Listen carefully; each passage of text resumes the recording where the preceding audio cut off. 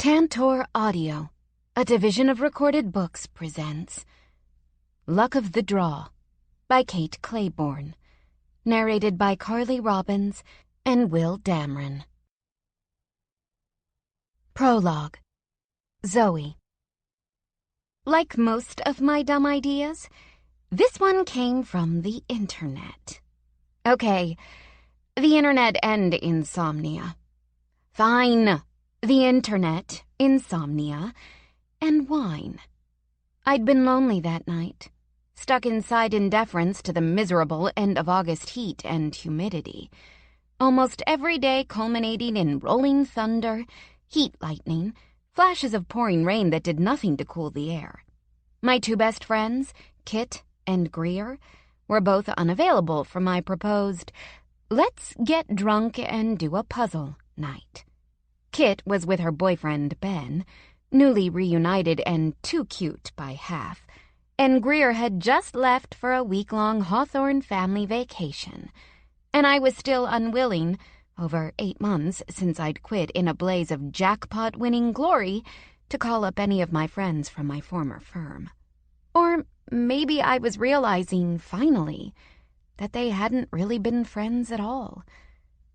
Lonely, a little drunk, and only a laptop for company?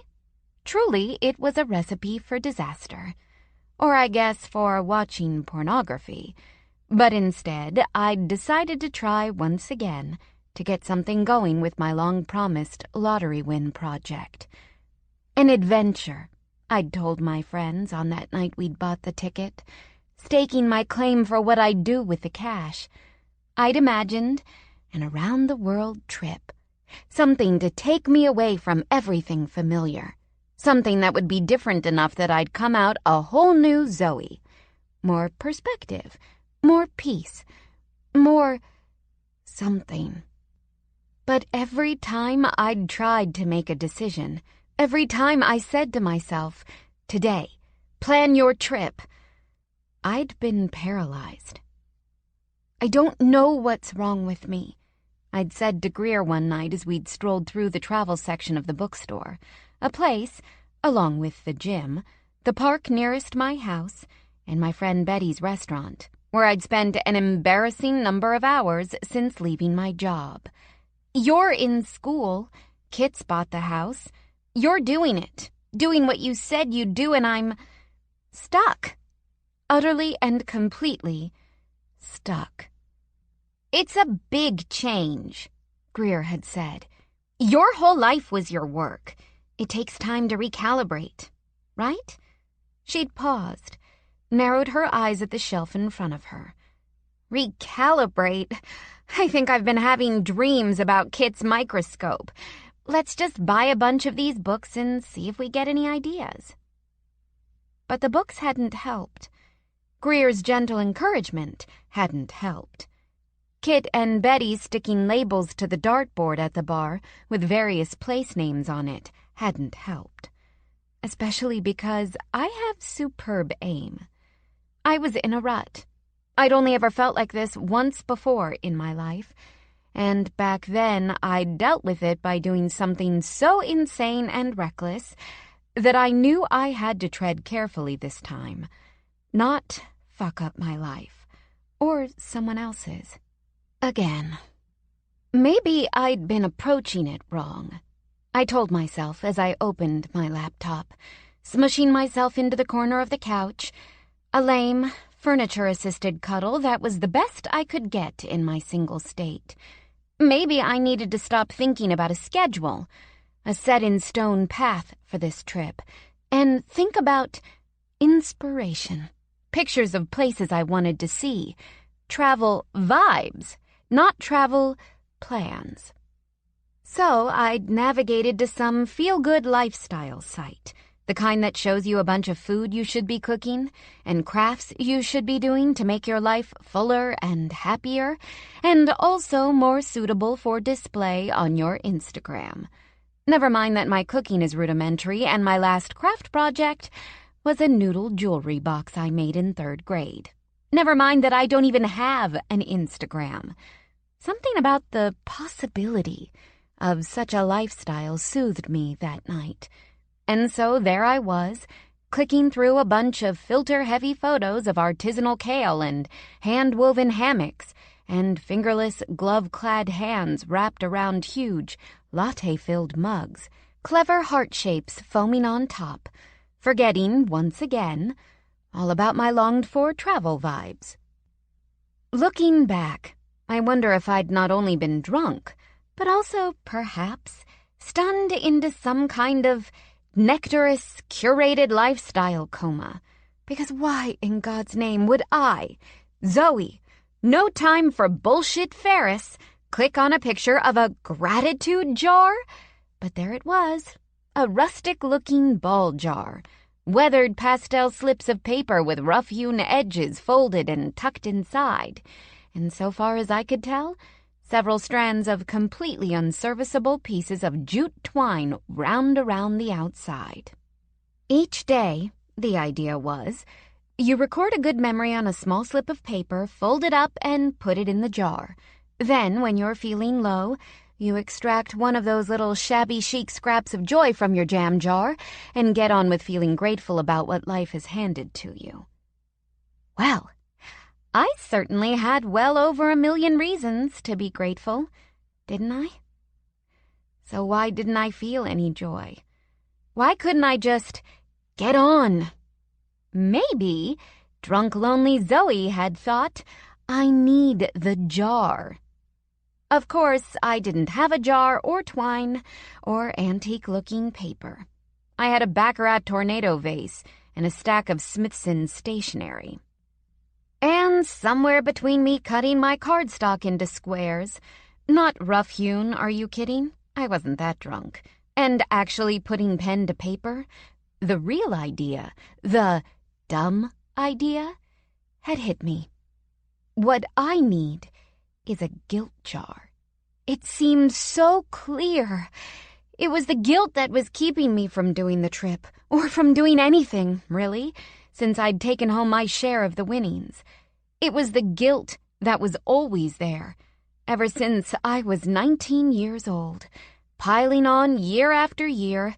But now that I wasn't working 70 hours a week, now that I wasn't scheduling my free time down to the second, now that I'd been the beneficiary of the kind of luck I knew I didn't deserve, I actually had time to really wallow in it. Sure, the wine wasn't helping, but that night I was brutally honest with myself. You've done wrong, and you need to fix it to move on. After that, it had been easy. On those little scraps of cardstock, I'd recorded my failures, starting with the comparatively minute, the time I made Dan cry at work, when I snapped at the Starbucks barista for not knowing my regular order, when I parked in one of those for new moms only spots at the grocery because I had menstrual cramps and it felt close enough, for forgetting my assistant's birthday 2 times, avoiding eye contact with the homeless man who always sits outside Betty's, even when I give him money. On and on, until it had gotten trickier, until I'd had to get to the truly painful, did you even drink that wine? Sobering ones. The ones I confined to names. First, names from the cases I was having such trouble forgetting. Then, names I wouldn't ever forget. Dad, Mom, Christopher. At first I wasn't exactly sure how the guilt jar would work. The gratitude jar was for contemplation's sake. But the problem with my guilt was that I contemplated it pretty much every fucking night of my life. And so if I was going to get any joy out of this thing, I was going to have to do something other than simply look at my recordings. I was going to have to fix what I'd broken. Or at least, I was going to have to try. Thanks to the lottery, I had means. Thanks to my unemployment, I had time. And that jar, it was going to give me the will. Chapter 1. Zoe. I choose a Wednesday morning to draw my first guilt slip. That's far enough away from the night I came up with the idea to give me perspective, but not so far that I seem like I'm avoiding it. I try not to be weird about it, but the slip drawing does take on this ritualistic quality, even though I'm wearing monkey pajamas and an anti-aging face mask. The worst thing about leaving my job since the lottery win has been what's happened to my days, or, I guess, what's not happened to them. Before, when I was working, my days were so regimented that they were almost comical. Once I asked my assistant to set a timer every time I went to pee, to see how many minutes my bladder was costing me. Too many minutes, so I cut back on coffee. Now I spend a lot of time drifting around, wondering what to make of my time, wondering whether I'll ever go back to some kind of work, wondering how I managed to become the kind of person who isn't working at all, who hasn't worked in well over half a year. But the guilt jar, much as it contains my most painful flaws, is giving me a sense of purpose I haven't felt in a while. And so I put it in the center of my dining room table and take a seat, setting my mug of tea in front of me. There's a familiarity to this setup, sort of like the Sunday mornings I'd get up early and work on briefs before meeting Kit and Greer, and I try to let that familiarity blanket the contrasting feeling of unease. The steam rising out of my mug isn't helping, though. The vase is starting to take on magic cauldron-like qualities. Maybe one of those slips is going to fly out and hit me in the face. I take a deep breath, cut the bullshit, and reach in. And, well, not that a lottery winner is going to get a lot of sympathy here, but rotten luck that I couldn't have drawn the Starbucks barista first. Instead, I've drawn a name. Or rather, two names. Robert and Kathleen O'Leary. Damn.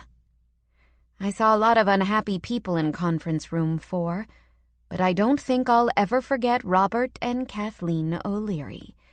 Their settlement mediation was the last I'd sat in on, and I like to believe that even if I hadn't won the jackpot that night, it still would have been my last day at Willis Hannawalt.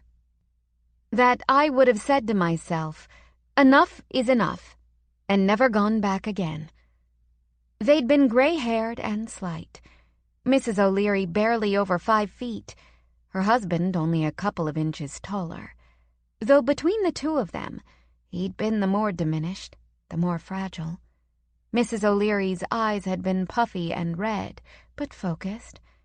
She tracked the conversation with a sad, knowing acuity, well aware her lawyer was outmatched, well aware that whatever money she walked away with, she'd never get what she really wanted. An admission of guilt.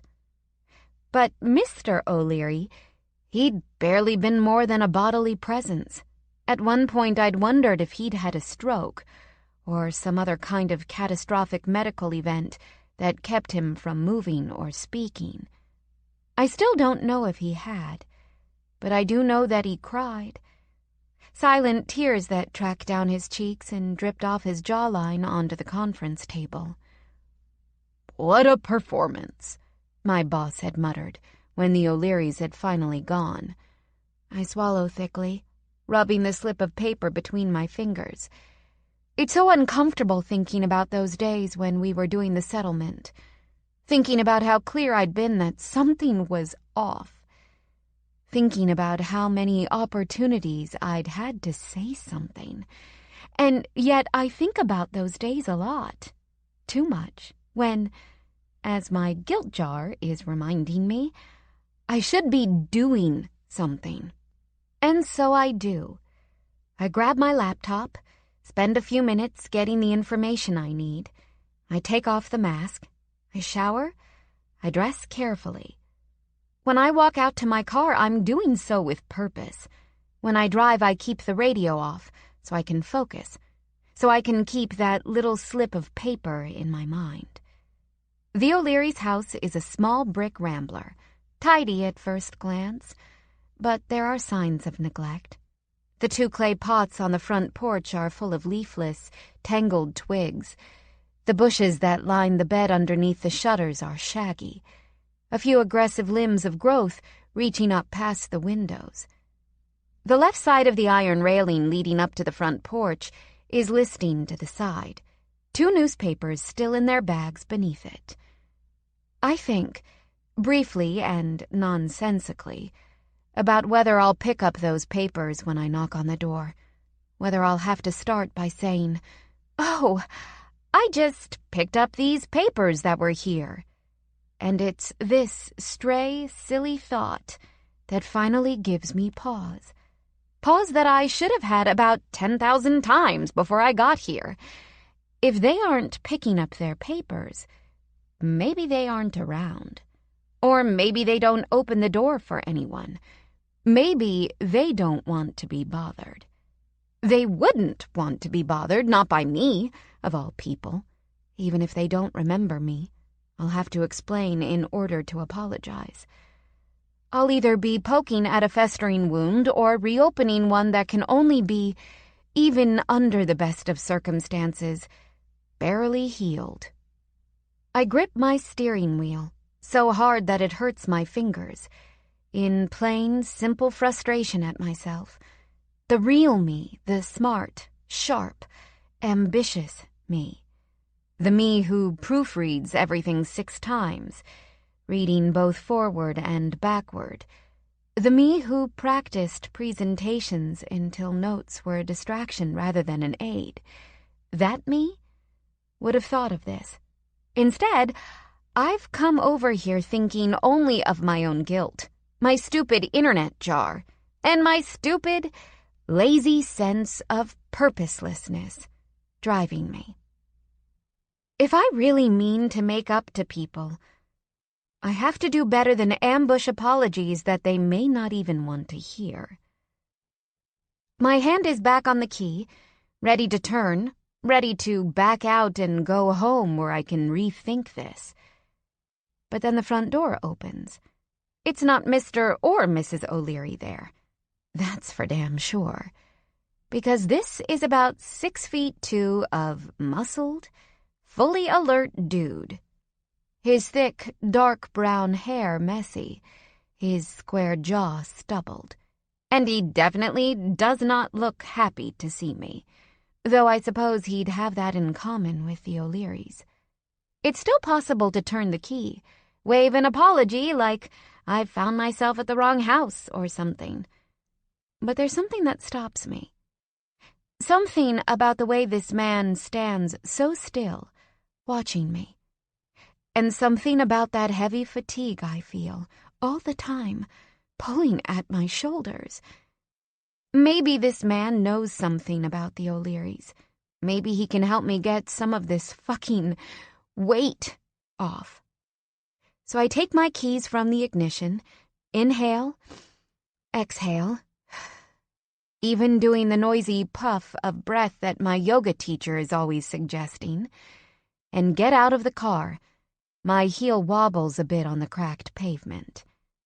And I steady myself on the top of the car door before shutting it behind me, smoothing the front of my dress, which is another terrible choice I made this morning. It's a gray herringbone, sleek and tailored, a jewel neckline, and sharply cut cap sleeves.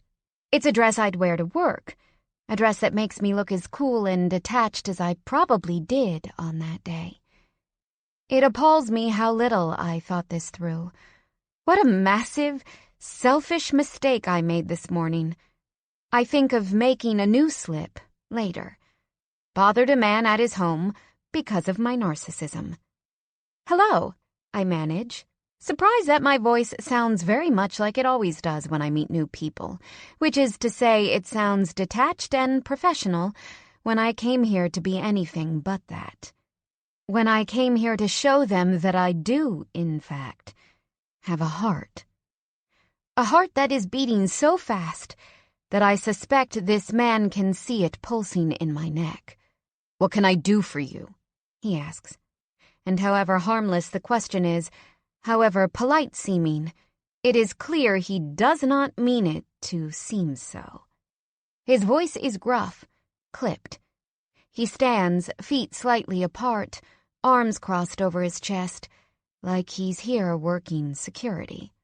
"I was looking for Robert and Kathleen O'Leary," I began. "But I believe I've—" Before I can finish that, before I can say, "I believe I've made a mistake," he cuts me off. "They moved." It's him that's made the mistake now, because I've lain awake so many nights wondering about what had happened to the O'Learys, to other families I ran mediation for, that I am now desperate to know more. Did they take the money? Buy a home somewhere beautiful, somewhere away from the place that must remind them of terrible grief? Do they live a better life? Have they been able to move on at all? That little shred of information, "they moved," makes me curious enough to keep pressing. "Do you happen to know where they went?" "I do." It seems like, I don't know what. It seems like he has made himself bigger, somehow. He is looking at me like I am something unpleasant he stepped in. "I guess I'll have to be more specific with my questions," I say, annoyed now. My concern is for the O'Learys, and this man is becoming an unnecessary roadblock. "Guess so," he grinds out. But then he shifts slightly, his hands tightening around where they are crossed, at the join of his elbows. And then he says, "I know who you are, and believe me, they would not want you to find them." I swallow, once, then again, suddenly feeling hot and sick. I should have had something to eat before I came, something light that would settle my nervous stomach. My eyes lower automatically, an old habit that I'd fully eradicated in my adult life when I made my living off being completely unflappable. I am torn between wanting to ask how he knows who I am and wanting to turn back and get in my car, to pretend this morning never happened. "I'm their son," he says, and my eyes snap up, taking him in with renewed interest. My first thought is automatic, innocuous.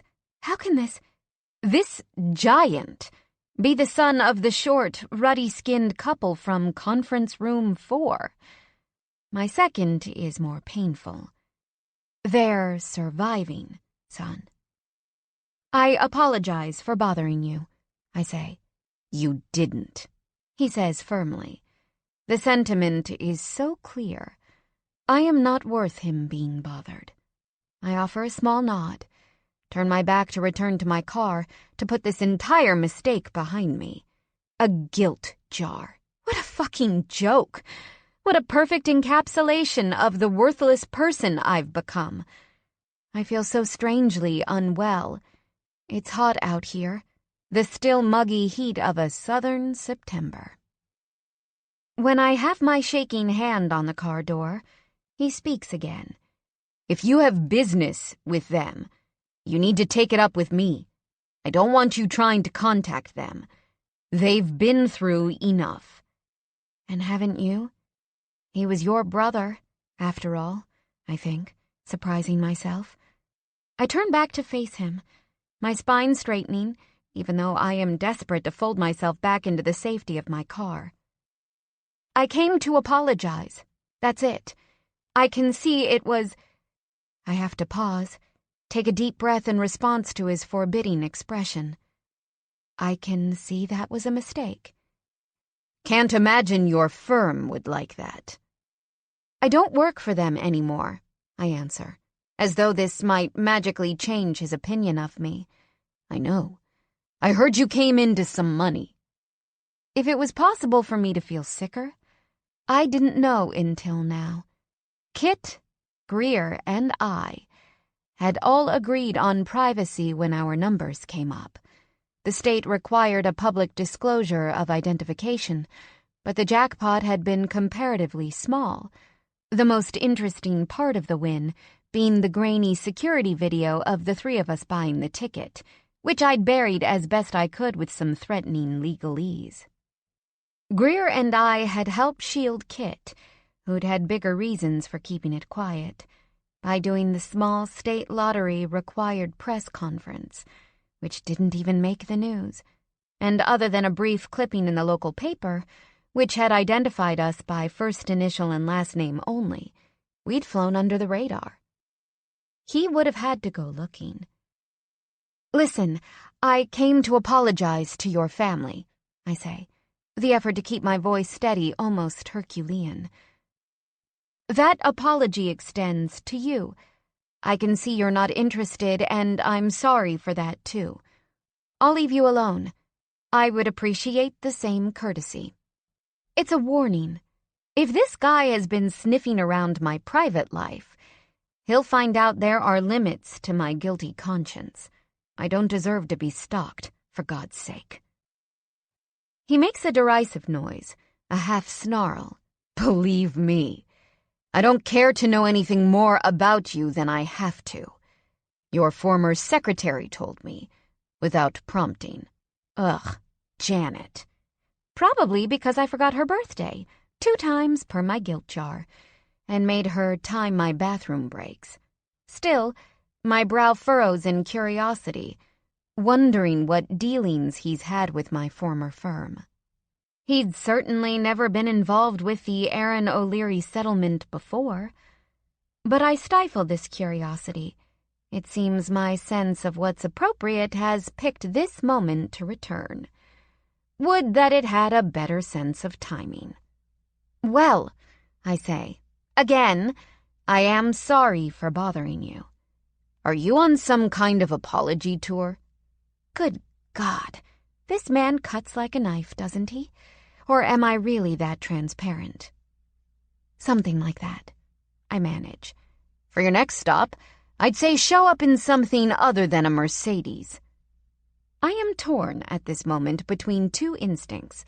The first is to fight back against this man's ire, to cut him down to size, to push back against his scorn. That Mercedes is 4 years old, after all, but not with lottery winnings, but with my own salary. The salary I earned for billing the most hours in the entire firm in my first year on the job. But the second? The second is to stand there and take it. To invite more of it, in fact, because in some sick, dark corner of me, it feels good to have his scorn. It feels like I earned it as much as I earned that Mercedes, maybe more, because after all, I question every single billable hour I worked for Willis Hannawalt. It wouldn't feel easy, but it would feel like what I deserve. There's a long pause while I stand, frozen, caught between these 2 instincts, while he stares right through me, pinning me to the car with that gaze. In another context, I would find this man so sexy as to make me weak in the knees, but right now I'm just, weirdly, uncomfortably weak in the knees, fuzzy-headed and still overly warm. I have a distant memory suddenly of the senior partner at Willis Hannawalt coaching me the first time I went before a judge. "Whatever you do, don't stand there with your knees locked," she'd said. "You'll faint dead away from the nerves." I think I set a hand to my forehead. I think I hear this man say, "Are you all right?" I think he moves closer to me, but then everything goes gray around the edges, and then it all goes blissfully, forgivingly dark. When I come to, my first sight is of lace curtains, yellowed but beautiful, delicate and fluttering before an open window. I jerk up, instinctively, and hear the man's voice, lower now, no trace of anger. "You're all right," he says. I'm inside the Rambler, sitting in a dusty rose velveteen chair that is both hideously ugly and incredibly comfortable. "Oh, God," I mumble. Was I out for long? Maybe 2 minutes. He's kneeling in front of me, a black duffel next to him. My name is Aiden. I'm a paramedic. Do you know where you are? I stared down at him, bewildered at this new information. Aiden. Paramedic. Probably carried me in here. But I realize I need to answer, if I don't want things to get more awkward. I'm assuming I'm in your house? He nods, sets his hand gently on my wrist. Good. Do you know what day it is? I tell him, respond to his question about the year, the approximate time. He looks so different now, his face placid, his body curled into a protective posture at my feet, though he only touches me in that one spot. One warm hand on my wrist, 2 fingers touching the soft inside of it. Taking my pulse, I realize. But he presses on with his questions. Do you know how you got here? I can't help but smirk. Well, it started with this jar, I say, but my mouth flattens when he looks up at me, quick and concerned. No, sorry. That was a joke. I got here because I was making an inadequate, ill-considered apology in your driveway, and I guess I fainted. All right. Is it okay with you if I check you over a bit? I think I'm fine, I say, scooting forward a bit in the chair. I didn't eat today, and I think I was a bit nervous. If he weren't sitting so close, I don't think I'd catch the slight crinkle of tension in the corners of his eyes. Maybe something like remorse. But that's ridiculous. It's not him who has to feel remorseful. I'm sure you're fine, he says. And God, I bet he is really good at his job. Calm and careful, no sense of panicked urgency. But I really do need to check you over. I offer a weak nod and he quietly sets to work. First, he takes my blood pressure, reads it off to me, tells me it looks good. When he removes a stethoscope from the bag, I stiffen, thinking there'll be a moment where he has to try to get into my dress somehow. But he seems to know. Just going to listen over your clothes, all right? He says, and I nod again. I watch him from beneath my lashes as he does it, his eyes lowered, his face serious. After a minute, he tips his chin down, says, Sounds good. Then he takes out a small, flat, egg-shaped device, a digital screen on the front. I'm going to prick your finger. A little pinch. It's going to tell me what your blood sugar is. I don't like needles of any kind, and it probably shows because where he's taken my hand, he squeezes gently and says, Look only at me. That would probably work in normal circumstances, because he's so good-looking and so calm, so good at this. But this isn't normal. 10 minutes ago, he looked like he'd buy tickets to my public humiliation. It's a little pinch, like he says, but he frowns down at the screen. 50. Tell me when you ate last? Last night at dinner, around 7 p.m.? Can you remember what you had? A small salad, a piece of chocolate for dessert. You don't eat breakfast? His voice has changed now, not quite hostile, but not quite the soothing, softened offerings of before. I do eat breakfast, usually, but it's like I said. I was a little nervous. I drank a cup of tea. I should have had something. I realize that. He stands, turns his back toward me, and walks down the hall to where I can see glimpses of a kitchen, a line of oak cabinets, an almond-colored refrigerator. I can hear him moving around in there, and while he does, I scan the room, which is similar in aesthetic to this pink chair, and those lace curtains.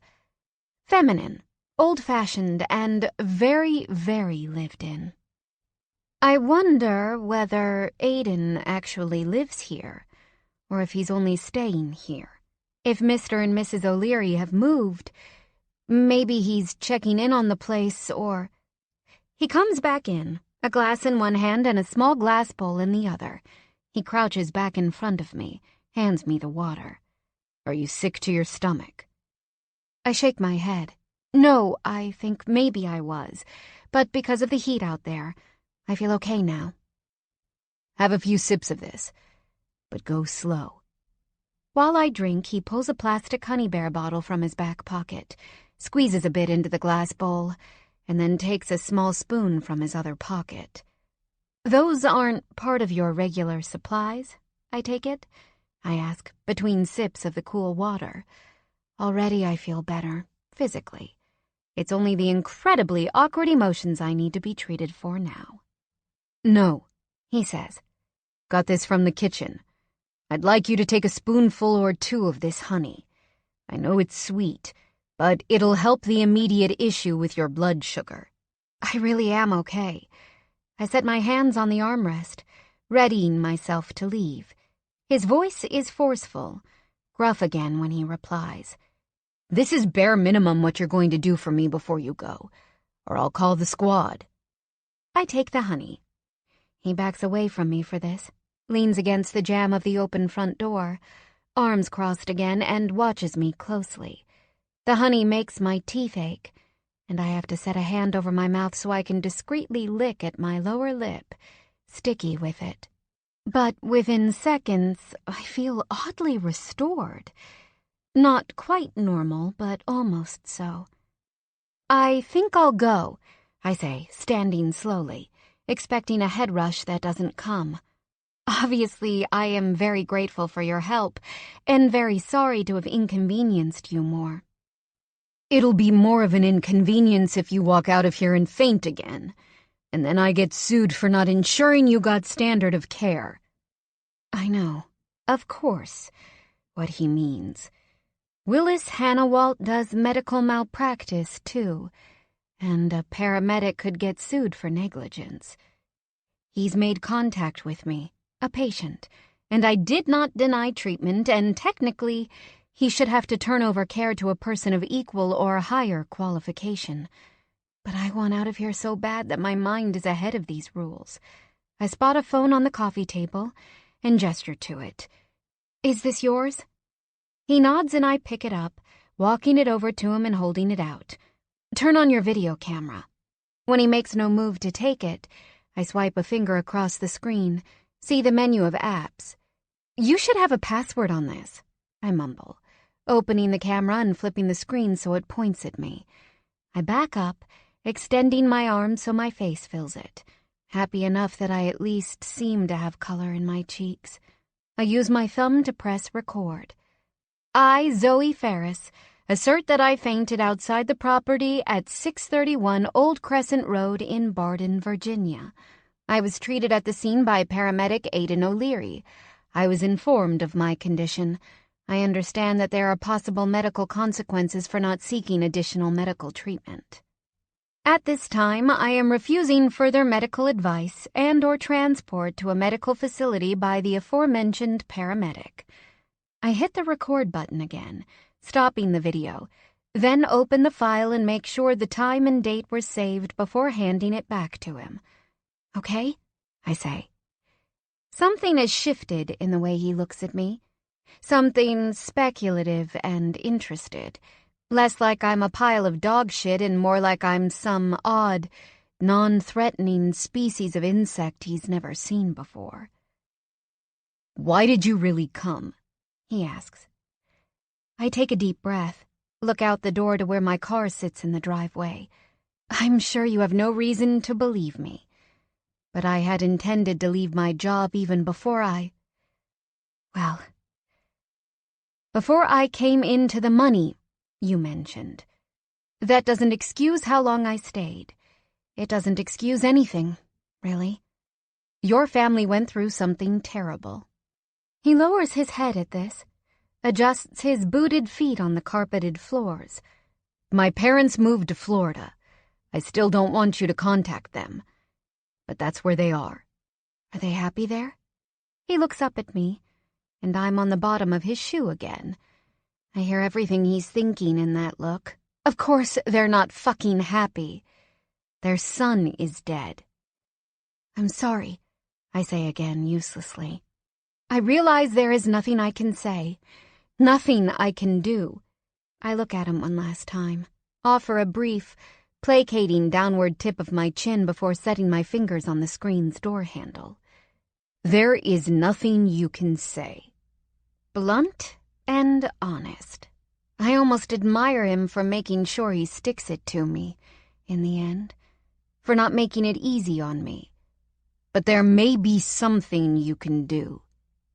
My hand stills and my head bows, almost like I'm waiting for a benediction.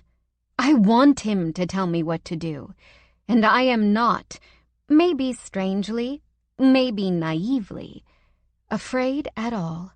Aiden is angry, but he's not cruel. Or at least, this is what I tell myself. All the possibility of that damn vase feels like it's in this room with us, and I think maybe, it wasn't such a terrible idea after all.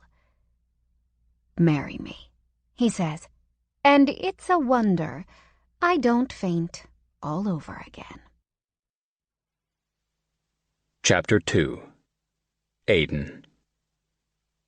In my 31 years of life, I have said and done a lot of stupid shit, but not one single thing so stupid as saying the words, "marry me," to Zoe Ferris.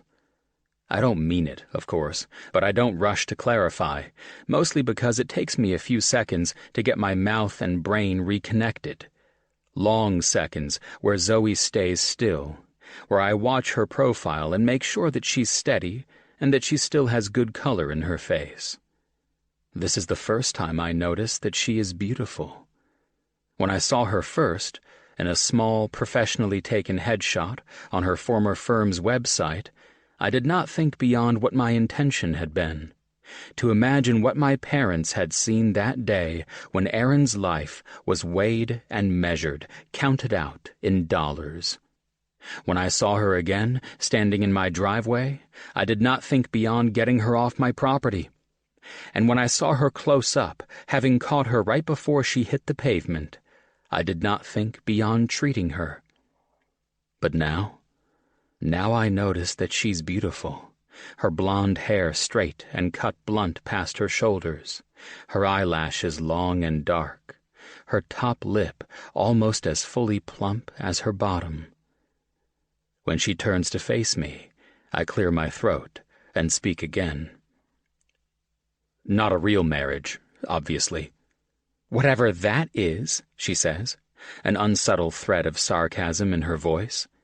Explain. If I hadn't seen it myself, I wouldn't believe that this woman had, minutes ago, turned the whitest shade of pale and crumpled in my front yard. Her cheeks are pink, and her posture is ramrod straight. Her voice is sharp, crystal clear, every word she says articulated fully. But I did see it myself, and at least my ridiculous proposal has provided me an opportunity for some professional peace of mind. It's a long story, I say. How about you come on in and sit down, and I'll tell you. She cocks her head at me, amber eyes flashing with recognition. I released you from all your obligations to me. I told you I feel absolutely fine. You also asked if there was anything you could do for me, and I told you there was. Was that just you blowing smoke up my ass? Jesus, my attitude. My mother would bean me hard if she heard me talk to a guest like this, even if that guest is a sworn enemy of our family. No, she says, and takes her hand from the door handle. Success. I guide her back inside, snag her water from the coffee table, and walk her through to the kitchen, pulling out a chair for her at the small table in the corner. When she sits, it's prim and proper control, back straight against the chair, legs crossed, hands folded in her lap. I'll make you a sandwich, I say, setting the water down in front of her. I don't want a sandwich. It'll be peanut butter and jelly, I say, ignoring her and pulling down a loaf of bread from the top of the fridge. I said I don't want one. Are you allergic to peanut butter, jelly, or bread?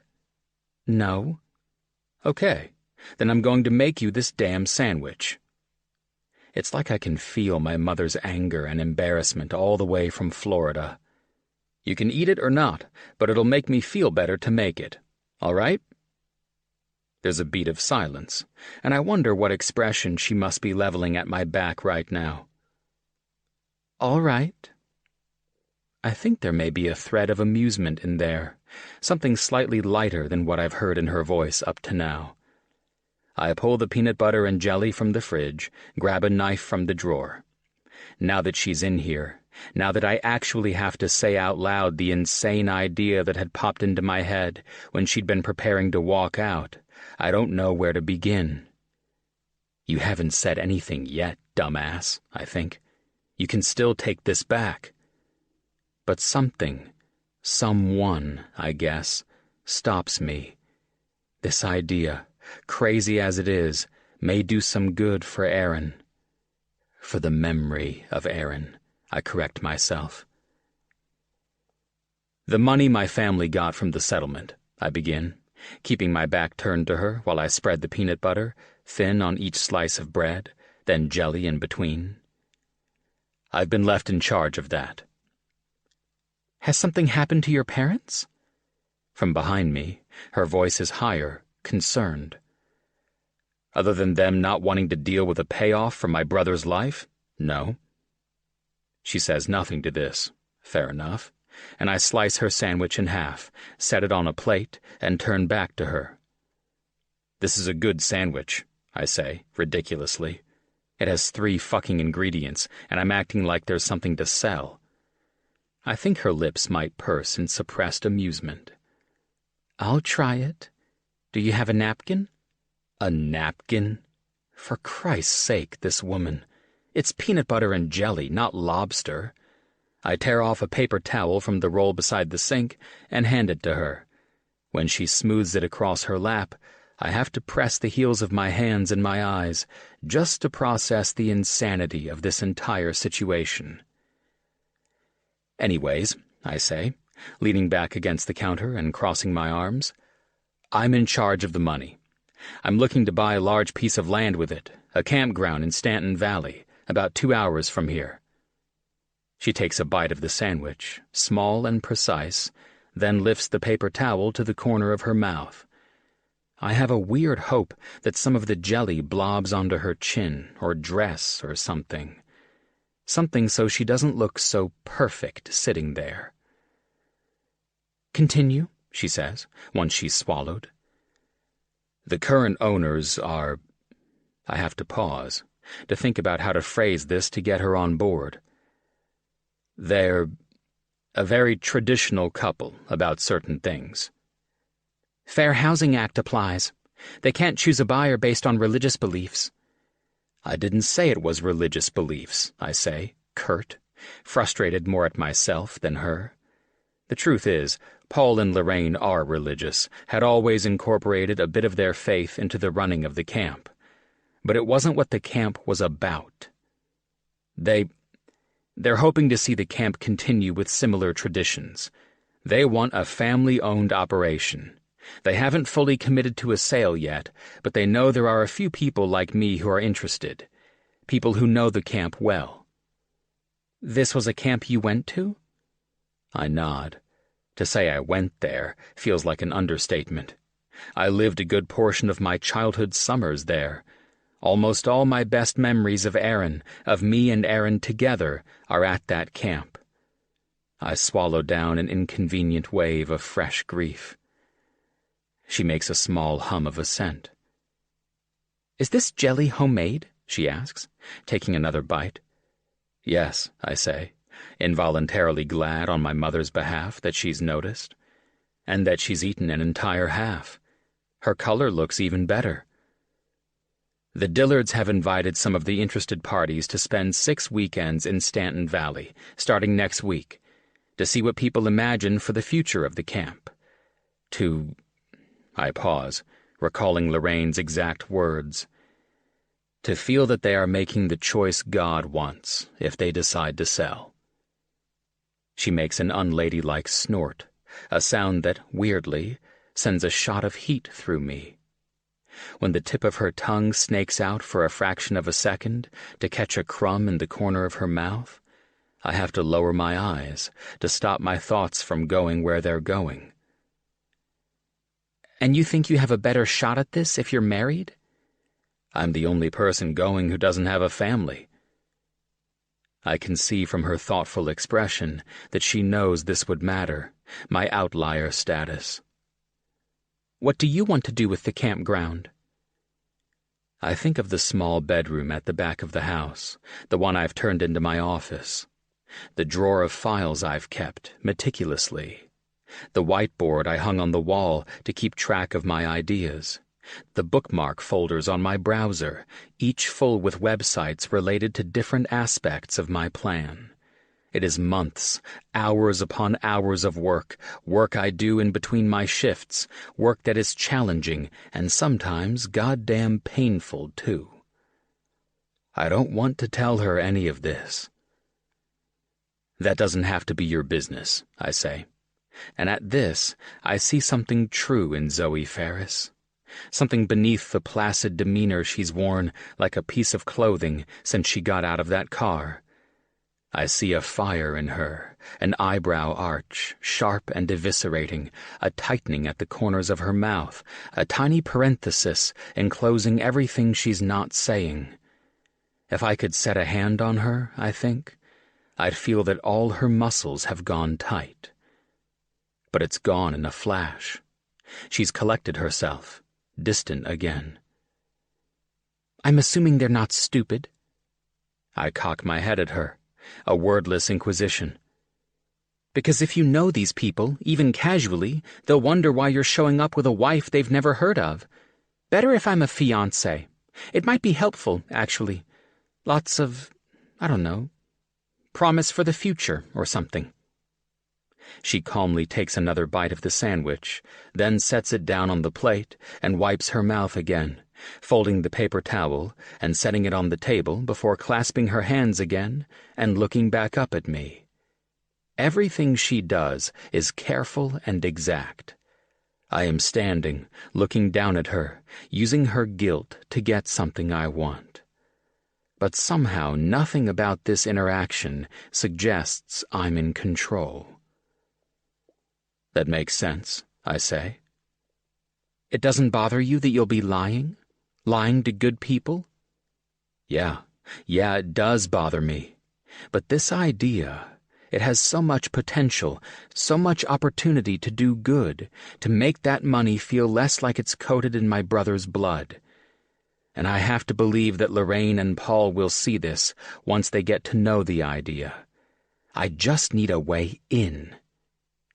"Did it ever bother you?" I ask, and watch her face transform, mask-like and frozen. I expect her to say that she never lied, that she did her job within the law, that her particular role had nothing to do with whatever deceptions the makers of Oprixa had perpetrated. "It did," she says, simply.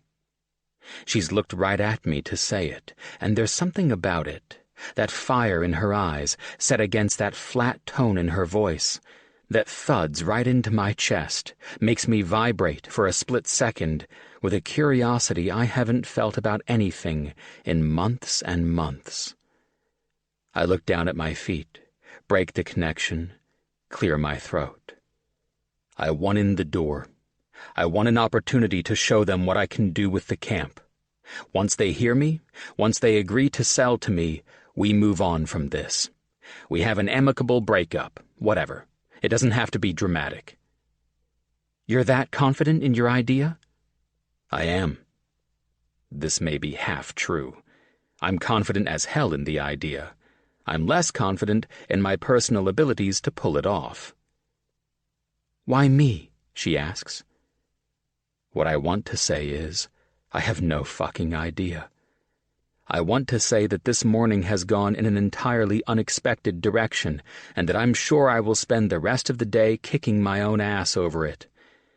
But now that we've come this far, now that we've actually talked about it, I can see her there.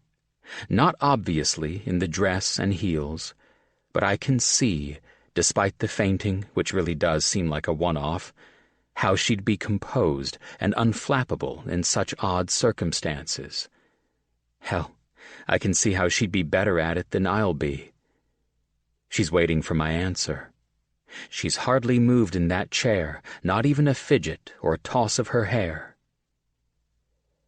Because you're here, and because you said you'd do anything to make up for what happened, and because you seem like you'd do well at deception. Somewhere inside, I feel the answering pang at saying this. I said it for no other reason than to hurt her. It's small, petty, cruel. I want to believe that's not who I am, but who am I except for the shit that I say and do? I'm surprised, all over again, by how angry I still am and how much I still let it show. If she says no now, I don't have anyone to blame but myself. She stands from her chair. This close, the short length of the kitchen separating us, I notice how tall she is. In her heels, she's only a few inches shorter than me, and the way she holds herself, she owns every bit of that height. I think she's about to give me the dressing down of my life, even worse than whatever my mother would say to me about the way I've acted. But instead, she says, "Fine, I'll do it." I open my mouth to respond, to give her details, but she holds up a hand and stops me. "You need to know that when I leave here, I'm going to call the investigator from my former firm and tell him to run a background check on you. If that's a problem, tell me now and we don't do this." It's not a problem, I tell her, honestly. She's thinking of shit I should have thought of if I hadn't come up with this idea in literally half a second. "I'll leave you with my cell phone, address, and my email, but I prefer we correspond by email for the time being. You can send me details about the camp, including where exactly it is located and what exact time we'll be leaving and returning. You'll need to give me your contact information, too, because I'll be sharing that with people who know me." "Fine. And you can write to me about who you want me to be for this." "Who I want?" She speaks over me, again, not acknowledging the way I struggle to keep up with her. "Obviously you know this family, and I don't. If you feel that there are characteristics I should have in their presence, you can tell me about that, and I'll do my best. I would say, in general, that while I've traveled a lot, I'm not much of a camping person, so you may want to bear that in mind. I probably can be charming enough as a fish out of water." "Jesus Christ," I say. "Have you done this before?" She gives me another one of those looks, one of the ones that could slice me right in half, and says nothing. I turn and open a drawer, pull out a notepad and pen, and extend it to her. I look away when she bends over the table to write. Somehow I know it would be colossally stupid for me to see that view. I listen while the pen scratches across the page, and I have a strange thought. I've seen her handwriting before. I know she writes the Z of her name so that it looks like a number 3. I've seen her signature on countless documents, all related to my brother's death. But then it's done. She leaves the notepad and pen on the table and turns to look at me, and for a minute we're quiet. Probably the shock of what we've agreed to. It's no conference room, but I have the sense, somehow, that like my parents before me, I've just finalized a contract with Zoe Ferris. "It's fucking insane is what it is!" Ahmed shouts this from across the table, his mouth half full of a turkey and cheddar sub, the only order he ever places at Dickie's, our usual takeout run when we've got long enough for breaks. It's Thursday night, and we're in the kitchenette of the squad's living quarters, shoving food in our faces as fast as it will go, knowing that we'll probably start getting calls any minute. The college crowd tends to get rowdy on Thursday nights, and I have just made my second major mistake of the week, telling Ahmed about Zoe Ferris. Quiet, man, I say back, jerking a thumb over my shoulder toward the next room, where 2 cots, a worn-out sofa, and a tube TV on stacked milk crates are set up. Charlie's sleeping. I don't fucking care! Charlie, he shouts, spraying a few breadcrumbs in his haste. Get in here and hear what this bag of hammers has done. I reach a fist out and punch him hard in the shoulder, but he barely flinches. I'm a big guy, but Ahmed is massive, a relic he's kept from the 2 years he played semi-pro as a linebacker. Charlie, the third member of our crew, the driver, stumbles in, tying her hair back into a ponytail while glaring daggers at Ahmed. This better be good, asshole. I was having a dream about Lucy Liu. Got you a sub, Charlie, I say, nodding toward the fridge, and she squeezes my shoulder in appreciation on her way to get it. Like a sex dream? Ahmed says, forgetting about me and my personal crisis for a moment. Charlie rolls her eyes my way, commiserating. I joined this crew 6 months ago, right after I'd moved back home, only a few weeks before my parents decamped to Florida, and that was on purpose too. Another way for me to hide from the worst of their grief, and another way for me to hide my own. I'd been with my last crew in Colorado for almost 5 years, and we'd had the kind of shorthand forged only through time and the stress of constant emergencies.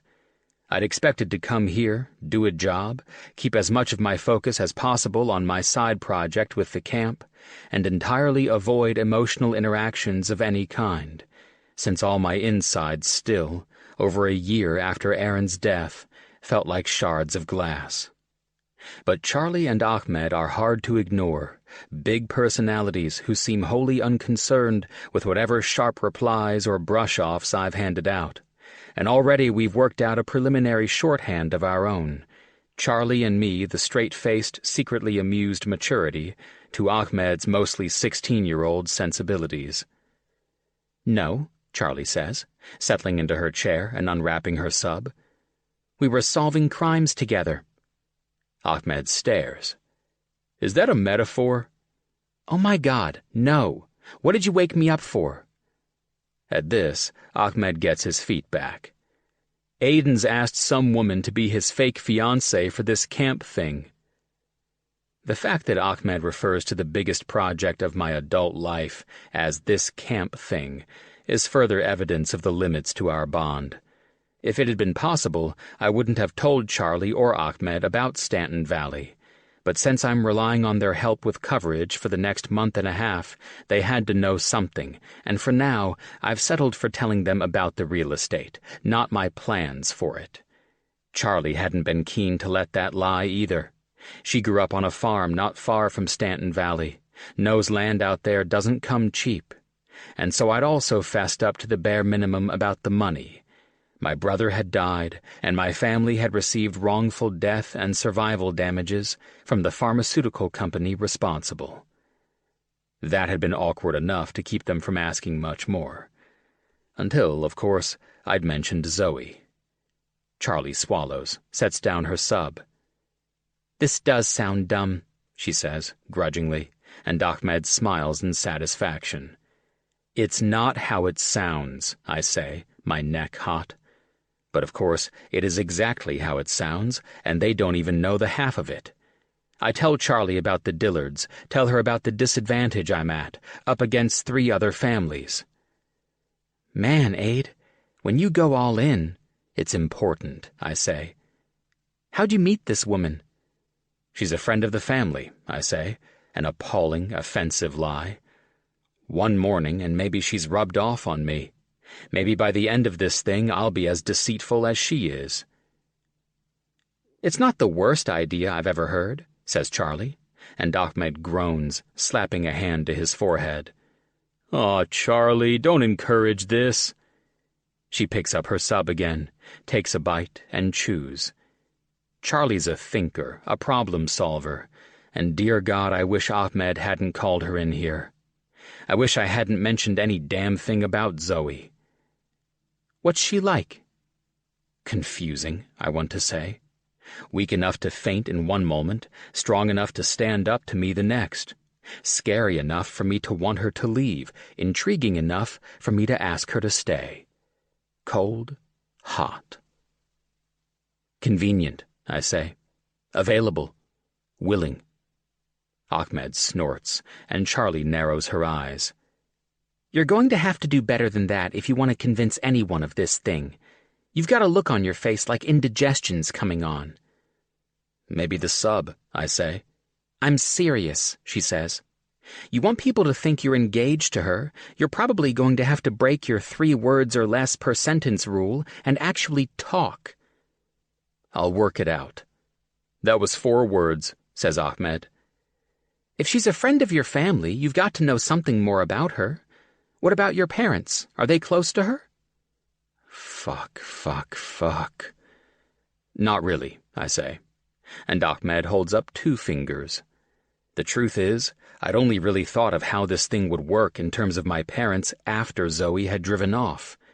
They know about the camp, know about how I'll be spending my time out there, making my case to the Dillards. But there's no way I can tell them this, and so I'm going to be a liar twice over, at least. I tell myself it won't matter. They've pretty much cocooned themselves down there in Florida. My dad not really fit for keeping in touch with friends back home, and my mom preoccupied with him and with the 10,000 hobbies she's buried herself in to get over Aaron. I doubt they'll ever find out, but just to be safe, I'll think of something. I'll tell them it'll make them easier for me to stay on message, present a coherent package to Paul and Lorraine, if they stay well out of it. Do you see what I mean, Charlie? Ahmed says, balling up his wrapper and tossing it into the trash. He can't pull something like this off. I keep my head down and concentrate on finishing off my food, feeling both of them staring at me, waiting for me to protest. But I'm not going to. They're both right. It isn't the worst idea, nor is it something I'm likely to pull off. When I stand from my seat, clearing my trash and theirs, I catch Charlie nudging Ahmed's elbow. No doubt they're doing their own silent commiseration now. I'm the odd one out, again, as it should be. As much as Charlie and Ahmed rag on each other, there's genuine affection there. The kind where they know details about each other's families and occasionally hang out outside of work. And that's the kind of shit I am still, and probably forever, avoiding. It's clear that I'm rattled by what happened with Zoe, or else I never would have opened my fucking mouth in the first place. A thoughtless response to Ahmed's endless questions about the camp, about whether I was ready for next weekend. I'm going to check the rig, I say, not bothering to look back at them as I head into the bay. There's nothing to check, not really. When we came on duty, we did all our procedures, but I need some space. I climb into the back of the ambulance, pull the e-tablet down from its tray, and open up inventory lists, the kind of mindless task that seems good for me right now. I'm counting syringes, pads of gauze, bags of saline, whatever, losing myself in the work. But I'm not as lost as I want to be, not so distracted that I'm still not thinking of her, and everything that's brought her into my life.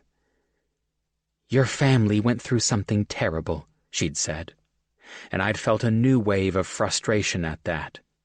As one of the lawyers who'd worked on behalf of Oprixa, she knows it all, the whole terrible story.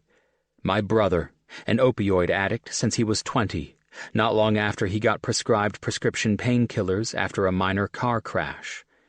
My brother, in and out of rehab since he was 23, long, expensive stays that had bankrupted my parents twice, had prevented me from ever getting to more than $1,000 in savings. My brother, prescribed another drug, one that would help him kick the habit.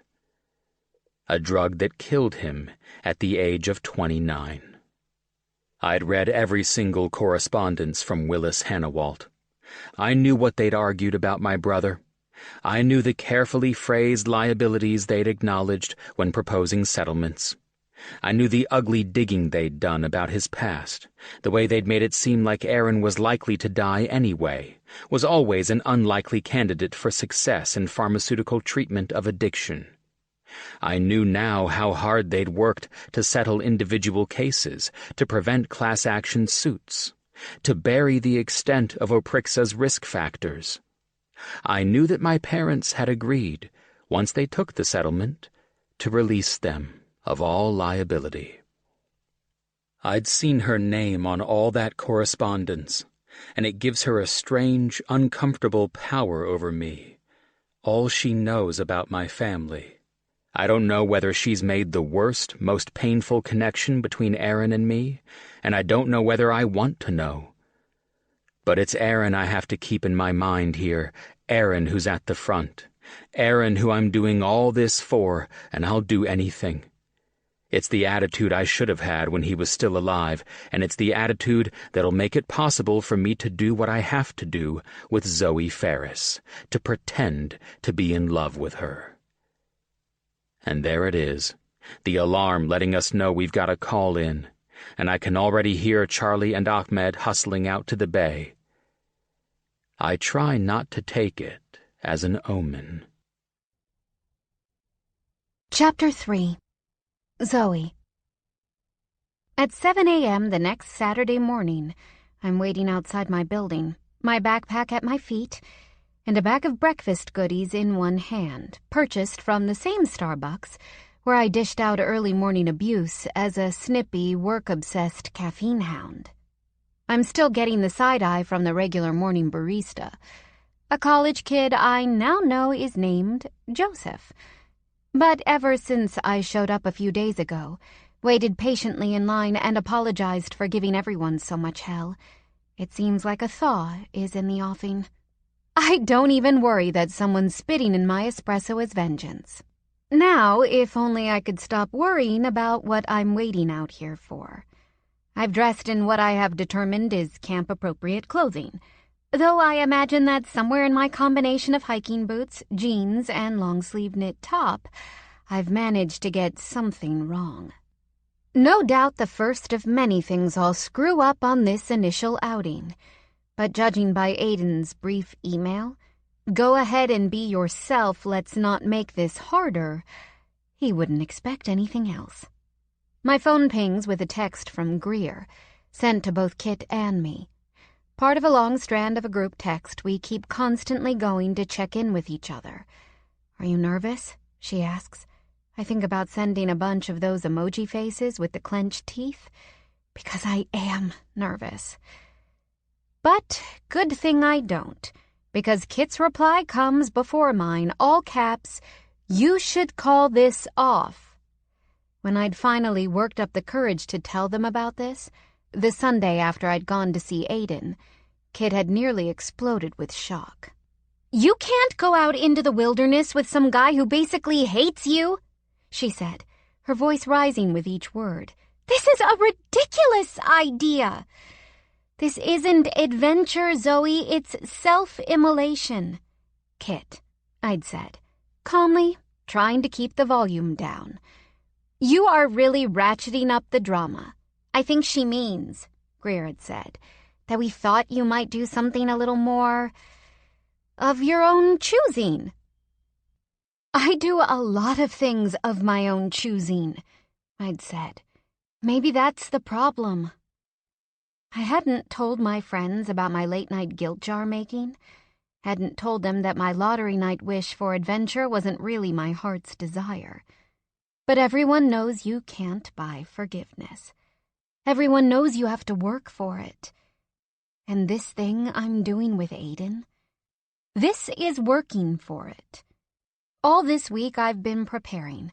I got a camping wardrobe, sure, but I'd mostly been mentally preparing. Aiden may have told me to be myself, but I think the trick is I need to be a better version of myself. Friendlier, more flexible, warm and polite. I almost tailed Greer to her classes to see how she manages it. But I figured that'd be crossing a line. The bag-o' breakfast stuff is a good start, a peace offering for Aiden. But I also need to remember to smile more, to lay off the snark. Also, it would be good if I stay upright this time around. I close my eyes, thinking again of that awful attempted apology, The moment I'd fainted, and the unfamiliar shuddery feeling I got when he looked right at me. I think of him walking to my car, after we'd settled the details, the way he'd watched every step I took, and the way he'd scanned my face before I drove off. He made me feel like I was transparent, like he could see straight through every one of my finely polished pretenses. At least this first weekend is a short one, Saturday morning to Sunday noon. After this, we'll be heading to Stanton Valley on Fridays. My phone pings again, Kit a second time. Why aren't you answering? I smile down at the phone, appreciating her concern, however neurotic. I'm fine, I type out. Remember, he checked out. You have all the contact numbers. Once I'd gotten Aiden's number, and the numbers associated with the camp, I'd given them all to both Greer and Kit, and it was true that Aiden had checked out, though that was probably an understatement. My investigator turned up a squeaky clean record, but he'd also been 2 grades ahead of Aiden in school, and knew him and the family. Had said everyone knew Aiden O'Leary as a stand-up guy, one of the best.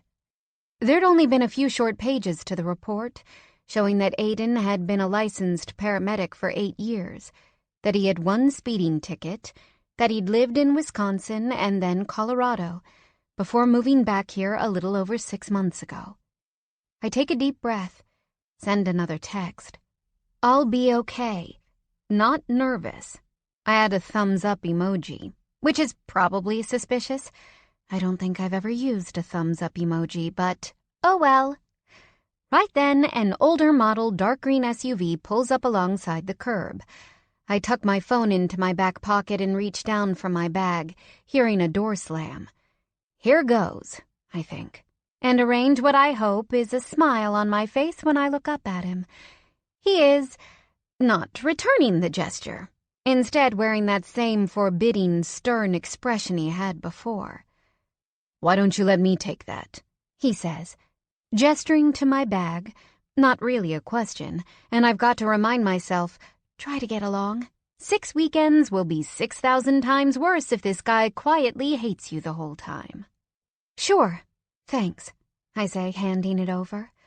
Once we're both strapped in, pulling away from the curb, it becomes painfully clear that we've not managed to say any additional words to each other. Aiden is staring straight ahead. Way too much focus given the fact that there are very few cars out and about. And as for me, well, I'm pressed so far against the passenger door that I sort of feel like I should offer to buy it dinner. I inhale quietly, gathering courage, and shift so that I'm less awkwardly arranged. Then reach down to where I put the white paper bag. I brought a couple of donuts, I say, my voice sounding unnaturally loud in the quiet car. But I didn't know if you'd like those, so I brought a muffin, too, and a bagel. I already ate. Warm and polite, I think, like a mantra. Well, maybe you'll want some later, I say. Take it from me, right? You don't want to get woozy on the road. No response. I set the bag down by my feet, ridiculously disappointed.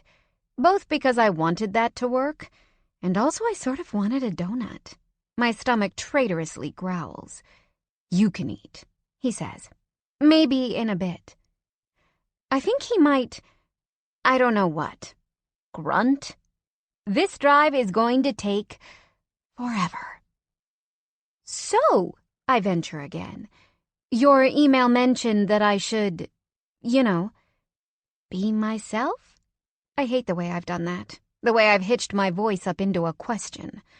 I used to counsel first years at my firm about that. Be declarative. It projects confidence. I clear my throat, make another attempt. But it may be easier if myself knows yourself a little better, for the purposes of this thing we're doing. If myself knows yourself? Less a projection of confidence than of complete idiocy. You had your background check done? He asks. Yes, but then you know the basics. Well, But if this is going to be convincing, we should know some things that couples know. Favorite foods, TV shows, that kind of thing.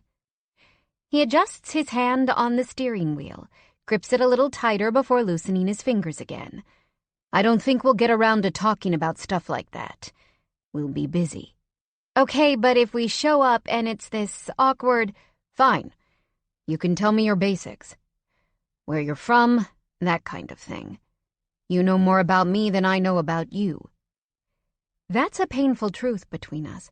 I not only know what I know from the background check, but I also know too much about what has to be the worst tragedy of his life. I'm originally from Pasadena, I say, trying to keep my voice light. My mother still lives there. Stick to the basics, I remind myself. I went to USC for undergrad, UVA for law school, and moved here right after. I worked at Willis Hannawalt until, well, you know. But probably you don't want to mention anything about where I worked. You can say, I guess you can just say I'm a lawyer, if it comes up. But you're not a lawyer now. I'm still a lawyer, I'm just not practicing, I say, surprisingly defensive. Aside from a little informal work I've done for Greer over the past few months, I haven't really thought of myself as a lawyer. Not since I quit the firm. But once, being a lawyer was so much of my identity that I had hardly any room for anything else. What do you do all day, anyway? There it is again, the most incisive question he could have asked. I entirely ignore it. The two most important people in my life are my best friends, Kit and Greer. I met them when I first moved here, and they're like my family. They both have your number. Kit's a research scientist, and Greer's recently gone back to college. I'm missing 6 of our weekly Sunday brunches for this, I add uselessly. It's not because I'm trying to complain, though I realize now that's how it sounds.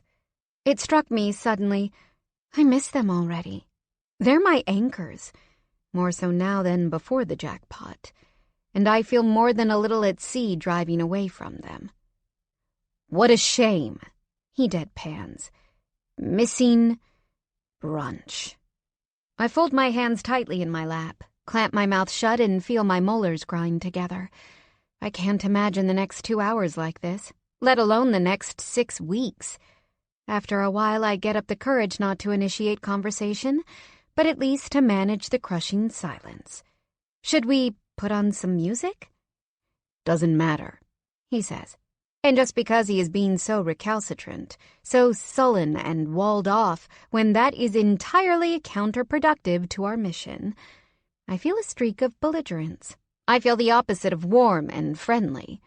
I lean over and turn the knob, tuned to the most irritating station I know, the one with the guffawing morning show hosts, and the same 10 pop songs in constant rotation. Oh, listen to this, I say dramatically, when the electronic beat fills the car. This is the song, I believe, about a young man who doesn't mind a woman with small breasts, so long as she has a larger-than-average posterior. What a delight! Already I feel so encouraged by this song, which is obviously a feminine... He leans over and shuts it off. I pause, letting the moment stretch. Is it because you do not share a fondness for a large... Zoe, he says, and I clamp my mouth shut. That is definitely the first time he has said my name. It sounds like a different name the way he says it. A gruff exhalation. Is this you being yourself? For a flash, nothing more than a second or two, he slides his eyes my way, then snaps them back to the road. Because I remember you being a little more... reserved. I shrug, reaching over to turn on the radio again, though not quite as loud this time. I'm a woman of many contradictions, Aiden, I say, trying for levity, much like our friend the pop star here. He doesn't even blink in reaction. It's going to be a long 6 weeks. For the rest of the drive, we're mostly quiet. I offer something from the goodie bag again when I finally give in and go for a donut, and Aiden takes the other. This alone feels like an Olympic-size victory. Like, maybe it'll open some reservoir of conversation. But nope. The next time Aiden speaks, it's to point out to me that we're in a small town called Colville, only about 15 minutes outside Stanton Valley. "There's a drugstore and a small grocery," he says. "You need to stop for anything before we head on?" I do kind of want to stop. Colville looks lovely. A half-mile main street dotted with small, quaint shops. The sidewalk liberally dotted with elaborate planters full of blooming chrysanthemums and trailing ivy. It'd be a nice place to stroll around, get some small-town flavor. But since my companion doesn't much seem like a stroller, I pass. And then it's straight on to Stanton Valley, the road becoming more wooded, more narrow as we approach. When we're about 2 miles away, I notice the signs. Old painted wood with Stanton Valley Campground carved into them, arrows pointing the way. When we reach a tall, wide wooden arch, "Welcome Home" carved across the top, I brace myself, thinking we'll pull in and be there. But it's another mile of bumpy terrain, dust and gravel kicking up all around us. Aiden, if it's possible, seems even more tense than before. The kind of tense that you can feel radiating off a person. I sneak a look over at him, notice the clench of his jaw, the corded muscle of his forearm as he again tightens, then loosens his grip on the wheel. We pull into a dusty lot where there's only 2 other cars, both pickup trucks. Through the windshield, I can see a large 2-story lodge paneled with rounded, honey-colored wood, like the whole thing has been built with perfectly halved tree trunks. There's a porch running the length of it, the railings bulky and rustic, including those that line the big stone stairway rising up to the lodge's front door. "This is really—" I begin, ducking a little for a better look, but I'm startled by Aiden's arm reaching over to pop open the glove box in front of me. I shift, so there's more room between my knees and the panel, and he grumbles out an apology before reaching in and grabbing something he encloses in his fist, popping the door closed again with the side of it. He clears his throat and sets his hand down on the bench seat between us. When he lifts it, there's a small box there, old, faded blue velvet. A ring box. Oh no, I think, my stomach turning over. This is too much. There is not one single thing that would make me want to bolt more than this moment. "It's not a diamond or anything," he says, "but you should have a ring for this." "Right," I say, perfectly calm. I wipe my hands on my jeans, steadying them, before reaching one over to pick up the box. He cannot know how awful a moment like this would be for me, and he never will. So I keep my face as placid as I can as I open it. It's a thin yellow gold band, a plain setting for a small ivory pearl. It's beautifully simple, nothing fussy about it. I want to ask him where he got it, why he didn't spring for some cheap CZ at the department store. This looks like an heirloom, far too personal for what we're doing here. "Thank you," is all I manage, and he waits quietly while I take it out and slide it onto my finger, an almost perfect fit. I feel as if I've been collared, brought to heel. His head snaps up when he hears voices, and he takes the box from my lap, his fingertips briefly touching my thigh, before shoving it under the seat between us. "You ready?"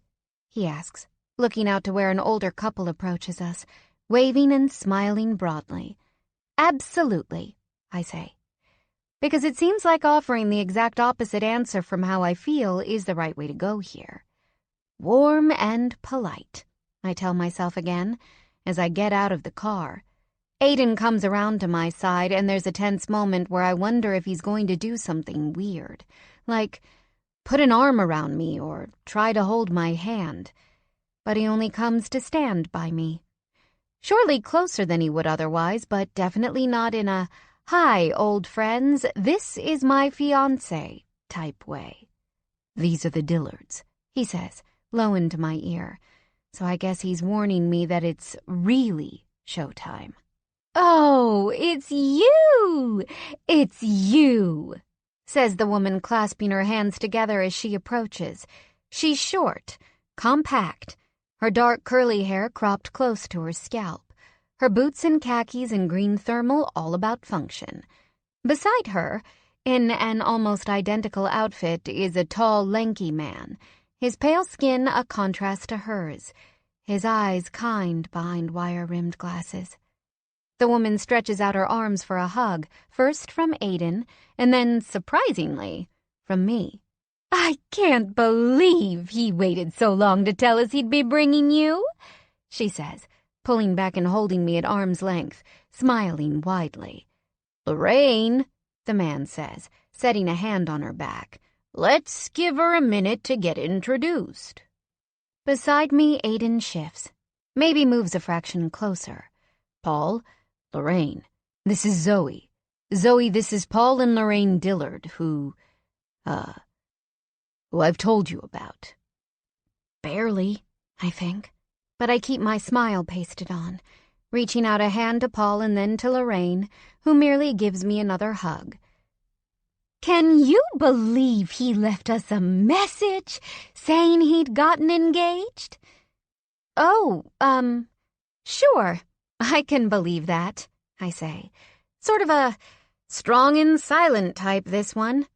She laughs, steps back to pat his arm. "You sure are right." I like the drawl in her voice, more pronounced than what I usually hear in the city. "He's always been a little like that. Wait until I show you the pictures I have of him from every year he came. You'll love that." "Did you have a cabin picked out for us?" Aiden says, interrupting her, and I stiffen with the awkwardness of it, with the taken-aback expression on Lorraine's face. He's being rude to this woman who is so obviously happy to see him, and who is one half of the couple he needs to impress to buy his precious campground. "Oh, goodness," I say, playfully slapping his arm, a gesture I hope I pull off. "That's my fault, Mrs. Dillard. The whole way up here all I could talk about was seeing one of these cabins. I've never been to a camp like this. I'm so excited." That right there is more exclamations than I've ever used in polite company. She smiles, points a finger at me. "No Mrs. Dillard stuff. I'm Lorraine to everyone who comes here, even the kids, and I'll be Lorraine to you, too." "Yes, of course," I say, happy that I seem to have diffused the situation. Paul tells us we must be tired from the trip up, that most of the other guests won't be here for another hour or so, and so we might as well go on up to our cabin, settle in a bit before lunch at 12:30. "We can catch up then, and you can account for being so out of touch, young man." Lorraine pats Aiden's arm again. She takes a lanyard from around her neck and disentangles a key, passing it to him. "Now I set you up in your old cabin, and I hope that's all right. I realize it might be a little strange for you, but you'll have lovely Zoe here to keep you company. And we prayed on this, Aiden, Paul and me, and we think it's right for you to stay in that cabin." I look up to catch Aiden's throat move with a tense swallow as he takes the key, offering a brief nod. "It'll be all right," he says quietly. A fiancé, I think, would know what that pained look in his eyes is. A fiancé would reach out, take his hand, or maybe lean into him in comfort. I do neither. Next to him, I am so acutely aware of the stance I've taken, all business, back straight, shoulders square, my hands clasped loosely in front of me. I'm blowing it, I think, even as Lorraine turns to me, smiling widely. "If you've never been to a camp like this one, I should warn you that the accommodations are Spartan. But that's as it should be. Keeps our campers in the great outdoors as much as possible. And I think you'll find you've got everything you need, though it can take a bit to get used to at first." Lorraine is so welcoming, such a contrast to the last 2 hours in the truck, that I kind of want to ask her if she'll take me in. Let me stay in that nice lodge with her and Paul. But Aiden and this Spartan cabin are part of my penance, I guess. So I return her smile and say, I'm sure I'll be fine. I'm pretty mentally tough. Beside me, Aiden makes an unfamiliar noise. I think it might have been a laugh. It was cool when we'd set off this morning, but as we make our way to our cabin, a not insignificant hike through narrow wooded trails, it heats up quick. The sun peeks through the cracks in the trees, starting to turn for the autumn season. By the time we reach a clearing, my back is damp with sweat where my pack is pressed against it. My shoulders are sore from its weight. No surprise that before last week I'd never owned a backpack of this size, and I suspect the woman at the outdoor sports store was trolling me when she sold me this one.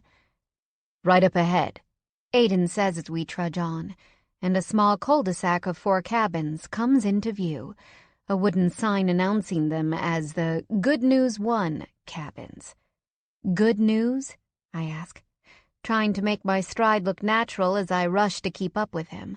I'm tall, but Aiden's legs eat up this ground like tractor wheels. Gospels. There's 4 cabin sites like this, each with 4 cabins.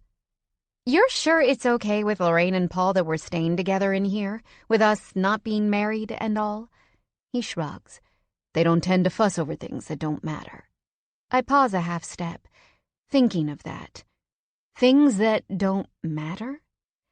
Maybe I was way off base and unfair, but Aiden's talk of the Dillards being traditional, not to mention cabins named after gospels, had me expecting something a lot different here, something a little less flexible? I want to ask him about that, but he's forged ahead, head down, making his way up to the second cabin on our right. When I catch up, he's paused in front of the door, his body still. Then he turns back toward me, snags a water from the side pocket of his bag, and holds it out. You look hot, he says, pushing the bottle at my hand.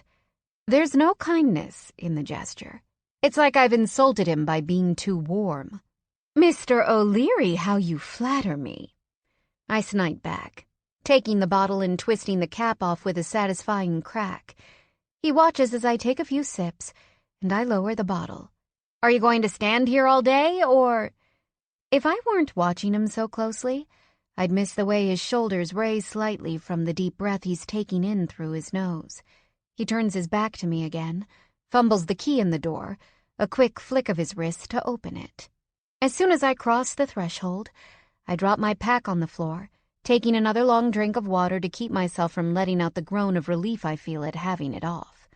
I'd like to sit down right where I stand, start unlacing the boots that feel too new, too tight, but I'm too curious to check out the cabin and see what manner of domestic lunacy I'm supposed to endure while I'm here. And it is, in fact, domestic lunacy. I'm standing in a long room, cheap tile floors underneath my feet, 2 sinks bolted to the wall on my left, past them 2 putty-colored stalls, same as you'd find in a public restroom, and past that, a pale blue, very thin curtain hanging from a square of steel rods, a utilitarian shower head visible above. Nope, I say, and turn back toward the door. I hear Aiden's derisive snort behind me. This is that mental toughness you mentioned? I stop, turn back to face him. He's leaning in the doorway that leads to the part of the cabin I haven't yet seen, his arms crossed over his chest, his gaze assessing. But there's this quirk at the edge of his mouth, not a smile, but the beginnings of one. I'd like to make him smile for real, I think, surprising myself. It's the way he holds it back, that's the thing. It makes me want to chase a smile right onto his face. I take a deep breath, look again at the sinks, the stalls, the shower. Here's the deal. You leave this cabin when I use the facilities, or shower. You can go wait outside on the front stoop and I'll knock when I'm done. Fine, I repeat back, brushing past him to see the rest of the cabin. It's clear that everything here is designed for functionality, for summers of kids and teenagers. Commercial-grade carpet, a seen-better-days pine dresser with a drawer missing, and 2 sets of bunk beds, the kind of plastic mattresses I had in my college dorm room, each with a set of sheets and a thick navy blanket folded on top. There's a desk pushed underneath the cabin's one window, a compact wood chair to match, and no way is Aiden ever going to be able to sit in that thing, let alone get his legs underneath the desk. Come to think of it, he's not going to fit easily in one of the bunk beds either, so at least I'm not the only one who doesn't quite belong here. "Top or bottom?" he says, hefting my pack from where I dropped it and bringing it over to me. Bottom?" I say, pointing to the bunk that's closest to the far wall. He sets his own pack on the bottom bunk that sits a few feet away. And I don't like this, the thought of us sleeping next to each other, even with a few feet of floor between us. "Top," I correct. "Harder to make the bed up there." "That's okay, I've never slept in a bunk bed. Might as well get the full experience." "Suit yourself." For a while we unpack in silence, Aiden making up his bed first, me pulling out my few items of clothing and placing them in a single drawer. It's a strange sort of quiet, none of the faint mechanical noise I'm used to hearing in my condo, the HVAC kicking on or shutting off, the hum of my appliances, the tinny noise of the television even when it's switched off. On the drive, at least we had the noise from the car engine, and when the music had given way to static, the sonorous tones of the NPR station Aiden had found to get us through the rest of the way. So maybe it's this particular quiet that makes me extra aware of the way he moves, sharp and forceful, as he tucks the sheets, as he arranges his bag at the foot of his bed.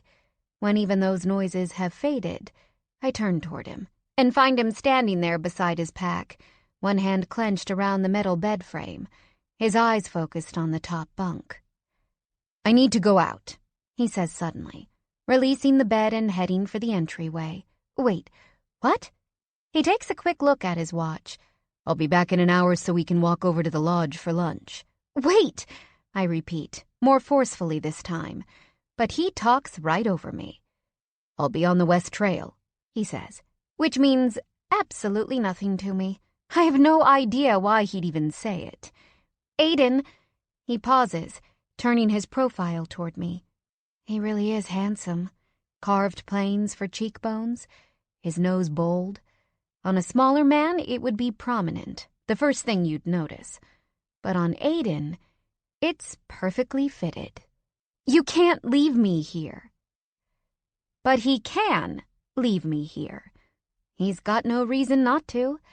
There are no witnesses to this. There's no one here to fake it for. I'm not an idiot. Based on what Lorraine said down at the lodge, and based on that hollow look in Aiden's eyes, this cabin is full of painful memories for him. If we were friends, if he were even willing to try to be friends, I could ask him, maybe, if he's okay. If he'd like to go for a walk, or hell, help me make my top bunk, which I can see now is clearly going to be complicated. At the very least, that ought to give him the pleasure of mocking me further. 1 hour, he says, and then he's gone. Chapter 4. Aiden. She's on the front stoop when I get back, her elbows propped on her knees, chin resting on her upturned hands, looking almost amused. When I approach, hands stuffed in my pockets, she looks up at me. Her eyes are fall colors, the burnished gold of an early sugar maple turning for the season, so well suited to this place that it's startling. "This is going real well so far, am I right?" she says. "It'll get easier," I say, telling her what I've spent the last hour telling myself, walking through the woods, burning off all the frantic, angry energy that had been building up all morning, almost bursting forth after a few minutes in that cabin. Damn if I didn't see my brother everywhere in there, The way I'd wake up in the morning to half his arm hanging down from the top bunk. The way the bones of his spine would show through his green camp t-shirt. He was always too thin. This little cough he'd get when he'd lie in bed at night. A bad ragweed allergy I never got. His insistence on flushing both toilets every time I took a shower.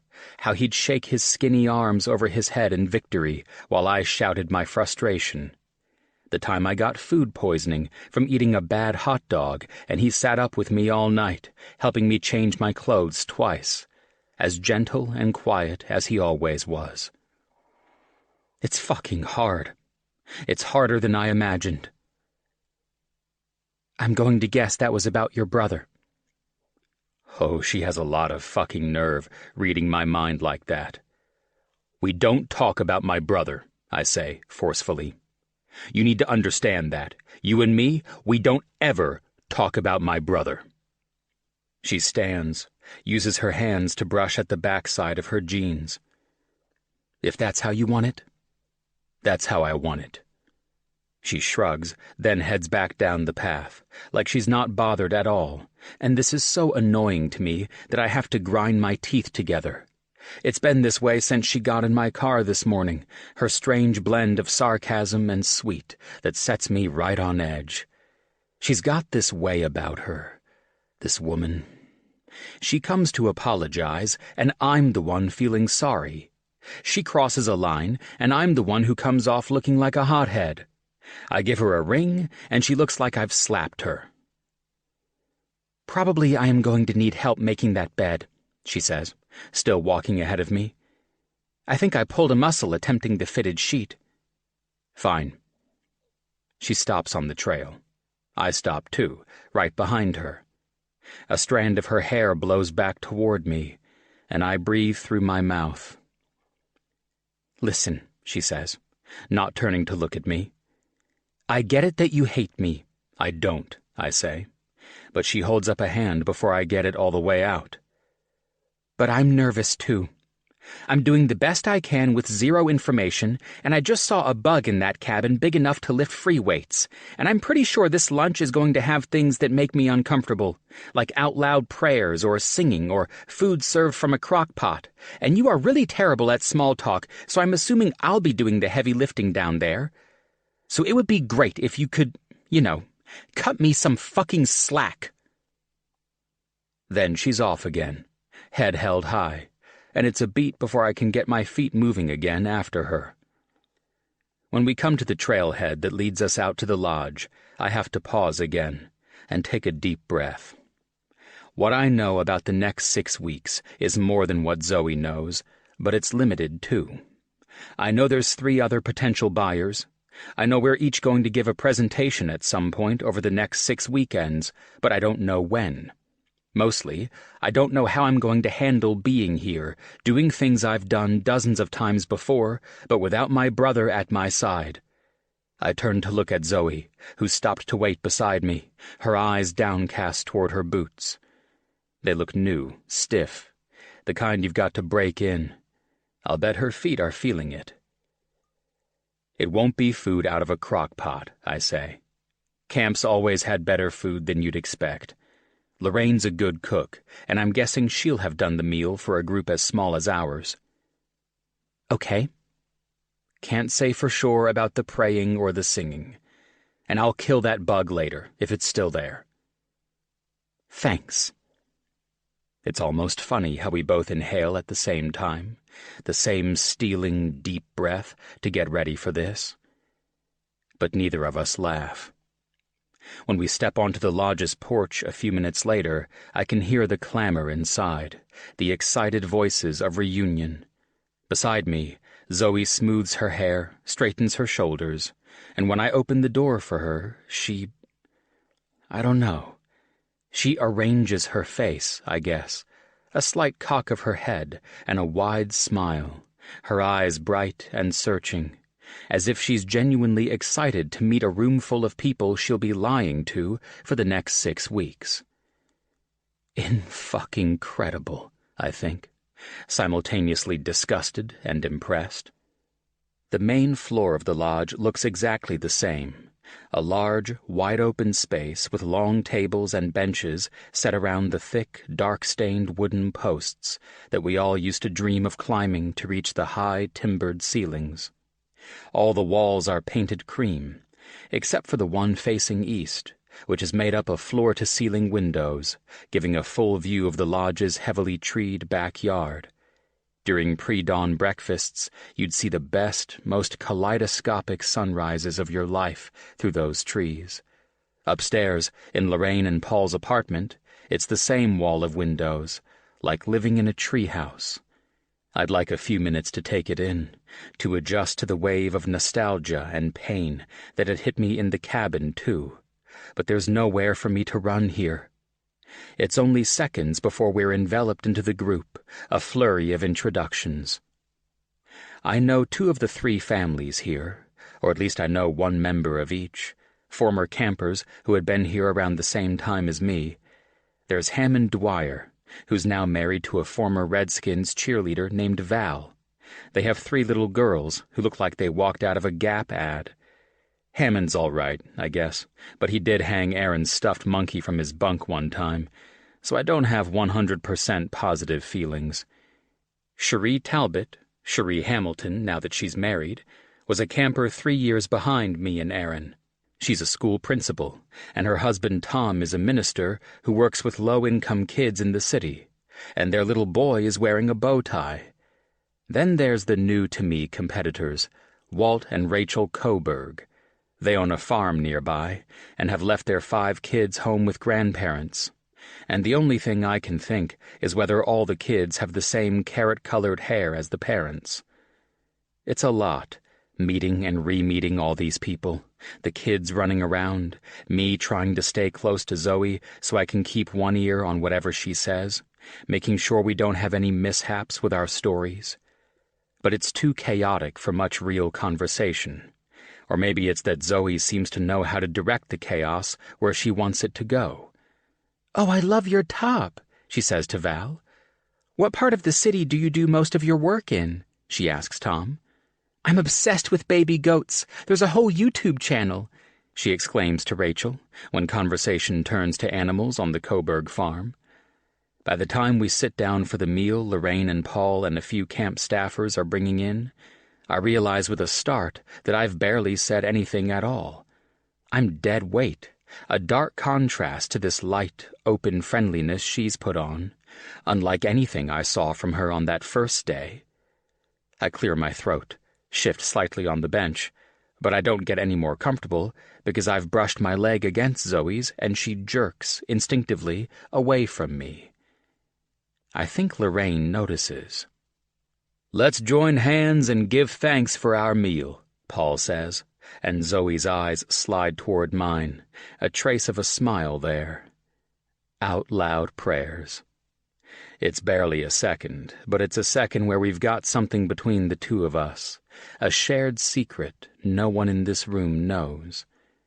Of course, Lorraine doesn't notice that. She's got her head bowed and has joined hands with Paul on one side, Cherie on the other.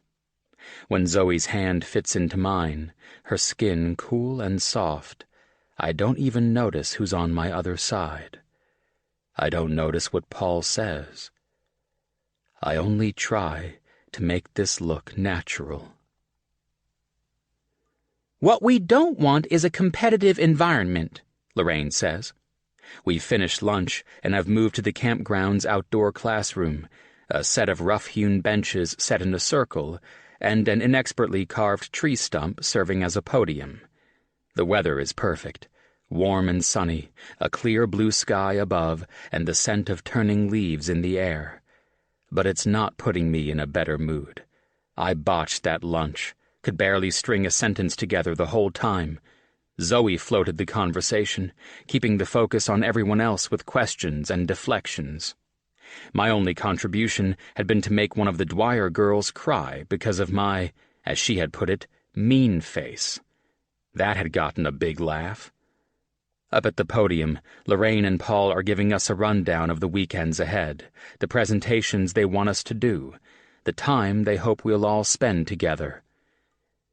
"This camp has been our life's work," Lorraine says. And when we think about leaving it behind, of course what matters most to us is that it stay in our family. And you, of course, our campers, you are our family. And we hope over the next 6 weeks you'll treat each other like family." "Aww," says Val, sticky sweet, while one of her kids, the one who didn't like my face, pokes the other two with a twig. Hammond isn't paying attention, and I'm pretty sure that's because he's ogling Zoe, same as he did through most of lunch, so now I'm at 0% positive feelings toward him. Paul passes around thick packets for each of us, our 6-weekend detailed itinerary. Paul and Lorraine run a tight ship. The first day of camp always involved each of us getting special booklets for the summer, brightly colored and tabbed with sections for our chores, our daily schedules, our meal plans. I turn immediately to the second page, feel a strange comfort that they still use the same cartoon map of the campground. Trees that look like green clouds, our cabins tiny and sharp-cornered.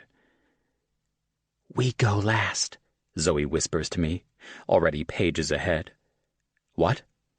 "Our presentation. We're week 5, just before the farewell weekend. That's good, right?" I shrug. What does she mean, we go? I go last. It's my presentation. She's flipping through the pages with a new purpose, and I can picture her, all those years of fancy-ass education. Probably a front-row sitter, this one. "We can see what everyone else does first," she whispers. Definitely a front-row sitter.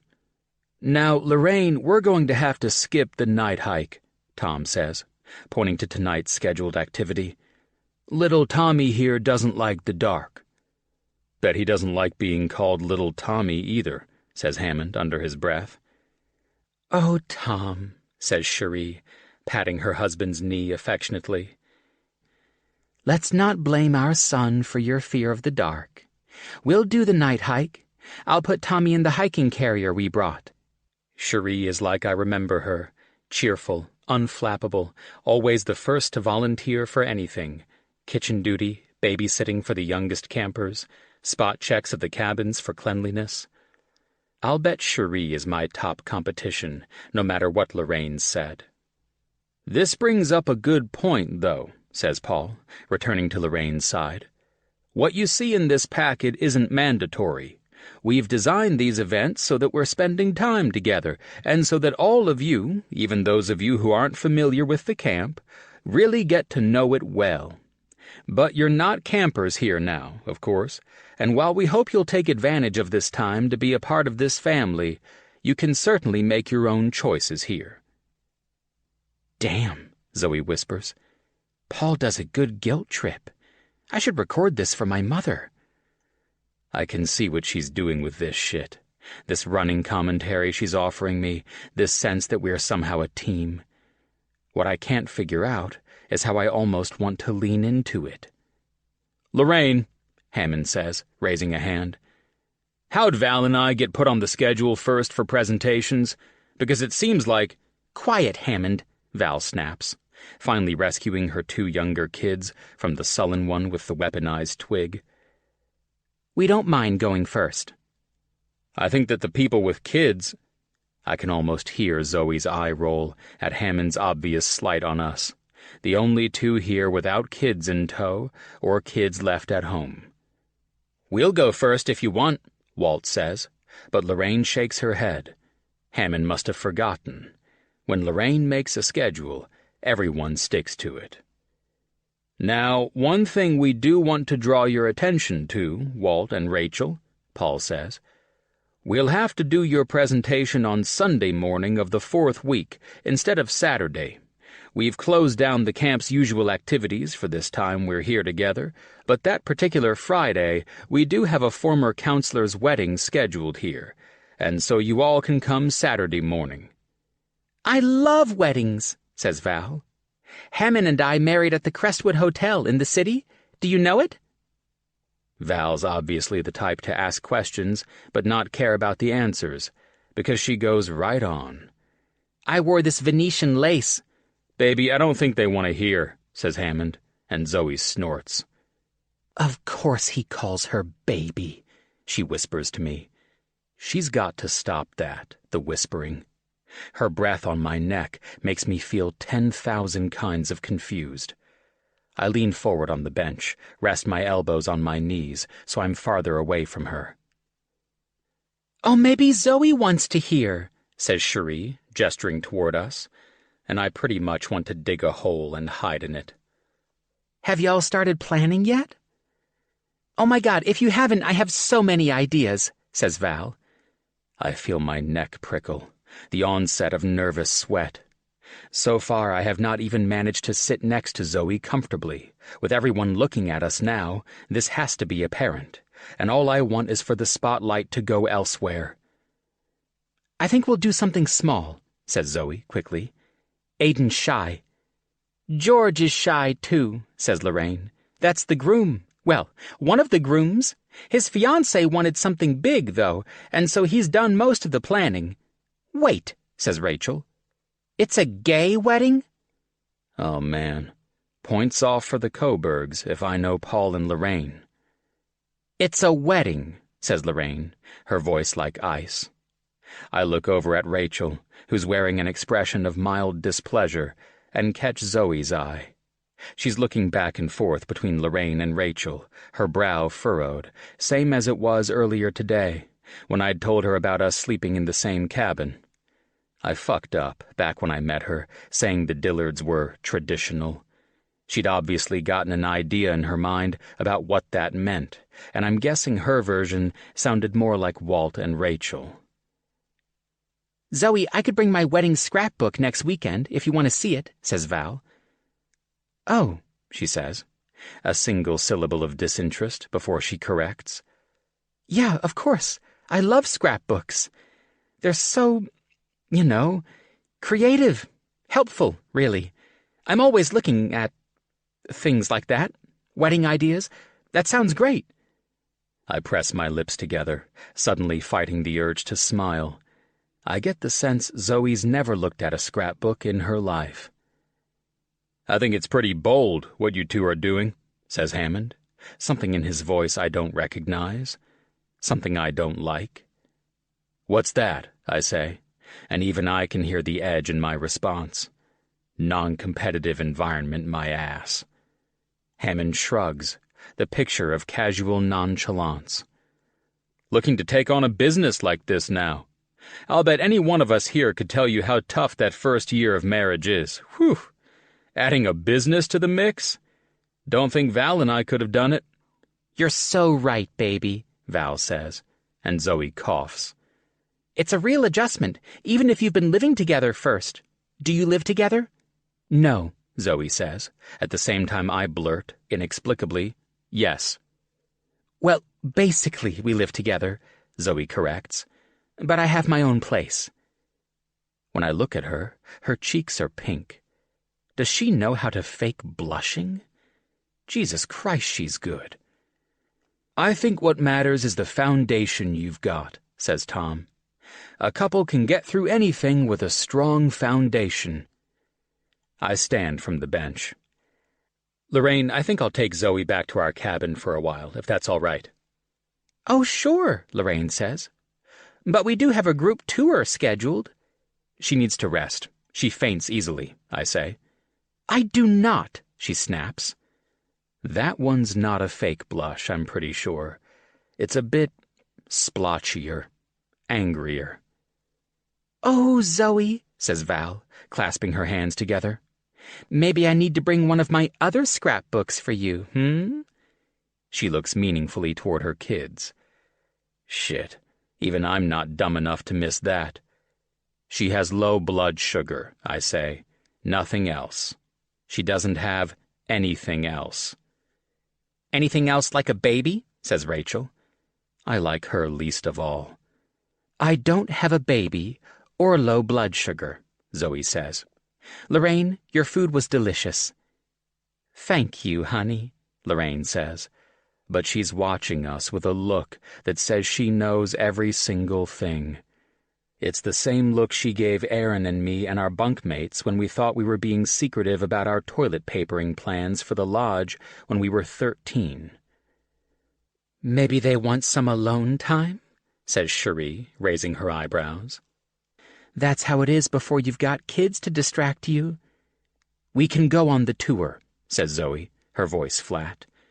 I've never felt less like fainting in my life. It's a long tour, I say. She turns to look at me, and there's a too long pause for this audience, something crackling in the air between us that's definitely not the need for alone time.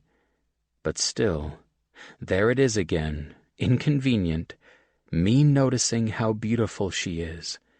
In this light, her eyes look all gold, the dark brown around the edges shined right out. Well, she says, one of her eyebrows arched up, it's a good thing I like walking. By 7 that night, I can't do it anymore. All through the camp tour, Zoe smiled, laughed, asked questions, chatted with everyone. When we'd stopped to rest by the swimming hole, she'd braided one of the Dwyer girls' hair. Later, she'd taken out her phone and shown Rachel and Walt the Baby Goat YouTube channel. She'd asked Tom all about his work out in Shaftesbury Park, had found out all about Cherie's night school master's program, the one she finished before she became a principal. When Paul and Lorraine stopped to point out parts of the camp, the line of blackberry bushes planted alongside the camp's storage warehouse, the small zip line that's suspended amid a thick canopy of trees, the various clusters of bunkhouses, Zoe listened, or at least I think she did. She's got this thing she does when she's listening. She sets one arm across her stomach, palm facing up, then rests her other elbow there, setting the tips of her fingers on her full lower lip. Sometimes she taps a little on that lip. It's fucking irritating. At dinner, it had been the same, except for one notable exception. When Lorraine had turned to Zoe and asked whether I'd yet told her much about Aaron. For a few seconds, all of Zoe's easy charm had flickered, like a brownout, the corners of her mouth turning down, her cheeks paling, her gaze falling immediately to her plate. Let's not get into that here, I'd said, my only attempt, this whole miserable day, at rescuing her from something unpleasant. And my reward had been a sharp look from Lorraine, sad eyes from Paul, and a projectile pizza crust sent over by little Tommy. I'm a hit with the kids, I guess. We're supposed to be making a quick change for the night hike, more layers for the chillier evening weather, but the minute we cross the threshold into the cabin, I tell her, I think you ought to stay here tonight. From where she stands at the sink, washing her hands, she turns her head toward me. I feel fine. I don't know how many times you want to hear it. The fainting was a one-off. It's not that, I say, staying near the door. I need a break. 12 hours engaged, and you're already looking for the escape hatch? Not looking for an escape hatch. It's like I said, I need a break. I'm not used to putting on a performance like that.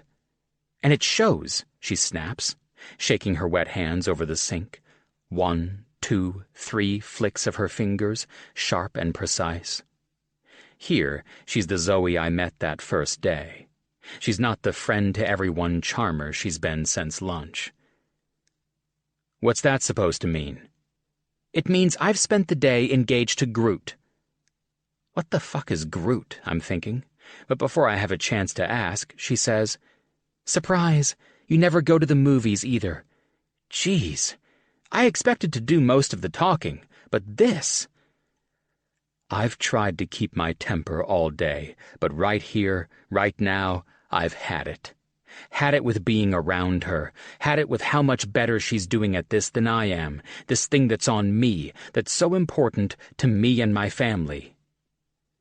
Hard to get a word in edgewise, I say, and she straightens, crossing her arms over her chest. Don't do that. In her voice is something like a warning, something I heard once before, back in my driveway. That wasn't easy for me. I told you to be yourself, not Miss America, for fuck's sake. Keep up, Aiden.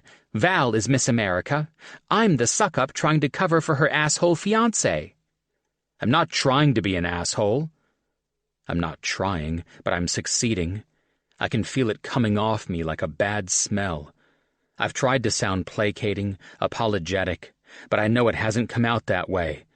This is why I need to get out of here. This is why I need a break. If Ahmed and Charlie could see me now, they'd know all their suspicions about this idea have been confirmed. It was a mistake. I'm not up to it. If I'm doing something wrong, I need to go, I say. I'll be back in a couple of hours. All right? I ask it like a question, like I want her permission, but in the end, I turn and leave without waiting, closing the door behind me, the second time today. In the fading light, I walk to the trailhead on the western side of the camp, for the first time realizing I've forgotten to put on any extra layers, have forgotten my flashlight. I could go back. There's still plenty of time. But I don't want to risk another confrontation with Zoe. I'm an asshole, a chicken shit, a liar, every terrible thing. And if it feels this bad now, I won't make it another 5 weekends. I'm going to tell her when I get back, this is off. I'll tell the others we had a fight. It won't be a stretch for anyone to buy, the way she and I have been acting. "You're early," says Lorraine, startling me. She leans against the wooden post that marks the trailhead, her lantern resting at her feet. "You're not dressed either. You know better." Damn. I'm here to make a bid on her business, but Lorraine obviously still thinks of me as the 8-year-old she first met me as. "Where's Paul?" "He and Tom and Val are staying back with the kids at the lodge tonight. I'm not saying it's about Tom's fear of the dark, but I'm not saying it either. Where's Zoe?" "She decided to turn in early," I lie. "Does that have something to do with you?" "Yes.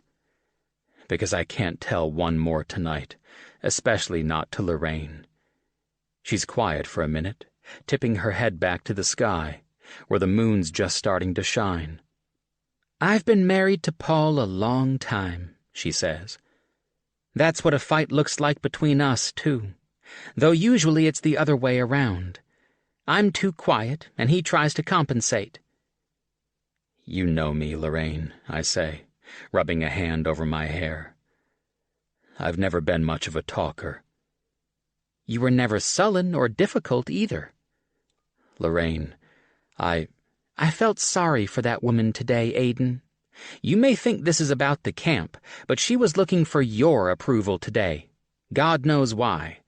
You ought to be ashamed of yourself."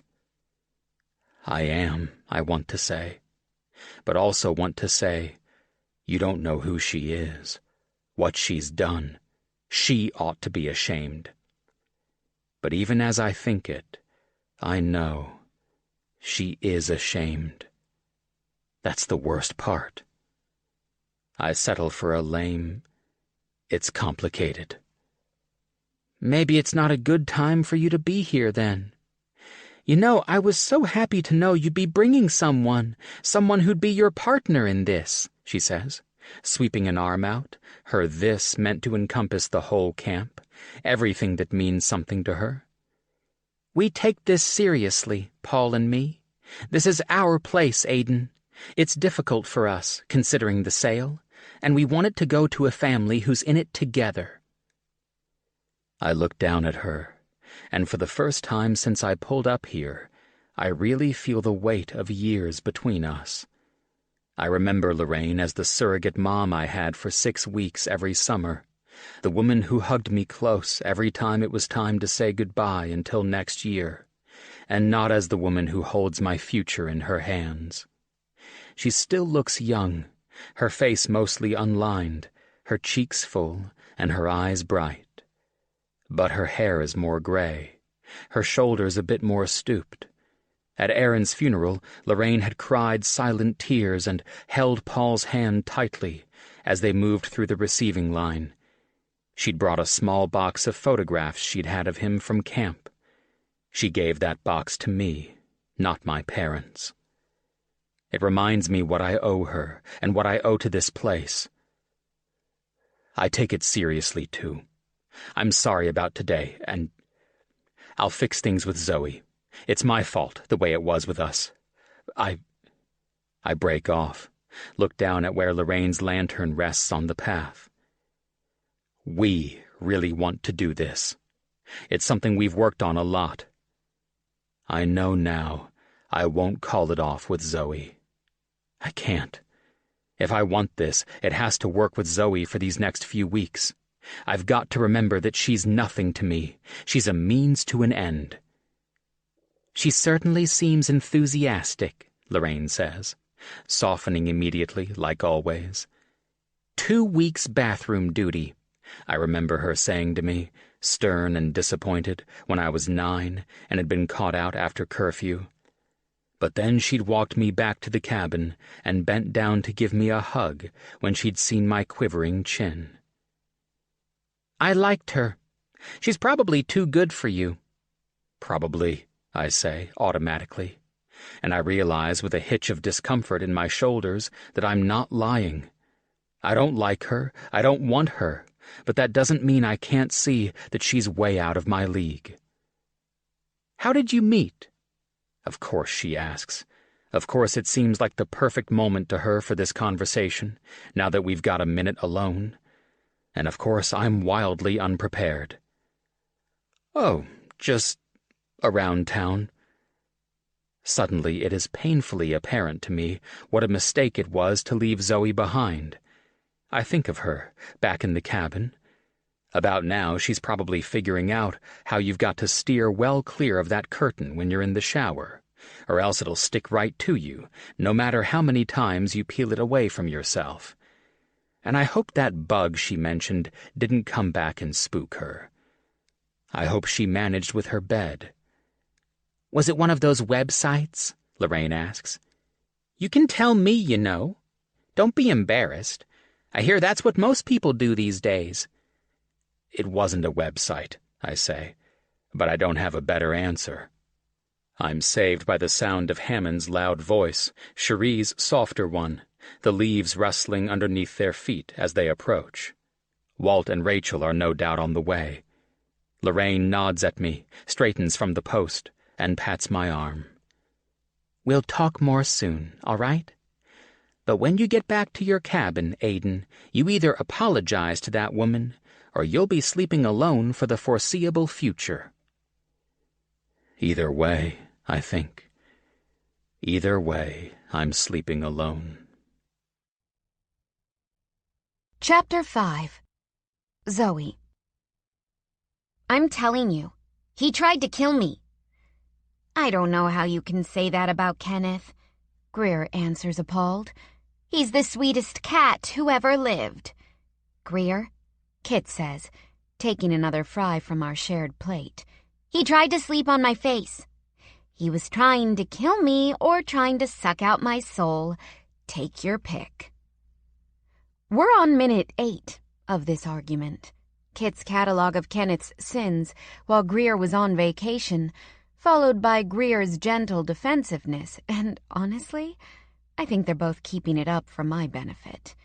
Of the 3 of us, I'm generally the talker, but since I got back on Sunday, I've been feeling pretty introverted, jarred, and unexpectedly exhausted from what was, all told, only a few hours of deception. Maybe I should have been grateful to Aiden for leaving me out like he did, but instead all it had done was make me more unsure about the weekends to come, about how it'd even be possible to keep this up. No matter how much I keep telling myself that it's Aiden who's making things difficult, I can't shake the feeling that I'm responsible for what happens in Stanton Valley, that I've got to make sure Aiden has what he wants. Despite my ruminating, I don't miss the beat of silence, the hope I might finally chime in. So I oblige. Maybe I should watch Kenneth next time. It's up in the air as to whether I have a soul, so it's possible having a feline around will reveal the truth. Went too dark, I think, because Greer purses her lips and Kit says, "Honey, stop that. Sorry." And I am. I don't want to be a spoiler, especially not tonight. Since Ben's gone back to Texas for another week, tying up loose ends at his job before he moves here full-time, Kit keeps busy, as independent as she's ever been, but I know she misses him. "How many more weeks of the back and forth?" I ask her. "About 3.5. A wide smile spreads across her face. "His dad and I are planning a welcome-back party for him," she says proudly. "Obviously you guys will come, and I think—" I lose track of what she's saying when I spot a familiar form duck through the bar's front door. So tall, so broad-shouldered, that distinctive way he carries himself, alert and slightly tense. He's wearing a uniform, heavy black boots, dark navy cargos, a dark navy t-shirt fitted to his body, the white EMS seal of his crew over his right pectoral. Aiden. Oh, fuck, I say, instinctively turning back to the bar, my face hot and my palms sweaty. What is he doing here? Despite my low mood, I'm out tonight to be with my friends, to be with people who don't look at me with barely concealed disdain. I dressed up a little, too. A short, bohemian-style dress under a denim jacket and low-heeled suede boots, feathered earrings dancing at my earlobes. It was all just for the fun of it, a little pick-me-up to help me feel more like myself. I don't want him to see me like this. I get enough of his disapproval when I'm actually trying to please him. "Are you okay?" says Greer, touching my arm gently. She and Kid have both tucked in, each on one side of me, immediately protective. That guy who just came in? That's him. That's Aiden." Neither of them are apparently protective enough to keep from twisting dramatically on their stools to gape in his direction. "Oh my God!" I say in embarrassment at the same time Greer says it, in a decidedly different tone. "He's like—" she begins, then breaks off before finishing lamely. "Tall. Holy moly. That's the guy you're faking an engagement for?" Kit whispers loudly. "He's gorgeous!" "He's with a woman," Greer says, and my head snaps up and around back to where I saw him come in. And sure enough, Aiden's with a woman. Petite, curvy, brown-haired, and wearing the same uniform as his, which she manages to make look cute as all get out. Her hair is pulled into a messy topknot, her face tanned and smiling.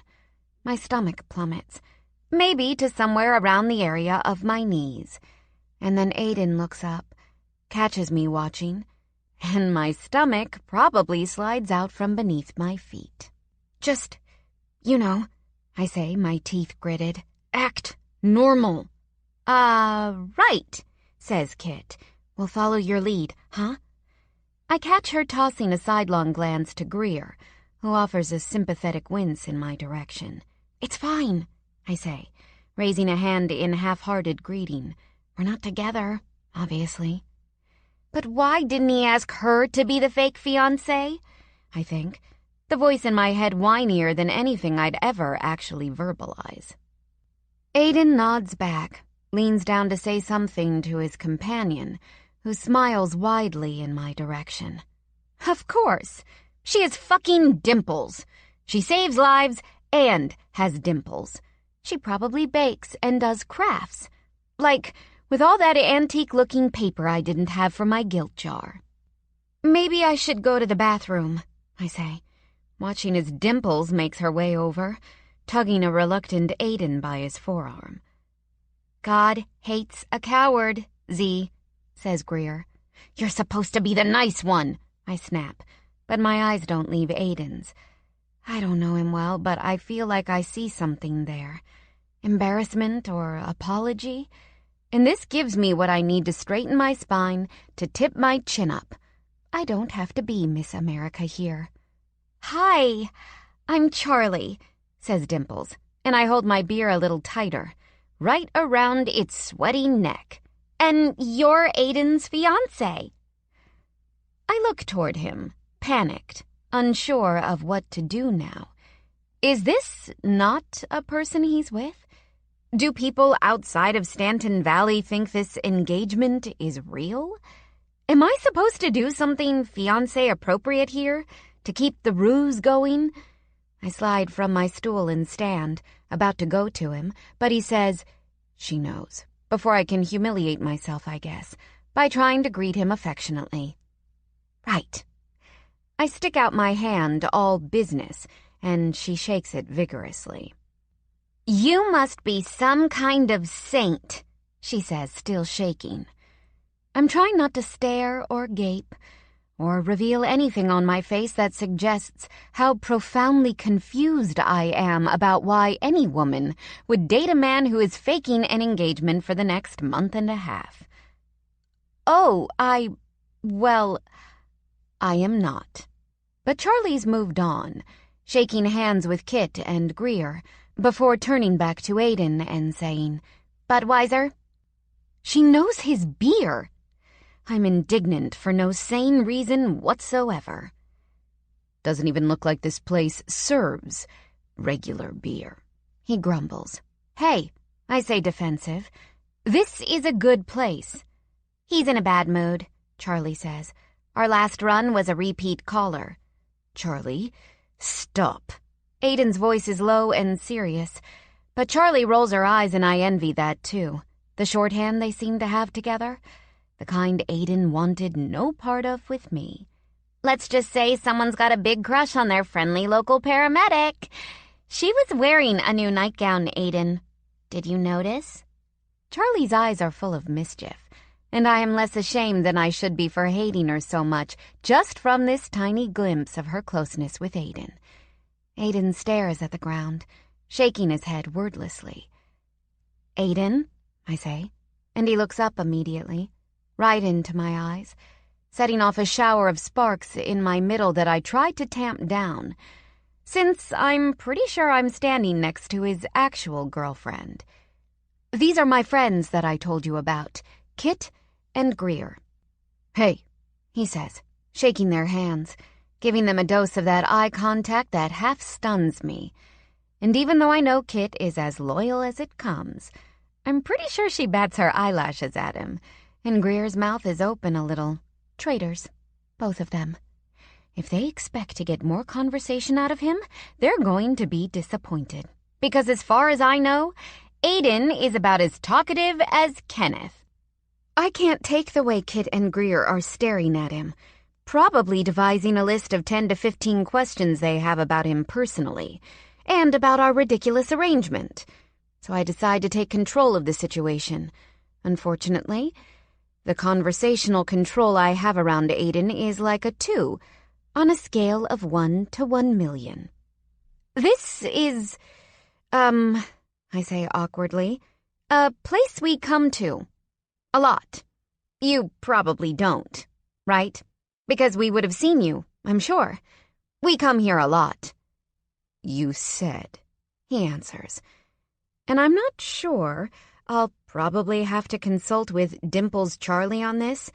But is Aiden maybe teasing me a little? The moment is interrupted by the arrival of a man even bigger than Aiden, also in uniform, who slaps Aiden on the back and says, "Sorry, stopped and got food." "We came here to eat," says Aiden, his voice disbelieving. "There's a good taco stand around the corner." He shrugs, then looks at me and smiles, white teeth beneath his black beard, his eyes crinkling genially. "Hi," he says, sticking out a hand. "I'm Ahmed." "This is Zoe," Aiden snaps before I can say anything. "No shit." Ahmed pumps my hand in his. "You're beautiful." Aiden lowers his head again, says something sharp I don't catch, but Ahmed clearly does. Straightening away from me and exchanging friendly introductions with Kit and Greer, who seem to be enjoying themselves far more than is appropriate. given that I have the kind of flop sweat that should be documented for science. It's Charlie's birthday tomorrow, Aiden says to me. She wanted to come here. Yeah, sure. I mean, you don't have to explain. I don't own the place. Charlie returns holding 2 bottles and handing one to Aiden. Sorry, Med, she says to the new member of this strange, cobbled-together group. You'll have to get your own. The bartender here is gorgeous. She tips her chin to where Betty pulls a Guinness. You're a married woman, Charlie, says Ahmed, before heading toward Betty, and my shoulders slouch briefly in relief, but not so briefly that Aiden doesn't see it, his lips quirking at the corners. Charlie heaves out a sigh. I'm noticing for you, jerk, she calls after him, before turning back to us. But it has been a whole month since I've seen my wife. Oh, are you doing long distance too? Kit asks, patting the stool beside her, and Charlie settles in. Kit completely ignoring the death ray look that I am sending, which is meant to say, stop this, please. We need to separate from these people and get the fuck out of this bar. Charlie's wife is in med school up in D.C., Aiden says. They don't see each other much lately. Like me, he seems to be trying to telegraph a message of his own, but Charlie is oblivious, dimpling all over Kit and Greer, and I know for a fact Kit has a weakness for dimples. Pretty soon the 3 of them are laughing like old friends, while Aiden and I stand awkwardly apart. So, someone's got a crush on you? I try, knowing that at least Charlie got a reaction out of Aiden with this topic. She's 80. He shrugs, looking down at the floor. A little embarrassed, I'd bet. Just lonely, I think. Ah. And that's the sum total of all my conversation ideas. I don't know who to be around Aiden when I'm not playing the roles he's cast me in. As a villain in the story surrounding his brother's death, or as his too enthusiastic Miss America fake fiancé. Boss says no tables for a while, Ahmed says when he returns, hooking a thumb over his shoulder toward Betty. You could probably have our stools. I'm eager to get out of here, but Kit's been listening enough to say, we just got here. I'm starting to wonder whether Kenneth did, in fact, suck out her soul. It's all right, Aiden offers. Med, let's go play a game of darts. I play darts, I say without thinking. It was awkward before. Now I've made it excruciating, because Aiden seems to stiffen, clearly expecting the darts idea to be his way out of being around me. Somehow, though, his rising discomfort emboldens me. I'm suddenly indignant that I have to feel out of place in my favorite bar with my best friends, all because of this weekend-only farce I'm enduring for Aiden. I flick my hair over my shoulder, feel my feathered earrings tickle the sides of my neck. 301 up, I say, and head to the dartboard, ignoring the way Ahmed's eyebrows have raised in surprise, and the way Aiden's have lowered in what I can only assume is annoyance. On my way, I toss a look back where my friends sit at the bar, and Greer gives me an encouraging thumbs up. I may have to eat humble pie at camp with this guy, but here, I'm in charge. Ahmed sucks at darts, mostly because he's too talkative, unfocused, and easily distracted. He asks me what my favorite item on the menu is, how long I've lived here, if I think lawyer jokes are funny. Aiden, though? He's decent. Surprising, because I generally think players as tall as him are at a disadvantage. Betty takes darts pretty seriously, and the board she has up is exactly regulation. The bullseye 5'8" off the ground. When I'm wearing a couple inches of heel, like I am tonight, I'm 5'11", nearly eye level with the board from where I stand at the Aki.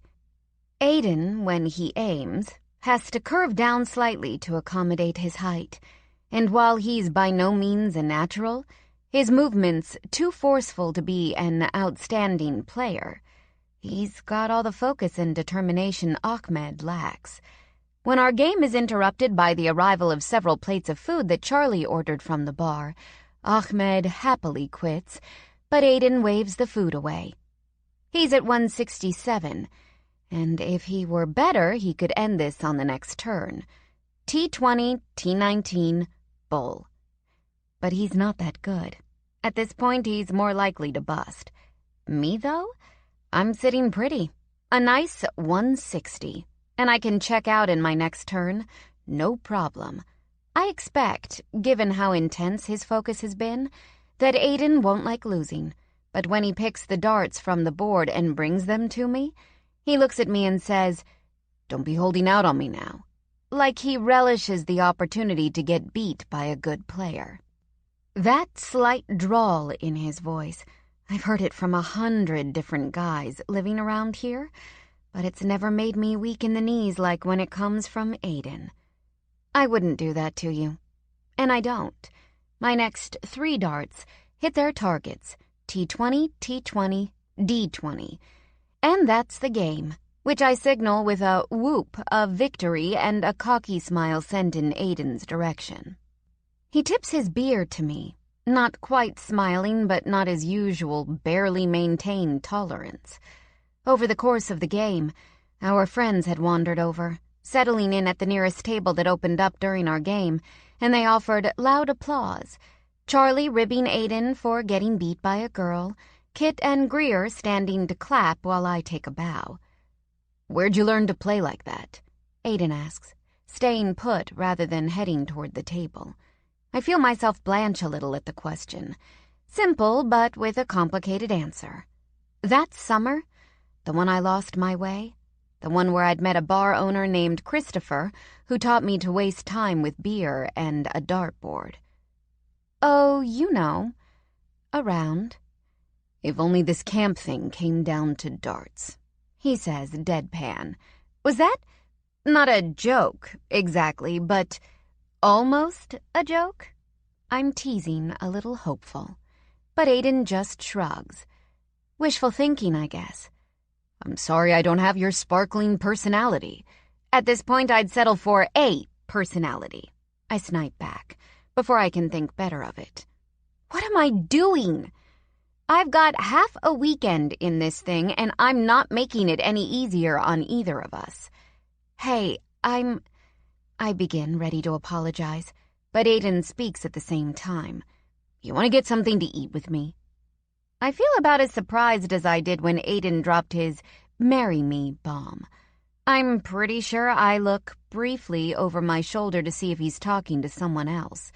But Aiden's looking right at me, hands in his pockets, as big and as forbidding as always. Okay. Points to me, obviously, for being consistently inarticulate tonight. Aiden offers a short nod and turns away from me, walking over to the table where our friends sit. Once I figure out how to engage the muscles of my jaw enough to close my gaping mouth, I head over to gather the darts from the board, taking my time. Kit's at my back when I turn around. "Do you want to stay here with him?" She looks as serious as a heart attack, and I love her for this, for the way she looks out for me, because Greer and I will stay. We can help, I don't know. She wrinkles her nose, obviously still displeased that I've agreed to this arrangement. Smooth the way. I offer a weak smile, squeeze her forearm in thanks. No.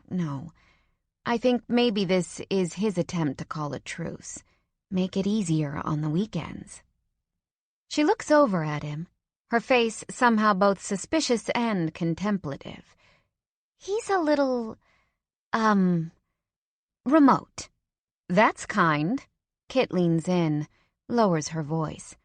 Charlie says this is the first time he's ever agreed to come out with him after a shift. She says she thought he only spoke in monosyllables for an entire month when he joined their crew. That sounds right. But when I look over, he's talking to both Ahmed and Charlie. Judging by the tightness around his jaw, the way his brows slash over his eyes, he's talking about me. About how he's going to suffer for the greater good by actually sharing a meal with the harridan he's stuck himself with for the next few weeks.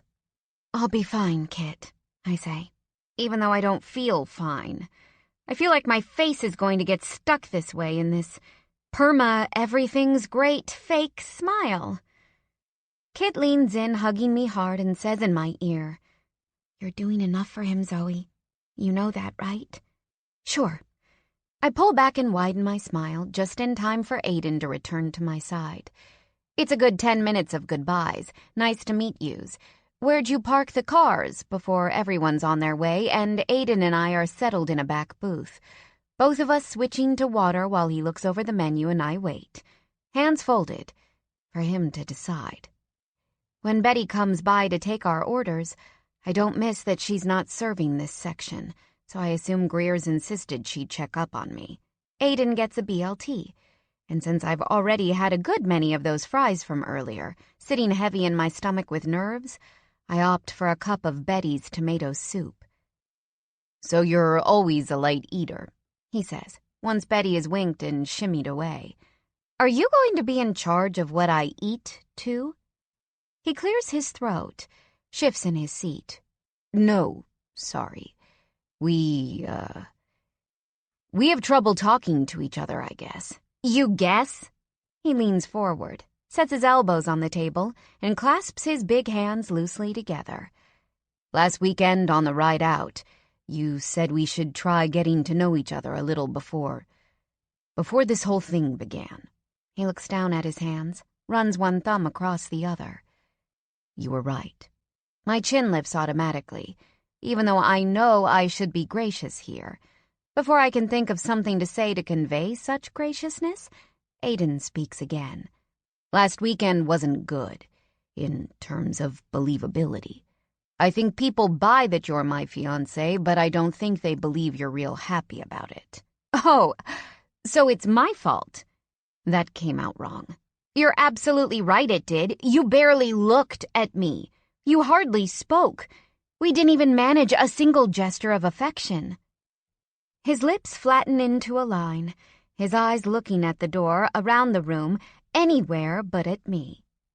"Maybe I should get my food to go," I say. "Don't. I'm sorry. I am trying." When he looks at me, his face grave and his eyes sad, all the fight goes out of me, and I'm back there in his parents' living room, feeling like I'd do anything to give him, his family, just a little resolution. "I know you are," I say, my voice quiet. It's not an easy situation. "Let's just try having a meal together. Talk like adults. You can tell me about all the people you've hustled playing darts."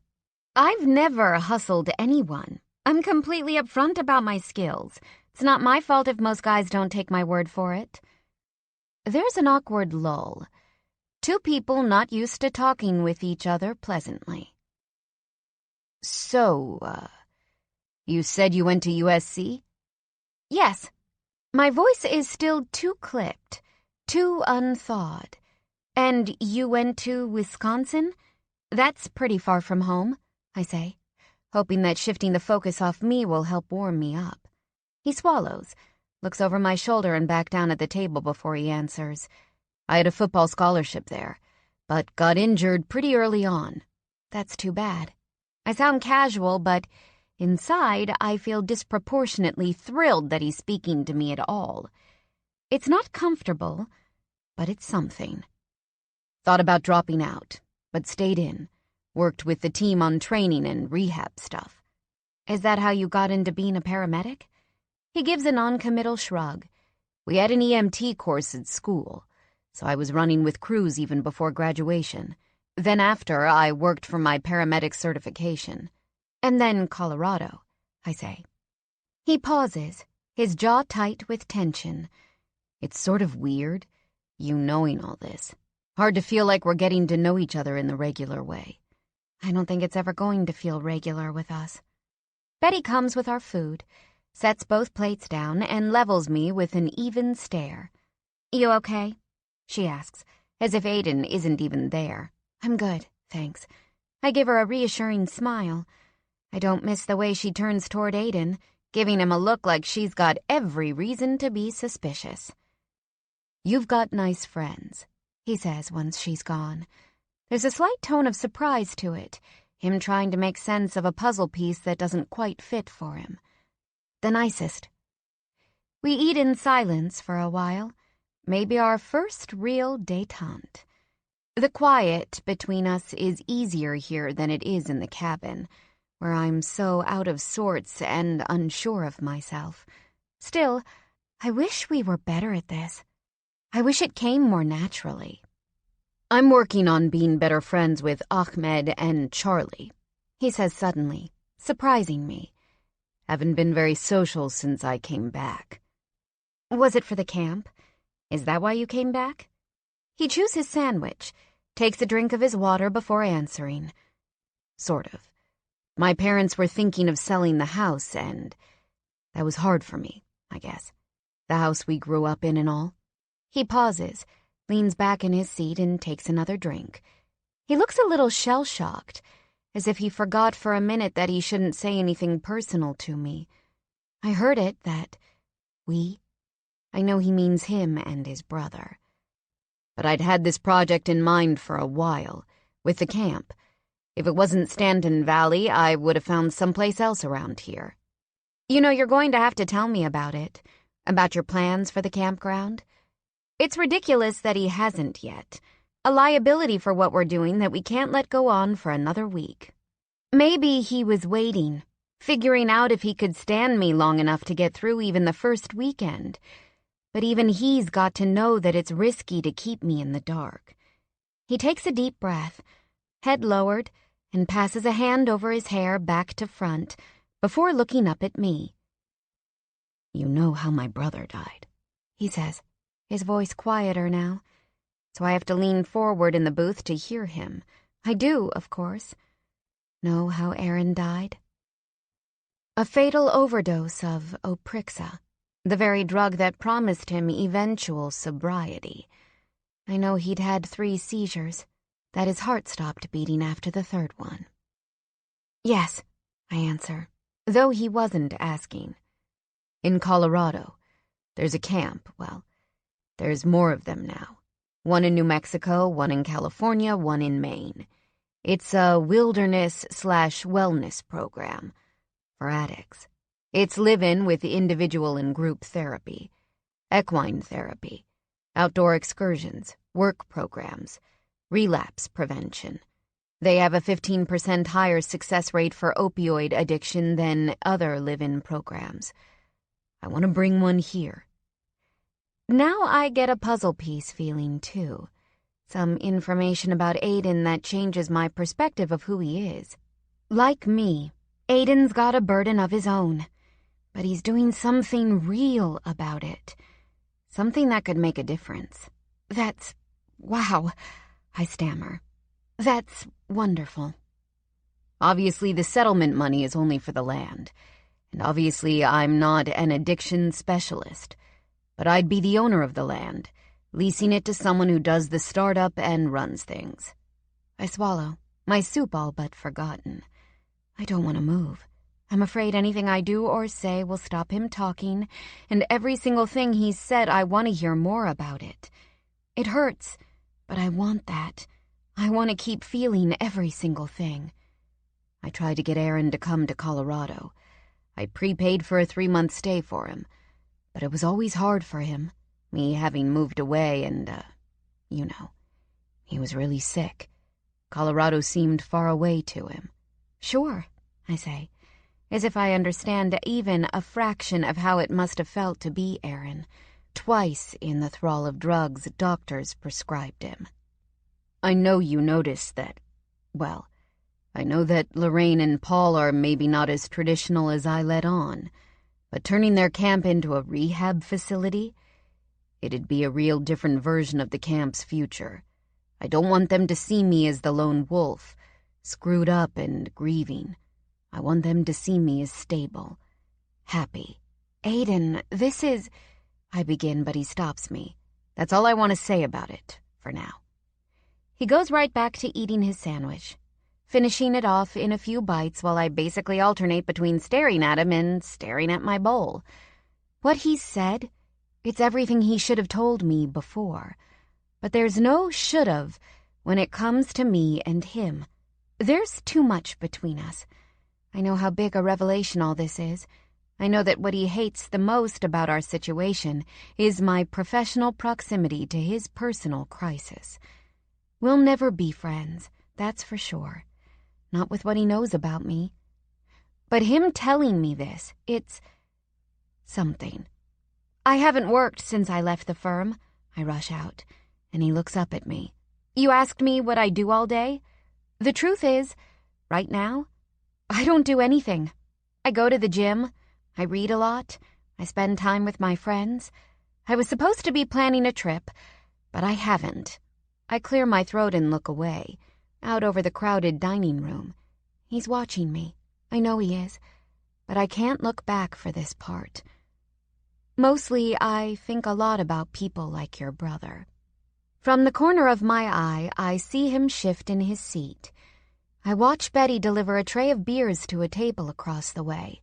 Watch her trademark wink, familiar and comforting. Everything to me Aiden is not. I look back at him then, right into his hazel eyes. I'll do whatever I can to help you. I'll be a lot better this weekend. I promise you that. No, he says, and for a second I think he's going to say, no, this is over. You're as useless to me as you are to everyone else. But instead he says, you were great. This weekend, I'll be better. And with that, Aiden and I make a fragile peace. Chapter 6. Aiden. At Betty's, I'd thought Zoe and I had called some kind of truce, but damn if she doesn't get in my car on Friday afternoon and annoy me first thing. Look at this t-shirt, she says, once she's settled her bag in the back seat. She unzips her jacket and points at her chest, and it's a good 3 seconds, too many seconds, of me looking without understanding that I'm supposed to be reading. Stanton Valley Campground, it says, in a retro 1980s-style font, a cartoon squirrel's face underneath, goofy and smiling. The t-shirt is gray, everything on it faded. It looks soft, thin. I can see the faint ridges of the cups of her bra. I say, and I'll bet if I got out of the car right now, my knuckles would drag on the road. She doesn't seem to notice. I got this at Goodwill. They had a lot. I guess your campground was pretty popular, huh? Anyways, I thought Lorraine would get a kick out of it. She turns to put on her seatbelt, and I turn to look out the windshield. Here's the problem. I don't feel the right things around Zoe. She's supposed to be an enemy I'm keeping close, a tool I need to get something I want. But I don't feel what she's supposed to be to me. I haven't since that first day. And since Wednesday, hell, if I'm being honest, since last weekend, it's more than me noticing in some semi-detached way that I find her attractive.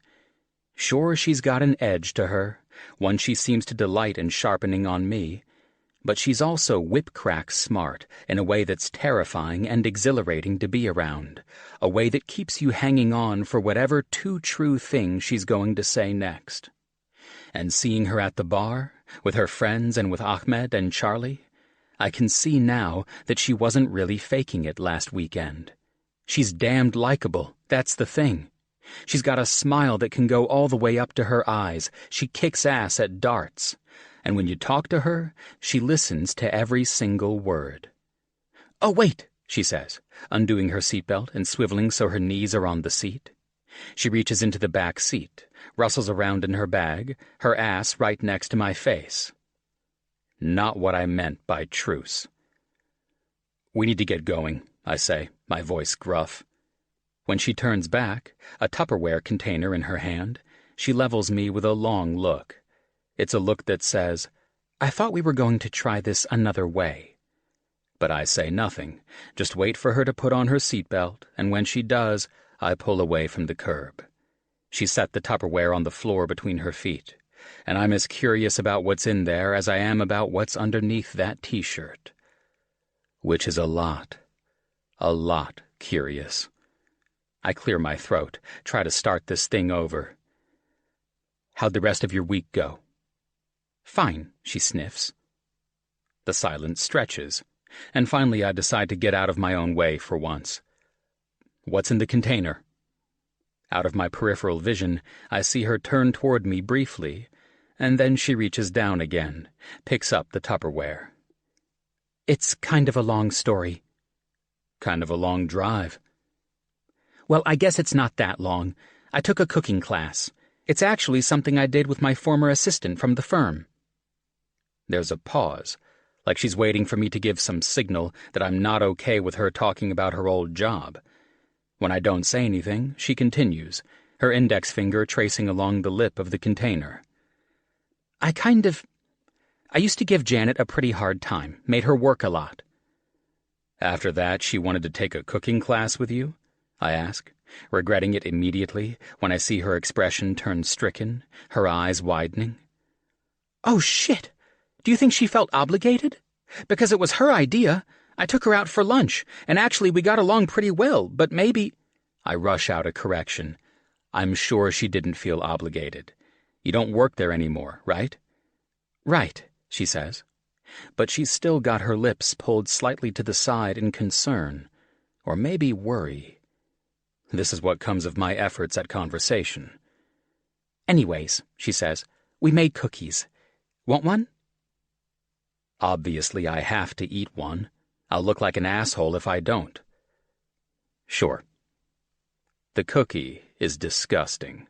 I mean, really disgusting. It tastes like there's soy sauce in it. But I say, good job, and eat the whole thing. My eyes might be watering. You want another one? She asks, hopeful. Better not. I'm close to saying a prayer of thanks when she relents and puts the lid back on. But it's helped. She's not so stiff over there anymore. Still, 2 polite questions and I've reached my limit, I guess. I don't know what to say to her now. So I reach my hand down to the panel along my door and pull out my ace in the hole, my guarantee that she'll see I was serious about letting her in. Brought this for you. I pass the binder over to her. She takes it, looking over at me, but I keep my eyes ahead, focus on the heavy Friday traffic. I'm nervous to have her see it. I've got no problem admitting that to myself. Zoe went to the best schools, did a tough job with a lot of smart people, and I had to work my ass off for a C average in both high school and college. The effort contained in that binder is more than I want her to know about, no matter what we'd talked about on Wednesday. The spreadsheets especially. Fuck. I'd almost crushed the computer with my bare hands doing those, I swear to Christ. My hands tense around the steering wheel at the memory, and at the fact that she's opening it up. Is this a proposal for the camp? I manage a grunt of assent, look over to see her rolling those eyes. Amber in this light, with that dark ring around the edges. They're gorgeous, frankly. With her blonde hair and tan skin, she reminds me of a bar of gold. I try to concentrate on the aftertaste of the cookies. You must be terrible on road trips. Like it's all just heavy silence and hands at 10 and 2. No license plate games for you, I'll bet. Just look at the damned binder, I say. But this time, there's something else to the way we talk. Something lighter. She resettles herself, folds her long legs up underneath her, crisscross style, and puts the binder in her lap. One of her knees is resting against my thigh. 10 and 2, I think. Turn on the radio, she says. I sigh. I like the quiet. Well, I want to read this and not focus on your breathing and your loud thoughts about how unpleasant I am. You're not unpleasant, I say. But I wait until I've turned on the radio, so maybe she doesn't hear. She's quiet for a long time, almost a full hour, studying each page carefully. This is my copy, but I've got a plan to have 2 more made for Paul and Lorraine once we get to the presentation. It still needs some work. It's not just the spreadsheets that look dull as hell in there. I've incorporated stuff from a lot of the other wilderness/wellness camps, brochures and photographs, but a lot of it is numbers, budgets for necessary renovations, stables, that kind of thing. But I've also got a long, maybe too long, section on the opioid addiction stats in this part of the country, which is about as sad as it gets. And there's not much of me in there. Not much that'd make Paul and Lorraine feel like it's a trusted friend who'd be buying up their property. "This is good," she says, finally, and I don't think I'd realized the way I'd tensed up my shoulders. I mean, I hate the spreadsheets, obviously. She shifts and turns down the radio. Her knee is no longer touching my thigh. Obviously? Spreadsheets are awful. God. Those equations up top, when you're trying to do them, who even understands those? No one, that's who. Okay, well, other people, I guess. You seem to do all right. I almost Hulk smashed my laptop over those spreadsheets, I say, and she laughs, this quick, loud, ha! Like a check mark next to my joke. This one passes. I bite the inside of my cheek to keep from smiling. Not that I'm saying you should take them out. They're good for your budget stuff. There's a catch on the end of that, almost like she's getting ready for a but she says nothing. Tell me. 2 words, Ahmed would say. Zoe doesn't miss a beat. She knows what I want.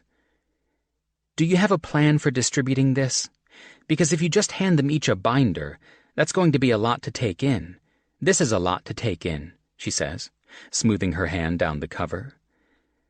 I think about lying, saying, yeah, I have a plan. But there's not much good that would do, except maybe saving what little pride I have left with this. Zoe already knows how shit I am with people.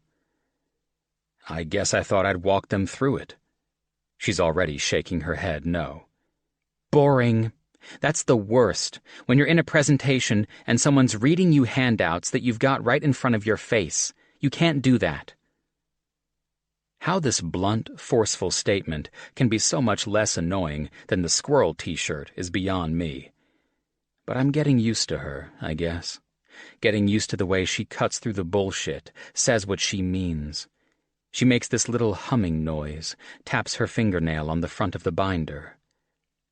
I'm going to think, she says. But instead she undoes her seatbelt again, swivels to the her-ass-in-my-face position, and rummages around back there. When she comes back, she's got a small notebook and a pen. She reopens the binder and opens her notebook, and then she's off, making notes. She writes like she speaks, firm, quick, and I can hear the pen scratch along the paper. At one point, she gets out a cookie from her Tupperware, takes a single bite, and says, "This is gross. Why didn't you say something?" But she's not really interested in my answer. She goes back to writing, even before I formulate a response about not wanting to hurt her feelings. She stops to look up once we get to Colville, and I think I catch something wistful, wanting in her expression. Need to stop? She looks over at me, almost like she's forgotten I'm there.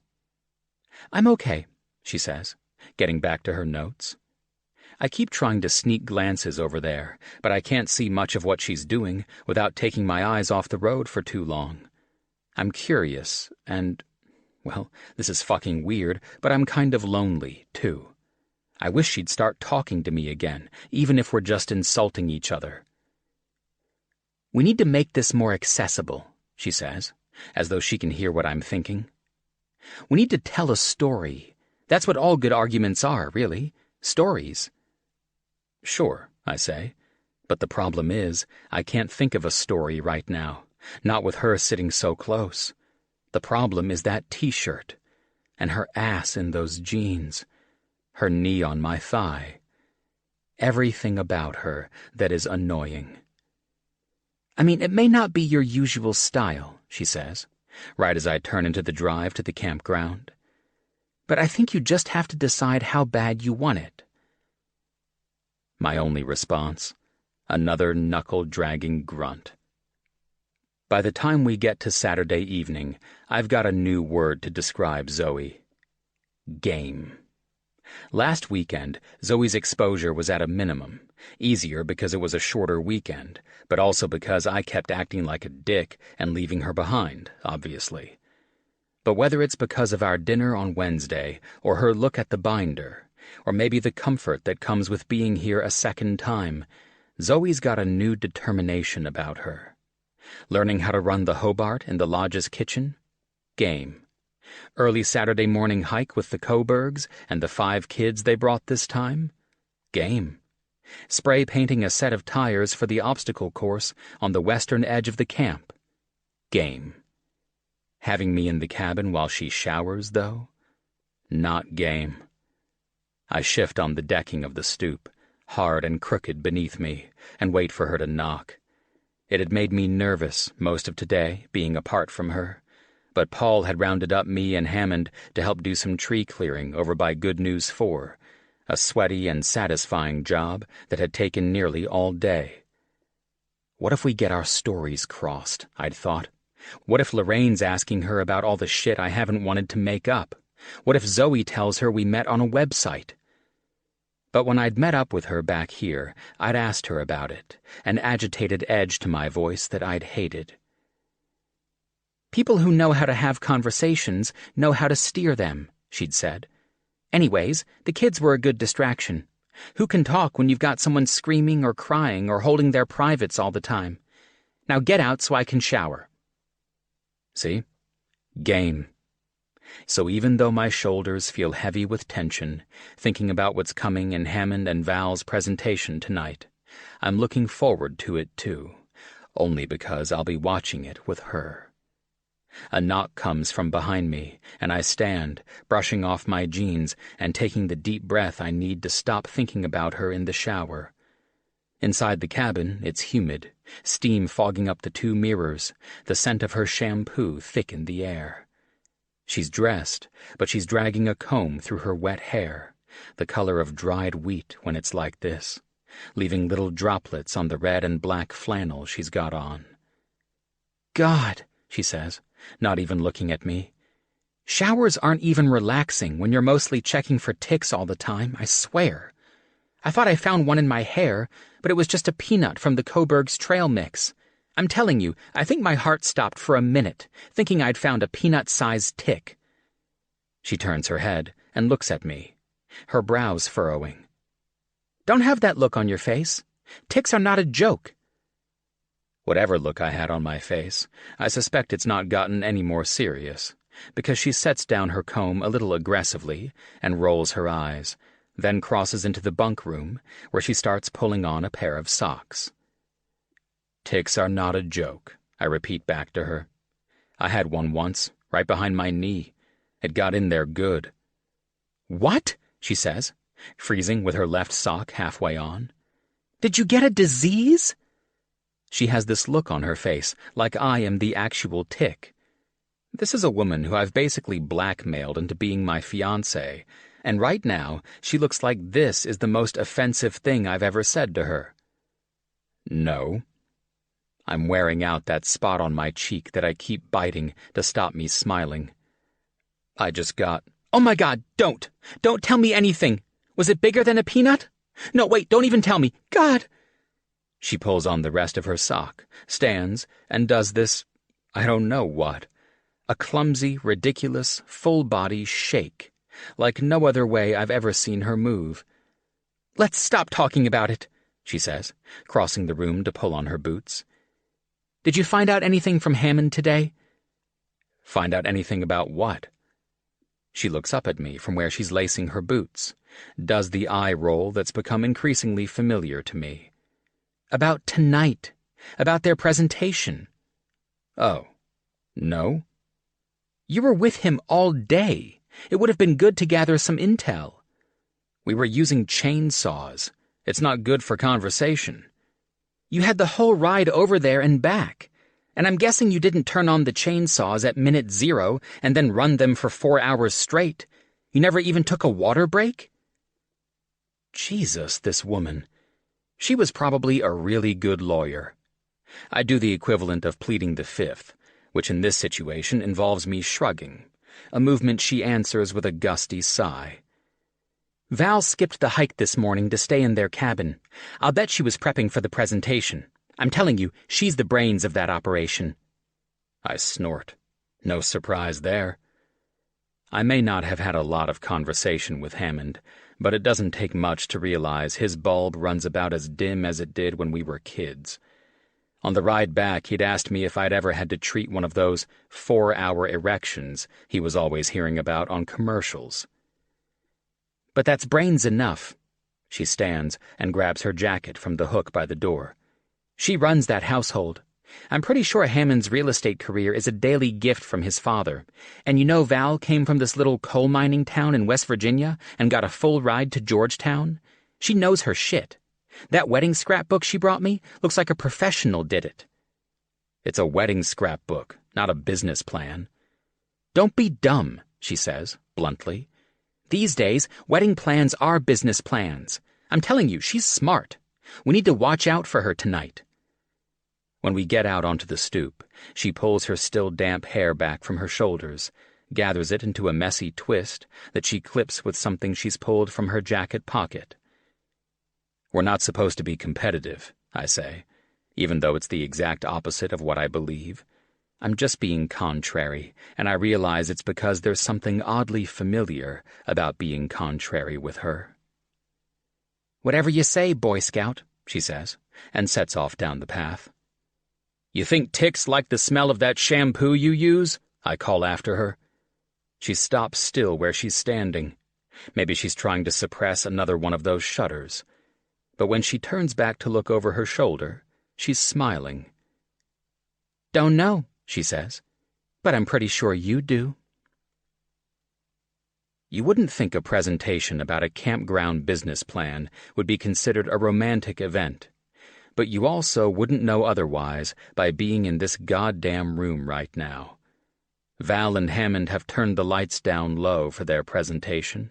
They're at the front, setting up a laptop and murmuring quietly to each other, baby this and baby that. So far as I know, all the kids are up in Paul and Lorraine's apartment with 2 of the camp staff members, though I can't imagine that's going well since the Coburgs said no TV or movies.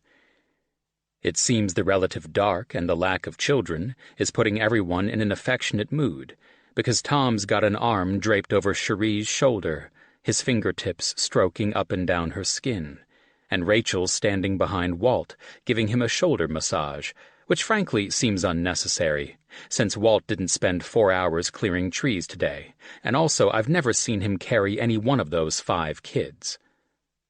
Paul and Lorraine sit closest to the front, side by side, their hands joined. Both of them seem nervous, and I'm guessing that the first presentation is bringing the reality of the sale home. Either way, Zoe and I look like we're on the most awkward first date ever, a slice of space always between us, her arms crossed tightly over her chest, my hands clasped loosely between my knees. When Paul looks over his shoulder at us and waves, Zoe waves back, and I do something completely insane. I put my arm around her. All right, it's not around her. It's basically my arm across the back of her chair, but a line of my forearm is grazing her back, and Zoe, because Zoe is fucking game, scoots her chair closer to mine and sets a hand on my knee. I feel that hand like it's 1,000 pounds, a new weight I'm going to carry while I'm here, the addition of physical affection with her. When Val claps her hands together and Hammond moves off to the side, the presentation beginning, I can barely think for the first minute, so attuned am I to the heat of her palm, the way her index finger taps a little as she listens, as if my leg is the natural replacement for her bottom lip. She wears her ring, my ring, the one I bought for her the day before I picked her up the first time, on the same hand that's touching me. Up at the front, Val flashes a picture on the screen, a group shot from the early days of the camp. Most of the campers in short white shorts, tube socks pulled up, green t-shirts.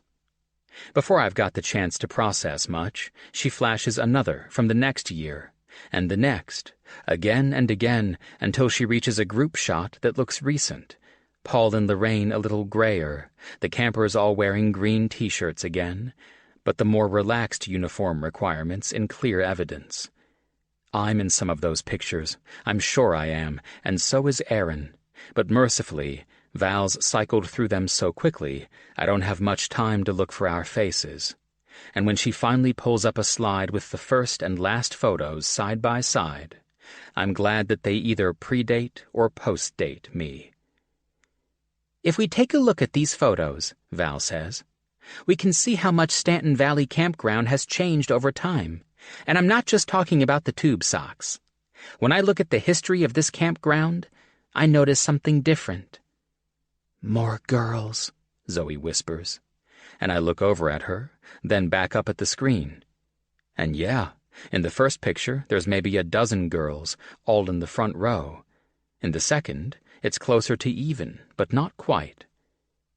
Historically, sleepaway camps catered primarily to boys and young men, stemming from the 19th century focus on male self-reliance.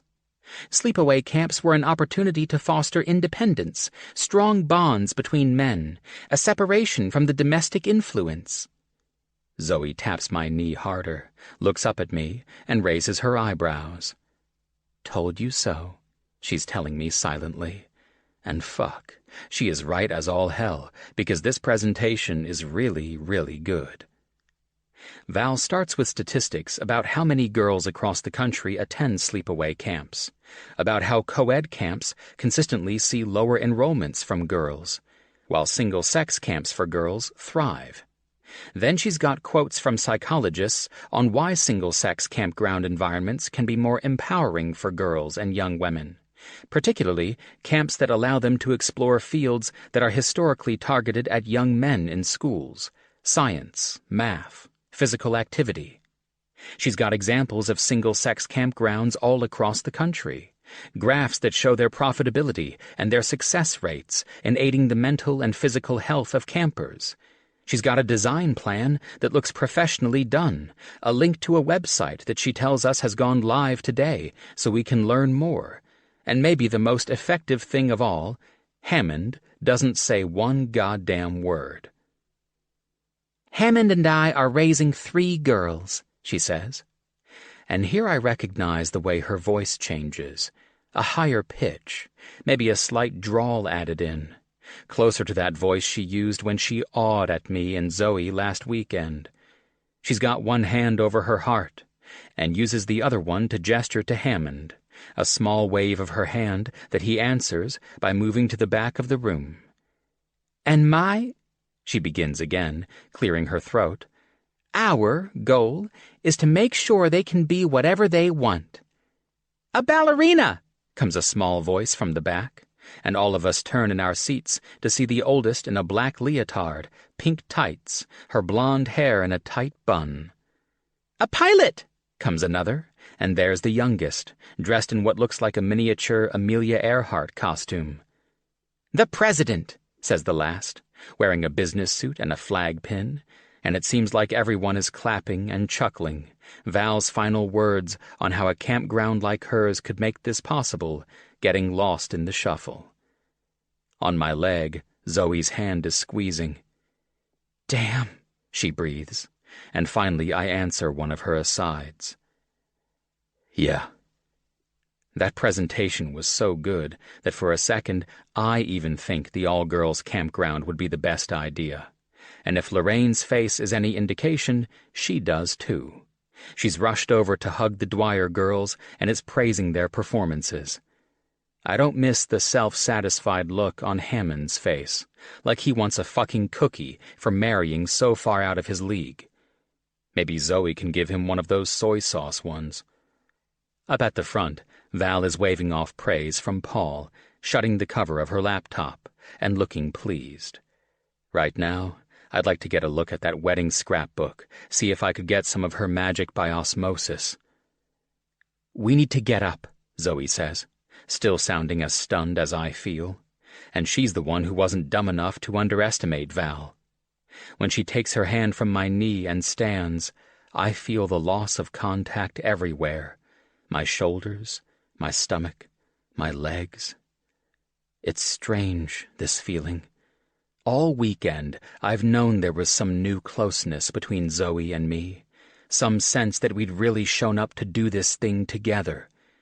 But that small, innocent point of contact, my arm around her chair, her hand on my knee, while we watched this thing unfold, somehow, it's the first time I've really felt we're on the same team.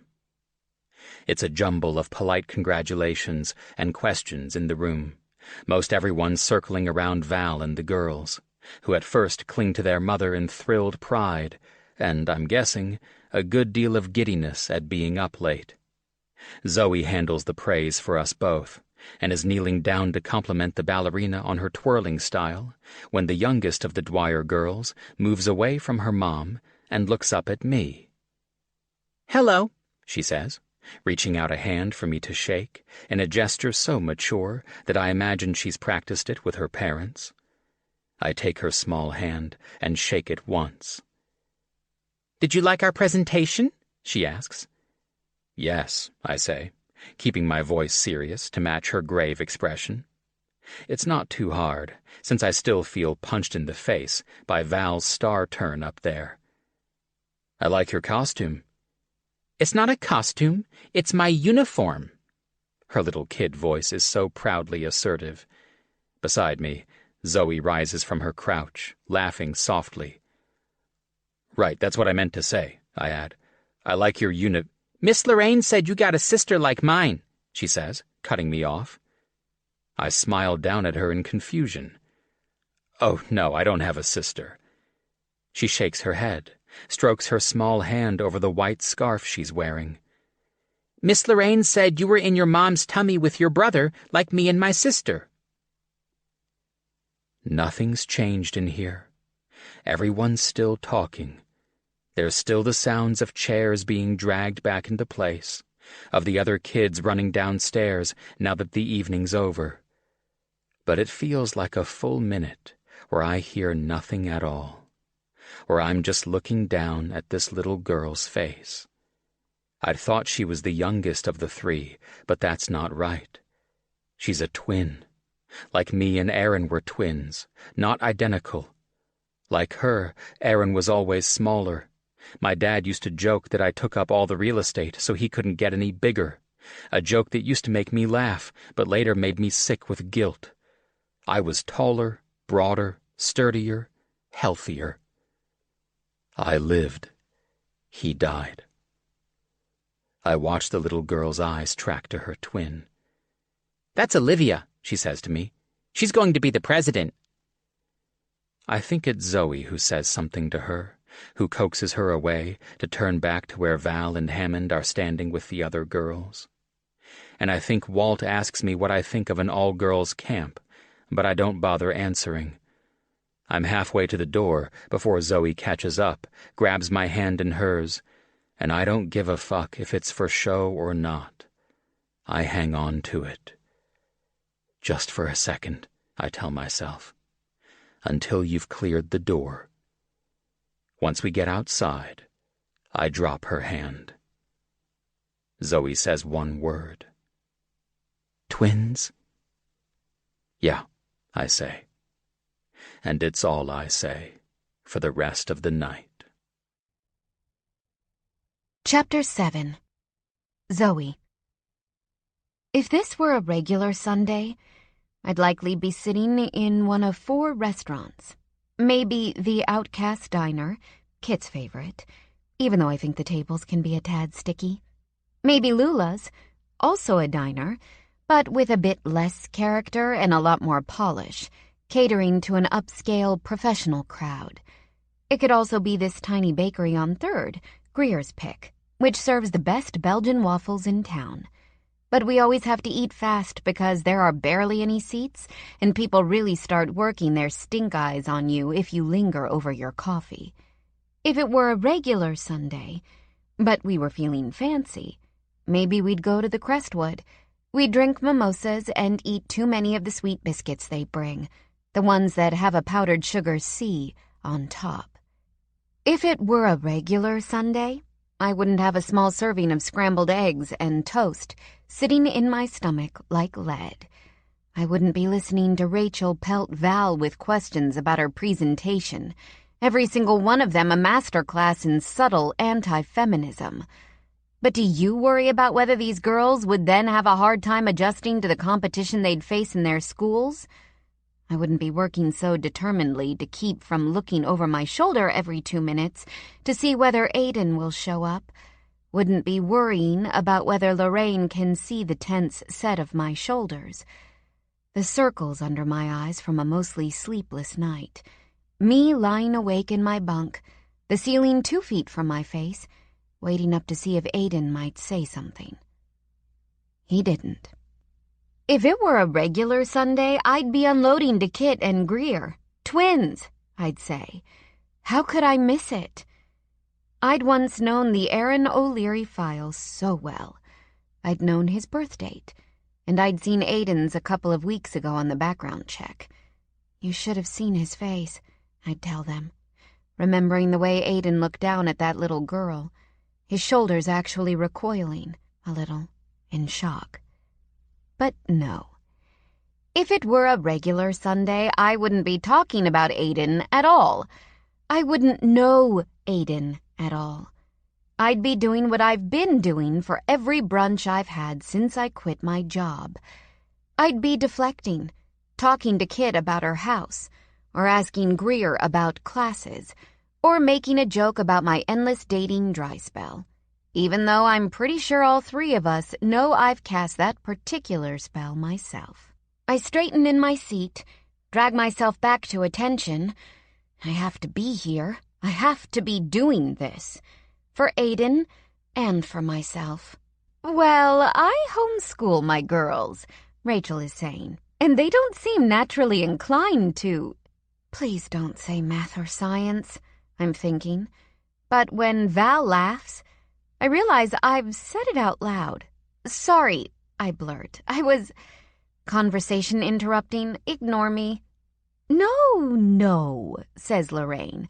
I'm glad you did. We shouldn't be talking about this. Not now. Let's just enjoy each other's company. There's a beat of awkward silence.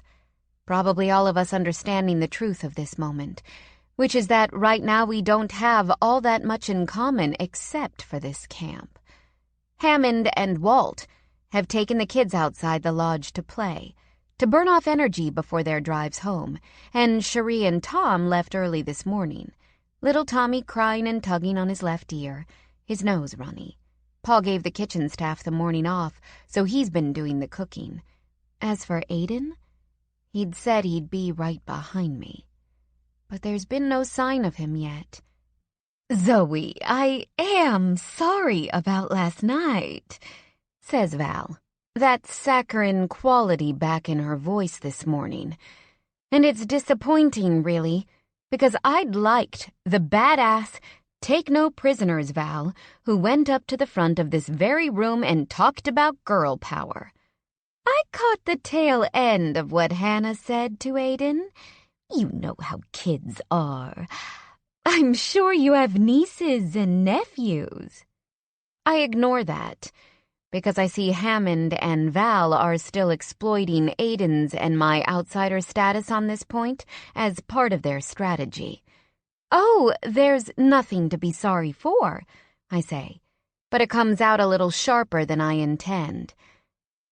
How come I can't get my voice to do that thing Val's does? Maybe if I suck on one of these sugar packets. I hope I didn't make a mistake in telling Hannah and Olivia about Aiden, says Lorraine, pulling our empty plates toward her and stacking them. I know Aiden is still in a lot of pain about Aaron, she says. Val shakes her head and does this tongue-clucking thing. Sympathy straight out of Central Casting. And Rachel nods along with her. It's clear that our quick exit last night was a topic of conversation, and I feel a spike of desperation. Stable and happy, Aiden had said, back at Betty's. This is exactly what he doesn't want. Everyone thinking about his grief and how messed up he still is over it.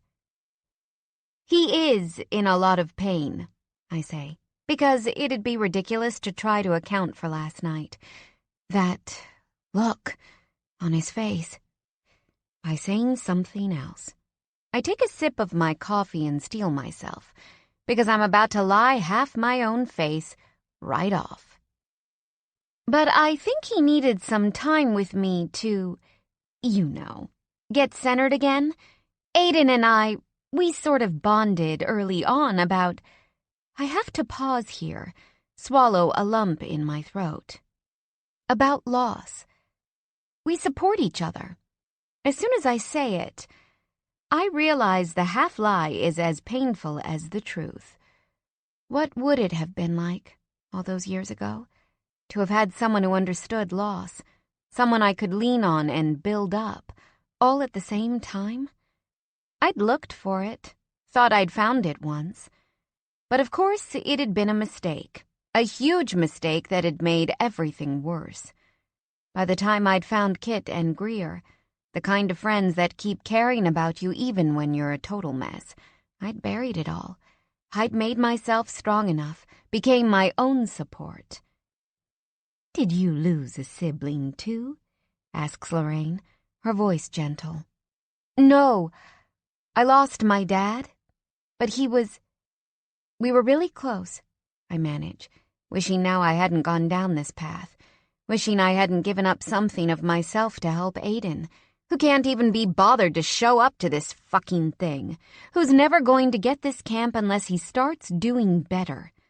Beside me, Rachel takes a noisy sip of her orange juice, and I think about asking whether table manners are a part of that homeschooling syllabus. "I'm so sorry to hear that," says Lorraine. "It's good that you have Aiden, and that Aiden has you. Has he told you much about Aaron?" "Oh, well, yes, sure, of course. Because saying it 3 different ways is maximum convincing, obviously. But now that I've brought up my dad, I feel nervous, halfway to panic. I can recite 20 different facts about Aaron O'Leary, but they're all the wrong ones. They don't have anything to do with why Aiden looked at that little girl like he did. I'm saved by the sound of delighted giggling shrieks from outside. Val stands, her hands going immediately to her hips. "If Hammond gave them candy bars, I'm going to be furious." "Our kids don't eat sugar," says Rachel. "Yes, you've mentioned that," snaps Val. And Lorraine and I exchange a look, a friendly commiseration that makes me feel as close to her as I've been since I've met her.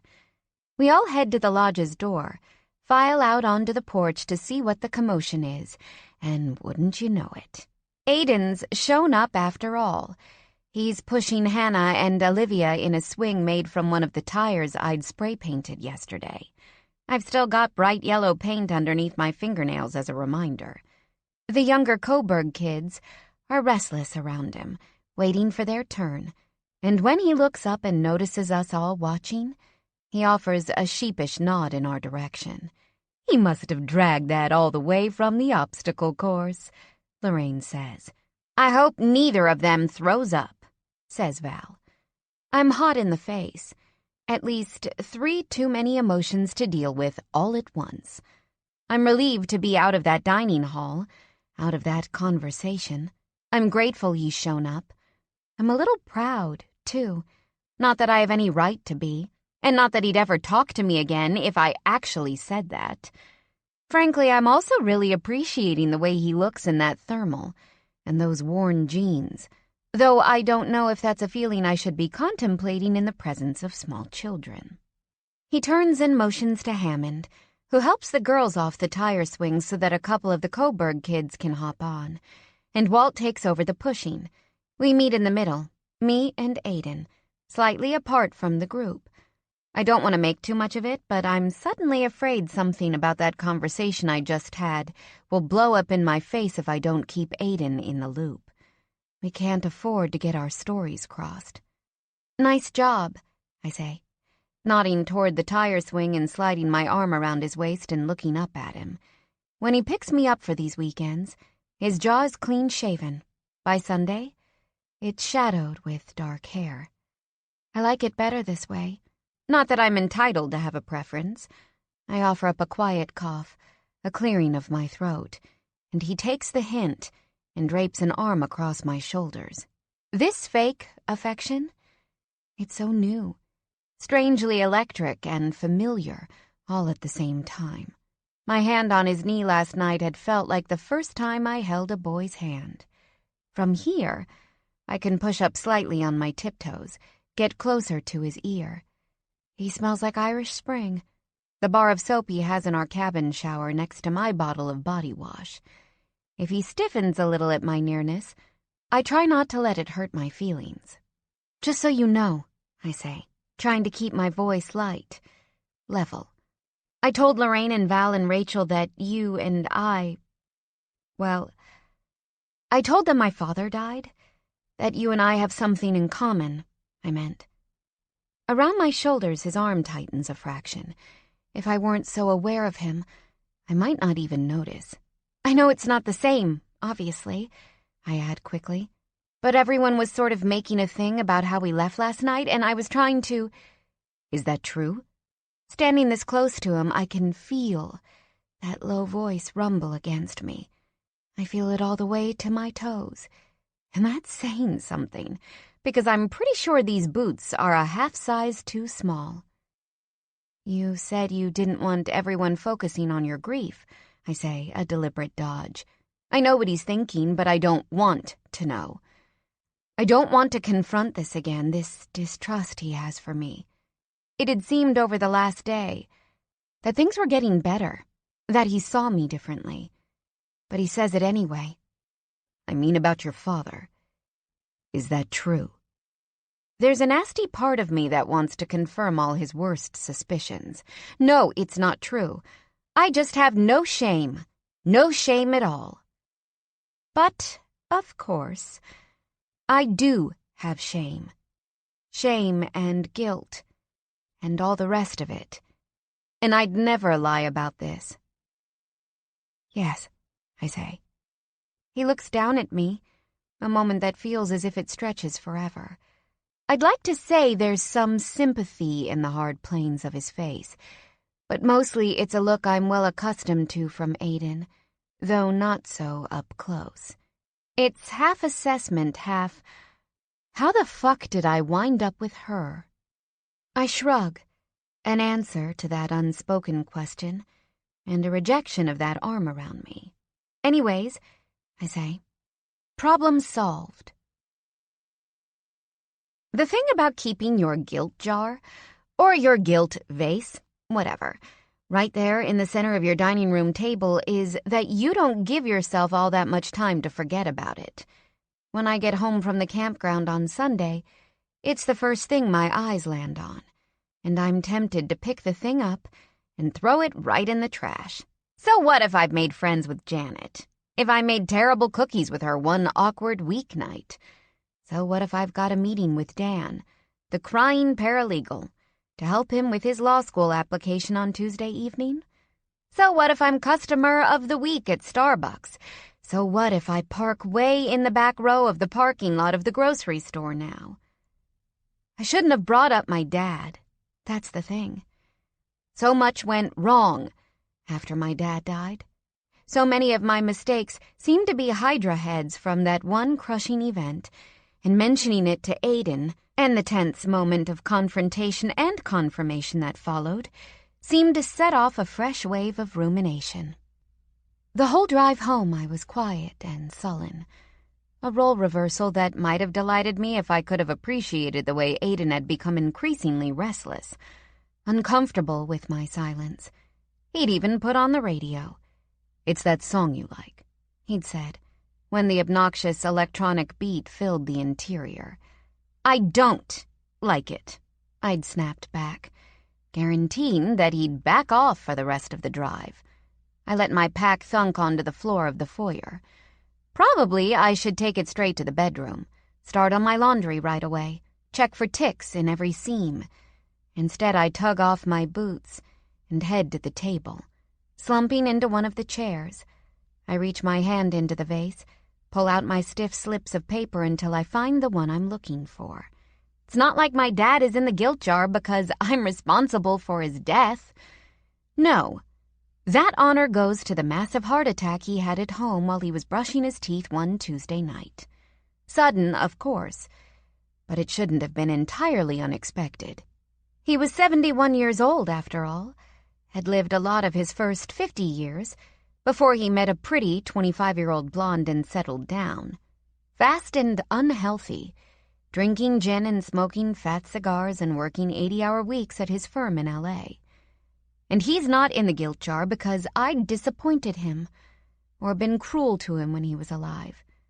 At his funeral, dumbstruck and wobbly in a pair of my mother's heels, I'd tried to think of something, anything unpleasant that had happened between us.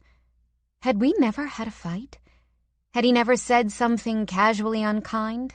Something dismissive or flippant about my childhood interests? Had I never talked back to him, given him normal teenage grief about rules or curfews? If I could only think of something, I'd told myself, the whole thing would hurt less. I'd cling to that unpleasantness, use it as a bandage for the great, sucking hole that seemed to live in my stomach since my mother had called me. My cell phone trilling loud in my quiet dorm room, barely 15 miles from home, to tell me he was already gone. But there hadn't been anything like that. No cruelty or fighting or petty annoyances. From the beginning, he'd been my hero, and I'd been his miracle kid, coming into his life well after he'd resolved to be a lifelong bachelor. When I was 6, he retired. He picked me up from school every day, took me to tennis lessons at our country club, helped me with my homework. Before I went to bed at night, he'd give me an article he'd cut out from that day's paper, usually an editorial, something about politics or foreign policy, and then in the morning, while we ate breakfast he had made, he'd pepper me with questions about it, about how I'd answer this point or that. He'd laugh at my precocious answers. He'd tell my mom, who was hardly ever paying attention, "Look at us, having breakfast with one of the greatest legal minds in this country." Dad's in the guilt jar because I did everything wrong after he died. I barely managed to finish out the spring at USC, pulled C's only because there'd been 4 weeks left in the semester and I'd done so well prior. I spent the summer in bars all over L.A., drunk and reckless, until I'd met Christopher. And after that I'd been sober, but still reckless. I was cruel to my mother. I hated her for barely shedding a tear, told her she'd always been jealous of me and Dad, that everyone knew she'd married him for his money. It wasn't that those things were entirely untrue. She was jealous. She had married him, at least in part, for his money. Or at least she hadn't married him for better or for worse. As he got older, his hair getting thinner and his middle getting thicker, I'd sometimes catch her looking at him with a slight sneer of disgust. At the club, her affair with one of the golf pros was an open secret. But my dad had loved her, I think, or had at least wanted to take care of her. He would have hated the way I treated her, how petty and small I became, how angry and stupid. He would have hated the way I fell apart. He would have been so disappointed. Sure, I'd cleaned up my act, ended it with Christopher after only a few months, a costly disentanglement that had seemed to sever any chance at reconciliation my mother and I might have had. I'd gone back to USC, finished with honors. I'd even gotten that law degree, had moved all the way across the country just so I could go to his alma mater. I'd tried, like I'm trying now, to correct my mistakes. But I still don't think I've done right by him. Don't think I'm the person he would have wanted me to be. For one thing, he would have wanted me to be the kind of person to have enough sins to make an actual receptacle for them. He wouldn't have wanted me to win the lottery, either. He'd come from nothing, a broken home and college on the GI Bill, a legendary work ethic that kept him doing pro bono cases even after he retired. Work, he used to say to me, is what gives our lives meaning. When I was still at the firm, when I'd come home from the office at 10 o'clock at night, barely awake enough to kick off my stilettos and flop backward onto my bed, I'd sometimes just lie there, staring at the ceiling, an ache in my middle that I'd known was the particular, lingering feeling of grief. Is this what my life is supposed to mean, Dad? I'd think. Is it like this? Money and contracts and arranging words in precisely the right way. I used the tip of my index finger to push the square of paper aimlessly across the table, suddenly so lonely that I feel my eyes well up. It's a funny thing about the campground. I haven't felt lonely there, not really. Even in the cabin at night, when Aiden and I choreograph our strange nighttime routine, him out on that stoop until I say, me turning onto my side to face the wall when he changes for bed.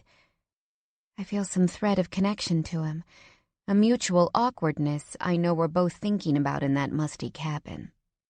I should call Kit and Greer. Kit especially would get a kick out of my recounting Rachel's math and science bit. I hear the muffled ring of my phone from my pack, and I smile in spite of myself. It's one of them. I'm sure of it. This is how it works with us. A connection that's only grown stronger in the months since our lives changed so drastically. Since that damned lucky ticket rewrote our stories for us. But when I pull my phone from the side pocket, it's not either of their names on the display. It's Aiden's. Hello? I answer, my voice tentative. I worry there's a sound of tears in my voice, but it's not like he'd notice. It's not like he'd care. Hey. On the phone, his voice sounds even deeper, too close to my ear. I can hear the scratch of his stubble across the phone's speaker, as if he's adjusting it against his face. I've never seen him use his cell phone. I'm not even sure he carries it with him all the time. A strange quirk these days that makes it seem as if he's from a different time. How are you? I say, because he doesn't make another volley after his, hey, and someone here has to follow adult rules of communication. About the same as I was 15 minutes ago. You called me, I say, annoyed, but at least I don't feel like crying anymore. Don't keep me. I have to go look at all my clothes and make sure there aren't blood-sucking bugs making a home in them. I think the sound he makes is a chuckle, but I long to see it in person. He's so stern, Aiden. Every time I get even a whisper of amusement out of him, I feel weirdly self-satisfied. Wanted to call and say something. It's so quick that some of the words run together. If it's about how Hammond called Val babykins after breakfast, let's leave it. I think one of my teeth fell out when I heard it. I wanted to say I'm sorry about your dad. Oh, I manage. No chance of verbal sparring after this. My throat feels closed and tense, my eyes scratchy with unshed tears. Didn't say anything before, which was a dick move. So I'm sorry. That it happened and that I didn't say anything. It's fine. Another stretch of silence, a car door slamming. I tamp down a ridiculous sense of disappointment. Of course we're not going to talk about it. He's just doing the right thing. Aiden's the kind of guy who does the right thing. But he isn't the kind of guy who wants to know more than he has to. At least when it comes to me. At Betty's, he'd said he was trying to be better friends with Ahmed and Charlie. And I wonder what that'd be like. Aiden as a friend. I don't suppose he'd ever be like me. Too chatty by half. Too loud sometimes.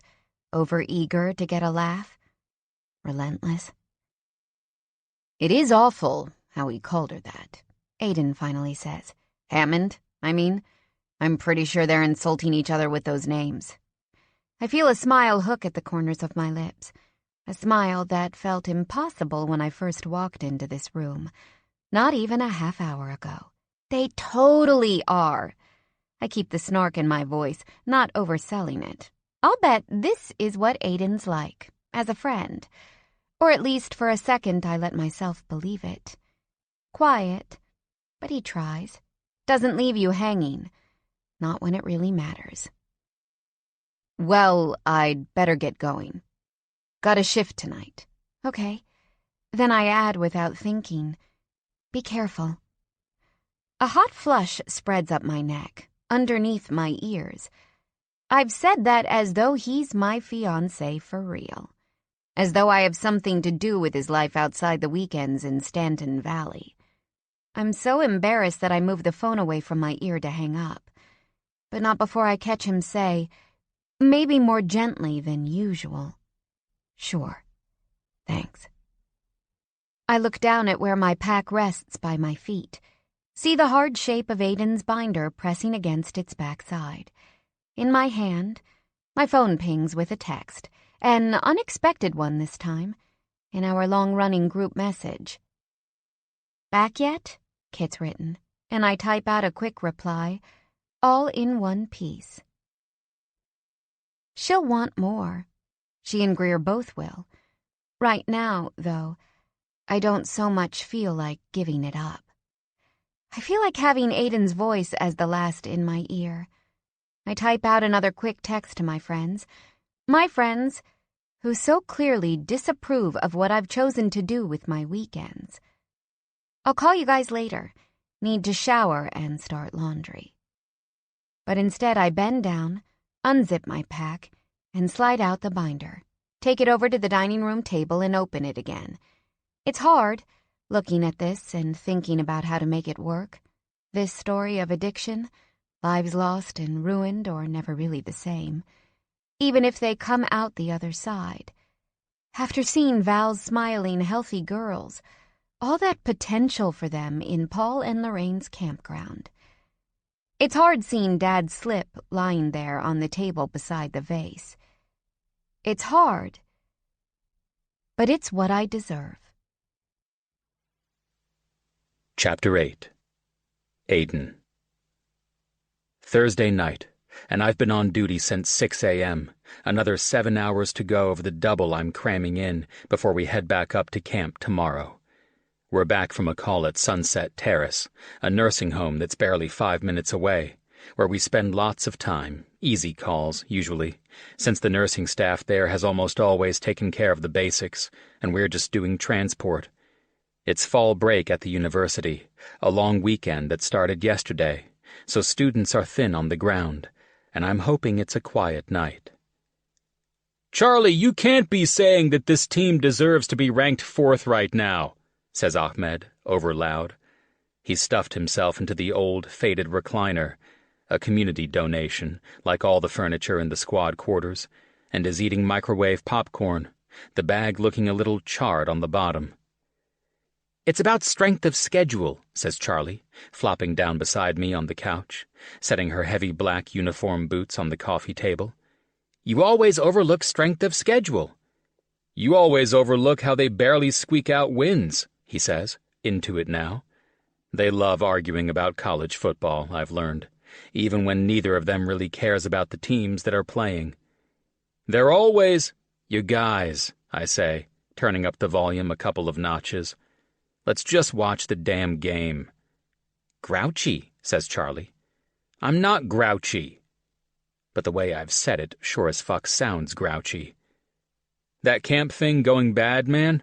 Ahmed says, and I can tell by the way Charlie grabs the remote from me and returns the television to a lower volume that they've been waiting to bring it up.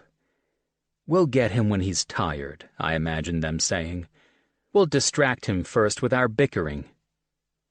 It's going all right. It should be Val's presentation that's getting to me. All week I'd been turning it over in my mind, replaying it from start to finish, or at least replaying it from the part I'd started paying attention. Val's presentation had what Zoe said mine needed. There was a story there. That's how she'd made her argument. Plus, she'd used her kids as props, which even I can admit was effective. I'm not creative enough to think of something like that for my own presentation, and bringing in recovered addicts seems like a risky game. There was no darkness in what she'd said. She'd made it entirely hopeful, entirely upbeat.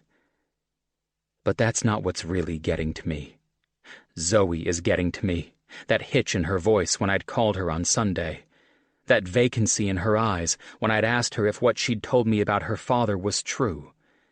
I'd fucked that up. I knew it as soon as I'd said it. We'd gotten into a good rhythm last weekend, started making it look real.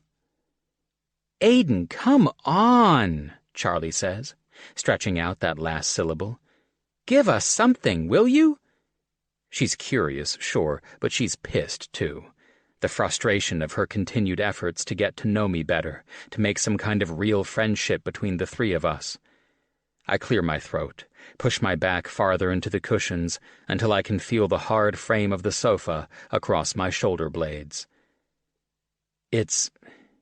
She's different than what I expected, I say, mentally kicking myself for not taking it in another direction. Why didn't I talk about my competitors? Hell, why didn't I tell them about my doubts about my presentation?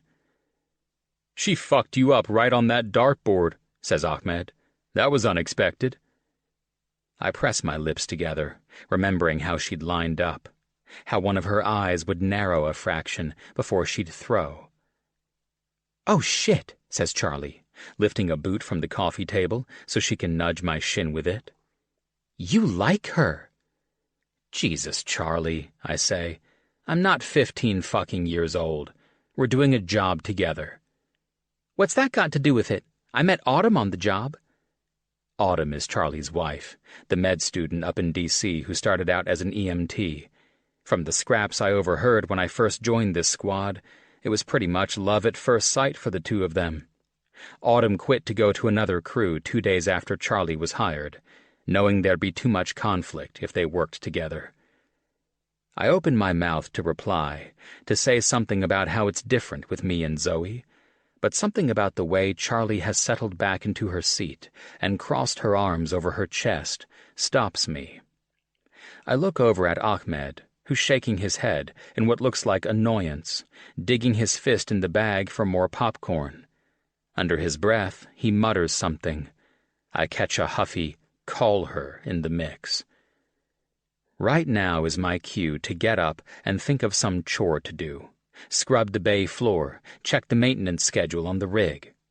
I'd even get up and clean the bathroom if it'd get me out of this moment, because when I look back over at Charlie, I think her chin might be quivering a little.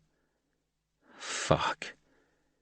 It's pretty clear Ahmed isn't going to say shit, and even though I've got my list of avoidance chores queued up, I feel stuck to this couch.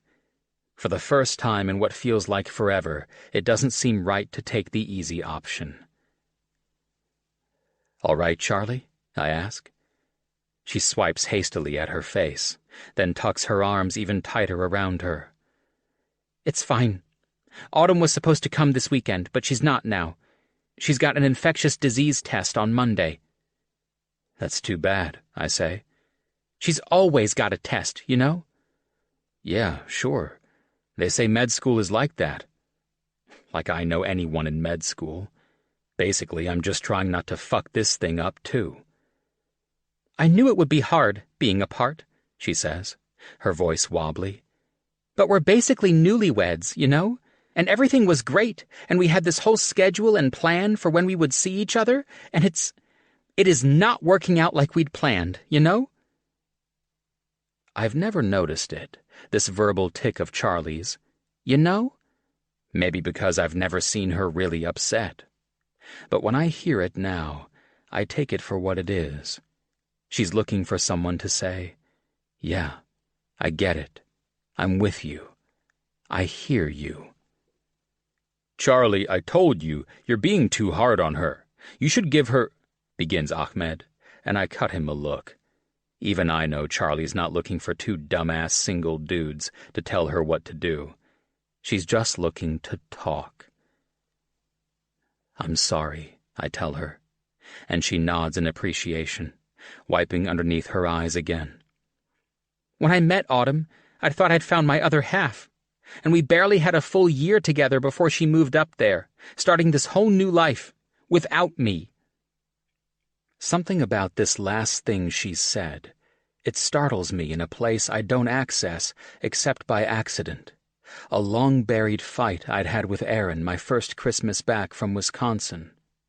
Before his accident, before he'd gotten hooked on pills, but already he was different, hanging around with a crowd of ultimate frisbee guys and seemingly uninterested in his classes. By my third day home, I'd only seen him twice, had jokingly bitched at him about it when he came home for dinner. You forget about your big brother, I'd said, nudging him playfully, like I did with guys on my team. I was younger, technically, by 7.5 minutes, but he'd never once been bigger, and before he'd always laughed at my teasing about it. "Fuck off, Aiden," he'd said. "You do everything without me." That's rough, I tell Charlie. Trying to find a place for yourself in someone's new situation. I've been there. She rolls her head toward me, her eyes wet, but I see the surprise in them. It's not so much for what I've said, but for the fact I've said anything at all. Anything that's not, I'd better go do inventory, or maybe we should get some shut-eye.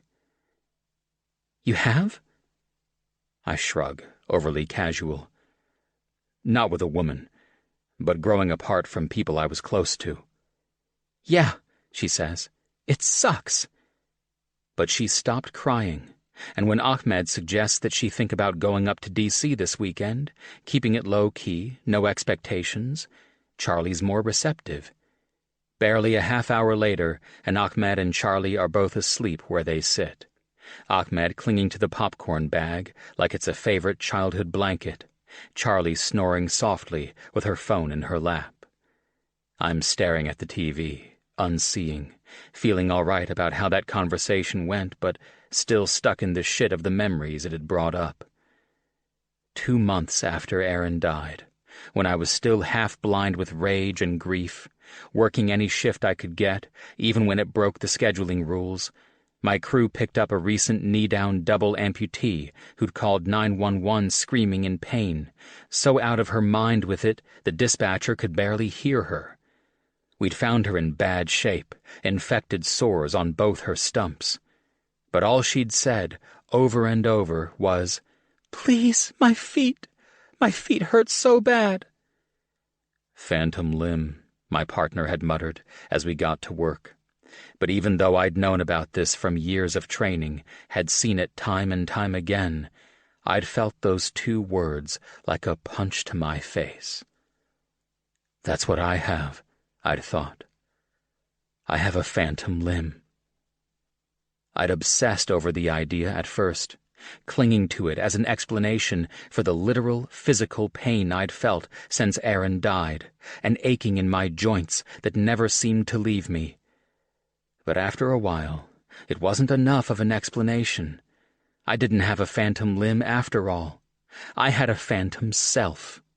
I was half myself without Aaron. I always would be. When I'd looked down at that little girl last weekend, I'd had about 15 different feelings all at once. More feelings than I'm used to having in a single day, and the worst one of all, was jealousy. I was fucking jealous of her, the way she'd looked over at her twin. I could remember the way that felt, to find Aaron in a room. Like the ground underneath me got more stable. I should be annoyed, maybe, at what Charlie said. Married to Autumn for a year, and saying she's her other half. 6 months ago, I would have been so bothered that I would have had to leave the room. You don't understand, I would have thought. You could never understand. But I don't feel annoyed. Not even a little. If Charlie feels even a quarter of what I felt over my brother, I hope something turns around for her, and soon. I hope she goes up there this weekend and they work it out. The same way I woke up on Sunday and hoped I hadn't hurt that little girl's feelings. I shut off the TV, listening to the slight crackle of the dispatch radio in the other room. I don't want to think too hard about why I feel different now than I did 6 months ago. It feels a little like a betrayal, like having that fight with Aaron all over again. You do everything without me. Here I am, in our hometown, at my job, with people who I get closer to calling friends every day. It's just time, I guess. That fucker keeps moving forward, no matter how you try to stay perfectly still in your anger. It's time that's changing me. That's all. But hell if I don't think, just for a second, about a pair of gold-brown eyes staring up at me. Hell if I don't think of her laying something else on the line about herself, so she can save my ass again. Those gold-brown eyes are lowered, shy even, when we get to the cabin on Friday afternoon, and Zoe pulls my binder out of her pack, holding it out to me. I made some suggestions, she says, when I take it. There are bright pink tabs sticking out the sides, a couple of them with her handwriting squeezed on. You don't have to use any of them, obviously, she says, turning away to tuck a few items of clothing into her drawer. We've got a system now. She takes the 3 drawers on the left, and I take the 2 on the right. She always uses the bathroom stall closest to the door, and prefers if I never use that one. She gets in bed first, turns over, and then I change after. She likes to leave the light on at night in the entryway, which I almost always forget until she says, "Light on, please," in this snippy voice that I find weirdly hot, especially right before I get in bed. In the mornings, I get up first, pull on pants and a sweatshirt, and go out to the stoop and wait. Twice I've had to piss so bad that I've had to walk out into the woods and relieve myself. Thanks, I tell her. You want to... I'm about to ask her if she wants to go over them together, but she grabs her phone and a pair of headphones from the side pocket of her pack. I missed my workout today, so I'm going to head out for a walk, she says. The weird thing is, I can tell she's lying. At first, of course, I thought Zoe was lying all the time. But it's this small, harmless fib, her not wanting to be around me while I look at her notes, that gives me a glimpse of what she looks like when she's really lying. Or at least when she's lying to me. She blinks twice, rapidly, and I can tell she's caught the inside of her cheek with her teeth. Which trail? I ask her. What? Tell me which trail, so I know where you've gone. She rolls her eyes, but I'm not budging on this. It's broad daylight and the safest place I know in the world, but I follow the rules around here, and one of them is to always tell someone where you've gone. The one headed toward the swimming hole. Fine, East Trail. Stay on it, all right? God, do you need to see my permission slip, too? Do you have one to show me? I don't know why, but it sounds a little dirty the way I've said it. Damn, I must need a nap. I take the binder over to my bunk, flop down, and rest it on my chest, close my eyes. See you in an hour. I didn't say I'd be back in an hour. I crack open my eyes and look over to where she stands, her hands on her hips. An hour, or I'll come looking for you. Keep your phone on. She slams the door behind her, and I'm still smiling, a hot rush of something like gratitude that we're still this way, still rough and tumble, still back and forth. I tell myself I'll rest my eyes for a minute or two, then get to work. I don't want her coming back here thinking I don't care about the work she's done. But I must doze off, because the next thing I hear is the thud of footsteps out on the stoop, the door opening and then quickly slamming shut, Zoe's heavy breathing and a muttered curse. I'm off the bed as quick as I can be, without knocking my head into something, the binder falling to the floor while I rush into the entryway. What happened? I say, taking in her flushed cheeks, the twig she's got stuck in her hair. I have a brief, thudding moment of panic, Is this not the safest place I know in the world? Holy fuck, could something have happened to her out there? Jesus, Aiden, she shouts, interrupting my thoughts. It's like, I don't know what. It's Cocktoberfest out there. At the swimming hole, I mean. Just a whole lot of naked dudes. I blink, taking a second to process what she's said. Cocktoberfest? And then I nearly double over with laughter, not only at her crass language, but at her wide-eyed expression, the pink flags of color high on her cheekbones. Stop laughing at me! Why did you let me go out there? I didn't know anyone would be out there, I say, between breaths of continued laughter. I saw Paul do a cannonball, in the nude! Wow, I say, rubbing a hand over my hair, down my face, schooling my expression. It's always the quiet ones, though. Oh my God, she says, fanning her face. I haven't been this traumatized since I saw Simon Callow's penis in A Room with a View. Is that porn or something? Porn? She shouts, shocked. It's Merchant Ivory, you heathen! I don't know what Merchant Ivory is. Maybe it's upscale porn or something. But I add it to the mental list of things Zoe says that I'll have to Google later. She's at the sink, washing her hands vigorously, mumbling to herself. You didn't get a handful of anything, did you? I nod toward her busy hands, trying to keep down the smile that's threatening to break my face wide open. A handful? What? No! She looks down at her hands bemusedly, shuts off the water, and shakes them over the sink. I don't know what I'm doing. I'm in shock. I should have warned you. It's kind of an old tradition around here, jumping naked into the swimming hole before it gets too cold. Paul and some of the staff and a few of his buddies from the area usually do it. Well, I guess. She's turned to face me, crossing her arms over her chest, and I realize something. It's the first time between me and Zoe that things feel comfortable. That there isn't something a little ugly between us, the lie we're both telling sitting heavily on both our shoulders. This moment, this funny shock she's had, it could have happened to anyone, to someone I was really with, someone who was here by choice and not because of guilt. And now that she's settled, she's smiling too, leaning back against the sink and shaking her head in disbelief.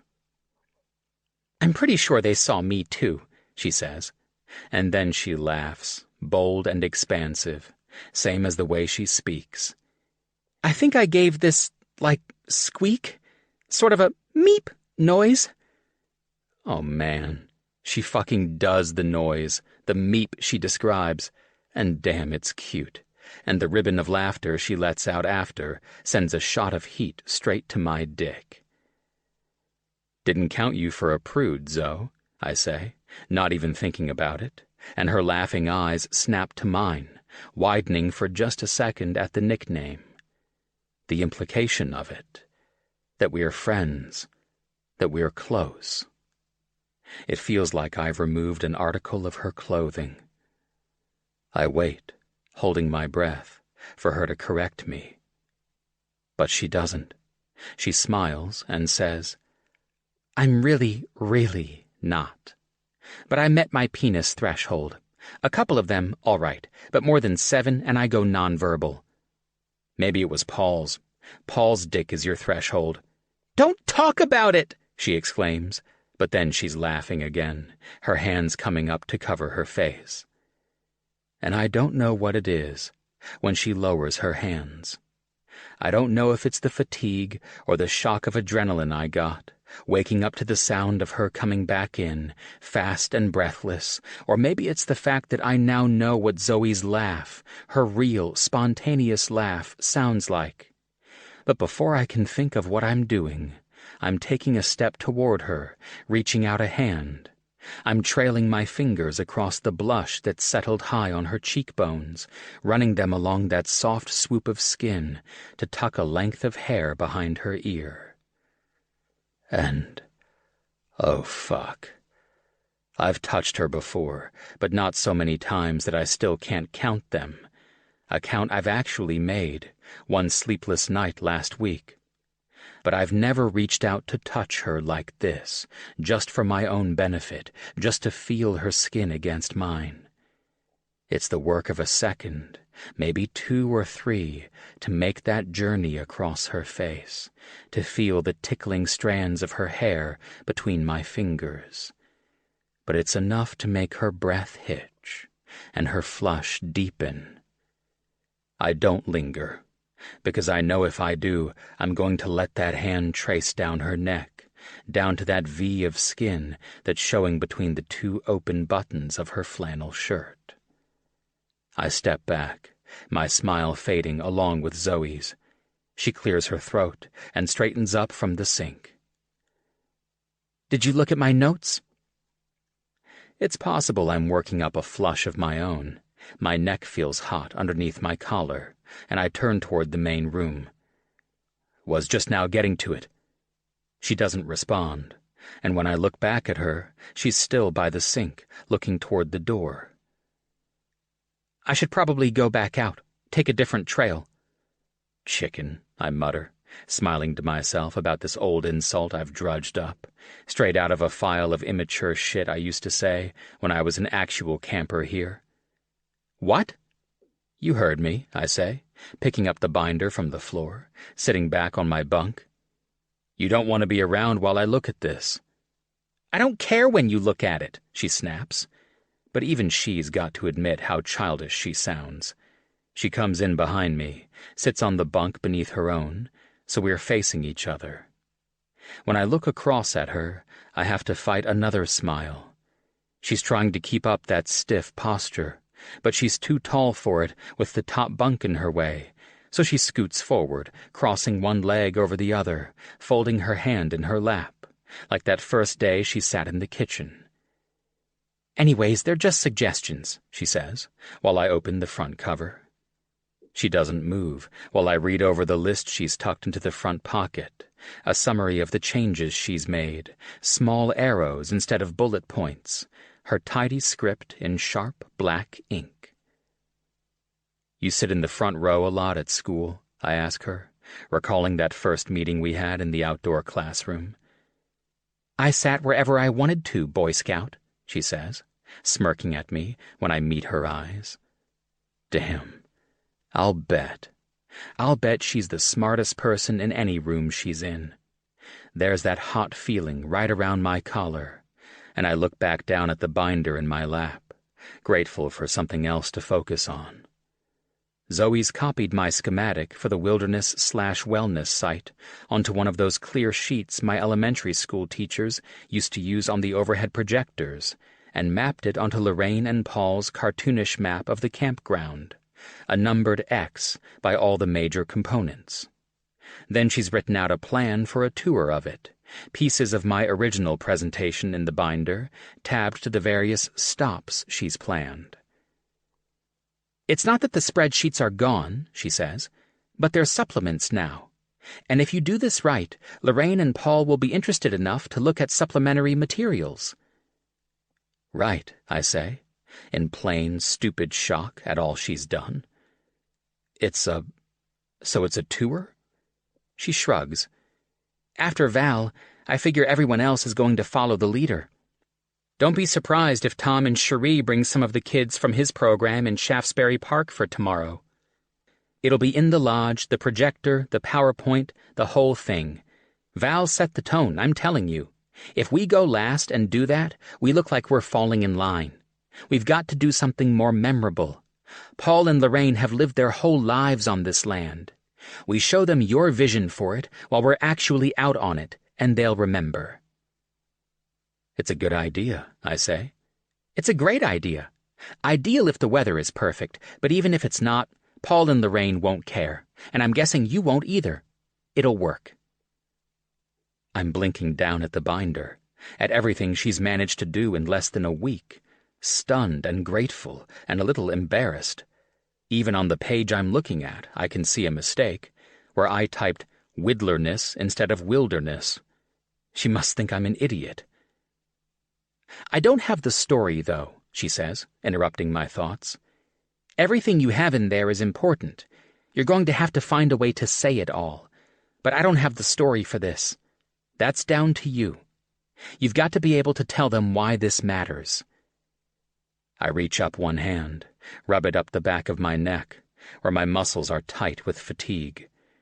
She doesn't have to say it. I know what she's talking about. I know who she's talking about. Lorraine and Paul knew Aaron, and they loved him. They'll want to hear that I'm doing this for him. Help me tell it, I'm thinking, deep down inside myself. But I don't know who I'm thinking it to. To her? Because that's ridiculous. No matter how I feel about her now, Cocktoberfest, and her laugh, and the feel of her skin, there's still this thing between us, this thing about Aaron that brought us together in the first place, this obligation she's fulfilling to me and my family. As if she's heard what I'm thinking, she smooths her hands down her thighs, stands from where she sits on the bunk. When she speaks, her voice is cool again, no trace of that big laugh. You'd never imagine this is the woman who made a noise like meep in embarrassed shock. There's only so much of this debt I can work off, Aiden. There's no reason why it should hurt, what she's said. It's only exactly what I was thinking. It's only exactly what this thing we're doing is all about. There's no reason why it should, but it does. Chapter 9. Zoe. There's nothing like a long day of camp and a fading bonfire to make you double down on your commitment to fake affection, I guess. It's Saturday night, an hour since Tom and Cherie finished their presentation, and I've spent the better part of the last 30 minutes, ever since I licked the remnants of my last gooey s'mores off my fingertips, tucked against Aiden's side, his back leaning against one of the thick tree trunks that surround the fire pit, my body fitting right into the space his arm makes. Every single place where we touch, I'm warm, and I wish I could say it was just the fire. We'd been woken at dawn this morning, the thunk of a fist against our cabin door. Aiden had leapt from the bed, every inch of the chest and torso I'd avoided looking at on full display in the dim light from the window. While he'd pawed at the bunk above him for his shirt, I'd watched his muscles move, the golden brown skin on his corded forearms pebbling with the chill of the early morning. When he'd finally pulled on his thermal and marched to the door, a grumbled, "Hang on," in his dark, scratchy morning voice, I'd turned my head to press my face against the pillow, to press my knees together in shocked, frustrated longing. It's not that I hadn't known I was attracted to him, but in the early morning fog of sleep, I hadn't yet remembered why I shouldn't be. It had been Hammond at the door, announcing that Paul had a surprise, which I could only hope had nothing to do with the swimming hole. Barely 20 minutes later, and Aiden and I had hiked, groggy and cold and silent, still a little bruised, maybe, from yesterday's awkward exchange over the tour plan, out past the storage warehouse, a satisfying crackle of leaves on the trail beneath our feet. Zip-lining. That had been the surprise, and from the beginning almost everything about it seemed designed to break the tension lingering between Aiden and me. When it was my turn up on the deck, Aiden having already gone across, Paul had helped me into a harness, and I'd basically done gymnastics with my eyeballs to avoid looking anywhere near his face or his crotch, and even though Aiden had been 500 feet away, I could feel his smile. I could almost hear that low laugh from yesterday, the one that had lit me up from the inside. And once I'd kicked away from the decking, I'd laughed in delight, seen everything Lorraine promised. Early morning light winking through the changing colors of the canopy, leaves shiny and pronounced with morning dew. When I'd landed on the opposite side, Aiden waiting there, I'd looked up at him and he'd smiled down at me with the same look he'd given me yesterday in the cabin, just before he'd touched me.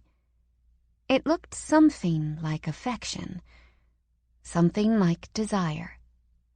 Afterward, Lorraine had revealed thermoses of coffee and fresh-made muffins. For the first time, I suspected I'd had something close to the experience of being an actual camper here. Sure, we're all competing for something, but out there in the early morning zip-lining through the trees, we were all on the same side.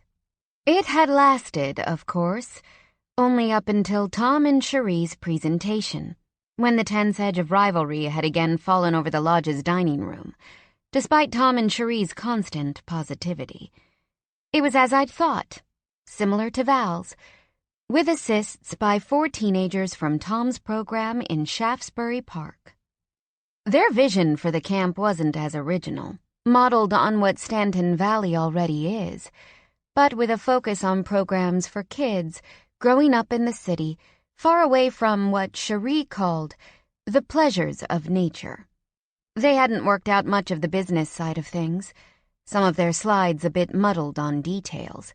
But details or not, original or not, Tom and Cherie presenting together was its own magic.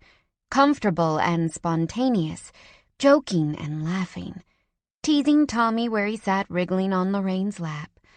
Aiden and I had watched, a frozen tableau exactly like we'd been last week.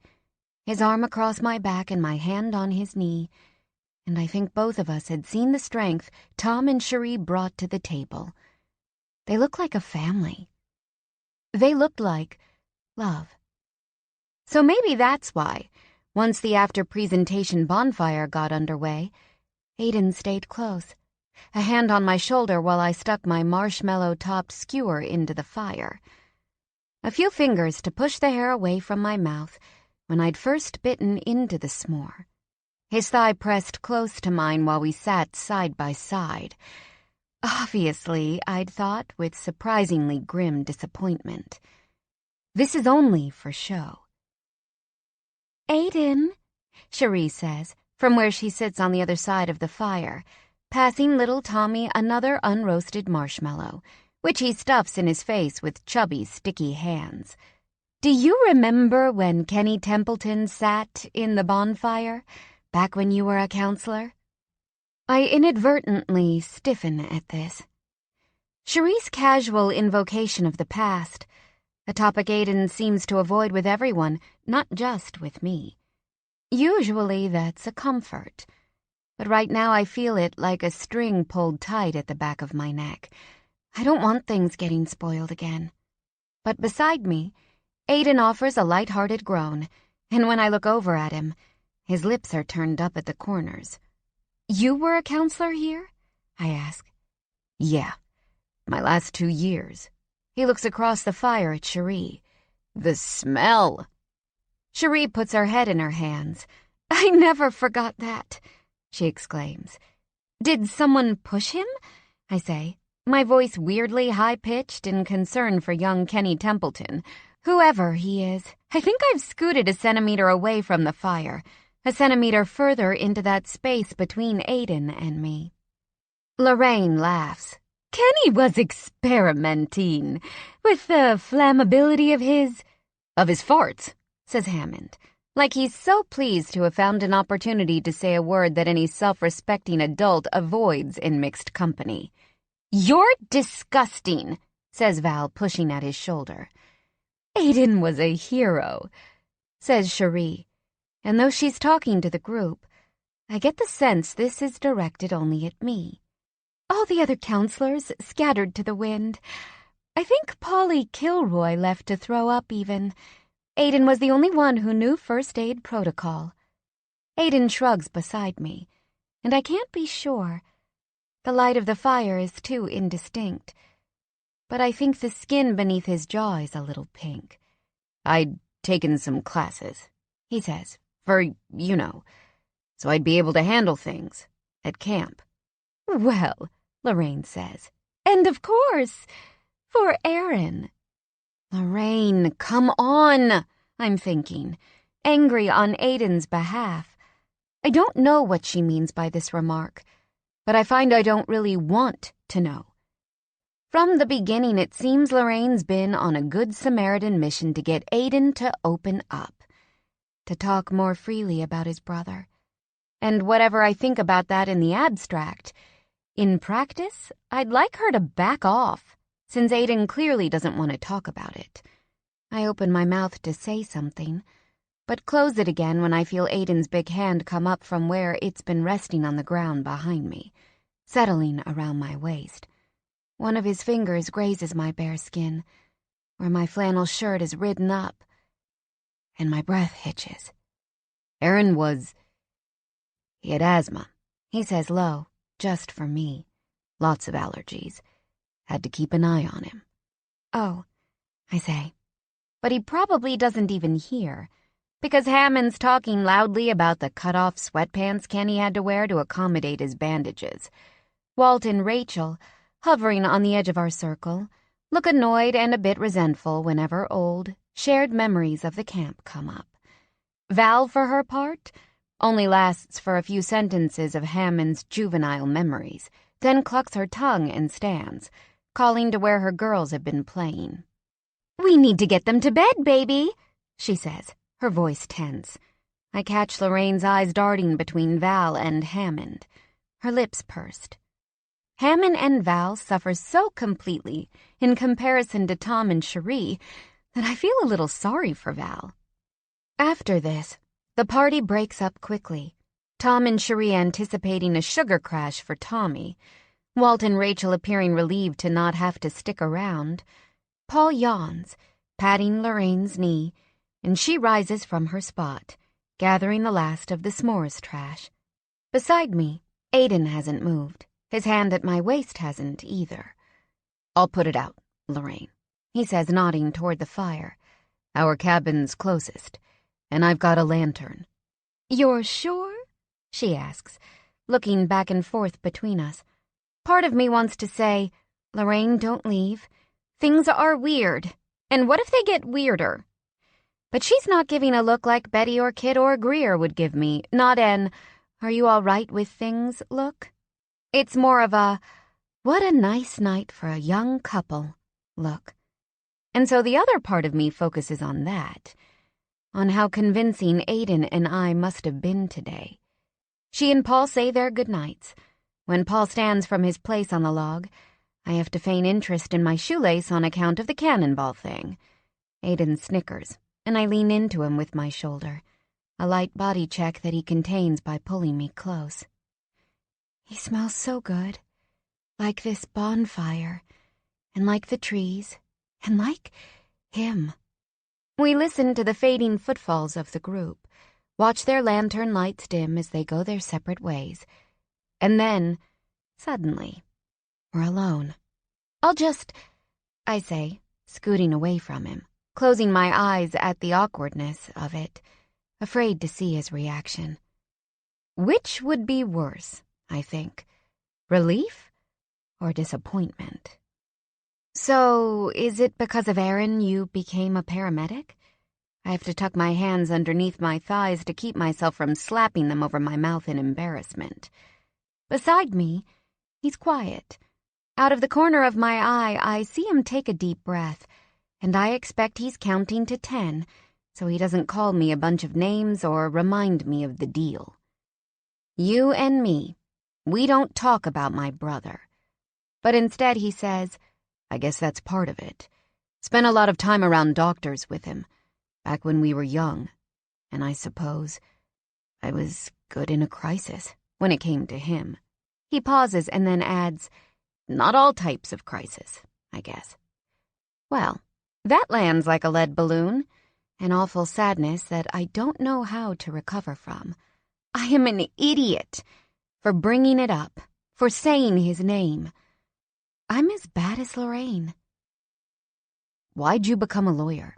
he asks, and I slump against the log behind me in relief. "My dad was a lawyer." Aiden nods, like he fully understands this as an explanation. "You think you'll ever go back to it? I know you won that money, but—" "I didn't win enough money to never work again." I'd been so embarrassed initially that he'd known, but now it's almost comforting not to have to keep it a secret from him. I thought I don't know, take time off, figure out what I really want, I guess. My first job, I trail off, thinking of the sleek, glass-walled offices at Willis Hannawalt, my $2,000 ergonomic chair, the Tiffany desk clock I got after my second year of service. I had my eye on the wrong thing. I went to a top law school. I thought that meant I should go to a top firm, same as my dad did. I went through the motions. It'd be a shame to give it up altogether. You're smart as fuck. I look over at him, my smile immediate and spontaneous in a way it's usually not around him. I'm probably blushing all the way down to my boot-cramped toes. Drives me crazy, he adds. I know by something in his voice that he doesn't mean an annoyed kind of crazy. He means the same crazy that I felt this morning in my bunk. The same crazy I felt when he smiled at me on the zip line. The same crazy I felt with his hand on my skin.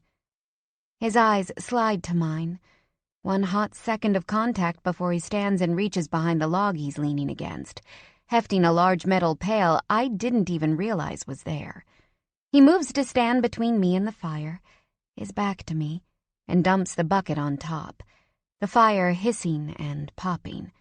It's not all the way out yet, but Aiden grabs a stick that's leaning up against a nearby tree and begins stirring the pit, extinguishing more and more of the flame. Might want to switch on that lantern, he says, but I don't. In the fading light, I watch the muscles underneath his shirt move, watch when he leans forward a little, the muscles in his legs and ass pulling tight. What would it matter, I'm thinking? What would it matter if we just did this? If we did something with this attraction other than sniping at each other? Aiden's the first man I've wanted like this in a long, long time. And if I press hard on that thought, I'll bet I come to the conclusion that I've never wanted a man like this. Wanted a man enough that the fact that we barely get along is something I'm willing to overlook. Since Christopher, I pick men who are easy, men who won't fight with me, men who won't get in the way of my work, men who won't ask why I never want to stay over, men who won't ask anything of me at all. That night at Betty's, I say softly, and he stops stirring. At first, I thought you were with Charlie. No, he says. Right, I know, but I hated that, for some reason. This is as far as I'm willing to go with it without something, anything, in return. You know the reason. My blood feels as if it turns warmer, thicker at the roughness in his voice. Same reason I hate the way Hammond stares at you sometimes. Same reason I've been thinking about getting my hands on your skin since yesterday. Since before yesterday. Oh, is all I say. Because that was definitely more than something. He turns around so he's facing me, looking down to where I'm sitting, knees tucked up against my chest, my arms wrapped around them. We do this, and it can't have anything to do with debt, with anything else but you and me. I stand from my spot on the ground, take a step toward him. I shouldn't have said that yesterday, I say, but he's shaking his head before I'm even through. Doesn't matter about that. I'm talking about this, you and me, and what we want from each other. It's full dark now, the fire all the way out, smoke and ash heavy in the air. I barely notice.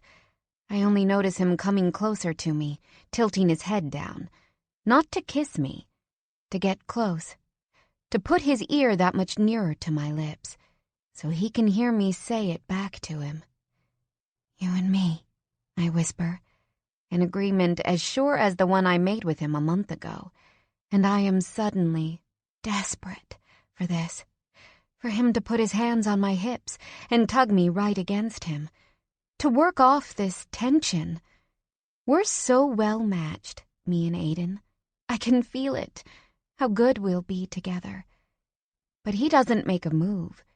He's standing close enough that I can hear him breathe, and I reach out a hand, wrap my fingers around his wrist, same as he did to me on that first day. I feel his pulse beat, hard, against my fingertips. We stand like that until the smoke begins to thin, until Aiden's pulse evens out again. Slowly, he pulls his wrist away from me, moves past me and leans down to pick up the lantern, placing it in my hand. "On," he says, a dark command, and I flick the switch. Watch him crouch down in the column of light to place his palm against the ring that had contained the fire. He moves around it methodically, making sure it's cool all over. It looks as if he's done this 100 times, as if he belongs in a place like this, out in the woods, building and putting out fires and just like leaving his testosterone all over the place. My skin flushes with heat, anticipation. When he stands again, he looks right at me, light from the lantern casting the hard planes of his face in shadow. "Let's go," he says, and nudges me toward the trail. Neither of us says a word on the walk back. Aiden stays close behind me, close enough that any change in my pace or gait, slowing to push a branch out of the way, turning sideways to step over a log, puts his body against mine. Brief, hot touches that make me impatient to get in the door. But when we get there, he sets a hand at my waist and turns me away from where I'm unlocking the door, his palm pressing against the side of my stomach until I'm backed against the wood.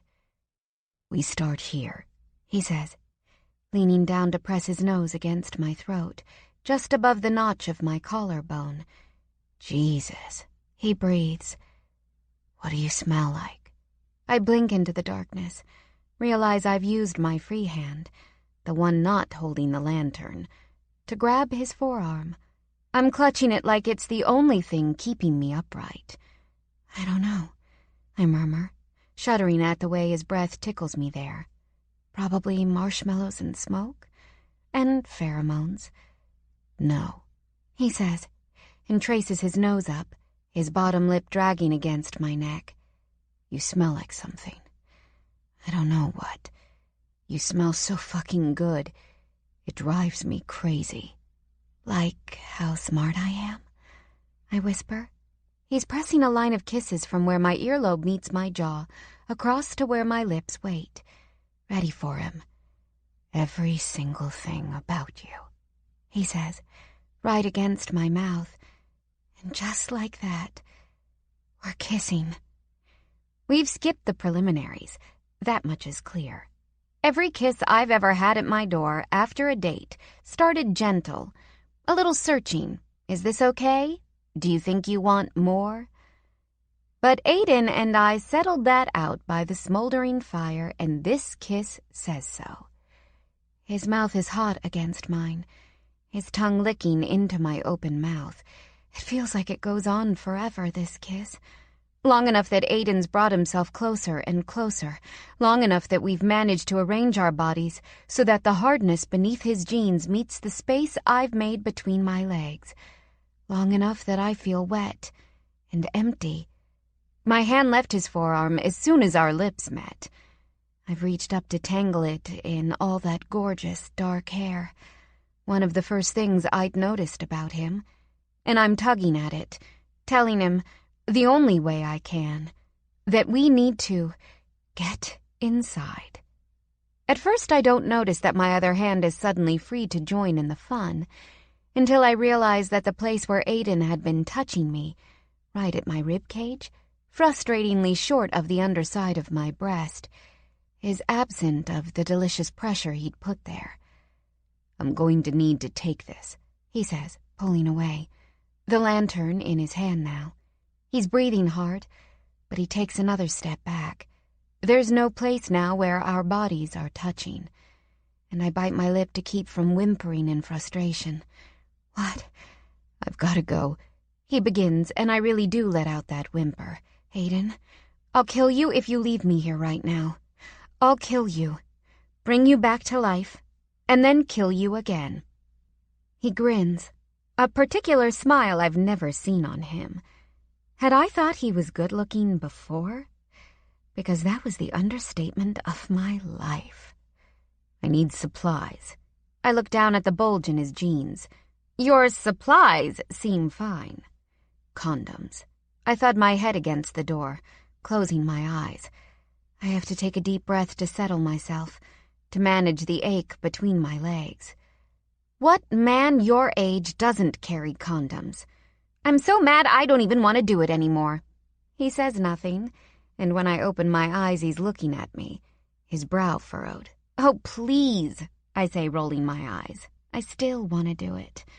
I grab the front of his shirt, pull him toward me, and kiss him again. Hurry. He allows himself one nip of my lower lip, a quick pass of his tongue to soothe it. I'll hurry.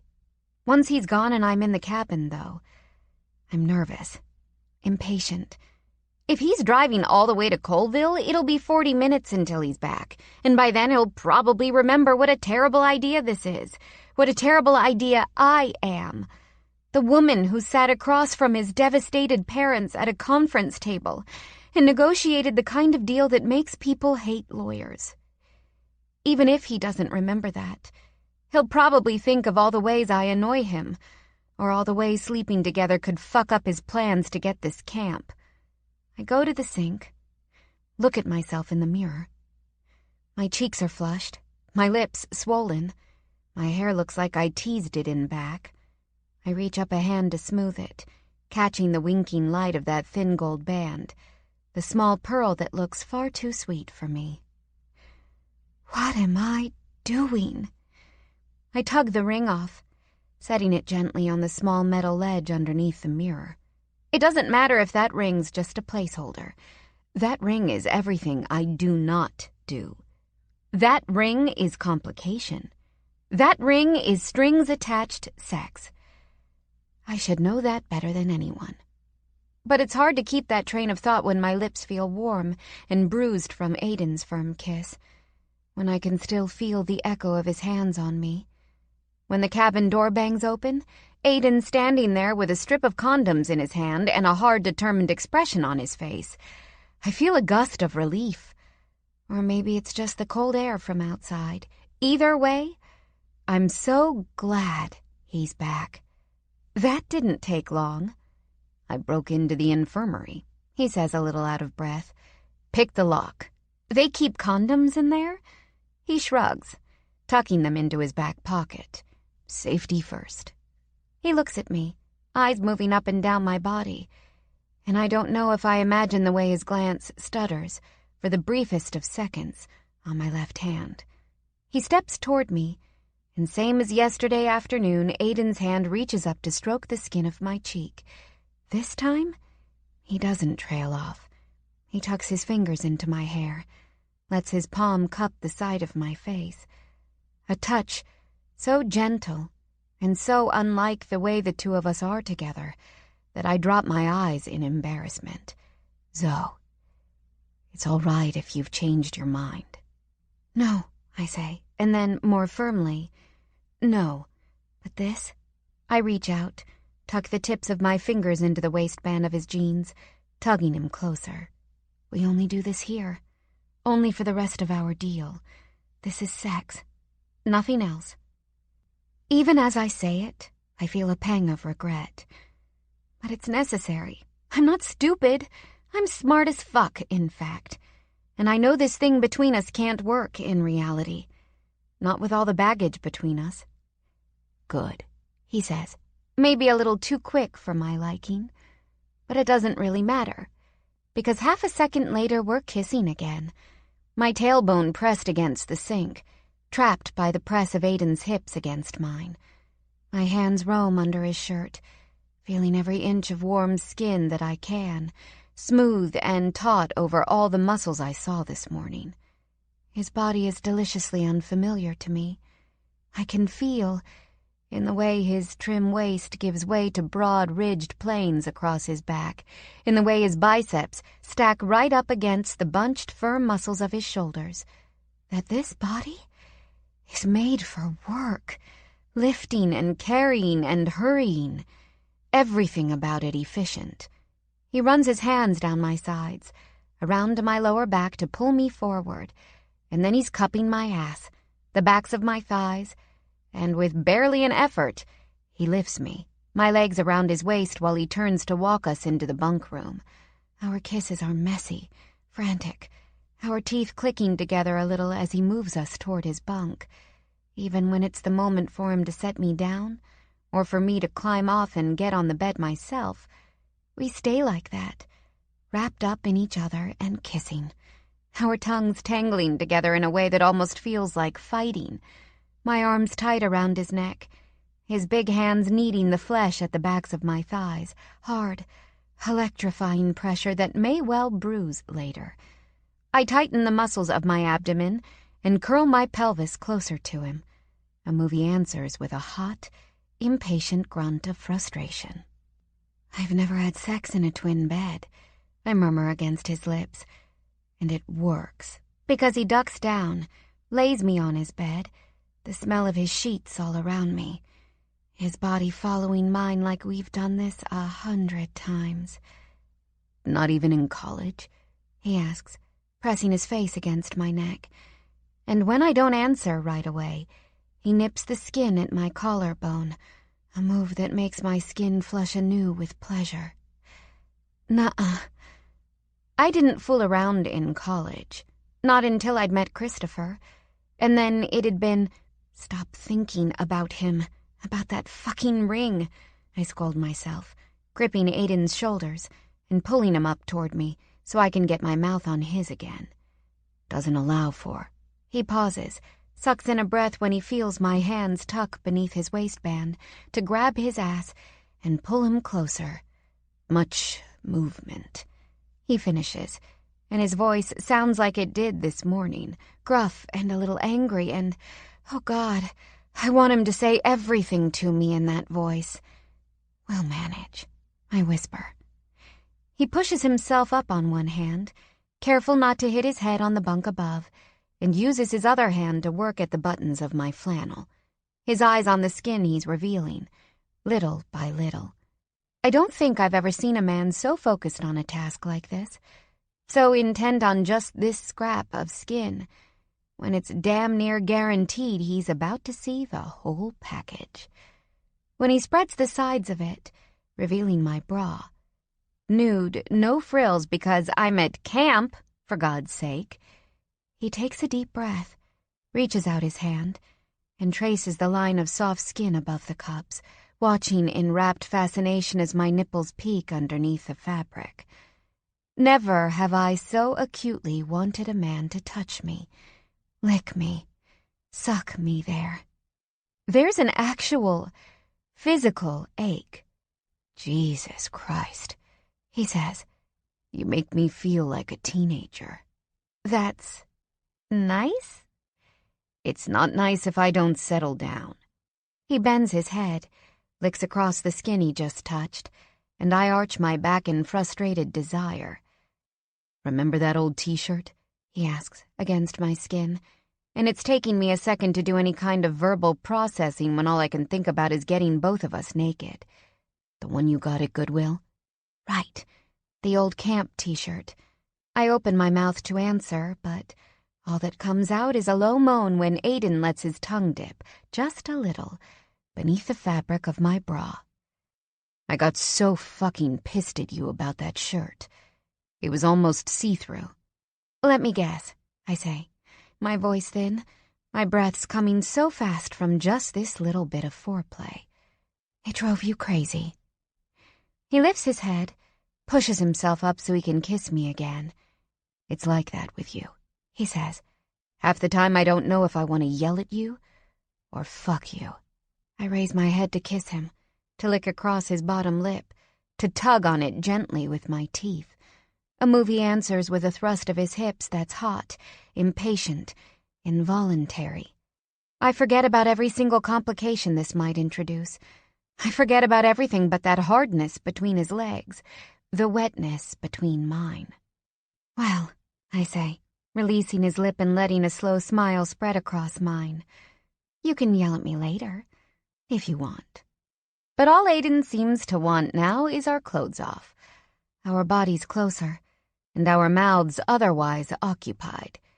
Between desperate, hungry kisses, we strip each other, a mess of limbs, a few run-ins with the rails of the bunk above us, and one frustrated grunt, from me, unfortunately, when I struggle to push Aiden's jeans from his hips. He smiles against my lips and hunches his way out of the bunk, standing to the side and leaving me naked, cool air from the loss of his body pebbling my skin and drawing my nipples tighter. He says nothing, only tracks his eyes over my body, top to toe, as he pushes his jeans and underwear down. For the few seconds it takes him to step out of them, I return the favor, propping myself up on my elbows to take in every gorgeous, hard inch of him. And when his eyes meet mine, they're bright with something I've never seen there before, a look that's somehow both carefree and anticipatory. The smile that curves his mouth is part playful, part predatory, in the best possible way. And for a second all I can think is, there he is. But I don't want to dwell on that thought right now, so I reach out a hand to him, pull him by his wrist toward me, a move he has to accommodate with a quick fold of his body to fit in the space above mine. And when his naked skin meets mine, that's it. We're done in. More frantic than we were even on the way in here, his knee moving my legs apart, my hips thrusting up to meet his even as he pushes them back down and works his hand between us to touch, right where I've been hot, and needing him for what feels like days, weeks, months, for fucking ever. Jesus, Zoe, he breathes out, his fingers deft, tracing the wetness there. Later, I say again, and he laughs against my neck, a gentle rumble that sends a new shot of heat between my legs. I'm not going to yell at you about this, he says, and I laugh too, grabbing for the strip of condoms he tossed beside the bed. My fingers shake as I tear the packet, my head tipping back as he finds a spot between my legs that must have been invented in the last 30 seconds, because it has certainly never felt that good there.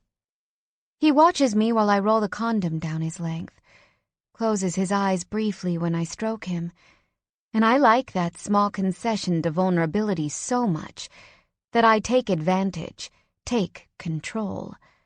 I move his busy hand away from me, move my hips up and guide him toward my entrance.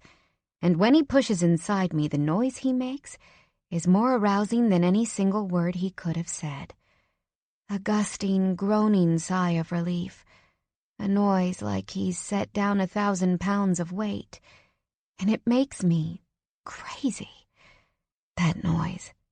Without thinking, I'm pulling his mouth toward mine, tasting that noise, meeting every one of his deep, sure thrusts with my hips. It's fast. I knew it'd be fast this first time. Already I hope not the only time. But he's not impatient. He's moving inside me in a rhythm that's exactly right, banking a fire within me and waiting to ignite it fully. My legs clasped tight around his hips, one of his hands on my ass, the other braced above me on the bunk frame, my skin and his already slick with sweat. Aiden, I say, because I can't wait. I'm too desperate. And he's too good at this. And he answers me with a thrust so deep and perfect, and there's that explosion, that fire he's made me wait for. And we come together, panting and relieved, and probably both shocked out of our minds. Because I can tell already. This fire is going to be hard to put out. Chapter 10. Aiden. When I wake up the next morning, it's almost like every other morning I've woken up with Zoe in the cabin. Her, up in her bunk on her stomach, arms curled above her head and around her pillow. Me down in mine, flat on my back, with the kind of morning wood I forgot was possible. The light is low, the cabin quiet except for the sounds of our breathing. My bare arms and chest are chilled where they're exposed to the air, the room always running cooler at night. But there are differences, too.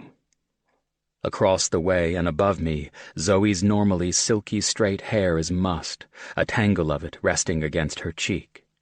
Underneath the blanket that she's got pulled all the way up past her shoulders, she's not wearing her usual pajamas. Loose gray pants, a fitted tank top that she covers with a matching gray hoodie until she gets up in her bunk. Instead, she'd climbed up in her panties and that squirrel t-shirt, her limbs loose and clumsy, her soft smile the last thing I saw before I shut off the light. Separate beds, we'd agreed, both of us deferring to their small size, but probably also deferring to the rules we've set. Just sex. Nothing else. Where I'm lying in my bunk, I only have to shift slightly to feel the way the rough sheets set off a tingle against the line of faint scratches that start at my right shoulder blade and trail a few inches down, the mark from the second time Zoe came around my cock. And that morning wood I've got? Right now, it doesn't feel so much like the kind of useless insult I've been waking up to for the last 2 weekends.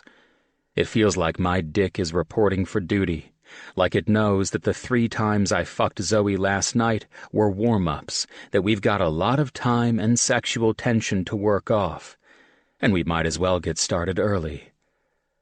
I close my eyes, take a deep breath, try to settle down. Beneath all the desperation I feel to get inside her again, there's a thread of unease knowing that I haven't had that kind of sex in years, the kind of sex where your whole entire body forgets everything. I'd tried for that kind of sex, especially once I'd known Aaron was in trouble. So much of my headspace was taken up with him. Where could I get him detoxed? Should I move home? Did my parents know what to search for in his room? What was his heart function like? How was his liver holding up? That I'd hoped sex might be a release, an empty-headed break from the constant worry. But it hadn't been. Not really. The feeling of relief would last only about as long as the event itself, but pretty soon after, I'd be worried and guilty again. You don't deserve any of this, I'd think, even while I'd made my excuses for why I couldn't stay overnight, explanations for when I'd call again. You don't deserve this, because your brother is dying, and nothing you've done has stopped it. But with Zoe, there'd been nothing but the 2 of us. Even in this cabin, stuffed with memories I can't look at full in the face, I hadn't thought of anything but her. The smell of her skin, the way her body shuddered underneath mine when I teased the underside of her breast with my tongue. The thready, gasping breath she'd taken when I'd pushed inside her for the first time. When we'd finally worn ourselves out, Zoe collapsed against my chest, my hand fisted in the hair at the nape of her neck. She'd breathed a quiet, "Oh my God," against my neck. And I could have fallen asleep right then, not sparing a thought for all the reasons this was probably a terrible idea. I hear her shift in her bunk and make the soft exhalation that means she's waking up. On autopilot, I swing my legs from the bed, stand on wobbly, fatigued legs, and try not to laugh at the way my dick tents my shorts. So pronounced, it almost looks like a gag from a bad movie. I forgot, last night, in our sleepy, delirious tumbles back to our individual beds, to put my clothes for the morning on the bunk above me, so I stumble over to the pile of them on the floor, pulling my jeans on over my shorts with a quiet groan, and shoving my feet into my untied boots before I tug on my sweatshirt and head out onto the stoop to wait, same as I do every morning. It's foggy this morning, but there's sun waiting behind it. It's the kind of soft, misty swirl that feels like nature's cleaning crew has shown up to freshen the air before the day begins. It's even colder than yesterday, when we'd gone out to the zip line, and my body hurts with wanting to go back inside to pull her out of bed and put her into mine. But I've got no idea where we'll go from here. In the half-light of the day, I've got no idea if she's waking up and thinking it was all a mistake, that we've crossed a line that's too far away from pretend. When I'd gotten back from the infirmary last night, Jesus Christ, I broke into a building so I could fuck her. I thought she might have changed her mind, a flash of hesitation in her eyes before she'd made me her offer. We only do this here. Inside, I hear the rush of the plumbing, the toilet flushing, and a few seconds later, I hear that she's started the shower. She'll be quick about it, she always is, so I don't have to wait out here too long. But maybe I ought to walk this off, not make it weird when we see each other the first time. If last night's the only night we have like that, I'll make it work. We'll go back to the way things were before. Maybe this urge I feel to be with her, and let's be honest, this boner I have, will wear off naturally. One night of the best sex of my life, but I've got to keep focused. I've got to make sure this camp is my first priority. Behind me, just as I've stepped off the stoop, the door opens. She's there, her hair still messy and dry, a pillow crease across her cheek, a towel wrapped loosely around her body. "Oh, geez, it's cold," she says first, hunching her shoulders. But then she looks down at me and smiles. "Coming?" she says, turning back inside, leaving the door open so I can see her drop the towel before heading toward the shower. I'm up those steps so fast, pulling off my sweatshirt before I'm all the way back inside, and I hear her laugh as she steps behind the curtain. I'm desperate to get in there, but I make a stop by my bunk to grab a condom, and then I brush my teeth faster than I ever have in my life, glad she can't see me clumsily shoving down my pants, one-handed. It's a wonder I'm not short of breath when I actually step behind the curtain. And it's a good thing, too, because Zoe's body, holy fuck, it's enough to make my heart feel like it's stopping. I'd seen her, of course, last night, but it had been mostly dark, and it sure as shit hadn't been with water pouring all over her. Those long, toned legs, that high, plump ass and trim waist, the way she moves that body with full confidence, smooth and strong, owning every inch of it. I've always loved women, loved their bodies, but I don't think any one of them has ever affected me like she has, like she's got one fist wrapped around my dick and another one shoved right through my chest, too close to everything inside me that still feels kicked around and roughed up. "Good morning," she says, stepping back so I can get closer, partway under the dinky shower head. I slap the condom down onto the windowsill, hoping she doesn't tag me for being too presumptuous, hoping I haven't been too presumptuous. "You sore?" I ask her, which sounds pretty presumptuous. I should have taken a walk. It's too early for me to attempt conversation. Good morning. She smiles. "You know I have done it before. It's not like you planted the flag there." I didn't say, "I'm not sore," she interrupts, leaning her head back under the water, raising her arms to push her hair back from her forehead. I feel like every pint of blood in my body is racing directly to my dick. In about 30 seconds, I'll probably reenact a different version of our first meeting and pass out on this shower floor. I set my hands on her hips, and she makes a little under her breath before she speaks again. "I feel good." I feel good, too. I duck my head, feel the hot water rain over the back of it, while I dip my mouth lower, lick a drop of water from her shoulder, feel the press of her nipples against my skin.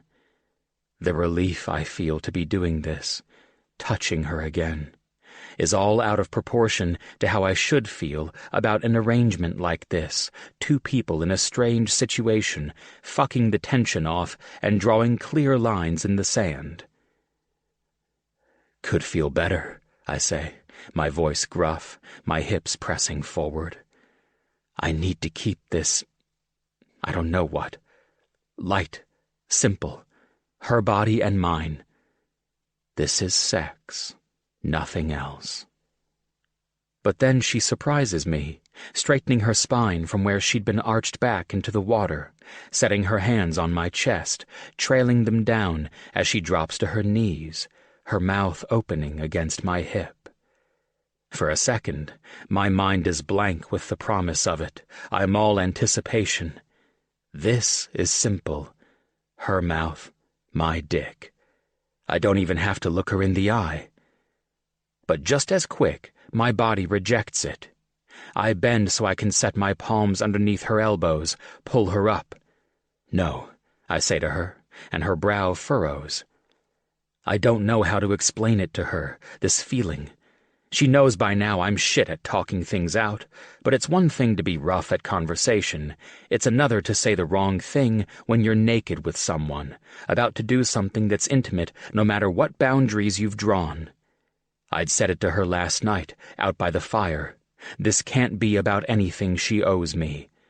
And I don't know if Zoe gets off on what she was about to do. But I know myself. And I know if I let her do this, I'll feel it the wrong way. Let's just, I begin, backing her against the cold tile of the wall. When she gasps, I reach up and wrench the shower head down so it still pours over us, so she's warm and wet. She stretches into me, wrapping her arms around my neck and tilting her face up so I don't have to finish my thought. So I can kiss her and touch her and feel her grow more restless under my mouth and hands. She raises her knee to my hip, presses it there in invitation, and there it is again, that perfect blankness in my mind. Nothing but her and me. Nothing but this thing we can give to each other. We're late to breakfast. The Dwyers have already taken off, so it's quieter than usual when we come in, and everyone, all gathered around the same table, looks up at our arrival. Zoe says quietly, beside me. Are we wearing sandwich boards or something? What? Like we had sex sandwich boards? Weirdly, I look down at my chest, and Zoe cracks out a laugh. Quiet you, I say, raising a hand awkwardly in greeting as we walk toward the table. I think someone broke into the infirmary, says Paul, and I choke on a surprised cough. Zoe claps my back while I clear my throat, once, then again. I need to, I begin, and then clear my throat again. Zoe slaps me just a little harder on the shoulder.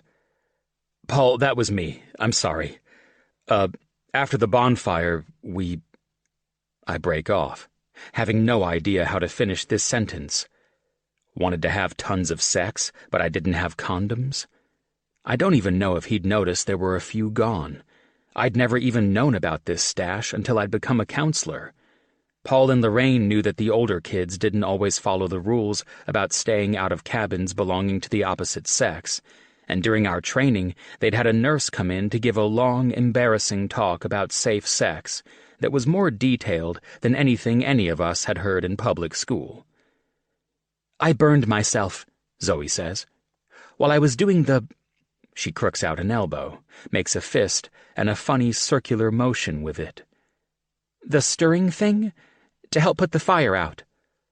Oh! Exclaims Lorraine, looking back and forth between Zoe's hands, her face concerned. Right away, Zoe looks like she's realized her mistake, and her face flushes. The burn's on her stomach, I say, ignoring Zoe's eyes on me. Lorraine looks stumped by this, but I rush out a clarification. She leaned over and caught the tip of a smoldering branch. "Yes," Zoe says. "Just the tip. It was hot." Oh, fuck. I have never wanted to laugh this hard in my life, but I keep my face straight. "I wanted to make sure I got a good-sized bandage," I say. "I'm sorry. I thought I'd gotten in without damaging the lock." Paul looks up at me, all forgiveness. "That's all right, son," he says. "I only noticed because you must have forgotten to close up the lock latch all the way when you'd left." I can believe it. By that point, my hands had been shaking with need. "You know, Lorraine, we should have given Aiden a key anyway. He's the medical professional around here. We only know basic first aid, and don't keep a nurse here when we don't have campers. Where'd you learn to pick a lock like that?" At this, I do laugh. Zoe and I settle at the table, Lorraine handing us each a plate so we can dig into the egg casserole that's in the center of the table. "Actually, I learned it here. You guys used to have a pretty easy lock on the storage unit, and one time a group of us picked it so we could play a midnight game of badminton." I pause at Lorraine's doubting expression. "Okay, more than one time." Tom chuckles, sips his coffee, keeping his eye on little Tommy, who's toddling his way around the table beside us, his shirt wet with drool. "I tried a few against-the-rules things when I was here, too," Cherie says. "One summer, Jenny Gregson and I stacked logs up on the side of our cabin so we could climb up onto our roof and look at the stars. It's a wonder we didn't break our necks." Lorraine shakes her head, putting a hand to her brow as if the mere thought of this stresses her out. "It amazes me the stuff we missed," she says, her expression growing more serious. "Last year, we had 2 campers who'd smuggled in a small flat screen and 2 gaming consoles, a bunch of those— what do you call 'em, Paul?" "Adapters," Paul says. "Extension cords." "We don't let our kids have those," Walt says. And I'm assuming he means the games and not the extension cords, but since the Coburg children seemed pretty shocked last weekend by how a tire swing works, I wouldn't be surprised by either. Still, Lorraine and Paul had always been strict about electronics at camp, even before everything had reached the kind of peak plugged-in state the world's in now. No TVs, only emergency weather radios. No phones in our cabins. No handheld games. "Anyways, they'd wait until their counselor came and did the final lights-out check, and then they'd set up all these things on that single outlet in their cabin," she says, then purses her lips and shakes her head again. "We had a small electrical fire," says Paul, patting her arm. "Everyone was fine. Those boys lost all the equipment they had, though." "And then there were the kids with the—" She shudders a little before she continues. "The marijuana." Rachel lets out a dramatic gasp, like Lorraine's just revealed a sex trafficking ring. Obviously, I've got complicated feelings about drugs, but there'd been more than one counselor who'd managed to get a joint into camp back during my days here. I'd never thought twice about it until now, seeing Lorraine looking like she might cry. Cherie clucks her tongue in sympathy. "Oh, Lorraine," she says, putting an arm around her and giving her a brief, sideways hug. "I know how you feel. I worry about my kids at my school night and day. The world is changing so fast." "I think we've realized that we're not able to keep up anymore. We hired 2 assistant camp managers last summer, but when you run a camp, you've got to be the one willing to get up at all hours of the night. You've got to be the one convincing those kids you're always watching," Lorraine says. I feel a pulse of tension go up my neck, settle across my shoulders. Even if I can get Lorraine and Paul to see this camp not as a place mostly for kids, even if I can get them to picture a bunch of addicts out here, good people who need another shot, I know the weakest link in my plan is Lorraine's you. I'd own this campground, so of course I'd have a stake, but it'd be counseling professionals running the thing, not me. I wouldn't be living and breathing it, not like Lorraine and Paul. I don't think I could. The worrying I did over Aaron, I couldn't relive even a diluted version of that, spread out over however many people might be treated here. From the beginning of this plan, I'd known I'd want to keep my distance. The guy you report to, not the guy in the trenches. Been tough getting used to that, says Paul, his expression more melancholy than anything I've ever seen. Don't have the energy we used to, and the kids, they see us as, well, old.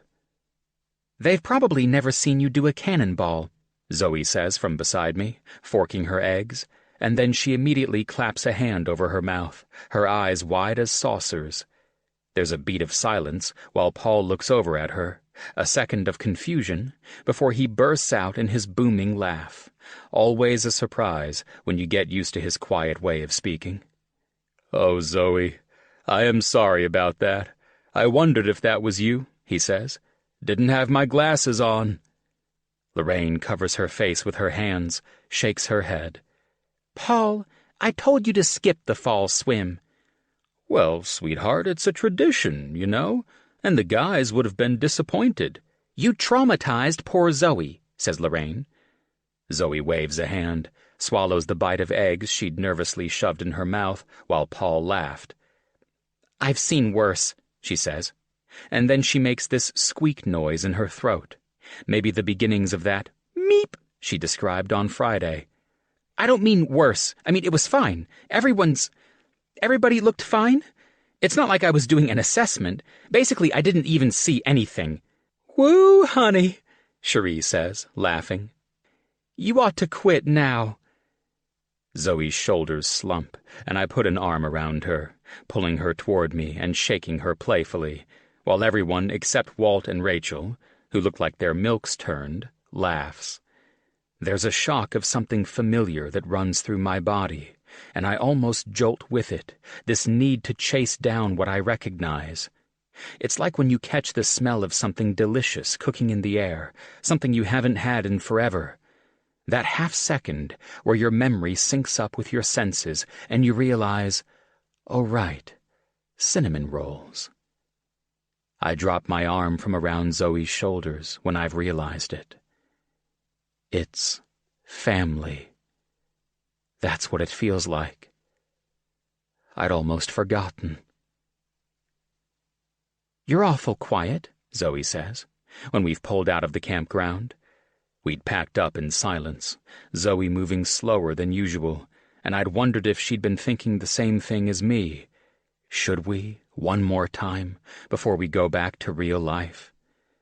But in the end, I was stuck back at that breakfast table, too in my head about everything Lorraine and Paul had said, and when I'd zipped up my bag and set it by the door, she'd seemed to take the hint, moving more quickly, making a joke about how she thought her boots finally fit her, or maybe they'd just beaten her toes into submission.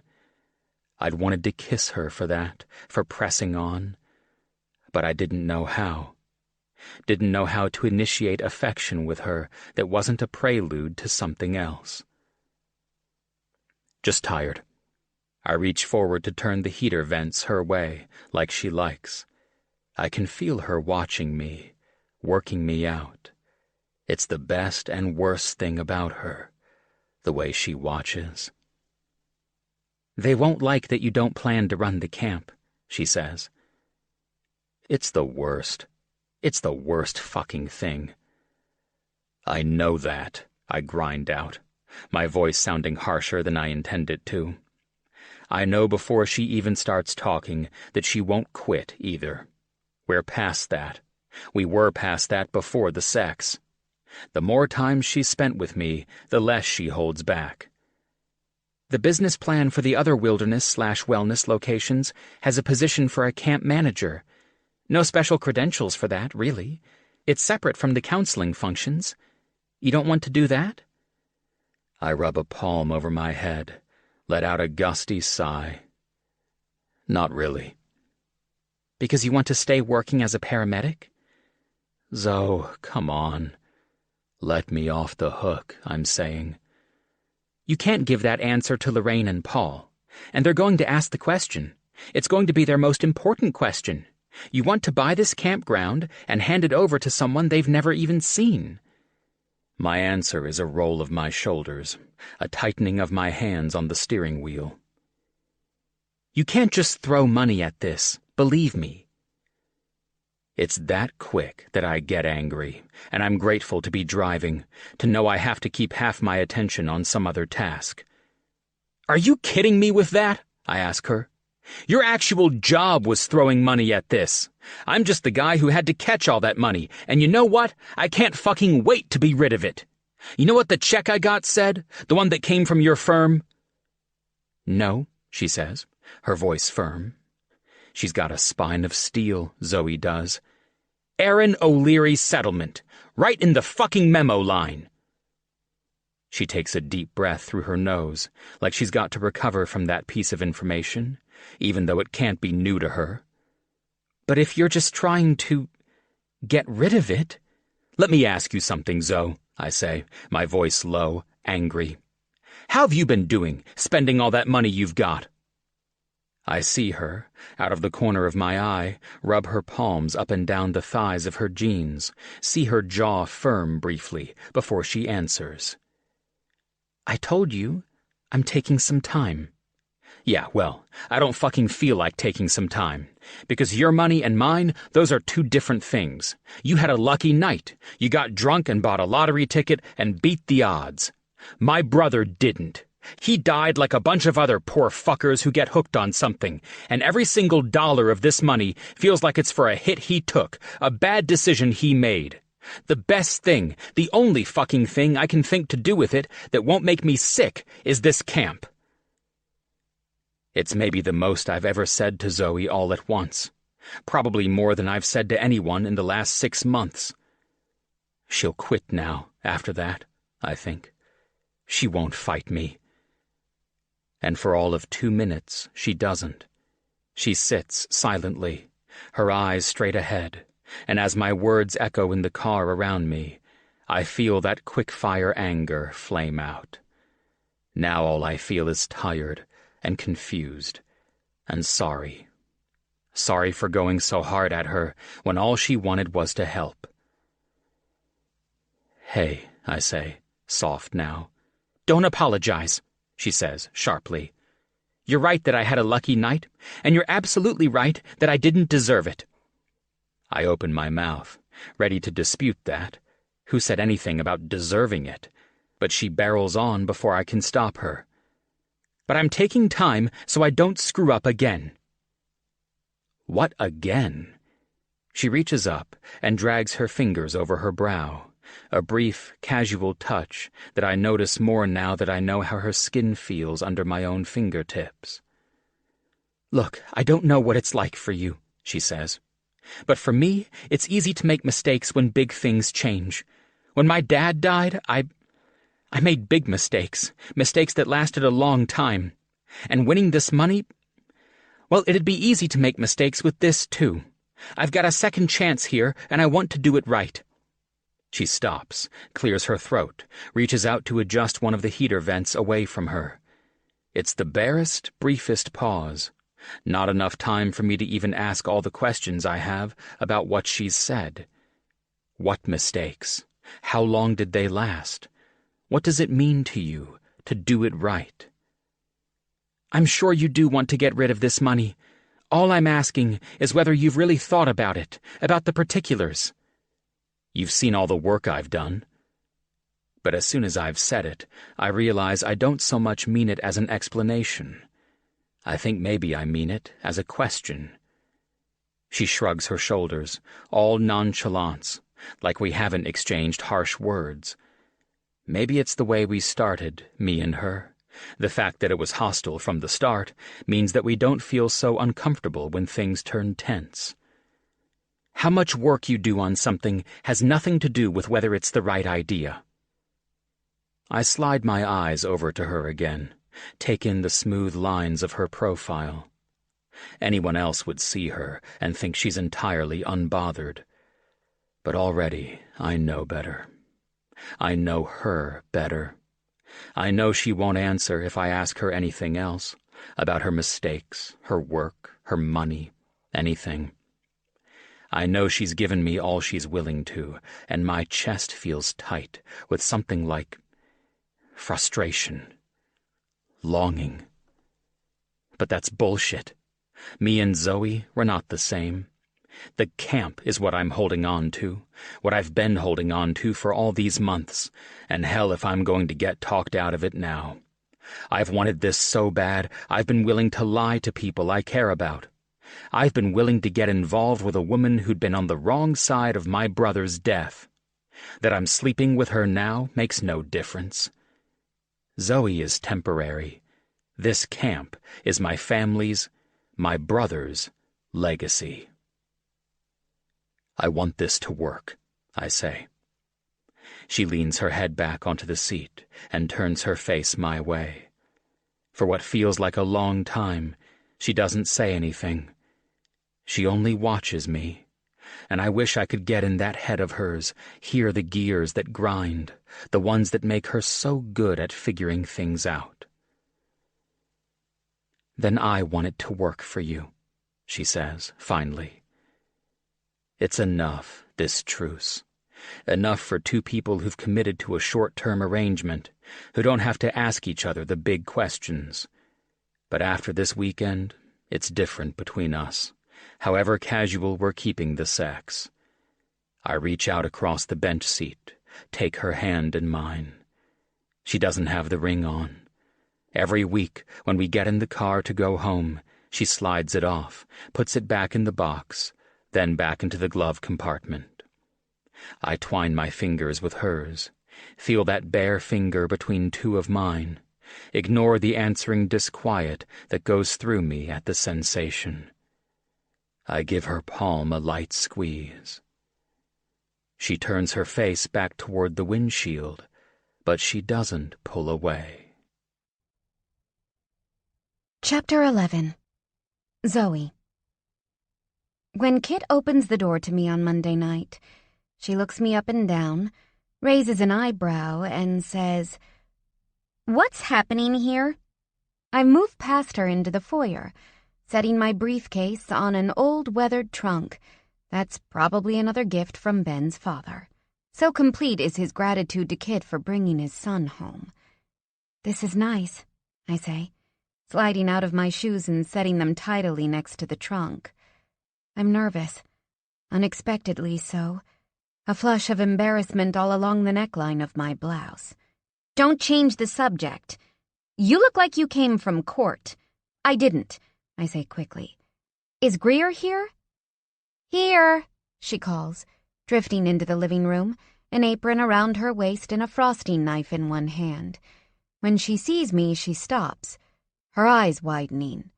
"Seems a bit formal for our plans, see?" Tomorrow is Ben's welcome back party, and our plans tonight involve final prep. All the food we can put together in Kit's still half-constructed kitchen, maybe an obnoxious sign or two that will hang in Henry Tucker's house, where the party will be. It's not ideal, a Tuesday evening party, especially since Kit hardly ever takes a day off, and Greer's missing a night class to be there. But Kit says she wants the party on the very day of Ben's arrival, and I get the feeling that there's another kindness behind it, too. Of the three of us, I'm the only one not available on the weekends right now, and so Tuesday it is. I look back and forth between my friends, who are now looking at me like I'm a wayward teen coming home past curfew. No way are we getting back to frosting cake and cutting cheese cubes before I spill it. "I went on a job interview," I say, all nonchalance, as if I haven't spent the better portion of the day trying to wrap my brain around what's happened in the last few hours. Last night I'd gotten home from camp, rattled, exhausted more by my argument with Aiden than by the mostly sleepless night we'd spent all over each other. Lying in my bed, my mind racing through the weekend, I'd kept thinking about it. If he doesn't go all in with the campground, if he doesn't commit to run it himself, he won't get it, And at the same time, if he does go all in, if he agrees to run the camp himself, he might not be happy doing the job. Already his brother's death has caused upheaval. His grief, the settlement, his move here, his parents' move away. And now a career change too? It's not good. But what else isn't good is my obsessing over it. And by the time I dragged myself out of bed in the morning, I'd known it was time for me to back off, to stop putting so much of my effort into something that belongs to Aiden. That's not what I am to him, and the mental energy I'd been putting into his quest for the campground is all too familiar. So I'd decided to change gears, had decided to do something. However well I've faked casual, Kit and Greer aren't buying, both of them wearing twin expressions of shock, a synchronized jaw drop that would be comical if it didn't sting a little. It's my fault, I know, that it had gotten to the point where it probably seemed I'd never do anything useful again. But still, I guess it's not really a job, I clarify, moving into the living room, Kit right behind me. I sit down on her slouchy canvas couch, reaching out for a water glass that's on the table, and taking a steadying sip. Our places are each other's places. That's how it's always been, and reminding myself of this long-established familiarity gives me courage. I might do some work for legal aid downtown, on a volunteer basis. I feel rather than see. Kit and Greer exchange a glance before they both sit, Kit next to me on the couch, and Greer in Kit's newly reupholstered armchair, another Tucker's salvage find. Z, Kit says, nudging my knee. We want to know about this. I tap a newly polished nail against the side of the glass. You guys know I've been a bit directionless. I figured I ought to do something with myself for once. Kit purses her lips in this way she has, an expression of displeasure at my flippancy. The revelation that I'd been so miserable at Willis Hannawalt had been a shock to my friends. I'd never said a word to them about how unhappy I was there, particularly in that last year. All my work, the long hours, the unexpected, always urgent calls, the constant checking of my email, they'd taken it as I'd performed it, a necessary nuisance of work I was good at. Work that I enjoyed and was paid damned well for. When I'd finally told them, relieved after cleaning out my office, about the Oprixa cases, about how horrible things had been and how guilty I'd felt, they'd been concerned, understanding. But I thought, too, that there'd been a little crack in our friendship. It wasn't that they judged me for the work I'd been doing. It was that they'd learned I'd been putting on a show for so long. I don't want that crack there, or at least I don't want it to get bigger. So I push past my feelings and start talking. I tell them about Maricela, who directs the Volunteer Services Division. I tell them about the email I'd sent her early this morning, though I leave out feeling spurred on by my feelings over Aiden. I tell them that I'd been cautious but sincere. I'm interested in the work you do at your offices, and that I'd been genuinely surprised when she'd called me at 9:06 this morning, talking fast and enthusiastic about the possibility of my joining the team. I tell them about the office itself, where I'd gone this afternoon for an initial meeting that had turned into a 2-hour conversation. It's small but clean, smelling a little like stale coffee but with all new furniture. A recent donation from a firm that requires pro bono hours from its associates. At first, I'd be doing this. Well, it's a hotline, I guess. People call in with questions about stuff like power of attorney or no-fault divorces or whatever, and leave a message with an intake assistant, usually college students or people early on in law school. And then I'd be responsible for spending a few hours calling back, doing consultation that way. I'd watched Maricela do 2 today, one on debt relief and one on a foreclosure assist, and had felt my fingers twitch with something I hadn't felt in months. I was eager to try it for myself, eager to work. Zoe, Greer says, this is wonderful. I'm so glad. The earnest relief in her voice makes my face heat again, and I wave a dismissive hand. It was only an interview. She said she'd call in about a week. Now that the adrenaline's worn off, I feel a nudge of discomfort even thinking about it. What if she doesn't call? Or what if she does and then I realize I've done the wrong thing again, made the wrong move just by trying to go forward? It's probably a terrible idea, I say lightly. I'd probably stare at the volunteer law students all day and wonder if I should start Botox injections. No, says Kit, unexpectedly forceful. You need to cut this out, downplaying everything you do. I offer up this, I don't know what, sort of a snort laugh, thick with sarcasm, and Kit stands again, abruptly. Greer shifts to the edge of her chair, her eyes darting back and forth between me and Kit. Stop it, Zoe. Stop making a joke out of everything. We're allowed to be worried. You're doing this thing, practically getting on the rack every weekend for Aiden, coming home like you've been infected by his quiet. Now you're finally doing something for yourself. Finally, I scoff. All I've done is things for myself. You thought I was joking that night we won. My little spa treatments and strippers joke, but seriously, what have I done except please myself? Kit opens her mouth to object, but Greer speaks first. You're figuring things out, planning for your trip. She says that last part with a slight inflection, a question in it. I roll my eyes. Greer, we all know I'm not planning for any trip. I turn my attention back to Kit. And I'm not getting on the rack for Aiden, I tell her, my voice surprisingly loud. He's been through a lot, and it's not my fault, but I'm part of that story whether I like it or not. Helping him is the one thing in my life that's made me feel like I'm not just a wart on the ass of humanity, basically. I snap my mouth shut, realizing I've let slip a little too much. That's the one thing? Greer says, and in the softness of her voice, I hear something that makes me wince. That's not what I mean, I say, but there's no conviction in it. Not really. I love them. I love Kit and Greer like family. And it's true that some days over the last few months, my plans with them are the only reason I get out of bed in the morning.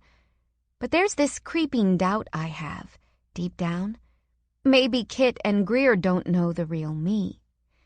The ugly, unkind me, who's made so many wrong moves, big and small.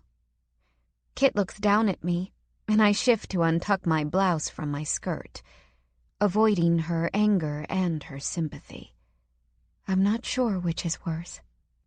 But when she speaks, her voice is gentler, softer. I know he's been through a lot. I know he's grieving. But you don't deserve to feel like this. If this is how he makes you, he doesn't, I say. And I mean it. He makes me feel like I'm tough enough to answer for myself. He asks me the questions my friends have been too kind to ask. Whether I feel bad about the job I did. Whether I'll ever go back to being a lawyer. Why I'm so afraid to do something with the money. He's part of the reason I did this, I say, surprising myself. How do you mean? Asks Greer. I think about his hand in mine on Sunday. The harsh words we'd exchanged about the camp and his plans for it. Despite my worries about getting too involved, it isn't just me who pushes him. He pushes me too. And it feels good, that pushing. Or at least it feels right, necessary. But I don't know how to explain it to them. I don't know how to explain that fighting with him makes me feel as if I'm finally getting somewhere. I guess it's the camp, I say. I'm so out of my routine there, you know? So when I get back, I think I might finally be able to make a change. We're all quiet for a minute, the sound of an old clock on Kit's mantel ticking, and I start fidgeting with a loose thread on my skirt. "Oh boy," Greer says quietly. "You slept with him." My head jerks up, my skin flushing anew. While Kit and I were fighting, Greer was paying attention. She always does. "You what?" shouts Kit. And damn, these two? I guess they really do know me well, if this is how easily they read me. There is not one single shred of hope I have for trying to get out of this conversation. I shrug, borrowing a gesture from Aiden. "You see," Kit says, turning to Greer, "this is exactly what I mean." Greer flushes guiltily, sending an apologetic glance my way. But the truth is, I know they've been talking about me. I know it by the way they've been talking to me. Ever since this camp thing started. Pointed questions, furrowed brows back and forth between them. Worry over whether I'm getting too involved in this. Kit sits down again, gives me a look that means business. "Let's hear it." "Wait," Greer says, standing up and scurrying into the kitchen. I hear the frosting knife clatter into the sink, and when she comes back, she's holding an open bottle of wine. Kit takes the glass of water from me, dumps it on the spider plant on the sofa table behind us, and Greer tips a serving of wine in before Kit hands it back to me. "Okay," Greer says. "Do go on." This routine we've performed is comical enough to lighten the mood. Some of the starch has gone out of Kit, and I feel less like I've got to sit here and plead my case. I curl up, tucking my feet to the side, which leans me closer to her, and already it feels better. "You don't want to hear more about legal aid?" I say, batting my eyes dramatically. "I kind of want to hear if he has chest hair." "Greer, geez," says Kit, but she's laughing. "He looks like he would. Have it, I mean. He looks, manly." "He does have chest hair," I say. "Exactly the right amount. Just enough so you can feel it on your—" "All right," says Kit. "Don't make it weird." I laugh, take a sip of wine. Really, you guys, it's fine. We're attracted to each other, and we made a deal. This is something we'll have between us while we're at camp. It's not going to go anywhere, I say, repeating words I determinedly repeated to myself in the dead of night last night. "Oh, right," says Kit. "What's that mean?" I ask her. "Let's face it, it's not all that different from how my previous relationships have gone. Sex, plain and simple. Stress relief, a break from reality. I hadn't had time for anything else, hadn't allowed myself anything else in years." "You're forgetting that we saw you with him." "Please," I say, waving a hand through the air. "That was forever ago. I barely knew him then." "It wasn't even a month ago," says Greer, because she's been exceptionally helpful tonight. "You look at each other like—" Kit begins, tapping the side of her temple. "Protons and electrons," she finishes, and I groan. "I can do better, like neodymium." "How do you ever get laid?" I say. "Plenty," she smiles. "Plenty more after tomorrow." "It did seem like there was something there between the two of you," says Greer. "You should have seen him look at you while you threw darts. It was like you were titanium and he was—" "Kit, God, don't try again," I laugh. "It's just chemistry. It'll burn off." It has to. "Invite him to the party," says Kit, interrupting my thoughts. "Oh, what?" "Now that's a good idea," says Greer. "No, Kit, I'm trying to keep my distance. Keep it at camp." "You can keep your distance," she says. "You can stand in the corner. We'll talk to him. Ask him to leave a couple of buttons undone," says Greer. Kit snorts a surprised laugh, but then her face grows serious again. "I don't want you hurt. I'm worried about this." Between the three of us, it's Greer who usually strikes people as the anxious one. But it's Kit who worries, who doesn't much like change to the equilibrium. You guys, I'm fine. He and I are fine, together. It's not complicated. But I still think of his hand in mine, our fingers tangled together, and worse, my thoughts tangled up in his problems. So it's not a big deal if he comes then, says Greer. He can invite his friends, too. I liked them. I open my mouth to object, but Kit interrupts me. Zoe, she says, standing again. I guess I'm not really asking. I have his number, too. You call him or I'll call him. This is important to us. I look over at Greer, who gives a nod of encouragement.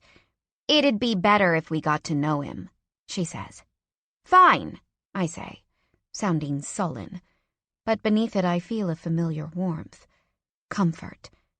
What I did to deserve these two, I'll never know. But maybe that's the point of us, that I don't have to think too hard about whether I deserve them. They never make me feel like I don't.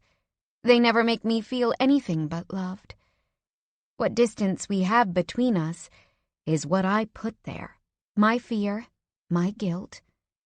For a second I think about telling them about my vase, but then I think better of it. It'll just ruin the evening. It'll make them worry more. Instead I stand up, take another fortifying sip of wine before setting the glass down.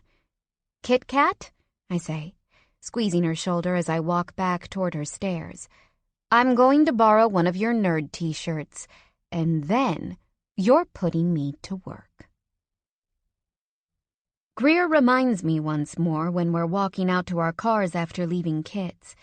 We stand on the sidewalk for a minute. Greer passing a file folder to me for a set of documents she's asking me to review, another part of her post-lottery project. She thanks me profusely, then puts her arms around me for a hug. Her favorite goodbye. She really squeezes, too.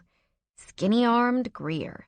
When she pulls back, she says, You're going to call him, right?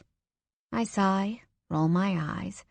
I guess, I say, working up the kind of teenage exasperation that makes me feel like I've earned their look from earlier. Greer smiles up at me, pats my arm. Check your email, she says. I sent you a video of a dog playing with one of those springy door stoppers. You're the best, I tell her, ducking into my car. It doesn't take me long to get home, but once I'm inside I realize the lateness of the hour, almost midnight, is a benefit. I text him a simple, "You up?" that I'm guessing he won't see until morning. By then it'll be even later notice, even less of a chance he'll be able to come, even less of a chance taking this into territory that's well behind the rules of our arrangement. But when my phone rings barely 30 seconds later, I feel a secret thrill of delight. You all right? He says when I answer. Oh, I answer, embarrassed.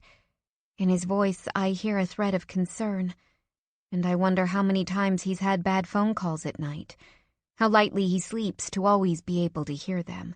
There's nothing wrong. You didn't need to call back right away. Were you sleeping? I'm on duty. In the background, I hear Charlie's laugh, the low reverb of Ahmed's voice. I feel desperate to see what it's like where Aiden is, to see where he spends so much time.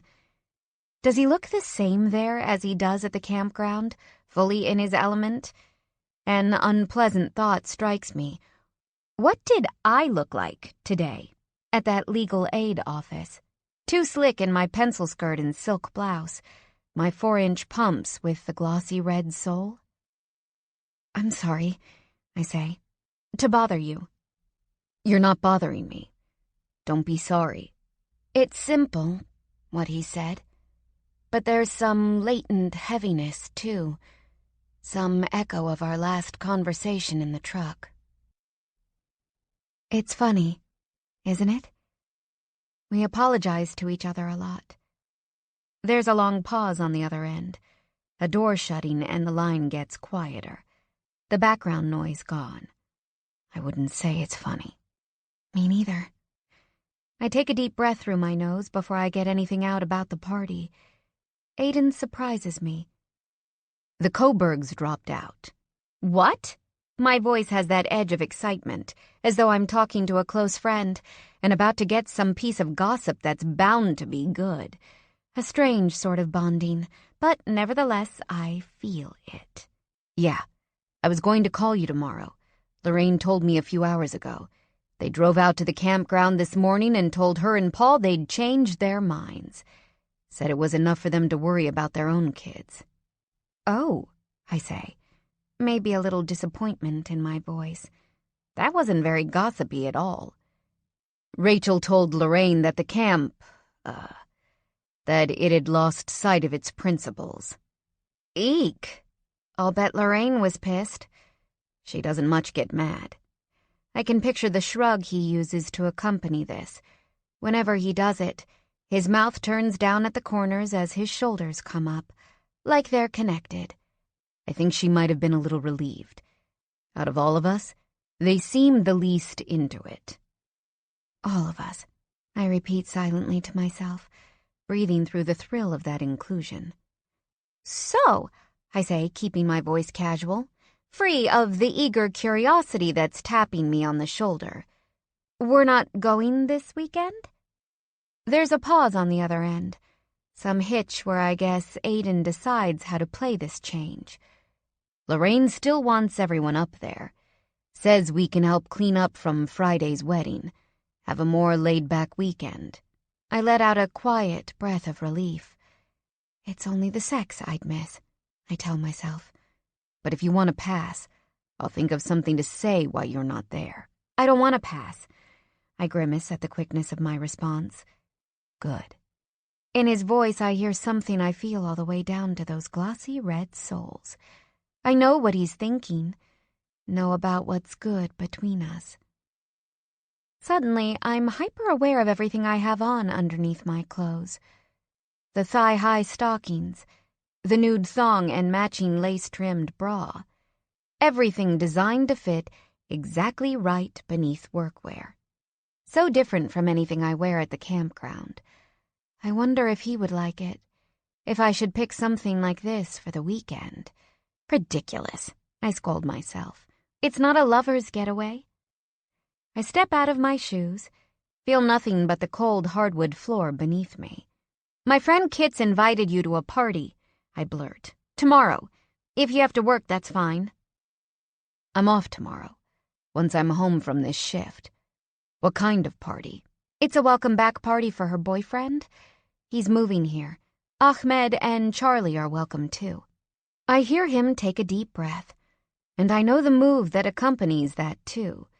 I know he's probably rubbed his hand over his hair back to front, and I know that within a minute, he'll reach up and see whether he's mussed it too much. I should have told Kit this was a bad idea. Aiden barely socializes with the people he chooses to have in his life. Why would he want to come to this? All right, he says, and I realized I must have had my mouth open, ready to take it back, because now it snaps shut with a click. Should I pick you up? I almost laugh. Almost offer up a quick, oh God, no. A reminder to myself, more than to him, that this isn't a date. It can't be a date. It's bad enough we're not keeping it at camp, that I'd stayed up all night worrying over him last night, that I'm on the phone with him at 12:15 in the morning with a blush of pleasure on my cheeks. This is beyond not keeping my distance. I managed to control my reaction enough to tell him that it's better if we meet there, that I'll have to get there early to set up. Once I've given him the address for Henry's, though, once it's time to hang up. We're both quiet for a few seconds.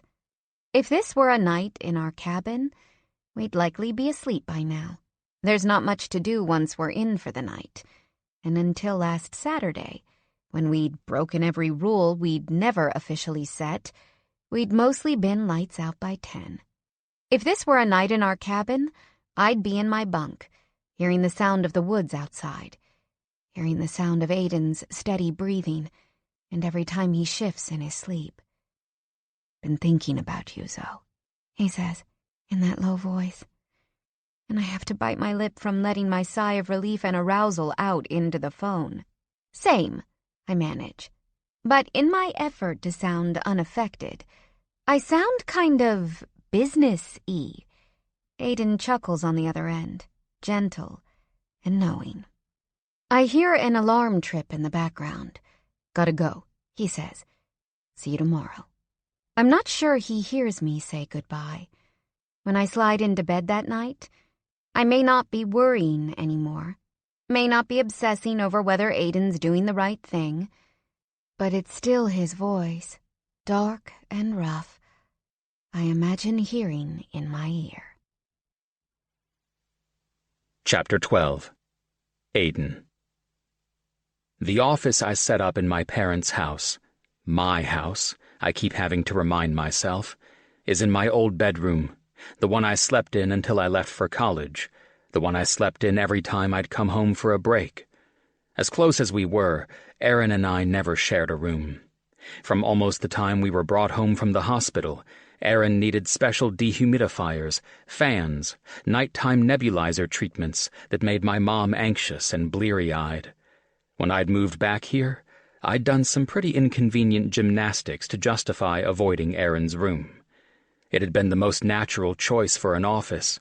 His last year, he'd had his own place, a shitty apartment on the East End, and he'd moved most of his furniture over there, even his old twin bed, which my parents had eventually donated to charity along with everything else. But I'd been unable to face it. I keep the door closed, avoid looking at it when I pass by to get to this office.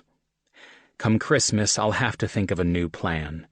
If my parents come home, I'll need to get a bed in there so we all have a place to sleep. I press my palms to my eyes, shake my head, in an effort to clear it from distraction. My laptop's gone to sleep again because I'm stuck trying to tell this story about Erin and my plans for the camp, the story that's supposed to accompany my tour presentation.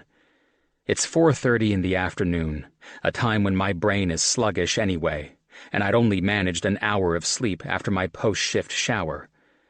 But I've been opening the same document since Sunday evening when I'd gotten back from Stanton Valley, and so I know I can't blame my sluggish brain and erratic sleep schedule for the block. I just don't know how to tell this story. I run the tip of my index finger across the mouse pad, see the screen come to life, bright white and mostly blank, a blinking cursor at the end of the one sentence I've managed to keep. My brother was more than just his addiction. It's more important than ever, I've decided, to get this right. My assertion to Zoe, I want this to work, had been echoing in my mind since I dropped her off, and sometime halfway through my sleepless night, I'd made a decision. If I want it to work, the story's just the beginning. It's like Zoe said, I've got to be all in. When I'd gotten her text last night, I'd called her back, thinking, I'm going to tell her. But somewhere along the line I'd realized I wanted to tell her in person, when I can read her best, when her voice isn't separate from her body. I think I can read almost everything from Zoe's body. From the tinny speakers on my laptop comes a blurting ring, and I snap to attention, as if I've been caught out by a teacher, doing homework for another class when I should be paying attention. I click the dialog box that's popped up and wait for my mother's face to fill the screen. Hey, Mom. Hi, honey. She looks good these days, or at least better than she did. At the new condo in Florida, she's got a small garden plot out back, which she fills with pots of succulents that bloom with bright, desert-like flowers she likes to photograph. She's got color in her cheeks, and her hair seems thicker, a brighter, cleaner white than it was when she'd left here. How was work last night? Not too bad, only a few calls. She looks better, is doing better, but the fact that she knows my work schedule so completely is one of the many remnants of Erin's addiction in her life. Growing up, I'd felt lucky to be one of those kids who didn't constantly have to check in at home, who had the trust of my parents to go where I wanted so long as I made curfew, kept up with my chores. But now, my mom asks me to email her my work schedule every week. She knows which day I usually go to the grocery. I know that at least once before, she's called the neighbor to ask whether it seems like I'm having trouble keeping up with the property. "You're working too hard. This plus what you're doing on the weekends."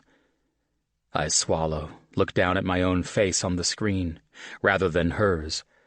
I wonder if it has a guilty look about it. "I'm all right," I say, trying not to sound impatient. I catch her purse her lips, her physical effort not to press me about the camp. Not long after I'd made my plans with Zoe, I'd told my mom it'd be better if she backed off about it, that I'd fill her in when the 6 weeks were up, that it helped me focus not to talk about it too much. But she's as desperate as I am to feel like that money's doing some good out there, that we've managed to do more with Aaron's settlement than shipping my parents to a place that doesn't have any bad memories. "Did you see the email I sent you on Monday?" she asks, her voice hopeful. "Yeah," I say, shifting in my chair. "It's like I said, Mom. Those groups aren't really my thing." A few months back, my mom started going to group grief counseling sessions. Since then, it seems as though she's kept her own pain in enough check to try watching over mine, too.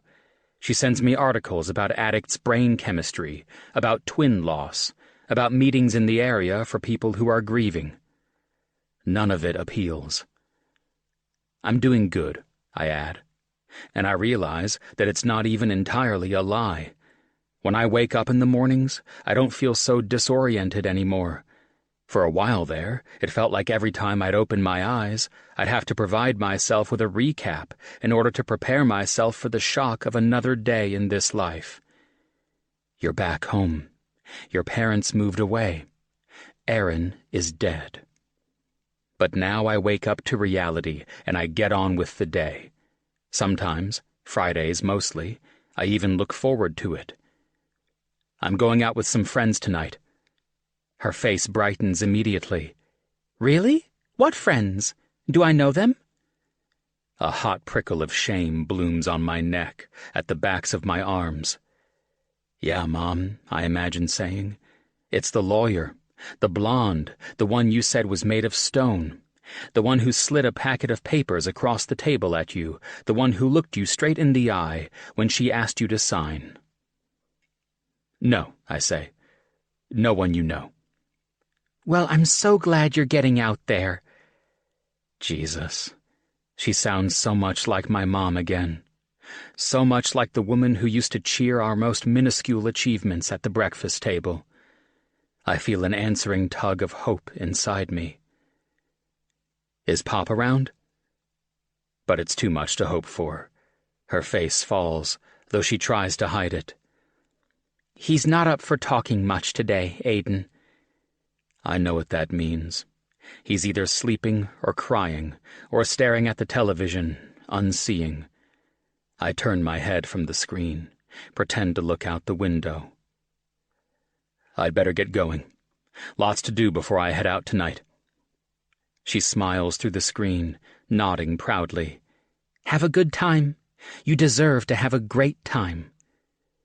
When we log off, I stare again at the nearly blank page on my screen, Mom's words echoing around me. What would she think, knowing that the promise of a good time tonight lives entirely in Zoe Ferris? It's not even about the possibility of sleeping with her again. We only do that in the cabin, away from all this. It's that Zoe is a good time, even when she's not, even when she's pissing me off or calling me on my shit. There's something about her that gets me right out of myself. I reach a hand out, shut off the monitor, and watch the screen fade to black. Maybe I'll be able to tell the story tomorrow. Never is the difference between me and Ahmed more clear than when we go to a party for someone neither of us knows. When we walk up to Henry Tucker's house, Ahmed is loose and easy, telling me about some buddy of his who grew up nearby, asking whether I've ever been to the salvage yard Tucker apparently owns. I barely hear any of it, because I've gone tense all over, silent and sweaty underneath my button-up, In the past 3.5 weeks, I've done more socializing than I have in the entire 1.5 years since Aaron died. And while this afternoon I'd been congratulating myself about getting a little better, I find that now, in the face of the damn thing, I'm rattled by the thought of a house full of people I hardly know. It's Kit who I see first, petite and smiling near the front door. But I don't miss the way that smile changes when her dark eyes fall on me.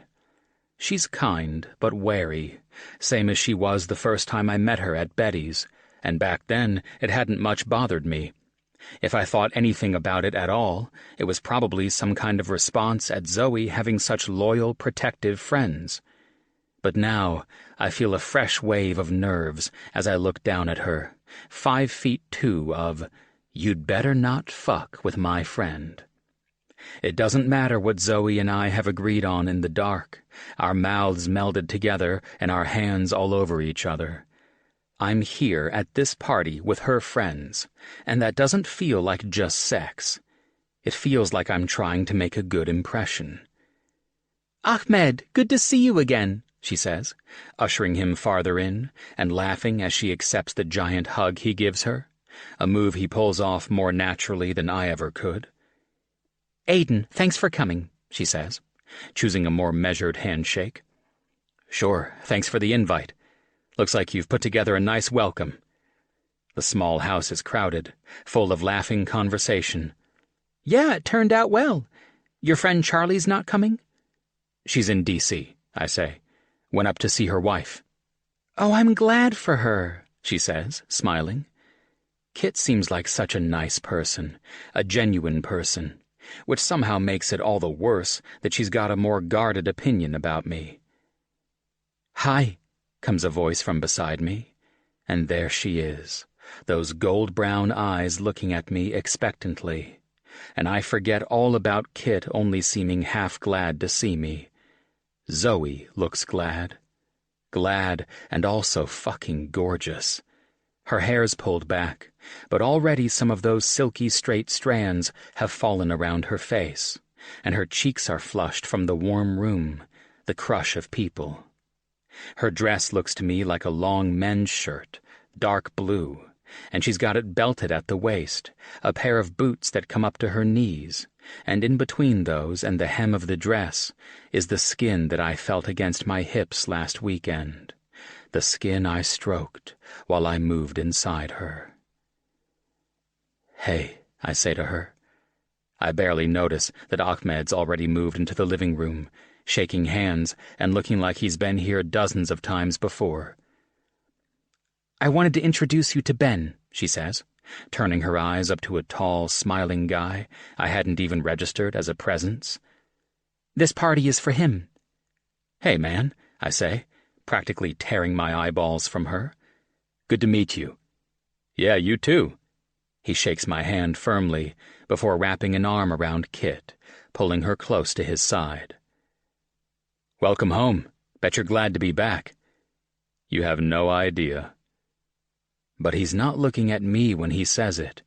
He's looking down at Kit, his eyes soft on her, in a way that makes me slide my gaze over to Zoe, who seems to have developed a real interest in scrutinizing the contents of her plastic cup. When Ben looks back up at me, though, something's shifted in his expression. "I know you've got Z doing this camp thing with you," he says, abruptly, and Zoe's head snaps up. "Ben?" she says, her voice low and warning. "She's got a lot of people who love her," says Ben, not taking his eyes off me. This fucking guy, I'm thinking. But at the same time, I already like him, his directness, his care for Zoe. Zoe laughs, an edge of nervousness to it. "It's probably like 4 people, grand total," she says. 3 if I don't count my mother, and today she called and asked me if I'd mind her throwing out my christening gown, so I'm pretty sure she—" "Zoe," I say. And as soon as it comes out of my mouth, I know I've done that shit on purpose. This is what I call her, I'm saying. I curl a hand around her elbow and squeeze gently. A brief touch that's friendlier than how I feel right now, which is, I don't know what. Possessive. A little angry. Half of me wants to be touching her like Ben touches Kit, like she's mine, like I do it every day. The other half of me is pissed that I want to, and that I can't. We don't do that here, we decided. Here, I'm the guy she's invited because of courtesy, or maybe because of her friend's curiosity. It's all right, I tell her, before I look up at Ben and give him a short nod. I know she does. Ben's got a calm, friendly face, something open about his expression that I don't know if I've ever seen in myself in the mirror. Still, though, he looks at me long enough that the silence feels noticeable, a few seconds shy of truly uncomfortable. Can I get you a beer? The look on Zoe's face when he asks is pure relief, so plain and honest that I touch her again, my palm at her shoulder, a brief, calming circle that Ben and Kit both notice. It's the kind of touch that doesn't have anything to do with this camp thing, and for a second it feels like Zoe and I are the only two people in the room. It's only a quick moment of peace and quiet, though, because the place is full up, more people coming in behind me, and Zoe gets pulled into conversation after conversation. For a while, I stay with her, nursing a beer and letting her introduce me to each group of people she says hello to. "This is my friend Aiden," she says. "He saved me from a face full of driveway a month ago." It's so simple, the way she puts it. And aside from the face full of driveway part, I wish I had met her in circumstances so simple. I shake hands, nod, answer what questions I'm asked, and feel as if I'm stretching muscles I haven't used in months. I know I'm meeting Ben's father even before Zoe tells me his name. The guy looks like Ben coming out of a time machine, and he's got the same easy smile. "O'Leary," he repeats, when Zoe introduces me, a searching look as he shakes my hand. "Your mother's Kathleen?" Yeah," I say, taken aback. "I sold her a Gorham brush and mirror set about 10 years ago, I think. 1959. Silver detail like you wouldn't believe." Beside me, Zoe drops back, joins another conversation that's in progress behind us, and I know that's on purpose. It's the same at camp. Any mention of my family, and she goes quiet. "Must be quite a memory you've got." "Almost forgot to put on underwear today," he says, laughing. "I only remember the stuff that doesn't matter." I think she bought that set for my cousin's 16th birthday, so it matters to someone anyway. Henry smiles, claps me on the shoulder. "I like you," he says, and I feel a choking, painful longing for my own dad, whose shoulder clapping was pretty much the only brand of affection he had on offer, but he didn't spare it. "Your mom still around town?" "She and my pop moved to Florida a few months back." Henry nods, looks around the room to where Ben stands, now laughing with Ahmed. Fast friends, those two, and I try not to feel an illogical sense of jealousy about Med's easy nature, his ability to do with Zoe's friends what I can't. "Good to have my kid back in town," he says, more to himself than to me. The sentiment kicks me right where it hurts, too. When I decided to move here, I'd wondered fleetingly if my parents might change their minds about Florida and stick around. I was back, after all, their only surviving son, and that had to mean something. But the truth is, our family doesn't make sense without Aaron. I don't make sense without Aaron. I'm just a remainder, a big shadow left by the bomb blast of his death, and neither of my parents look at me the way Henry looks at Ben. Suddenly, this party feels like a colossal mistake, a reminder of why Zoe and I needed to keep it at camp, and a reminder of why I've kept things so close since I've been home. I'm not suited for any of this right now. I feel like I'm in a room of salt pillars, rubbing all my open wounds against them as I go. With as much friendliness as I can manage, I disentangle myself from the conversation with Henry take advantage of Zoe's distraction, and duck into the kitchen where I can rinse out my beer bottle. I'll tell Ahmed the night's over for me. He can stay if he wants. Uber at home, whatever. But me, I've got to get out of here. "Hello," says a soft voice from behind me, and it's just... fuck. I don't feel like talking to anyone. But when I turn, I'm staring down into the big blue eyes of Zoe's friend Greer, who's holding a plate of appetizers out to me like she's on server duty. "I thought you might want some food." Jesus Christ. I do not want some food. I want to get the fuck out of here. But something stops me. Some hope that I can make a good impression. I take the plate and manage a polite thank you. It's quieter back here, a bit distant from the crowd, and it feels like she's cornered me on purpose. I take a bite of a stuffed mushroom, not really hungry, but eager to have something to do with my hands, my mouth. In some ways, Greer seems tougher than Kit is. There's no caution or suspicion in her eyes, but instead, something deep and knowing, ready to see right through any of your bullshit. As soon as I swallow, she speaks, timing it perfectly so I can't weasel out of responding without being obvious about it. "We miss Zoe around here on the weekends," she says, leaning against the counter, skipping all the preliminaries. What she needs to know about me, Zoe's probably already told her. "We have routines, the three of us." "Brunch," I say, wiping my mouth with the small napkin she'd tucked under my plate. "She told me." Greer nods, seeming pleased that I'd know, or maybe that I'd remember. She's sort of our center point, the one we take our cues from in some ways. Everything's quieter without her."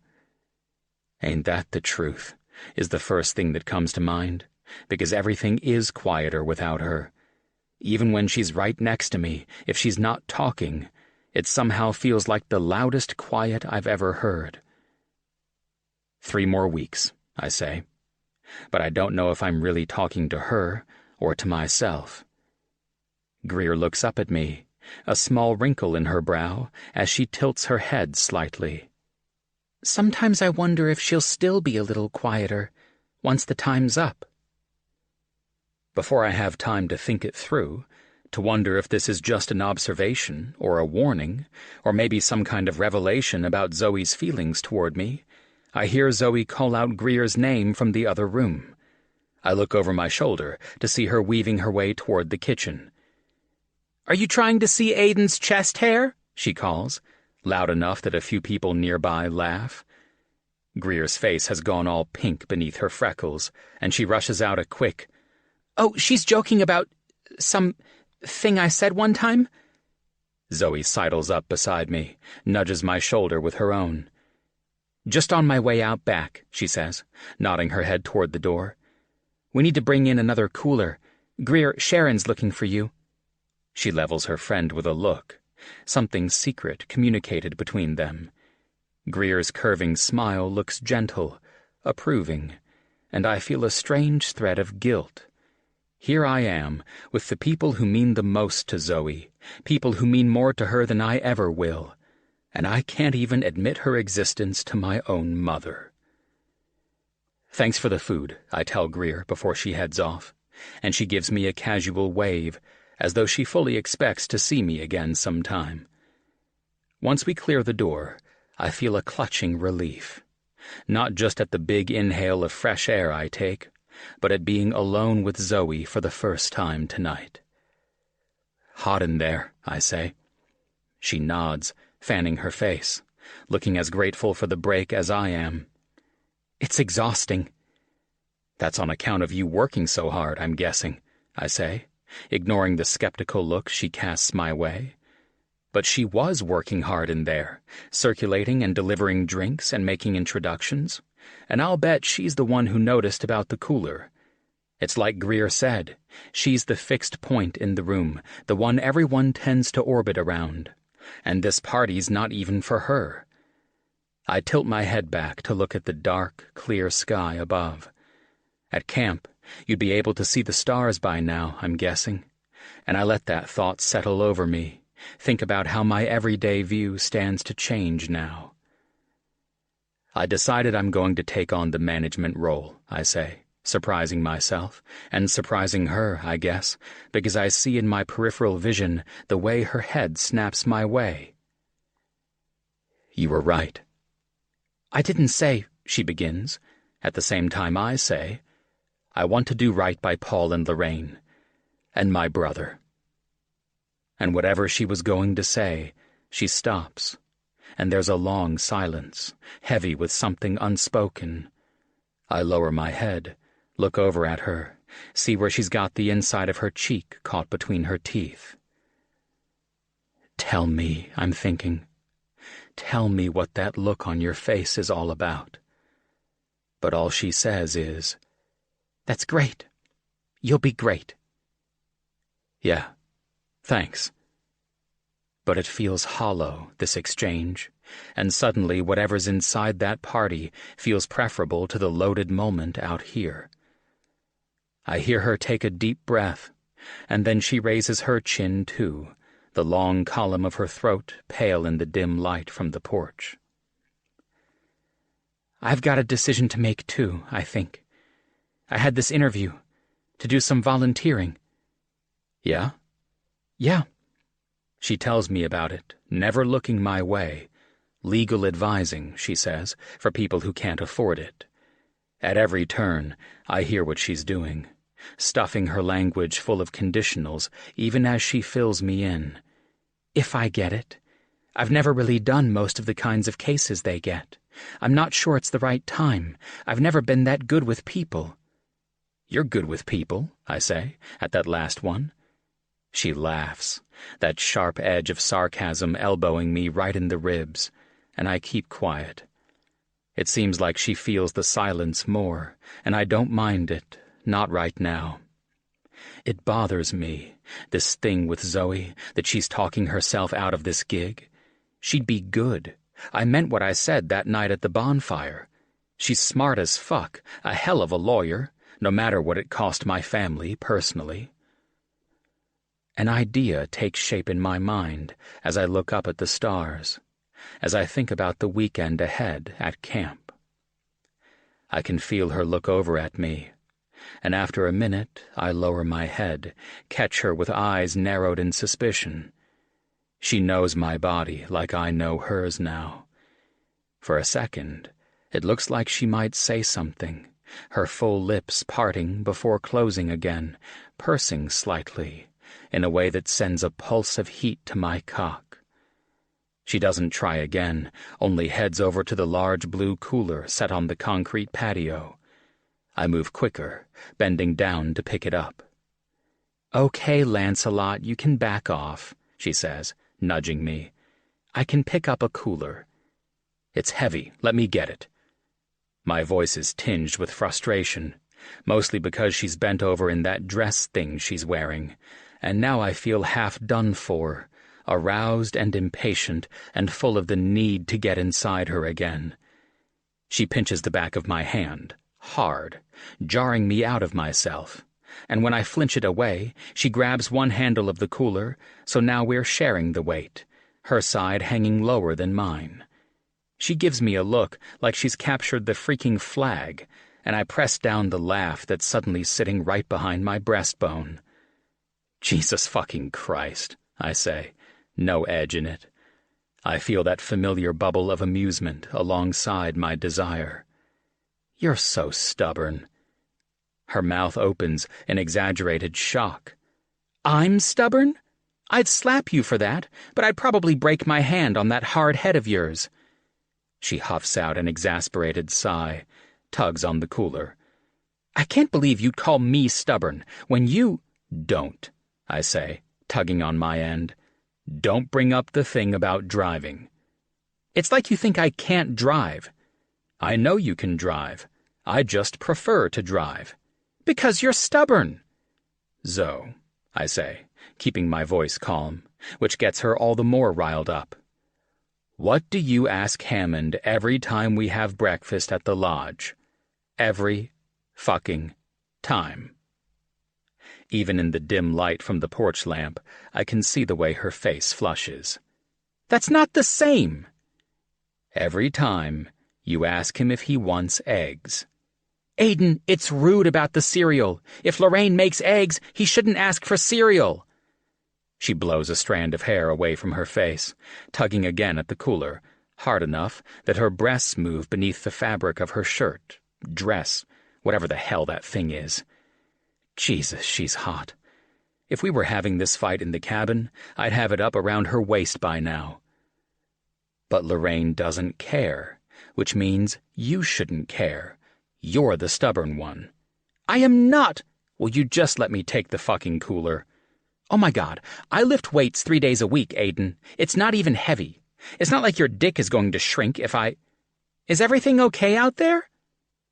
Zoe and I both freeze, straightening up like we actually have been caught with her dress up around her waist. For a second, our eyes widen comically at each other, and I can tell Zoe's trying not to laugh. Everything's fine, Kit, she says. Were you yelling at her? Kit says to me, her eyes narrowed. Zoe snorts. I think we both know it's me doing all the yelling. We're having a...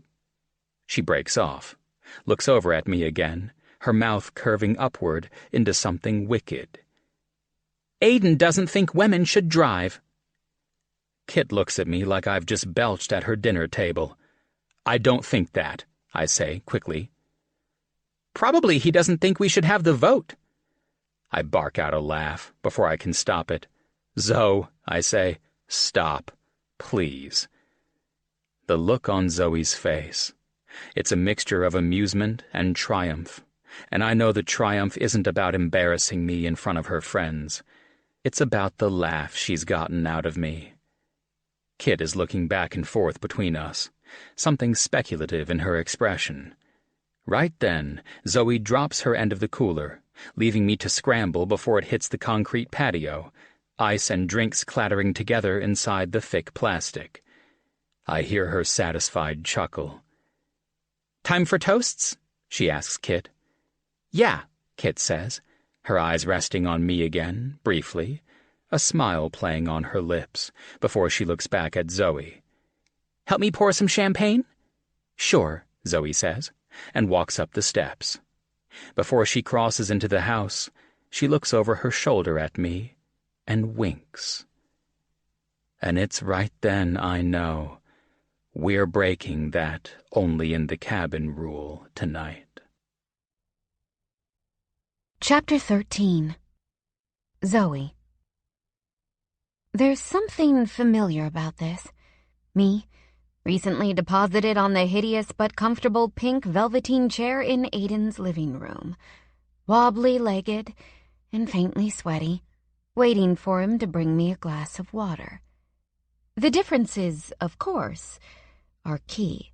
I've been deposited here because Aiden and I did not manage to make it to his bedroom, because I came in his front door, and he closed it behind me, pressed me right up against it, and kissed me like he hadn't seen me in days and days. Soon enough, he'd stripped me of all my layers, tugging a condom from his pocket while I'd shoved his pants down. The wobbly legs and the sweat are dual-earned. My legs wrapped around his waist while he took me, sure, but I'd also come here straight from a hot yoga class, red-faced and salty-skinned, and Aiden didn't seem to mind one bit. He may have even liked it, judging by the groan he'd let out as soon as he'd put his tongue against my skin, licking up my neck like I was the best thing he'd ever tasted. When he comes back in the room, carrying a big glass dripping with icy condensation, he's flushed from exertion too, his jeans still unzipped, hanging loose around his waist so I can see his black boxer briefs, so I can see, surprisingly, that he looks like he could go again.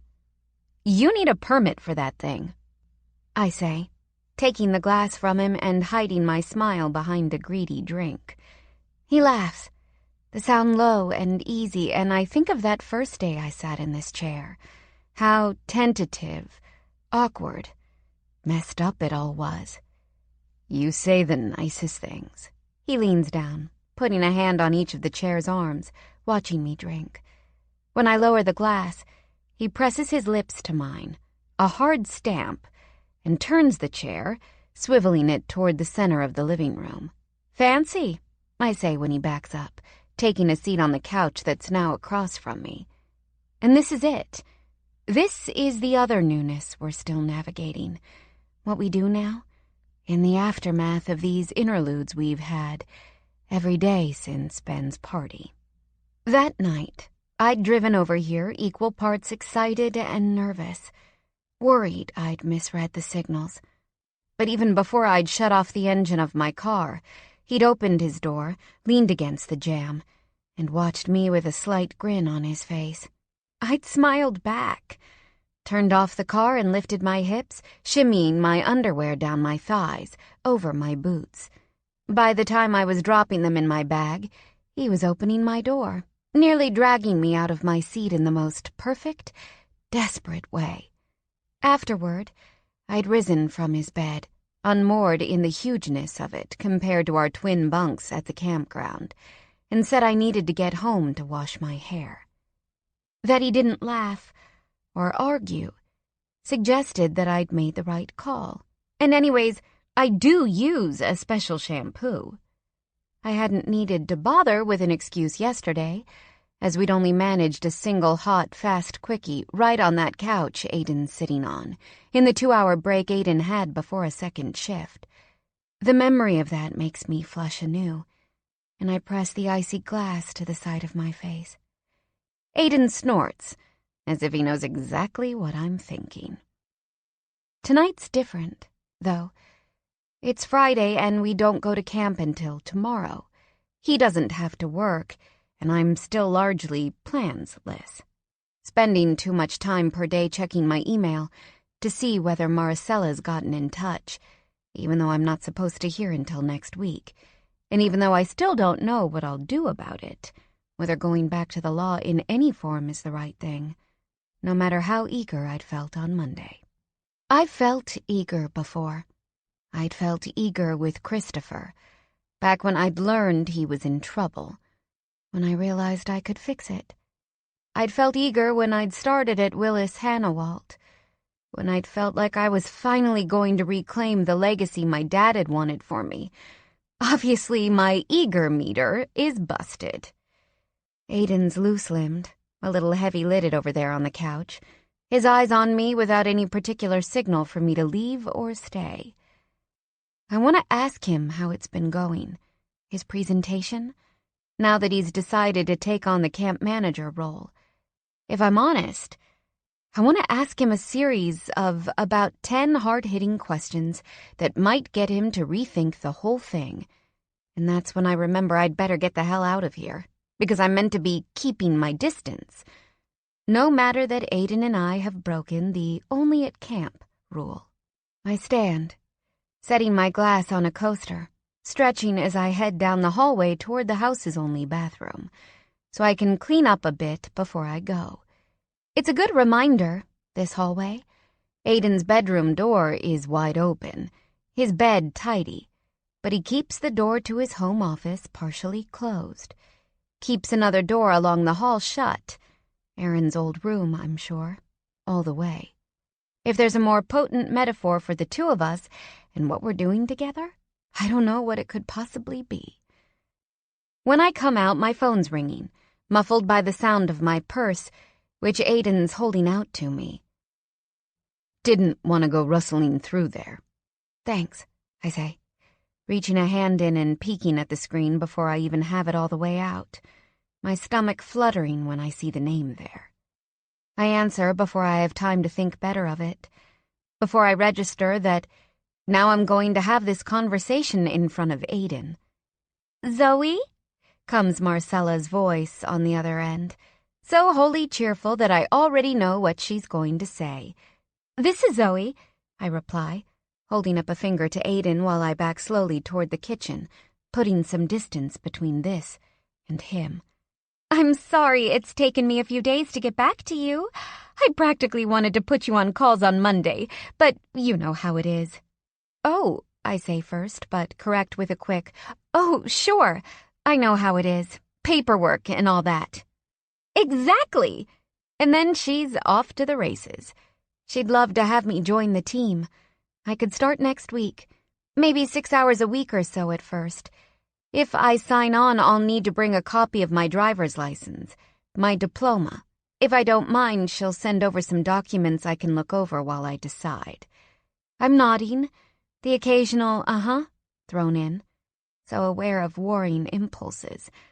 First, to shake my fist in the sky in victory and tell her I'll be there Monday. Second, to drop this phone like a hot potato and run like hell from everything she's offering. But I do neither. I stay careful. I don't commit to anything. I tell her to send the documents. Tell her I'm excited to look them over. I tell her I'll be in touch as soon as I can.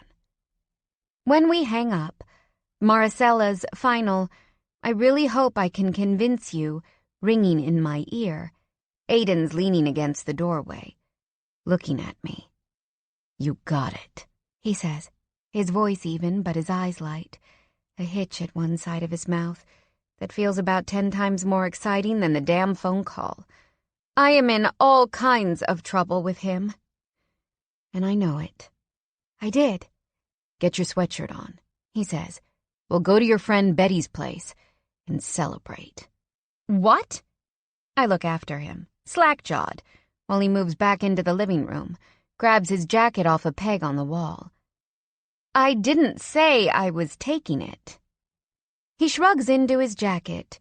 "Didn't say you were. Still, you got a gig, worth a beer at least." I think back to that night at Betty's, Kit telling me about Aiden not going out with his crew for months, and now he's basically, I don't know what, taking me on a date? What are we going to do, make a pro-con list about me taking a potential first step back into my legal career? I don't even want to do that with Kit and Greer, let alone Aiden. In my mind is a picture of my condo, all its clean white-gray stillness. I should feel something like longing, thinking about all the quiet, careful ruminating I could be doing there while I turn Maricella's offer over in my mind. Aiden turns to look back at me, his eyes scanning my face while I'm just stuck. Stuck again. Stuck forever. "Zoe," he says, his voice half weary, half amused. "I just fucked you against this door and came so hard that I'm pretty sure I saw stars. I'm running on about half as much sleep as usual, and that's down to what we've been doing too. Let's get some food and play a game of darts. We don't even have to talk about your new job." "It's not a job," I say moodily. But everything he said is what I need to get unstuck, to start me moving toward the door, to my sweatshirt. It doesn't have to mean anything, that I don't so much want to go back home now. We're still keeping our distance, whether we go to Betty's together or not. "I'll take my own car," I tell him, as I zip it up. "Whatever you say." "No," I say, and then repeat it for good measure. "No, this is not what I agreed to." Aiden's answer is a low grunt as he tightens the straps of the harness around my thighs, stepping back to look me over. He nods to himself, as if this is all perfectly normal. A-okay. Another regular Sunday morning. It is none of those things, even aside from the fact that I'm strapped into a harness. I might have known an ambush was coming. Might have known there was a reason this weekend's been so easy and pleasant. On the way here on Saturday morning, Aiden had pulled over in Colville. "So you'll stop making calf eyes every time we drive through," he'd said, and walked us to a cafe with gingham curtains and the best hot chocolate I've ever tasted. We'd drank it while we'd walked down Colville's main street. Aimless, unpressured conversation, and the kind of taut, fun arguing that frames almost all our interactions. The only thing other than sex that had taken my mind off Maricella's offer.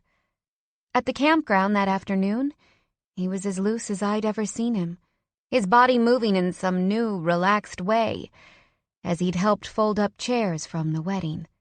Later, I'd watched him work with Paul to remove a temporary dance floor that had been snapped together over the flat clearing on the lodge's east side, and had been all easy calm, laughing once so loud that I'd heard it from where I stood on the porch of the lodge, uncoiling strands of tiny lights from the railings. He'd caught my eye and smiled, as though we had 100 secrets between us. It's all sex, I'd told myself. I've uncoiled him. But no. No, he'd been uncoiling me. On purpose. So much so that last night, after pizza delivery to the lodge and a late laugh-filled game of euchre with Paul, Lorraine, Cherie, Tom, and Val, Hammond having taken over putting the girls to bed, I'd barely noticed when Paul had tipped his chin to Aiden and said, "Still 9:30 tomorrow morning, then?" Aiden had nodded, and now that I think of it, Cherie had hidden a smile behind one of her hands. Now I realize they're great betrayers, every one of them, because here I am, strapped into a harness, and about 3 seconds away from a profanity-filled diatribe about how shit the entire concept of team building is anyway. It's different here, at the farthest edge of the camp. The trees more sparse and the ground red clay dusty and flat. We'd only skirted along it during our tour a few weeks back, and then Paul and Lorraine had told us that a lot of the more advanced team-building exercises took place over here. The only thing I'd noticed at the time was what looked like a couple of shorter-than-usual telephone poles and wires. Now, I'm finding out Aiden wants me to climb up one of them. I swallow a lump of dread, staring up at it. This isn't like the zip line, which wasn't even all that high off the ground and which only required horizontal movement. This is so vertical. "Perfect day for it," Paul says, coming over to check Aiden's work on my harness. "No clouds, not too cold. Sun's been warming the pamper pole for a good couple hours now." "The what pole now?" I say. "The pamper pole." He pats the one closest to him, like this is something I should have heard of. It is nothing I have heard of, let me tell you what. I don't see anything on this pole that would pamper me. "I'm about to rock this," says Cherie, beside me, swinging her arms back and forth as though she's loosening up for competition. "I used to be the fastest kid at camp on this pole." "Now, Cherie," Paul says, shaking his head, "remember, we don't use the pole for competition. This is about challenging ourselves, not each other." Geez, these self-affirmations. I love this guy, but he's so earnest it makes my teeth hurt sometimes. Plus, despite or maybe because of my fear, the pole jokes are stacking up in my brain like cars on the highway. I think Aiden senses it, because he moves beside me and places his big calloused hand on the nape of my neck, strokes his fingers on the skin there. I shiver, forgetting for a minute all about my jokes, but then I shift away, angry at him for ambushing me with this. Paul curls his fingers around one of the little metal U-shapes stuck in the side, explains to me that these are the hand and footholds I'll use to climb to the top of the pole, and I'm not just supposed to climb it. I'm supposed to climb it, stand on the tippy top, and then jump off, trying to hit a rubber ball that's hanging from one of the wires. "Paul," I say, hoping he doesn't catch the nerves in my voice. "The thing is, I'm not much of a climber. I'm very careful about moisturizing is the thing. Touch my hands. They're like satin." I look up to Aiden, pleadingly. He can't possibly, truly want me to do this. If I die, we'll never have any more of all that amazing sex we've been having. But he's not speaking up on my behalf. This was his idea, after all. "Got a surprise for you," he'd whispered in my ear this morning, his mouth right against me as he leaned over my top bunk, not even needing to stretch to do it, and my toes had curled in pleasure. Because I am an idiot. "I'm sure you've got nice hands," says Paul. "I've got gloves if you want to wear them." You know what I like about you, Paul? It's how you're always so prepared.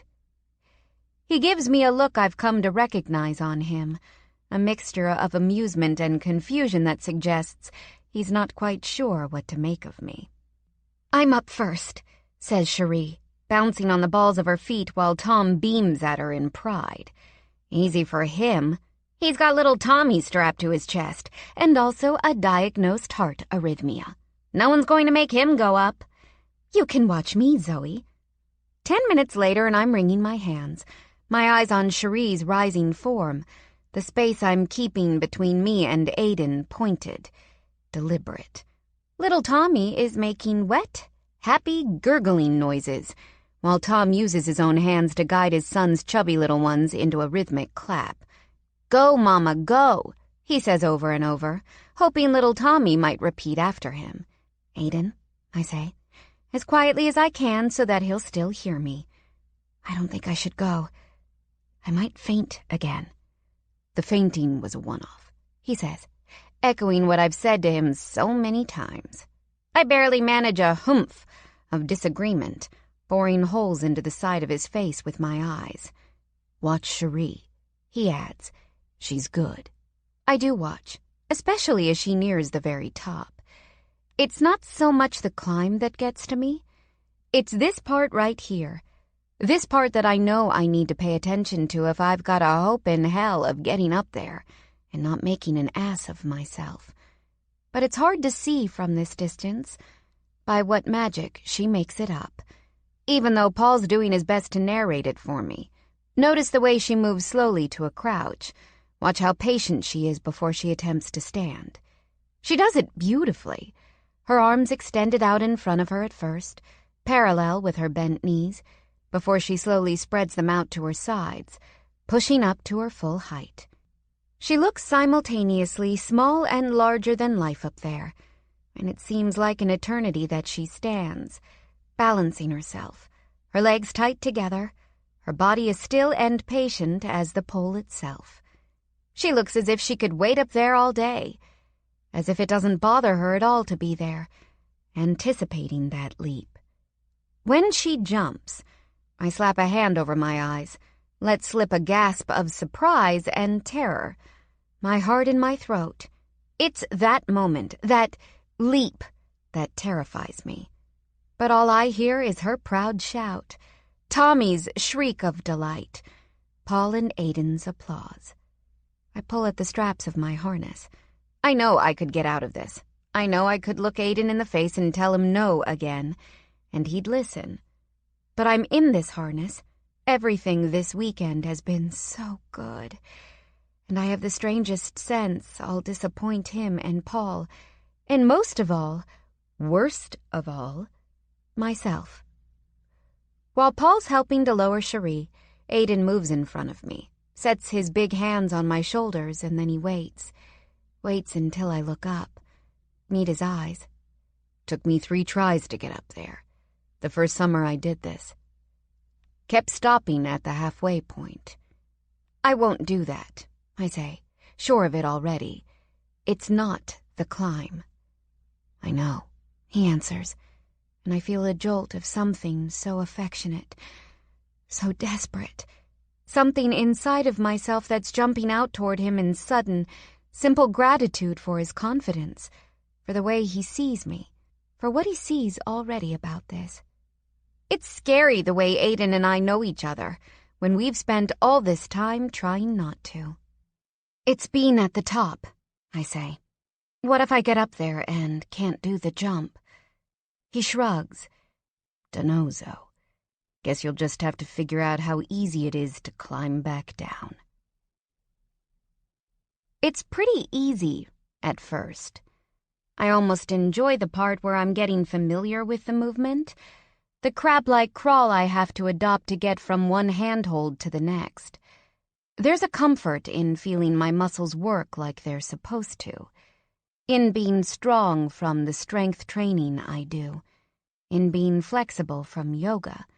Even my breaths are careful, focused, in through my nose, sharp and noisy out of my mouth. All that physical work, all that gym time, One non-worthless thing I've done with my hazy, unstructured existence, I guess. But then I look down, and my mind stutters with the incongruity of it. Me up here and everyone else below. Where I'm going, there's no wide, steady platform waiting. There's no cheerful companion to send me across a zip line, where there'll be someone waiting on the other side. The higher I go, the more alone I get. My stomach clenches with fear, and I refocus, resolving not to look down again. "Hey," says Aiden, calling up to me. His voice is close enough still that he doesn't quite have to yell, and this soothes me slightly. "You doing all right up there, Satin Hands?" Dick, I think, but my mouth curves in a smile. "Can it, Boy Scout?" I mumble back, too afraid that if I speak louder, I'll come right off this thing. "You know that's not how we do it here, Aiden," says Paul, his voice sounding farther away. "You've got to encourage her."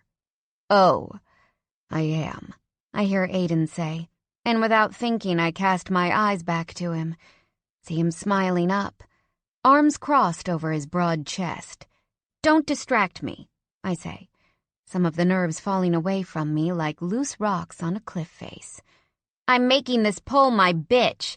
"Sorry, Paul." "That's all right," he says, chuckling.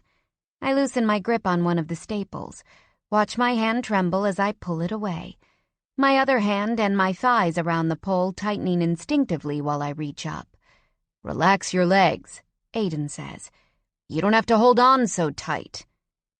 You didn't mind it before, I think, remembering the way I'd clutched my thighs around him last night, once we'd gotten back to our cabin, fighting to get closer to him even as he'd thrust his weight into me. "Surprised I have any strength left in these babies," I call to him, seeking his face again, and I laugh when he registers my meaning, his brow lowering. Up close, I'll bet there's a little flush on his neck, just under his stubble. I get up another length. Next hand, right foot, left foot. "You're doing great," yells Cherie, clapping. "You look like you belong on that pole." I don't know if that's a compliment, Cherie." "I heard it," she says. "I heard it as soon as it came out of my mouth. Sorry."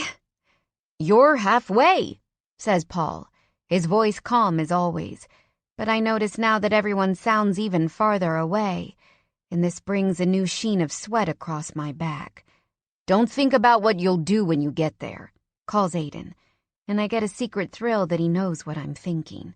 Though, what else does anyone think about when they're on this damn thing?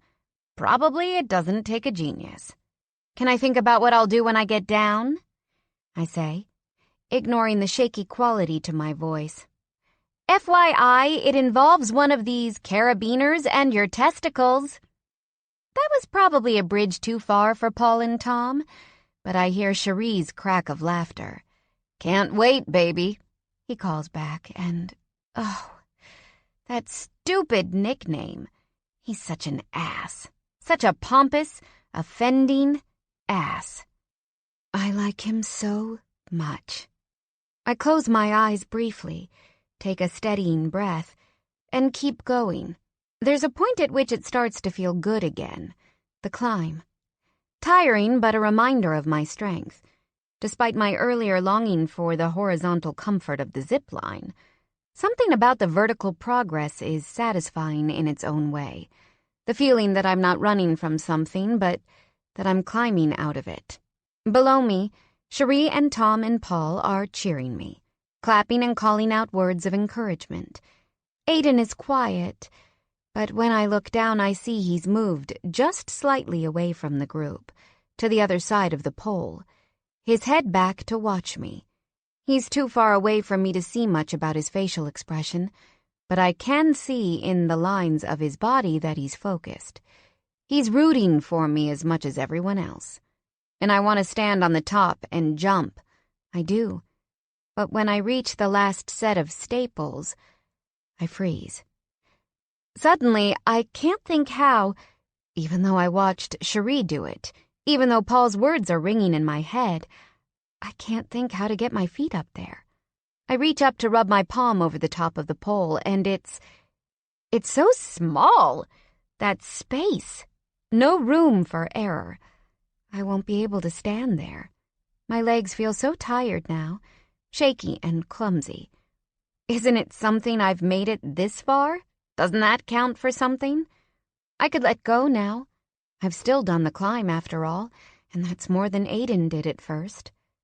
I rest the front of my helmet against the pole and close my eyes, my body tightening up again, my breathing shallow from a combination of exertion and anxiety.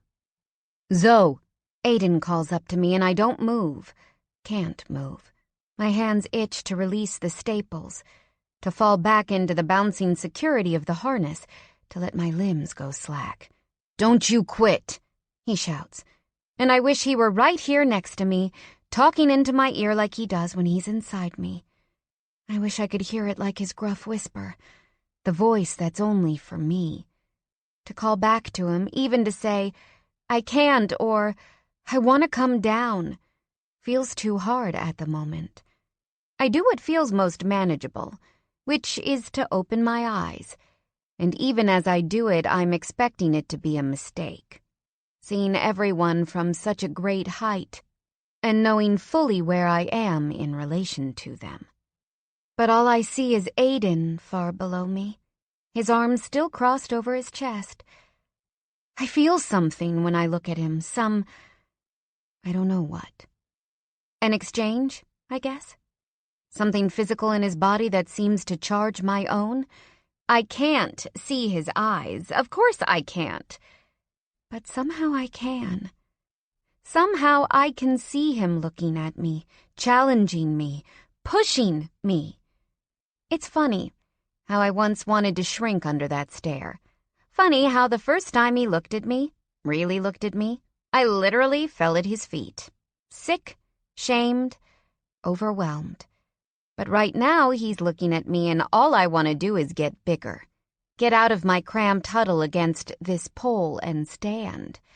Rise to my full height, stretch out my arms, and reach that damned ball. So that's what I do. I take one last look at him, wonder if I imagine him nod his head at me and then focus. Not on the pole itself, not on the jump, not on the ball. I focus on my own body, on how I can set my hands on either side, on how I can raise one foot and then the other between them. I focus on how it feels to crouch there. Everything about me compact. If I bunch up my muscles too much, I tip a fraction to one side. If I hold on too tight, everything feels like it's shaking. My body, the pole, the very air. It isn't perfect. It's not Cherie's slow, balanced stand. Her 5 full seconds of poise before she jumped. It's a little rushed, my arms coming out recklessly to the side as I press my quads up. The hardest, most intense squat I've ever done. But I don't slip. I don't make the leap because of momentum or a slip of my shoe or lost balance. I make the leap because I decide to. I feel the ball slap against both my palms, maybe a little clumsily. I hear the shouts of victory from below.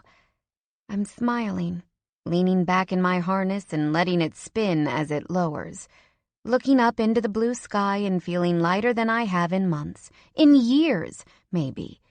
I feel fucking great. I feel like I could climb that pole again. I feel the furthest thing from stuck. Spinning there, I know what I'll do about Maricela, about legal aid. This is it. This is the beginning of me getting unstuck. Strong, warm arms come around my legs, and I know they're not Paul's. I know it's Aiden come to get me. But he makes no move to unsnap my harness. He pulls me down his body so we're chest to chest, all the snaps and carabiners pressing between us. His smile is bigger than I've ever seen it, but I only get it for the briefest second, because he tucks my body into his, so we're as cheek to cheek as my helmet allows, and says, right into my ear, "I knew you wouldn't quit." My answering smile feels huge, too big for my face, and my arms squeeze him with all the strength I didn't think I had left. When he pulls away, I try to school my expression, to look a little less like I'm a child bursting with glee, but before I manage it, he leans in, presses his lips against my smiling mouth, a hard, firm kiss that catches me on the teeth at first until I shape my mouth to kiss him back. And it's so good, that kiss. Quick but intense. One of his arms banded around my lower back, the other coming up so he can unsnap the closure underneath my chin. It's the first kiss he's ever given me in front of other people, and it's not for show. "You did so good," he says, and kisses me again. "Okay," says Paul from somewhere behind us, not quite embarrassed, but maybe on the edge of it, and I realize I've got one leg hitched around Aiden's hip. I can't blame the harness for it. I'm just pressing close to him, getting to where I know him best, where we say everything best. "That was a wonderful job, Zoe," Paul says. "Just wonderful. How do you feel?" "I feel awesome," I say, my too big smile back. Cherie and Tom congratulate me as Aiden and Paul help me out of the harness, and I can't stop looking up at the pole, at the height I scaled, the dive I made. I can't stop thinking about the press of Aiden's lips against mine, the way it felt to have his arms around me after coming down.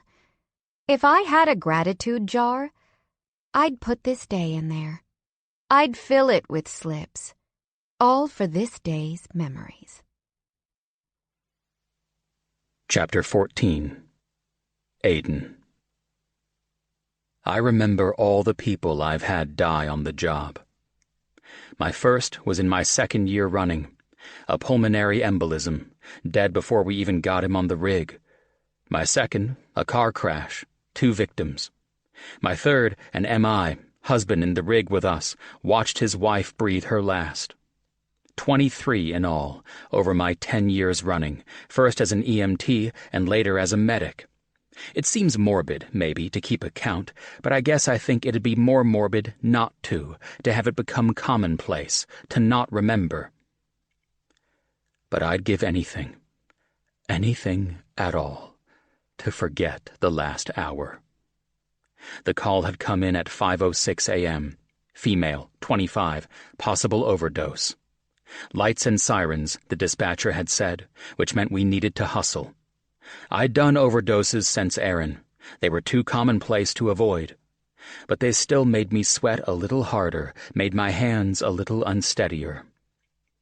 You want to tell yourself, I guess, that you'll be going somewhere seedy, somewhere where there's cooking spoons on the dresser, hollow-eyed spectators who scatter under the lights of the rig like cockroaches. You want to tell yourself that there's a type, because that helps you make sense of things. But there isn't, so I wasn't surprised to be headed to a nice neighborhood.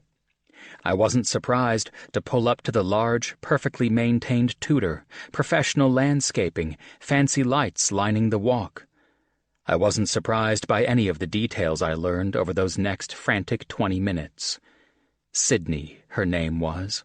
Living with her parents, sleeping in her childhood bedroom. A bad back injury while playing on her college soccer team. Addiction to prescription opioid painkillers. Just home from rehab yesterday. Unconscious. Unresponsive. In the rig, her parents following us to the hospital, Ahmed and I had done everything. Intubation, 12 lead to monitor heart function, IV line to pump her full of Narcan, sodium bicarbonate. Ahmed doing CPR when she'd lost her pulse, me putting pads on for the AED, epinephrine trying to get a shockable rhythm, over and over again until it started to feel awful, like we were just ragdolling her around, Charlie in the front calling ahead to the hospital. One more time, I'd thought. More epinephrine in her line, and I'd open my mouth to say her name, to shock her back. Sydney! But instead, I'd said his name. Quick, automatic, and utterly humiliating. "Aaron!" Across from me, Ahmed had stiffened, and I'd corrected. "I'm fine," I'd said quickly. "I'm fine." No change by the time we'd gotten to the hospital, and Ahmed and Charlie had taken over, covering the transfer and paperwork. It takes longer than you'd think, the hanging around, the paperwork. Long enough to find out the doctors couldn't do any better than we had done. Long enough to find out Sydney was gone. I'm quiet on the ride back to the station. We all are. But while Charlie and Ahmed manage at least a few duty-related exchanges, meds will have to replenish, paperwork will have to file, I say nothing.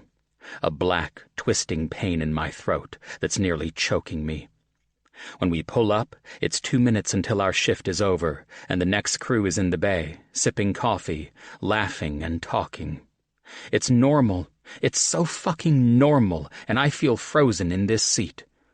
I feel like if I move, it'll just be to destroy this truck with my bare hands.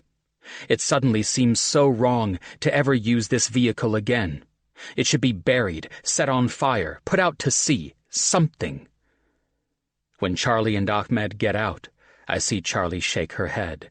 A slight turn, but the expression on her face must convey something, because the new crew adjusts, turns solemn, one of them looking my way in sympathy. That's all I need to extract myself, to get moving. Med stops me, a big hand on my shoulder. "Take off, man. Charlie and I will close out." "I'm all right." "I know," he answers, giving my shoulder a firm slap of recognition. "No shame in needing some time, though." "Yeah," I manage. "Thanks." I don't look at him, or at Charlie, or at anyone else as I grab my things from the locker and head out. But in my car, I feel as lost as I did in the rig, unsure where I should go next. It's 7 in the morning, and before the call, we'd all gotten a few good hours of interrupted sleep, and I doubt I could get any shut-eye even if we hadn't. Even now, when I blink, I see her open eyes, the green cast to her skin. I can so easily rearrange her features, make them into Aaron's. She was slight like he was, fine bones underneath thin skin. I drive without seeing, the kind of autopilot where you get home and think, how did I get here? Where you remember none of the traffic lights you stopped at, none of the intersections you passed through. Except I haven't gone home. I've gone to Zoe's.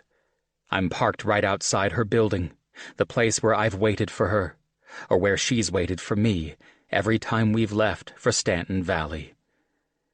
There is not one person who I should want to be around less after I've watched a woman die from the same thing that killed my brother. But should means nothing to me right now. It's only been 2.5 days since I dropped her off here after our weekend, and it feels like a lifetime. If I'm honest, it felt like a lifetime even before this morning. When I dropped her off on Sunday, I'd lingered at this same spot, not wanting to be apart from her after a weekend that had been damned near perfect, after the few days before where we'd spent stolen time at my place.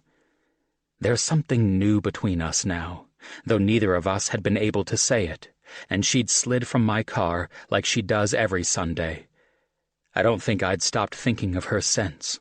Not until these last frantic couple of hours, where my head had been full with trying to put color back in Sydney's sunken, wasting skin. So right now, all I want is to see Zoe's smooth, bright skin, her hair in the sun when it gleams and changes color. I want her smile, her sharp, clear voice. I am too wrung out to care about why. I'm greeted in the lobby by a black-suited doorman who sits behind a high, granite-topped desk, a headset in his ear. He greets me with a grating, cheerful, "May I help you?" I didn't even know this place had a doorman, didn't think much past getting in the door. Now I wonder what will happen if I have this guy call up, if Zoe will not, in fact, despite how things are between us now, Want to see me at 7 o'clock on a random Wednesday morning, no phone call first. But I don't think about turning back. My seeing her feels as necessary as my next breath. I'm here to see a resident, Zoe Ferris. He nods, asks my name, and types something onto his laptop, and in a few seconds he's speaking quietly into his headset, while I try to make myself look calm and disinterested, like I don't feel as if I could tear this place to pieces just to get what I need. I catch sight of myself in a mirror across the lobby, wincing at the state of my uniform, the dark circles under my eyes. "You can go on up, sir," the doorman says. I hear a buzzy click that must open the glass doors behind him, leading into a bay of elevators. I head toward them, then pause, and turn back, embarrassed. I don't know her apartment number. If he thinks it's odd, he doesn't reveal it, telling me where to go. In the elevator, I keep my hands tucked into my pockets, my head down, not wanting to see anyone or anything until I get to her. And when the doors ping and open, she's there, standing right in front of them, dressed like I haven't seen her since that first day. Sleek, fitted dress, this one black, a green cardigan buttoned over top. Her hair is pulled back in a low ponytail, her lips glossy pink. For a second, I think I must visibly deflate at seeing her this way. What I wanted, I think, was my Zoe. "Aiden?" she says, her brow furrowed. I pause so long that she has to hold a hand out to stop the doors from reclosing, so I step out, expecting to make this quick. I notice, for the first time, that she's not wearing shoes. "Sorry," I manage to grind out. "I don't know why I came. I should have figured... Fuck." It dawns on me what Zoe must be doing, dressed like that. Fuck, is this your first day? I'm an asshole.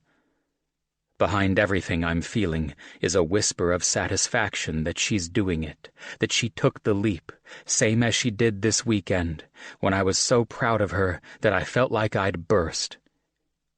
"It's not my first day," she says, quickly, sharply, that voice I wanted to hear.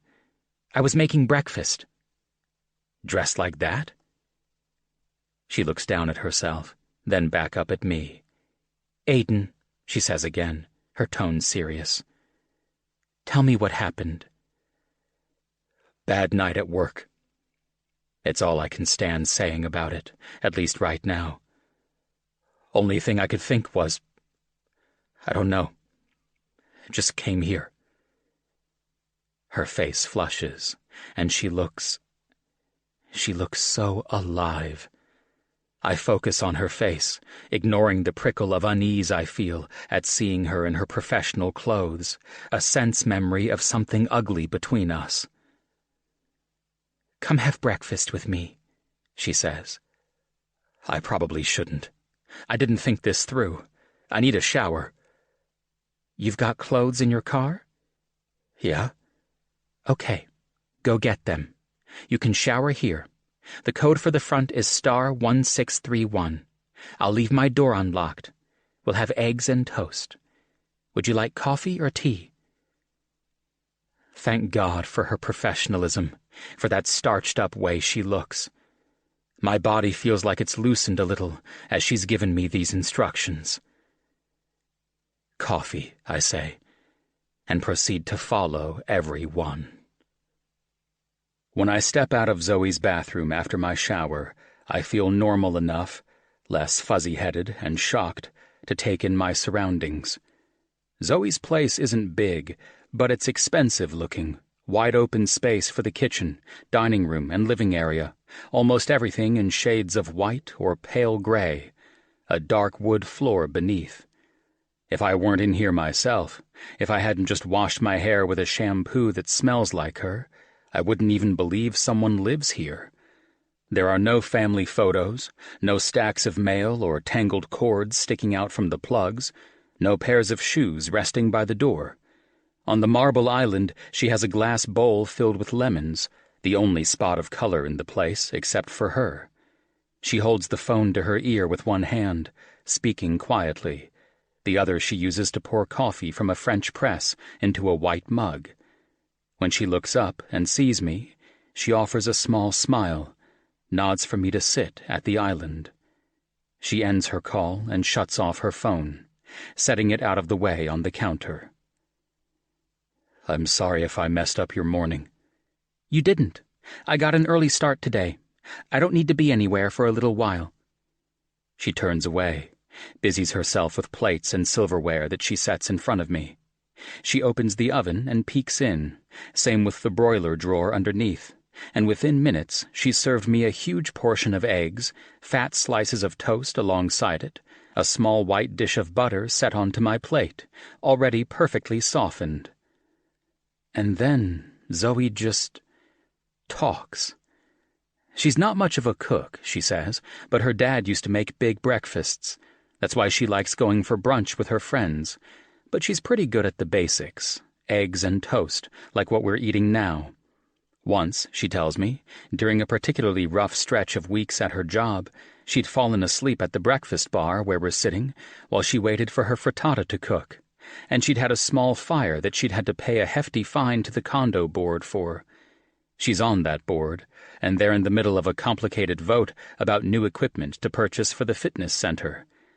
She likes it here, mostly, though when Kit bought her place, she thought about a house. Then again, she says, having the conversation entirely with herself, Kit's house is a little shabby, under construction all the time, and sometimes she comes home from there and has to take a bath to relax. "I like simplicity," she says, gesturing around her with her fork. "In case you couldn't tell." In the pauses she takes to sip her coffee or to take a bite of her food, I realize that I too am relaxing, bit by bit. Zoe has filled up all the space in my head with this chatter, these details that don't matter really but somehow do, the little things about her life that get me out of that rig, that stop me thinking about death and failure, and being just a few minutes too late. She talks all through the meal, and she talks when we stand to clear our plates, when I rinse them and she slides them into the dishwasher, when she takes a white towel from the edge of the sink and wipes her smooth, perfect hands with it. The truth is, I want to fall at her feet, to press my face right against her middle and cling to her in great, aching gratitude for the way she's chased away the worst of this morning. But that's not who we've been to each other. Not so far. We've touched each other in all kinds of ways, for show, for sex, and last weekend for celebration, but not really for comfort.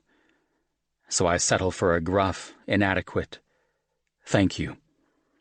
She shrugs, refolding the towel and placing it back in its spot. When she looks at me, she's calm, assessing, completely untroubled by my strange presence here, or at least she's doing a damn fine performance. "Want to walk me to work?" she asks, and then quickly corrects. "To volunteering, I mean?" What I should say is no. On that walk, I'll have to engage in some kind of conversation, and really, I don't think I could. What I can handle is what we've just had.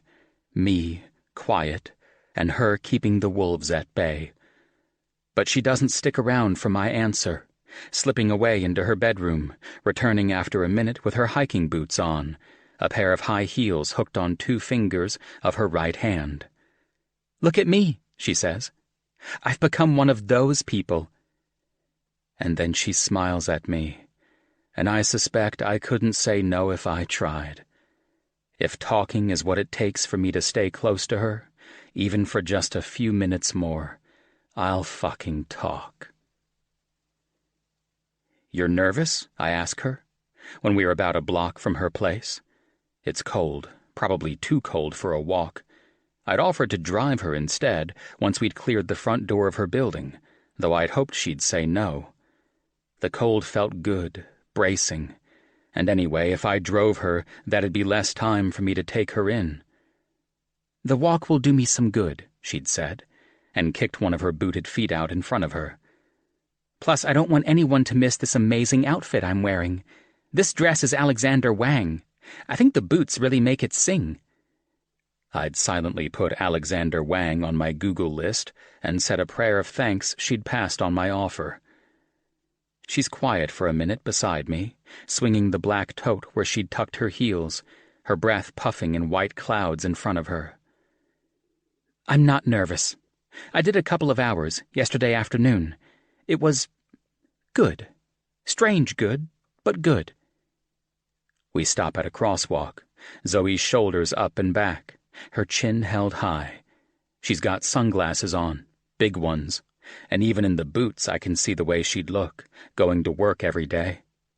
The two other guys who wait alongside us are both in suits, and I can see one sneaking a glance at her out the side of his eyes.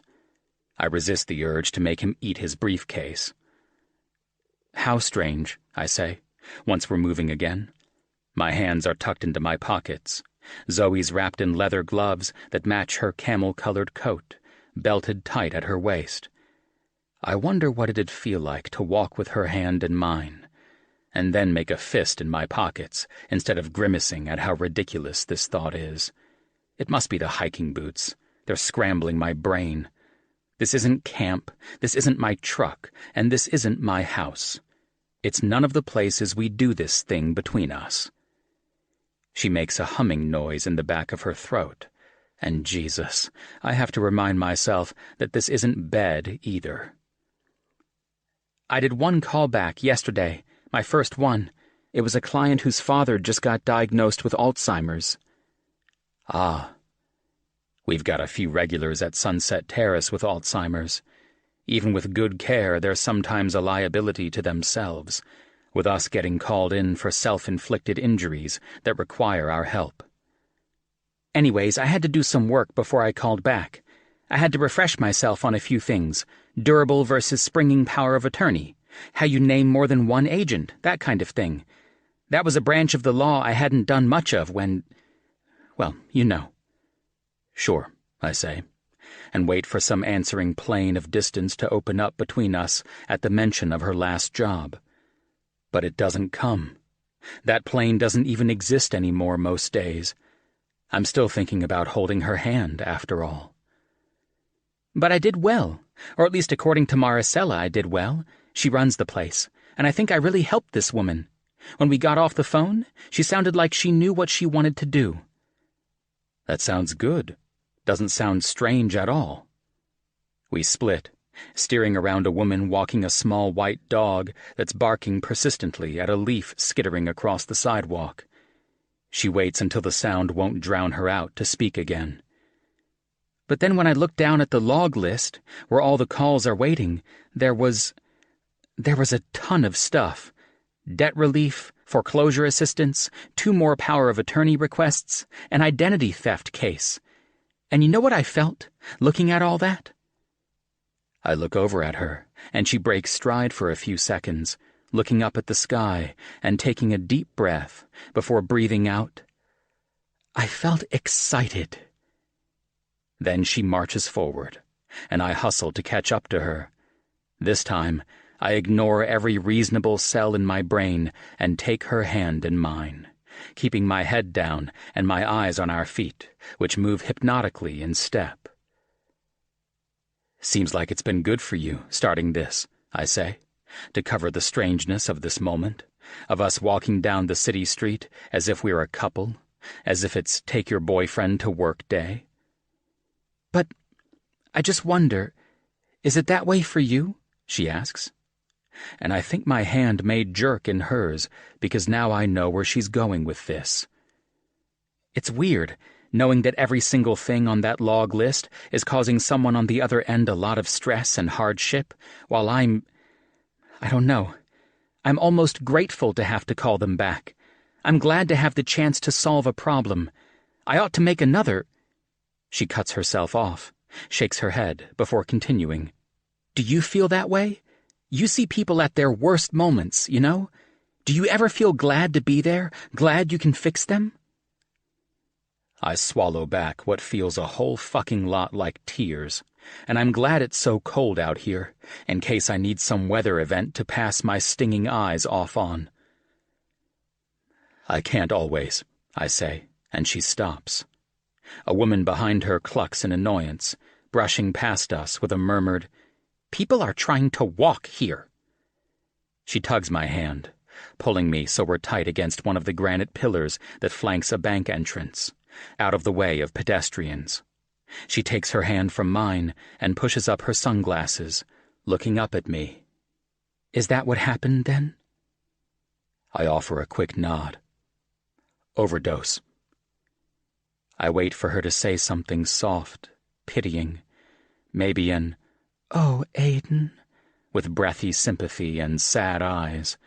Maybe she'll do like Ahmed, a gentler version of his shoulder pat. I'm braced for it, I guess, knowing that when she does, it'll break the spell of this morning. I didn't want her pity, I only wanted her, only wanted to be around her. But she doesn't say anything, not for maybe a full minute. She just watches me, her eyes searching back and forth between mine, her lips set in a firm line, that strong set of her jaw slightly upturned. "Who was it?" she asks, finally. And it's not at all what I expected, but it's the right thing, the exact right thing. I look away, look at the sun gleaming off one of the windows of an office building across the way. We must be pretty close to wherever her new office is, I figure. I can't say much, I tell her, knowing it won't hurt her feelings. Zoe knows all about HIPAA, patient privacy, my legal obligations as a provider. But I can tell her the things that are sticking with me. How young the patient looked to me. How her face looked pained, no matter what drugs she was taking to manage pain in the first place. How narrow her wrists had been. How she'd reminded me of my brother, and how I'd fucked up and said so in the rig. It only takes me a couple of minutes to say what I can say, but it still feels like I've set down some of the weight I've been carrying. I watch Zoe's gloved hand while I talk, the one clutched around her bag. When I'm finished, she doesn't say anything at all, and that's the right thing, too. It's like the two of us have agreed to a moment of silence for what's happened. We've agreed that there's nothing at all to say. But when we start walking again, it's Zoe who talks first. "What's the status of your story?" What?" Her glasses are down over her eyes again, her posture still straight and elegant as we walk. "Your story," she repeats. "The presentation. Basically, it's 3 days away," she says. And she obviously doesn't have one shred of regret for busting my balls about it. That's clear as day. What's more surprising is that I'm pretty sure I'm enjoying it. "Right, 3 days. I clear my throat. "It's rough," I tell her, because that's the truth. I've been working on it every day since that party Kit threw, and it's gotten easier because I've made one major change that's required a good deal more logistics, but a lot less staring at the computer with a sick feeling in my stomach. But it's not all that polished, not yet. It's going to need a lot of work to look as refined as what Val had done, or as authentic as what Cherie and Tom had put up. "Aiden," she says, stopping again, and this time, when another irritated pedestrian clucks in displeasure, she offers a curt, "Oh, cut the shit," at his back. I'll bet he feels that verbal slap all day. Then she looks at me again, lifting a hand to further block the sun that's shining right on her. "Do you still really want to do this? The camp?" I take a deep breath, look down the street, wait until the noise of a city bus passes. "This is for my brother. It's going to be every day, Aiden. Every day you'll have people at that camp who are suffering, who you may not be able to save. You've got to be prepared for that." I swallow, thick and uncomfortable. I don't know if you ever get prepared for that. I think I must understand that better than she does. "I'm all in," I tell her. "I've got to be all in." I look back at her, Wish she'd lift those glasses up again, so I could look in her eyes and see what she's telling me with them. But she doesn't make a move. She stays still, those tiny parentheses at the corners of her mouth. "Okay," she says finally. "Tonight we're going to get drunk and do a puzzle." I blink after her, confused, as she starts walking again. That sounds...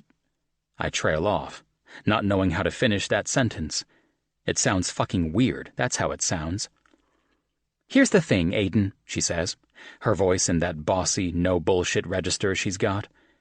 "One way or another, you're giving that tour on Saturday, and you'll hate yourself from here to eternity if you don't get it right. You know it, and I know it." "Right," I say, oddly buoyed again. I feel like I'm a boxer on the ropes, getting shouted out by my corner man while he slathers Vaseline all over my fresh cuts. "So you've had a lousy morning, and you need some sleep and a night off thinking about everything that's horrible." She stops, and one building ahead, I see the sign for legal aid. She turns to me, putting her sunglasses up again and looking me straight in the eye. "So go home, get some sleep, and come back here at 4 to pick me up, because..." She breaks off and gives a dramatic sniffle. "Because I'm not doing this walk again. And we're going to go get sandwiches or burritos or a pizza and some beer, and then we're going to do this Doors of the World puzzle I have, which will be nearly impossible even if we're sober. And then tomorrow morning, you and me, we're driving to Stanton Valley a day early, and we're going to do the presentation there. We're going to walk the tour, figure out the story. Okay?" I don't miss that she's said "we're," and I know she doesn't miss the smile that's tugging at the corner of my mouth. A smile that would have felt impossible a few hours ago. Even now, I shouldn't want to smile, thinking of taking that walk, figuring out the presentation, smoothing out the rough edges that are all over it right now, despite the work I've been doing. "All right," I say. "Fine," she answers, and it's a little funny how clipped she's said it, like she's won an argument we weren't even having. "I'm going now." She turns to walk away, but stops and rushes back, shoving her bag at me before she leans down and starts undoing the laces of her boots. "Holy shit! I almost went in there in these boots," she says, more to herself than to me, and I smile, watching her balance on one foot while she tugs a heel out of the bag. When she's done, she grabs her bag back and gives me the boots. "Don't lose these," she says, as if I'm planning to just casually drop one between here and my car. Her cheeks are even pinker now, the cold plus bending over, and probably the lecture she just gave me. And I think, despite what she said before, she might be a little nervous about going in there, about this leap she's still taking. "Zoe," I called to her, when she started to walk away again. I must look like an idiot, standing here holding a woman's hiking boots in the middle of the sidewalk, but I find I don't really care. When she turns around, I tell her, "It does feel like that for me, a lot of the time, to solve someone's problem. I don't think that's anything to feel bad about at all." When she smiles at me, I hold those damned boots a little tighter, and then turn to make the long walk back to her building, already counting the hours until 4 p.m. Chapter 15. Zoe. In the end, we don't get drunk and do a puzzle. Aiden falls asleep on my couch after one beer, and I sit next to him, resisting what feels like a perverted urge to curl myself against him. All his warm heat and solid strength, even when he started this day so defeated. From where I am, I can see the guilt face, which I'd tucked into a windowsill when Aiden had been showering this morning. Somewhere in there is the slip for Aiden's parents, the slip that would have included him too, if I'd known about him then. "But there may be something you can do," he'd said to me, back on that first day, when I'd been ready to walk away from him and concede that the entire guilt vase project had been a vanity project that I hadn't thought through. A half-drunk, all-week attempt at getting unstuck, Now it's not even 2 months later and I'm on my couch again. Not alone this time, just starting to feel alive and like myself. It's the first time I've felt I had a way forward since I walked out of Willis Hannawalt on that last day. All my lottery promises swimming, indistinct in my mind. It's not the guilt face that's done it, though of course there's been good to come out of my new friendship with Janet, my mentorship of Dan, and my way better manners in coffee shops and parking lots. It's been Aiden. No, it's been me and Aiden. Something about me and him together. So how can I not help him with this, with his story, with this presentation, with everything he says he wants for the camp? How can I not give him the one thing he's asked me for? I'll be adding slips, I guess. Slips for Paul and Lorraine, for telling them this lie that gets to be less of a lie with each passing day, since I don't fake anything with Aiden lately. And I'll be adding a slip for Aiden, too, though I don't think he'd see it that way. But I don't think it's right for him, the camp. Not this way. Not in the way that means he uproots his life and starts all over again. I think he'll miss his work, which even on bad days gives him a sense of purpose and control. I think he'll miss Charlie and Ahmed, who he talks about with indulgent, grateful affection, more so now than when I first met him. I think he doesn't really want to manage a campground as a full-time job. I think he's doing it because it's what it takes to win, because it's what he's promised himself and his family he'll do. And I know, that promises like that can wear on you, especially when you're grieving. It's the same way my job wore on me, living out my father's hopes for me, being the person I thought he'd want me to be, becoming that person so much that I hardly knew who I was without my job. But how can I not help him? How can I not give him what he's asked me for? How can I not give his family that?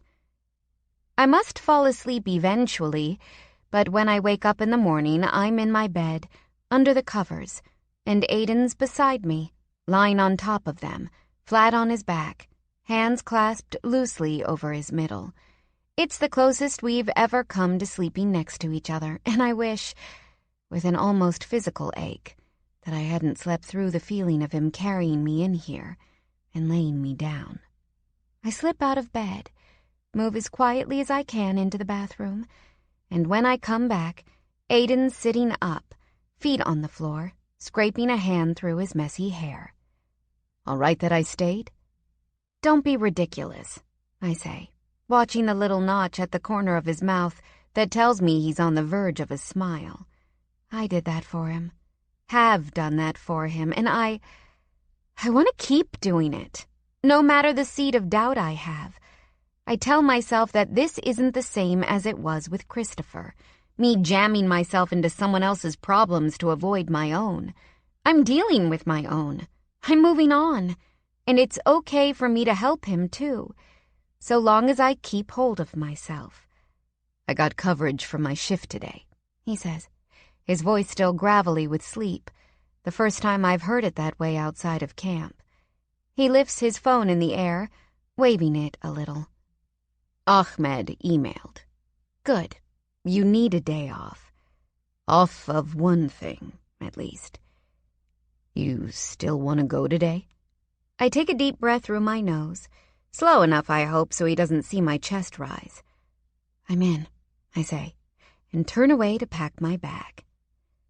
68 minutes. I tap my thumb against my phone screen to stop the timer from turning. When I look up at Aiden, he's got his hands set low on his hips, an expression of frustration in his eyes.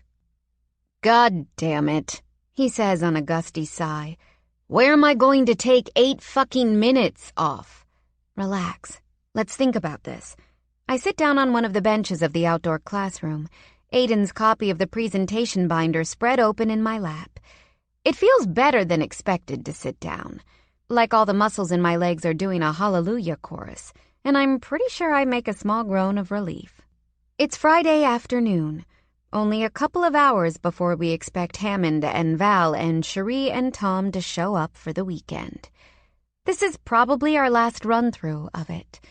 Aiden's presentation, and I can't say it's been an easy go of it.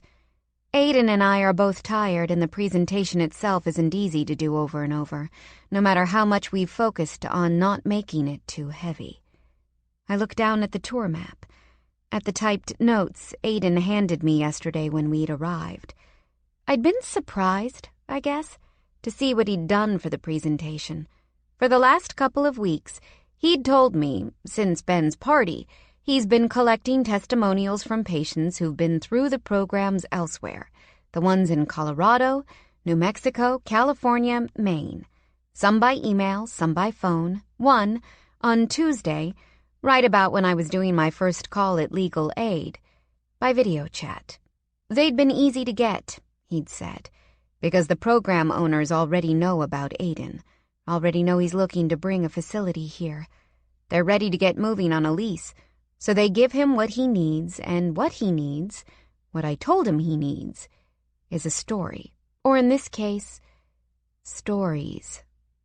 It's not that it isn't good. It is good. It's moving, it's painful, it's hopeful. Lorraine will definitely cry, and I won't be surprised if others do, too. Over the last day and a half, I've helped him smooth it out, tie the stories he's got more strongly to whatever location we're at on the tour. How equine therapy worked for one of the patients when we're at the Staples site. How shared living spaces function for patients coming to rehab out of methadone clinics while we're at one of the cabin sites. I do what I can do to give him what he says he wants. It's just that it's got nothing to do with Aaron. Aiden doesn't even say his name. Not once. I shift on the benches, tap my finger against my lip while I think. Cut the second stop at the cabins, I suggest and look up at him. Maybe, but I've got to explain how the population would be separated, how we could use the different cabin groupings for...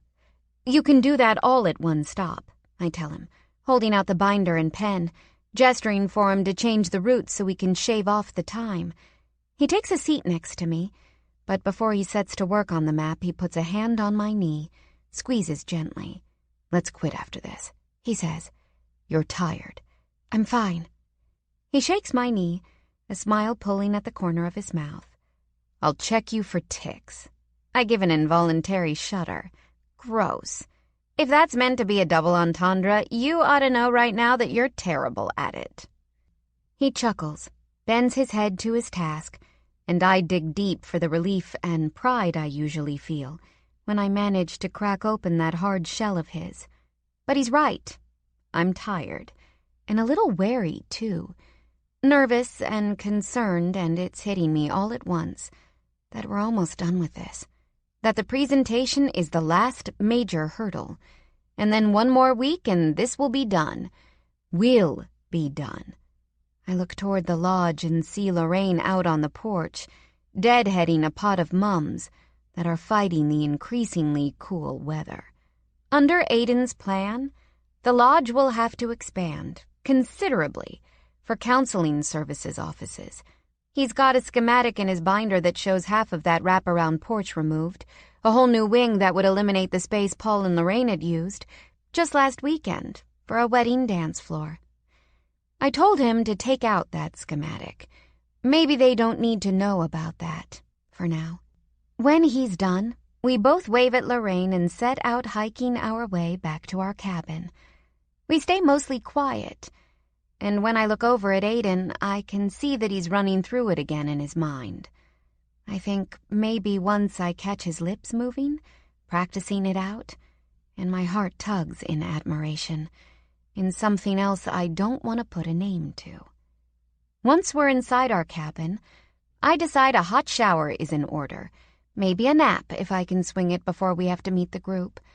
Aiden passes on the offer to join me, the binder already set out on the desk, ready for him to review again. I purse my lips in an effort not to say anything, to warn him not to overdo it, so he doesn't sound robotic tomorrow, and head into the shower.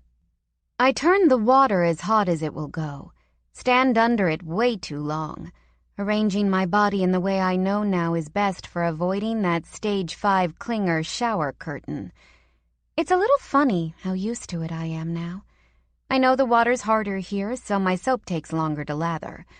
I've even gotten weirdly used to my bunk, to waking up close to the ceiling.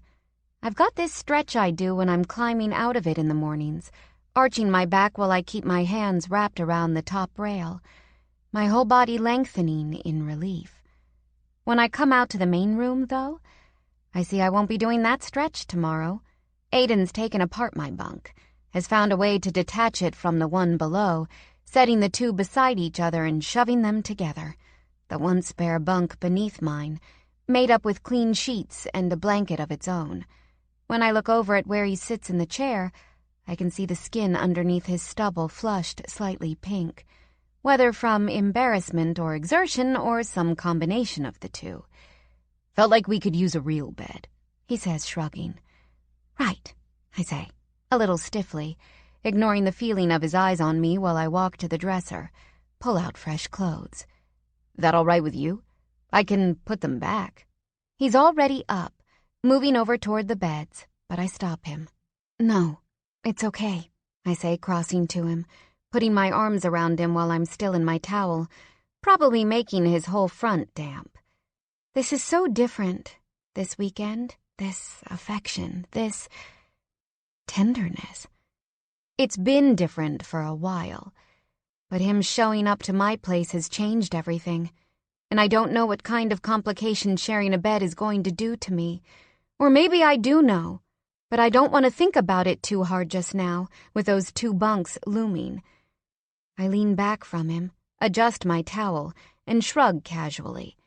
"It'll be nice," I say, forcing my voice into its light, teasing register. "Very civilized." He tips his head, some faint curiosity that passes through his expression before he smooths it out, turns back toward the desk. "Very," he says quietly, and we don't talk much after that.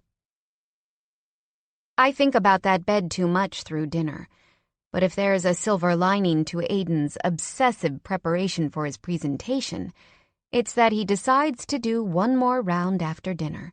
And so I settle into it on my own, pillows stacked up and my e-reader on my lap, as near as I can get to my nighttime routine at home.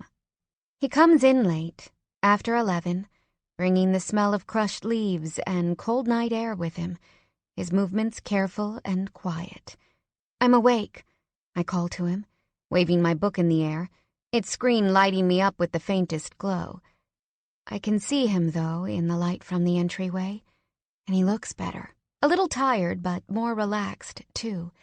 A different person from what I saw yesterday morning. "It went okay?" I ask. "Yeah," he says, turning toward one of the sinks, toeing off his boots while he puts toothpaste on his toothbrush. I'm glad he's not going to shower. He'll still smell like the outside when he comes in. "I think it'll work." Then, like he's worried he's jinxed it, he shoves his toothbrush in his mouth, scrubbing vigorously to shut himself up. It's a few minutes before he finishes washing up his face and hands.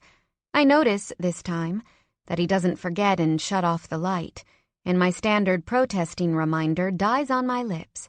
When he comes into the living space, he undresses quickly, draping his clothes over the desk chair before pulling on a pair of mesh athletic shorts and crawling in beside me.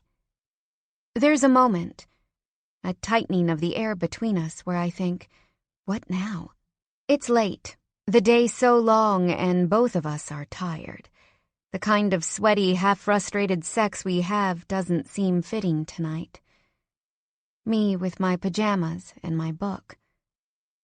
I shut off the screen and set it down on the floor, tucking it slightly underneath the bed, wondering if maybe I should get up, go to the bunk that's usually Aiden's, sleep apart again.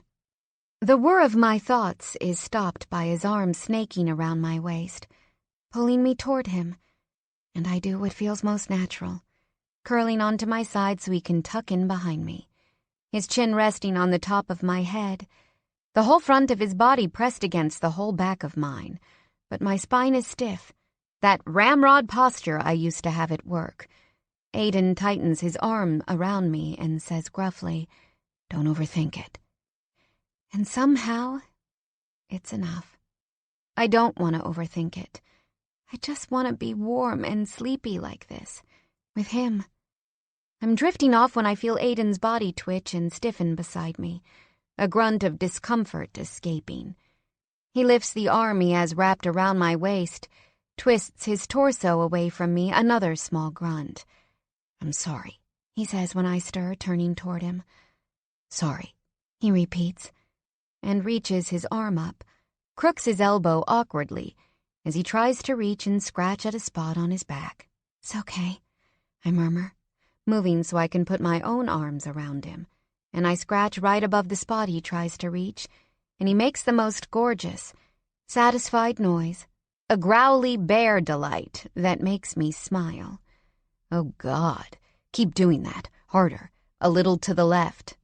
I press my smile into his chest, loving the way his body shivers in pleasure, the way his muscles bunch underneath my fingers. "More," he pleads, shifting so my hands go to where he wants them. "Feels so good." "You're like an old man," I say, laughing now, all that awkwardness gone. "Or a bear. You should go outside and rub yourself up against a tree. Be with your comrades." "Trees don't have nails like yours," he says, releasing another groan. "Did you get into something? Poison ivy or I don't know what? Other itchy-type plants?" He chuckles, a rumble in his chest that I feel against my breasts. "No, just sometimes get itchy at night when it turns cold. I think your soap yesterday made it worse." "That soap is made with cocoa butter," I say, annoyed, and he breathes out another soft laugh. I run my nails up and down his back, pulling him so he rolls partway on top of me. He resettles, hunching down, and rests his cheek against my chest. The scruff on his cheek and jaw abrades my skin, but I don't mind. I keep my hands moving over the muscled planes of him, as far as I can reach in this new position, and Aiden sighs against me, his warm breath tickling underneath the edge of my camisole, blowing against my left nipple, which peaks in response. He notices, lifts his head enough to kiss me there, gently, no intention to it, before resting against me once more. And it's the perfect kiss, the perfect feeling, somehow. It feels like we're not in a hurry, like there'll be time and time again to get back to him inside me. And all of a sudden I feel tears well up behind my closed eyes, my throat constricting slightly. I almost recoil at the shock of it, my mind immediately racing to account for the oddity. The last couple days have been stressful. You're overtired. But deep down I know it's something else. This moment and this man, and these two twin beds shoved together in this cold Spartan cabin, it's the most intimate experience of my life. It's the feeling I chased in those stupid, careless months after my dad died, and I'd felt so alone. Of all the things I've done for Aiden over the last few weeks, it's this thing, this small service that makes him snuffle and wriggle in boyish delight, that makes me feel as close to him as I've ever been to anyone. I swallow reflexively against the tears, and Aiden props himself up, rising over me, his brow furrowed. "What's wrong?" he asks, and I can't do anything at first but clamp my lips shut, shake my head in a wordless nothing, while I wait for this storm to pass. "Zoe," he says, one hand stroking the hair back from my forehead, the gesture so new that a fresh clutch of emotion seizes my throat. "Don't look like that." It's so abrupt, so commanding, and I smile a little, a few tears that I'd held in springing out of the corners of my eyes. It's that knife-edge feeling I get with Aiden, all the time, mixed-up emotions he brings right to the surface in me. Anger and lust, frustration and sympathy, fear and freedom. Lonely and still, somehow, in love. "I was married once," I blurt, the only thing I can think to say that will keep me from thinking about what I've just admitted to myself, about how I feel for Aiden. I've said it because I want him to be shocked, because I want to push him away. But other than the stilling of his hand, he doesn't move at all, and I am desperate to fill in the silence. I'd just turned 20, I tell him, and I expect any second for him to roll over onto his back, to have to tell him the rest of this without his eyes right above mine and without the heat of his body so close. He doesn't do any of that, though. He's turned to stone up there, but surprisingly, it doesn't feel hostile. It's just what Aiden does when he's turned his full attention to something. I don't tell it quite the way I did years ago to Kit and Greer. Here it's messy, not chronological. I start in various places, have to circle back and fill in the blanks, though Aiden asks nothing as I talk. He was much older. It only lasted a few months. His name was Christopher. I met him after my dad died. It was a bad time for me. I gave him my inheritance to save his business. This shitty little bar where I learned to beat you at darts. It strikes me how little time it takes to tell it. The basic story always the same. I was grieving and I didn't know what to do. I was young. I'd inherited money I didn't want. I made a mistake. Lost most of the legacy my father left to me. Then I cleaned up my act and I started over. When I'm done, Aiden's stillness and silence start to feel uncomfortable, recriminating. I offer a meaningless, "So," and roll onto my side again, away from him. The movement awkward, my hair catching under his arm, one of his legs heavy over mine at first. "How much older?" he says, softly. Hard to hear over the movement of my body and the rustle of the sheets. He repeats it when I pause before answering. He was 38. This strange intimacy we've forged means I can feel him thinking, even though we barely touch now, just the faint brush of the hair on his legs against my smooth ones. I lie there, my eyes open, staring across the room, my gaze level with the exposed pipes beneath one of the sinks. "You're too young," he says finally. "I know," I snap back. Maybe I expected his censure, but it still hurts to hear it. He sets a big hand on the curve of my shoulder, stroking down to my elbow, which he cups in a tender, unfamiliar gesture. "Zoe," he says, his voice soft, the way it was in those first minutes after I'd fainted in his driveway. How I imagine he talks to the sick and scared people he picks up to put in his ambulance. "I mean this guy. He shouldn't have married you. He should have known better than to marry someone your age." Kit and Greer said this too when I'd told them, making Christopher the predator, absolving me of my responsibility.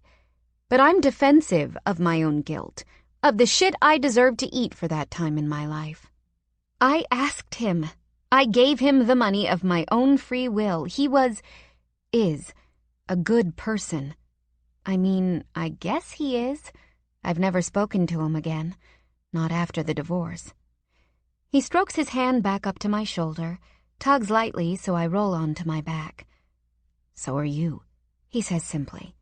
I close my eyes, not realizing until he's said it how much I want to hear it, from him, more than anyone else.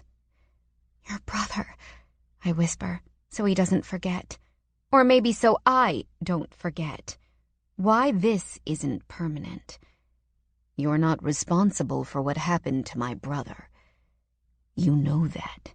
He leans down, rests his forehead against mine. "I know that too." "I am sorry. You've never wanted to hear it from me, but I am." He's quiet again, and I try not to let the disappointment pierce me. Aiden will never give me anything of Aaron. He won't even give this camp anything of Aaron. "We should sleep," I say, just to say something, and anyway, it's true. We've had a long couple of days, and tomorrow's so important. When Aiden rolls onto his back so that we're now awkwardly side by side, untouching again, I know he's agreeing implicitly, and my face feels hot with embarrassment at having taken the night in this direction, spoiling the easy familiarity of back-scratching and teasing. I begin to shift into a more comfortable position, but before I can move, Aiden moves back on top of me, his skin hot and tight, like his muscles have all bunched up underneath. "Did you love him?" I almost repeat the question, to stall. After all that, I want to give him the long answer, the answer that makes me look better. I thought I did, but I was young and grieving, and I got love mixed up with movement, with doing something. But I shear it of these platitudes. They don't really matter in the end. "No," I say. He kisses me then, his tongue licking into my mouth, and before long it's heated, his hand under my camisole, cupping one of my breasts, one of his legs pushing between mine, nudging them apart. I wrap my arms around him, using those nails he likes so much to dig into his back, until he grunts in pain, or pleasure, or both. I'm as desperate as he is, arching my back off the bed to get closer to him, tensing in frustration when he pushes my hips back down. He curls his fingers around the waistband of my pants and underwear, tugging them down over my hips to my knees, where I kick them off the rest of the way. I reach my hands into his shorts, squeeze his ass, force his erection against me, and he leans down, sucks at my neck. I register dimly that it will leave a mark, and all I can think is, more of that, leave more of those, make sure I feel this tomorrow. I bend my wrists so I can press his waistband away from his body and get his shorts off, but he plants his knees and reaches around to stop me, lifting my hands from him and pulling off my top, then circling each of my wrists in his hands. He tugs them up, setting them on either side of my head, and lets go, kneeling between my legs and looking down at me, his stare telling me somehow what he wants me to do. I slide the backs of my hands up until I feel the cold steel of the bed frame, and I curl my fingers around it. He nods, one quick duck of his chin, and the movement thrills me, my hands gripping tighter until there's a sound, a tiny clink against the metal bed frame that indicates I forgot to take off the ring tonight. I know Aiden hears it. I see his mouth tighten, but I don't have time to wonder what that means, because then Aiden starts to take me apart. He starts at my mouth, kissing me slow and deep, long, drugging kisses that he only interrupts when I take one of my hands from the rails to touch him. "No," he says, thrusting his hips against mine, once, and I do what he says. He moves down, teasing the underside of my right breast with his fingers, setting his lips and tongue to my left, and he stays and stays, switching between them, touching and licking and sucking them each until they ache, until I'm straining to bring my legs together, to rub them against each other if he won't come to me. This is what he wants, I realize, to make me crazy like this, to see how close he can get me to coming just from the hot press of his mouth against my nipple, the pulling, pressing bluntness of his fingertips. And to my surprise, he is getting me close, closer than I thought possible from just this simple act that I've always thought of as a little foreplay or a little extra incentive during the main event. "Aiden," I whisper, "please." It comes out like a whimper, and his hand is gone from my breast, splayed low on my abdomen so that his fingertips fan out, his thumb crooking down over where I'm wet, where I need him, and then he presses, exactly enough, right there, and I need nothing else, no rubbing or grinding. I just come, from all the anticipation he's wrought in me, and it's long, shuddering, not slow to start, but slow to spread all through my limbs, even into my hands, which are gripping the bed so tightly that I can feel his ring pressing hard into my skin. I wait, breathing hard for him to strip, to get a condom and get inside me, but he does none of that. He pushes himself lower, not far before he encounters the other end of the metal frame, and he grunts in frustration, barely hesitating before he hooks his arms beneath my knees and lifts, moving me so I lie diagonally across both mattresses, and then he lowers himself, kneeling on the floor, and presses his mouth against me, open and searching. I'm so wet that I tilt my hips back, a shy reflex. "No," he repeats, bringing me back to him. And it's what I need to be able to enjoy this, his commitment to it, his moans of pleasure. When one of his hands leaves my hip, I know where it's gone. I know he's gripping himself, as turned on as I am. I close my eyes, picturing it, the hand he used to touch me, closed over his cock, and I feel another orgasm building, and that's what he wants. I can feel him wanting it, coaxing it from me. And when it comes, when I cry out, one of my heels pressing into the mattress, our pushed-together beds splitting apart a little, Aiden groans in relief, licking me softly until the pulses stop. He stands, stripping his shorts and grabbing a condom, and when he's covered himself, he climbs back onto the bed, putting his back against the wall. It can't be comfortable. The bar from the bunk has to be cutting him right across the spine, but his jaw is set, his eyes on me as he pats one hand on his thigh. "Here," he says, drawing me onto his lap, even as I'm climbing on, settling myself over him, ready to give him whatever he needs, whatever he wants, so that he can feel as good and wrung out as I feel right now. I'm drawn tight from what we've already done, and I hold my breath as I lower myself, letting it out slowly only when he's stretched me enough to get halfway there. He catches my exhale, kissing me, his hands in my hair, and before I know what's happening, I'm right against him, as joined as we can be, our hips moving together. He's got to be wound up, ready to come any second. I can feel it in the way he holds himself, and I know how to make it happen. Another new intimacy I'm realizing that's between Aiden and me. How well I know his body. If I stroke my hips down, clench the muscles inside. But he seems to know what I'm planning, and he stops kissing me, cups my jaw, and leans forward so he can whisper in my ear. "One more," he says, part question and part plea, punctuating it with a graze of teeth over my earlobe. I shake my head slightly, shuddering at the feel of his stubble on my neck. "I can't," I breathe out, tipping my head forward, resting it heavily on his shoulder, sweat on my brow meeting that slick skin that wraps slightly over his muscles. "Need it," he says, slowing his hips, letting me set the pace. And when I slide over him slowly, I feel the first stirrings of something new building within, so surprising that I gasp, my breath thin. "I need you," he says. And with those 3 words, the tension within me ratchets up. I find a new rhythm, one that gets me even closer. "Oh," I breathe out, and he pulses inside me, his fingertips digging into my waist harder now.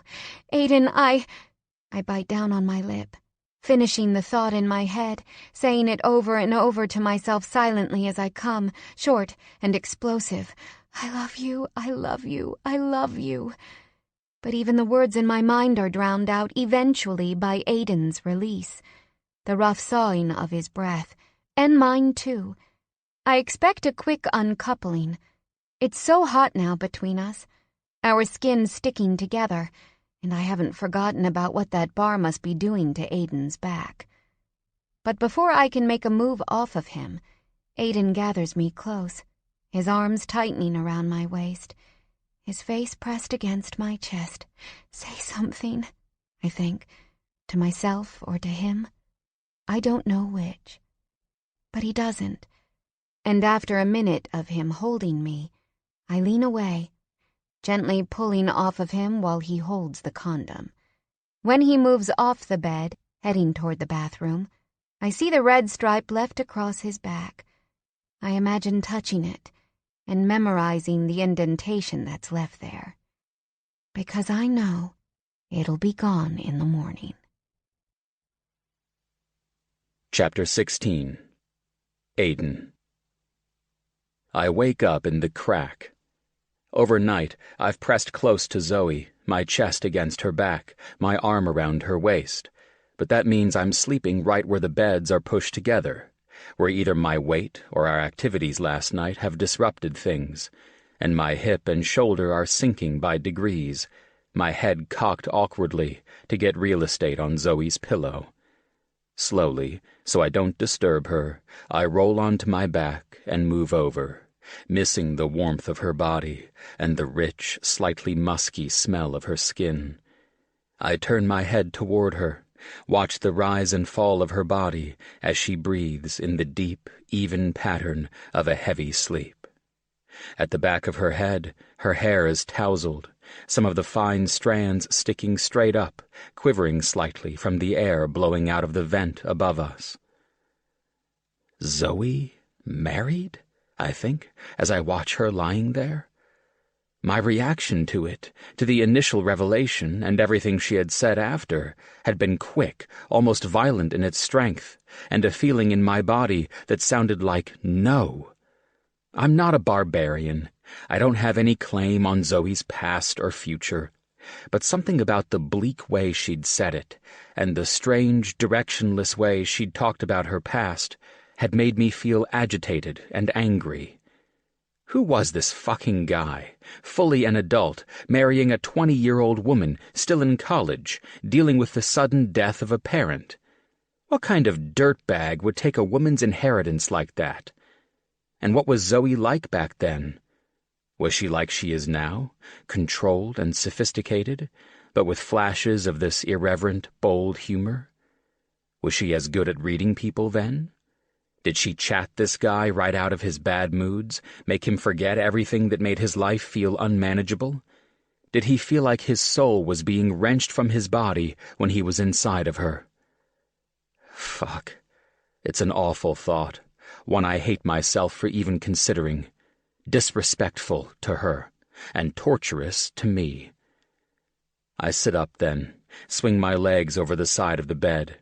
The floor is cold, and outside the sky is gray. The first day we've been here that fall hasn't shown up in all its glory. I'd like to fix the beds, push them back tight together, and crawl back in there with her. Wake her up and get inside of her again, sleep all day next to her. But that's ridiculous, because this is it. Presentation day. This is the day where I show up for what I've been working toward all these months. Whether it's gray out there or not, whether I have a warm woman beside me or not, I'm in this. Behind me, Zoe shifts, makes a soft, sleepy noise as she turns over. I look back at her, feel a thrill of satisfaction as her palm coasts over the sheet beside her. Feeling for me. I press my hand over hers, letting her know I'm here, and her eyes flutter open. Even in the dim, early morning light, I can see the gold of them, how bright they are. Sunlight against the changing trees. I am so fucking gone over this woman, it is ridiculous. Terrifying. "Hi," she says, and then she smiles up at me, and... Is it terrifying? Isn't it okay that I get to feel something for a smart, funny, gorgeous woman? A woman who makes me feel less like I'm on an island all by myself, just gathering supplies to stay alive until what? I don't know. "Hey," I say, leaning down to kiss her on the cheek. This affection, it's new for us, and I'm surprised at how good it feels. It's on the tip of my tongue to say something else to her, something that'll make clear that maybe I've got more in me than soft gestures for her, that maybe there's some way she and I can work this out beyond the campground. But when I open my mouth to speak, it's all business. "I've got to get showered. I want to get out there early, go through it one more time." She nods, props herself up on one elbow. "Want me there?" she asks, and I think, I always want you there. I want you everywhere. After today, the hardest part of this will be over. I'll have done all I can. It'll be up to Paul and Lorraine. After that, I can think of what it'll be like for Zoe and me. Whether there's some way we can make this work in another context, whether what passed between us last night might mean there's something for us beyond all this. I'm smiling down at her, probably goofy-looking as all hell. But then the sharp ring of my phone pierces the air. "Hang on," I say, squeezing her hand once before standing and crossing to the desk.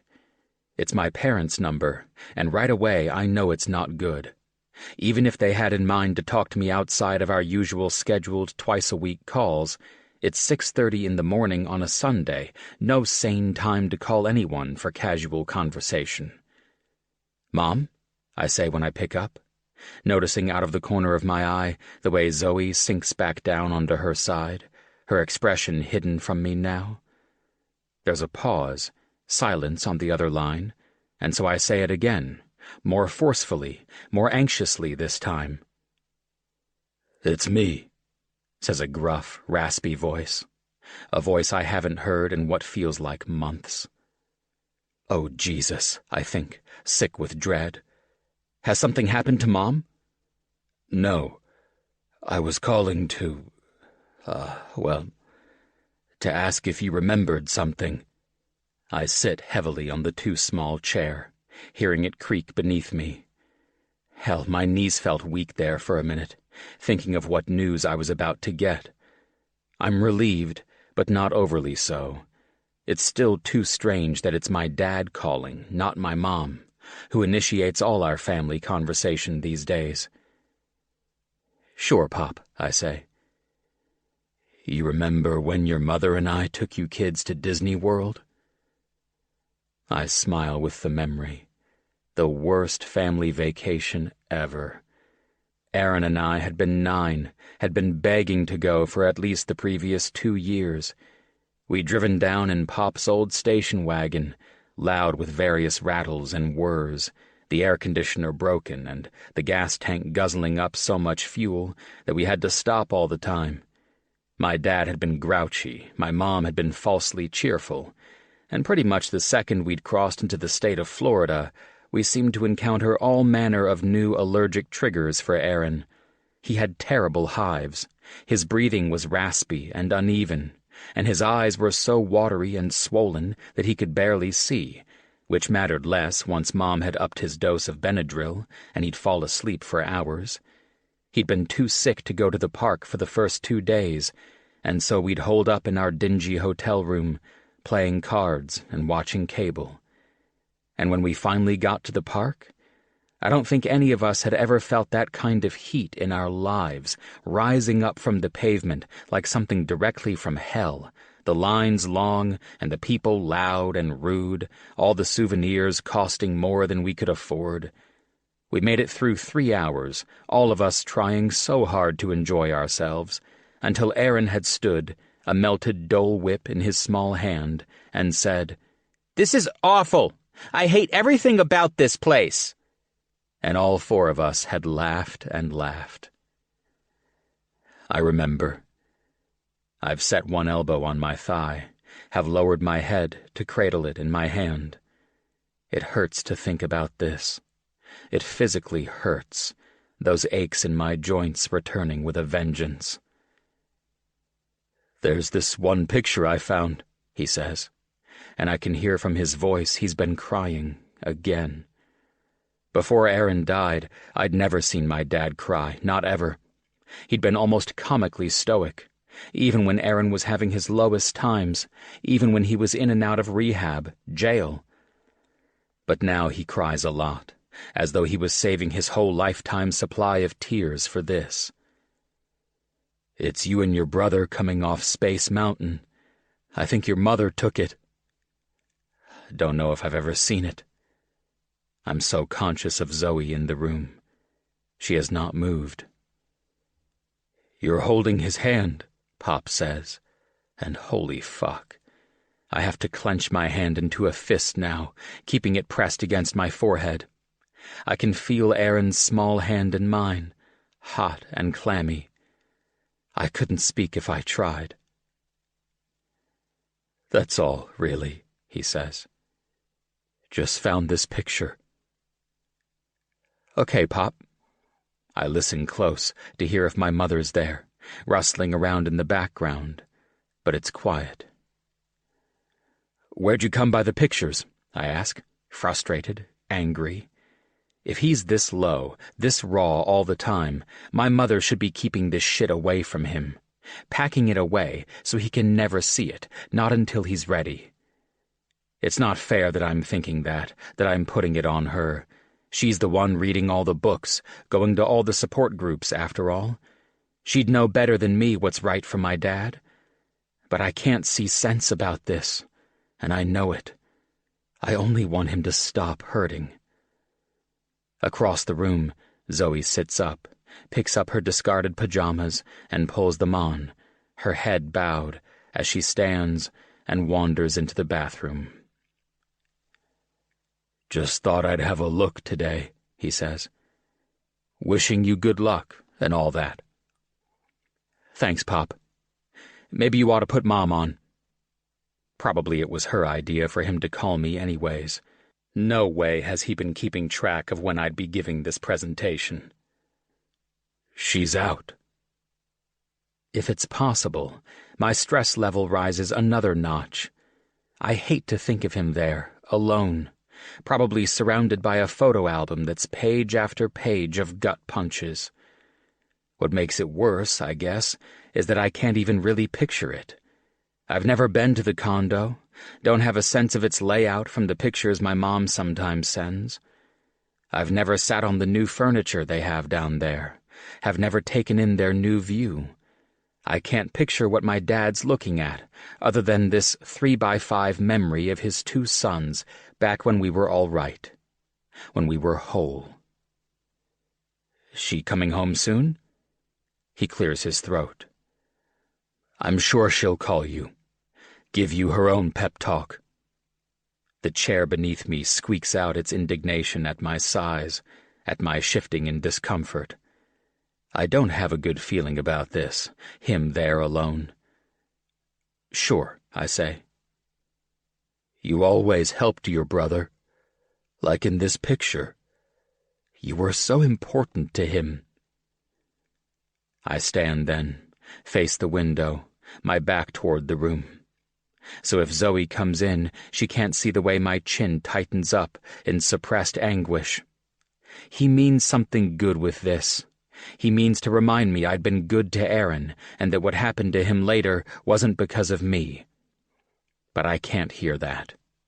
Can't hear anything but the ways I didn't help him, the ways I wasn't important enough.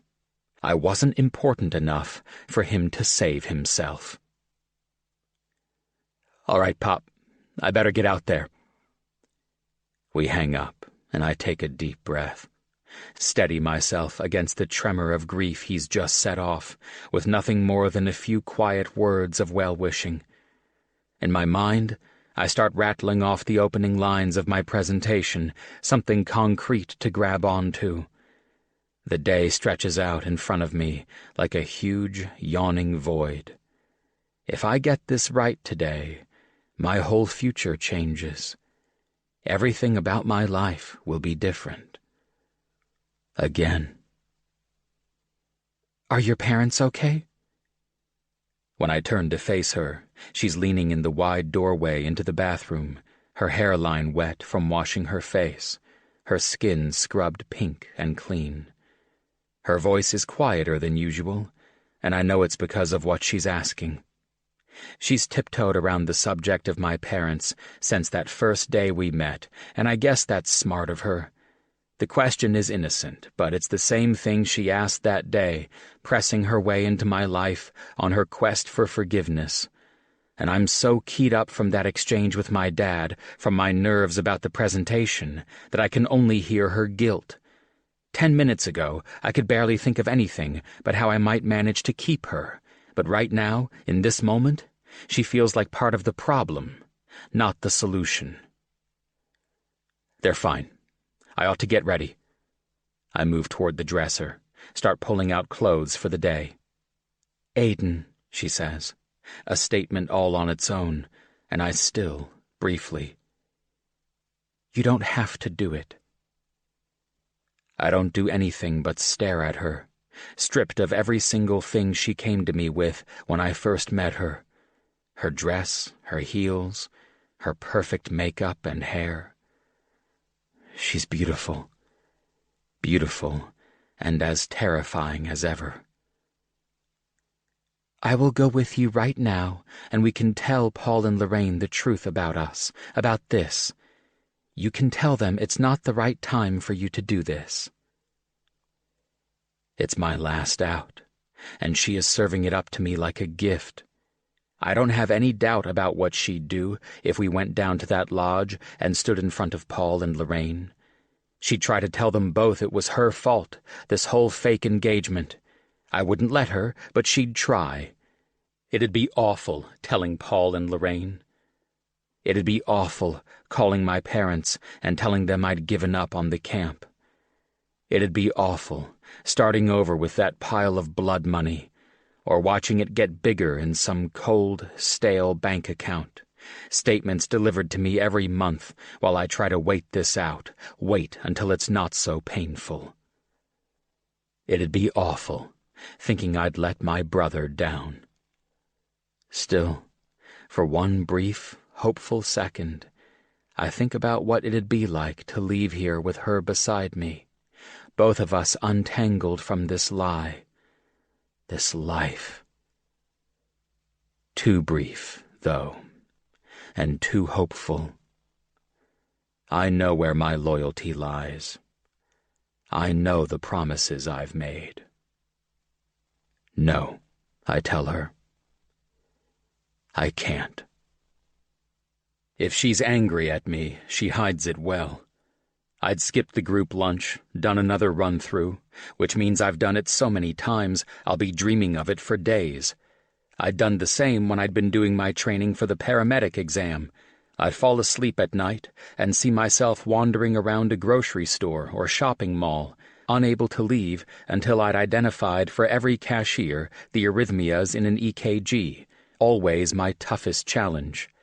Back then, there hadn't been half as much riding on getting it right, so I figure the dreams this time will be worse. When I'd finally shown up at the lodge, Zoe had been there, in her regular seat at the table, where we always eat for group meals, looking as calm and casual as she had on that first day we were here. "Hi," she'd said, waving me over, smiling brightly. "Val was just sharing some ideas for honeymoon locations." She'd been as calm as she wasn't on that first day, when talk of weddings had made us both skittish and awkward.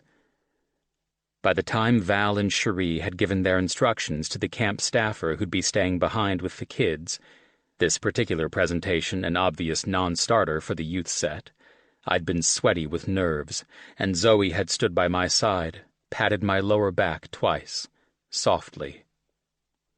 90 minutes, she'd said. Less than 90 minutes, and this whole thing will be over. That had been haunting, I guess. More haunting than comforting. But now we're in it, fully in it. Zoe beside me the whole time, all my practice paying off, I think. I've not stumbled over the details once. I've answered every question. If you take a look at page 12 of your packets, I say now, my voice feeling a bit strained from all the talking, you'll see that most patients come to the wilderness/wellness program on physician referral. I pause, waiting a well-rehearsed few beats for my audience to read over page 12, half the page showing stats for the types of referrals, the other half with brief but convincing quotations from doctors in the state of Virginia who have sent patients to the other centers. I watch as Lorraine lifts her reading glasses from where they hang around her neck, nodding as she reads. It's hard to tell, really, what Lorraine and Paul have been thinking through this. Not much of what I've said here invites a lot of laughter, and for the most part, everyone's been quiet and serious throughout. That worries me. But Zoe told me yesterday that this is what I should expect, that whether I talk about Aaron or not, no one who's listening is going to be light-hearted when they know they're hearing this pitch from someone who's been personally affected. "People aren't going to say much," she'd said. "But that's not really a bad thing." When Lorraine looks up, I begin again. We'd timed the stuff about physician referrals to this stop in particular, the infirmary, so that I can talk about the 2 full-time nurses that would be on staff, the medical director that would work on site a minimum of 3 days a week. This is different, I tell them, from the clinical psych staff that's kept on staff. Wilderness/wellness tries to keep those functions separate, so that patients don't necessarily see their treatment here as highly medicalized. I talk, too, about the major insurance companies that cover 60-day stays, the treatment financing that's offered through a third-party vendor for people who don't have insurance. I dislike this part, the money stuff. It feels ugly, particularly after Aaron's failed rehab efforts and the money those efforts cost our family. One night, not long after my parents had received the settlement check, I'd worked out how many days I could have paid for Aaron at Wilderness/Wellness if I'd only had that kind of cash. It had been a lot of days. I ask for questions, same as I have at every stop, and this time Paul raises his hand. "What kind of changes would you need to make to a building like this?" he asks, gesturing to the infirmary. "Pretty big ones here." The infirmary's basically a modular house, factory-built, 3 small windows, unreliable plumbing. "We'd look to expand the space, open it up. As you can imagine, many of the patients are cautious about hospital-like spaces, so natural light is key." Paul nods. "Probably need better security, too, huh?" "Yeah, I break off when I notice his teasing smile, his small gesture toward that lock I picked. "Oh, right, yes." Beside me, where she's been for all of this tour, Zoe breathes out a quiet laugh. And before I've even thought of it, I've reached out, set my hand on the nape of her neck, my thumb moving lightly over the soft skin there, while I try not to think too hard about the memory of our first night together. Still, for a second, it feels like everything from this morning, from this whole presentation, has faded away. What would we have told Paul and Lorraine after all if we'd gone to them this morning, told them the truth about us? Because right now, it feels like nothing about me and her is a lie. "Shall we go back toward the lodge?" she says, gesturing an arm out for everyone to pass. If I'm the info guide during this thing, she's the friendly, supportive guide. She passed out the packets, reminded people where to go next, checked her watch to keep us on schedule. We drop back while everyone moves on to the next stop, our last. "How do you think it's going?" she asks, quietly. "Was going to ask you the same thing." She smiles at me briefly, steps over a root that's sticking up in the trail, which she knows by heart is there now. "You're doing well, getting lots of questions." "Zoe," I say, slowing my steps a bit, letting the group get that much farther ahead. "This morning, let's just finish this," she says, cutting me off. It's not harsh, the way she says it, but she's right. There's no use getting into it now, not when we're so close. There'll be plenty of time after to talk about everything that's happened between us over the last few days. The plan is for everyone to take a seat in the outdoor classroom for this last stop, and Zoe leads the way, taking her own seat before patting one beside her for Lorraine. Lorraine, in turn, pats Zoe's knee when she sits, smiling at her in the kind of affection she gives out easily to her campers and friends, and Zoe's face flushes in a kind of shy, surprised pleasure, an expression I haven't seen on her much. Not for the first time do I let my mind try picturing her here in a more long-term way. Ever since I'd decided that I'd do the camp manager role here, I keep thinking of it. No matter how many summers I'd spent here as a kid, it's like the adult version of me now can't see myself at this place without her. At first, I'd thought it was because I'd lost that kid version of me when Aaron died. That I couldn't see myself here without him. But no, that's not it at all. I swallow nervously, shift on my feet one last time, as Hammond finally takes a place next to Val. This is the part where I give a wrap-up, where I talk about each one of the patients I mentioned along the trail and where they are now. Philip, 19, in technical school for heating and cooling systems, 23 months clean. Brandy, 22, a hairstylist, 38 months clean. Kellen, 27, one of the first patients to move through the Colorado program, married and a father of one daughter, a college graduate, 6 years clean. I've got 7 total I'm supposed to mention here, plus the stats on stability rates 5 years after completing the program. I'm supposed to talk about why programs like this are the future of drug treatment. I'm supposed to talk about the combination of cognitive behavioral therapy and wilderness therapy.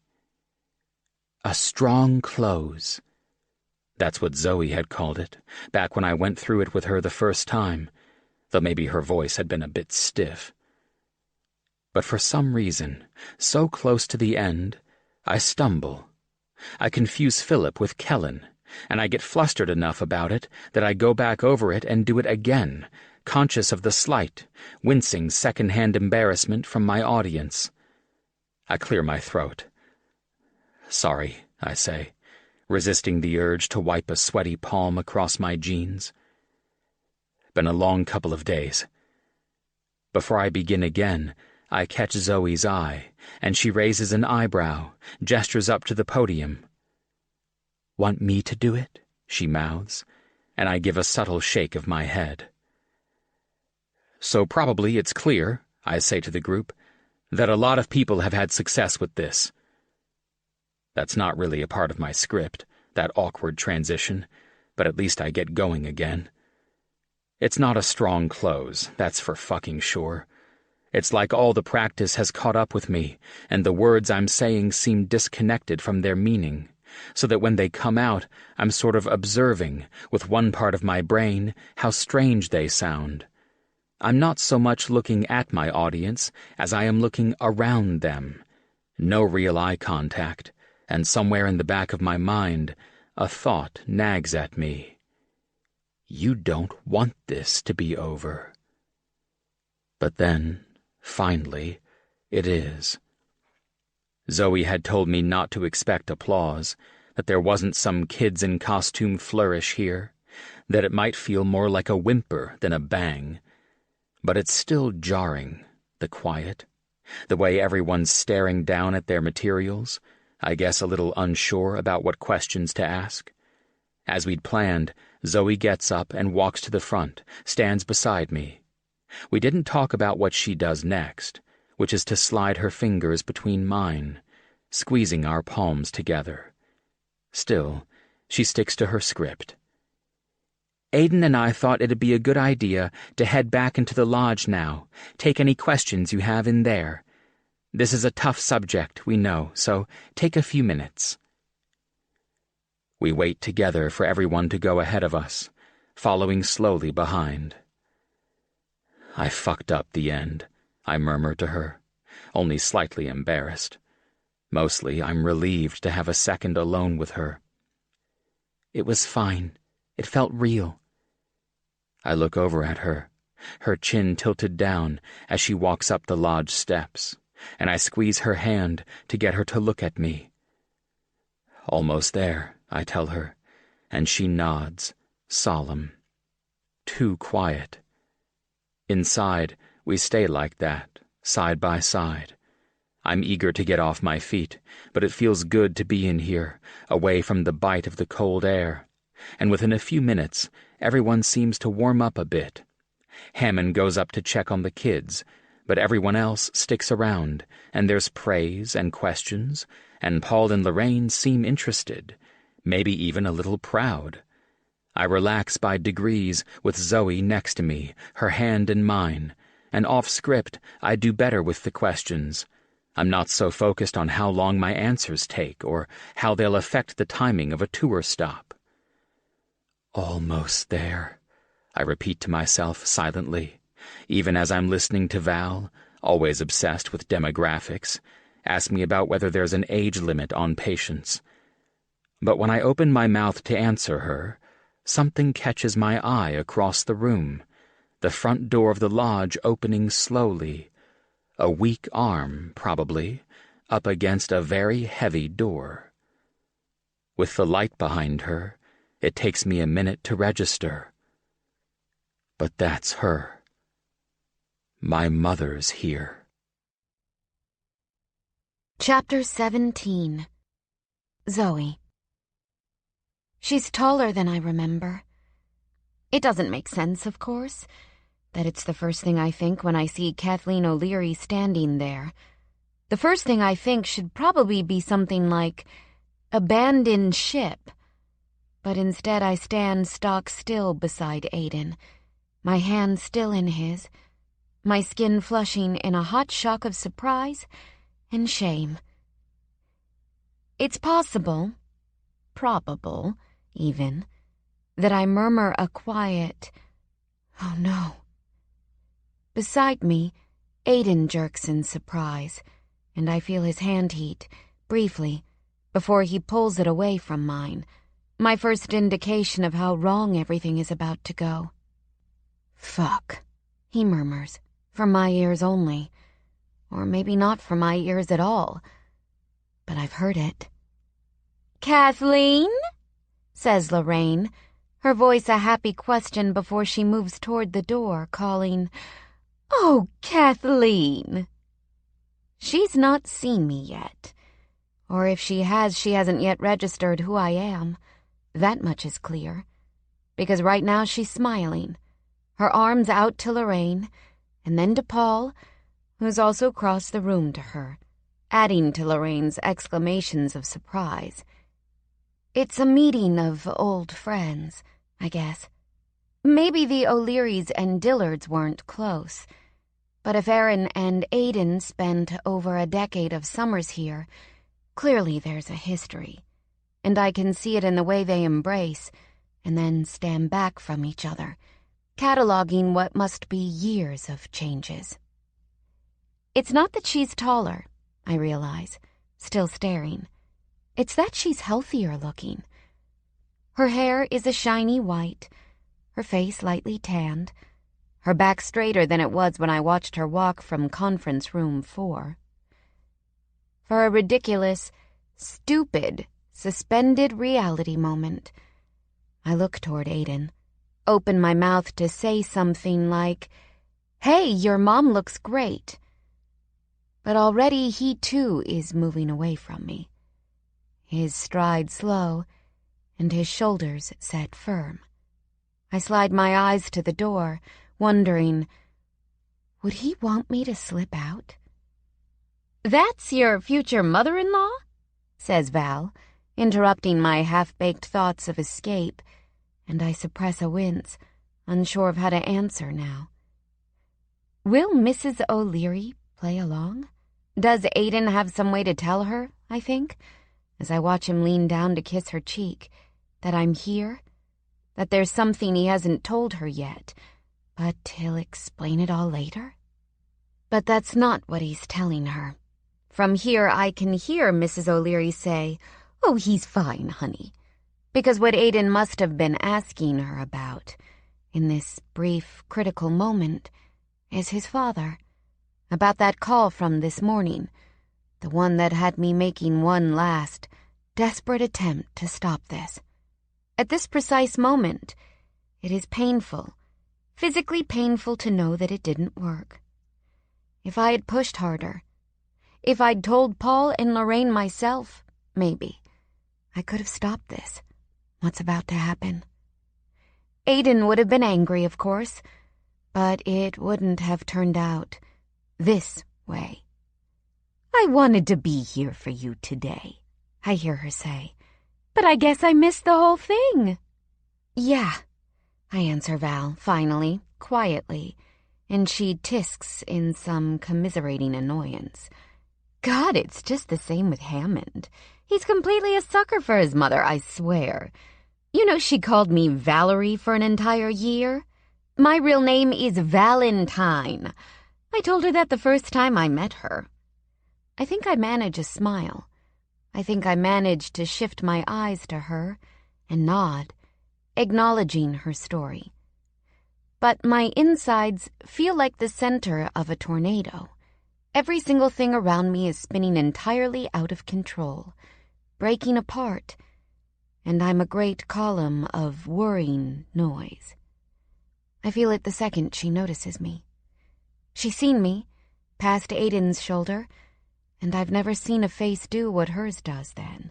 Such an abrupt transformation from happiness to I don't know what. It's not anger, not sadness, not cruelty or vengeance. It's blank.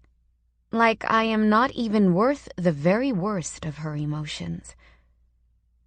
I think I might, in spite of myself, take a slight step back. In-laws, Val says, staying by my side in a gesture of loyalty that I find strangely comforting, no matter how fleeting it's likely to be.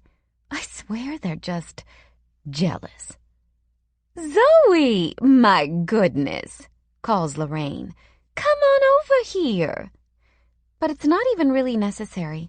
She and Paul are already ushering Mrs. O'Leary farther in, Aiden beside her, his face full of dread and panic. We lock eyes for a brief, painful second. And I can feel it. What's in that look? This is the end. Mrs. O'Leary, I say when she's standing in front of me, my voice steady and clear. It's the voice she would have heard come out of my mouth before, and I add a professional nod.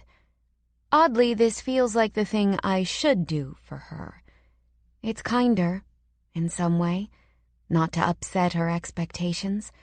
Still, I can't do old Zoe as completely as I might like, what with my thermal shirt and my messy ponytail, my dirty hiking boots, now well worn in from weeks of walking this land, alongside Aiden. She barely looks at me, turning her eyes instead toward her son. Aiden? She asks, and in her furrowed brow, I see the only relic of his face in her. The only way they look, even a little related. Mom, if you could... Don't be telling me you kept her a secret from your own mother, too, says Lorraine, laughing. When he called us and said he'd be bringing a fiancé, we could hardly... Mrs. O'Leary's eyes snap back to mine, and I feel myself flush all the way to my hairline. Feel my stomach drop to my feet when she shifts them down my arm to my left hand, and her mouth purses and twists in what must be shock, though not, I hope, recognition. I can't imagine how she'd feel if I'm wearing a ring of hers, or of a member of her family. Aiden clears his throat. I need to explain something, he says. And what's awful is that everyone's sort of gathered around now, or at least they've come closer. Tom and Cherie have taken a seat at a nearby table, and I can tell they're pretending not to watch, pretending to concentrate on little Tommy pushing a toy train across the wood floors. Val's not even bothering with such etiquette. She's looking at us like something good is coming. You're with this person? Mrs. O'Leary says, and that's all I need to know about where this is going to end. This person. I almost want to laugh at having been so reduced, so fully categorized into nothingness. Mrs. O'Leary's voice, after all, is only the audible expression of what I'd thought about myself for so long, back when I was so stuck, that I did nothing, was nothing. Do you know who she is?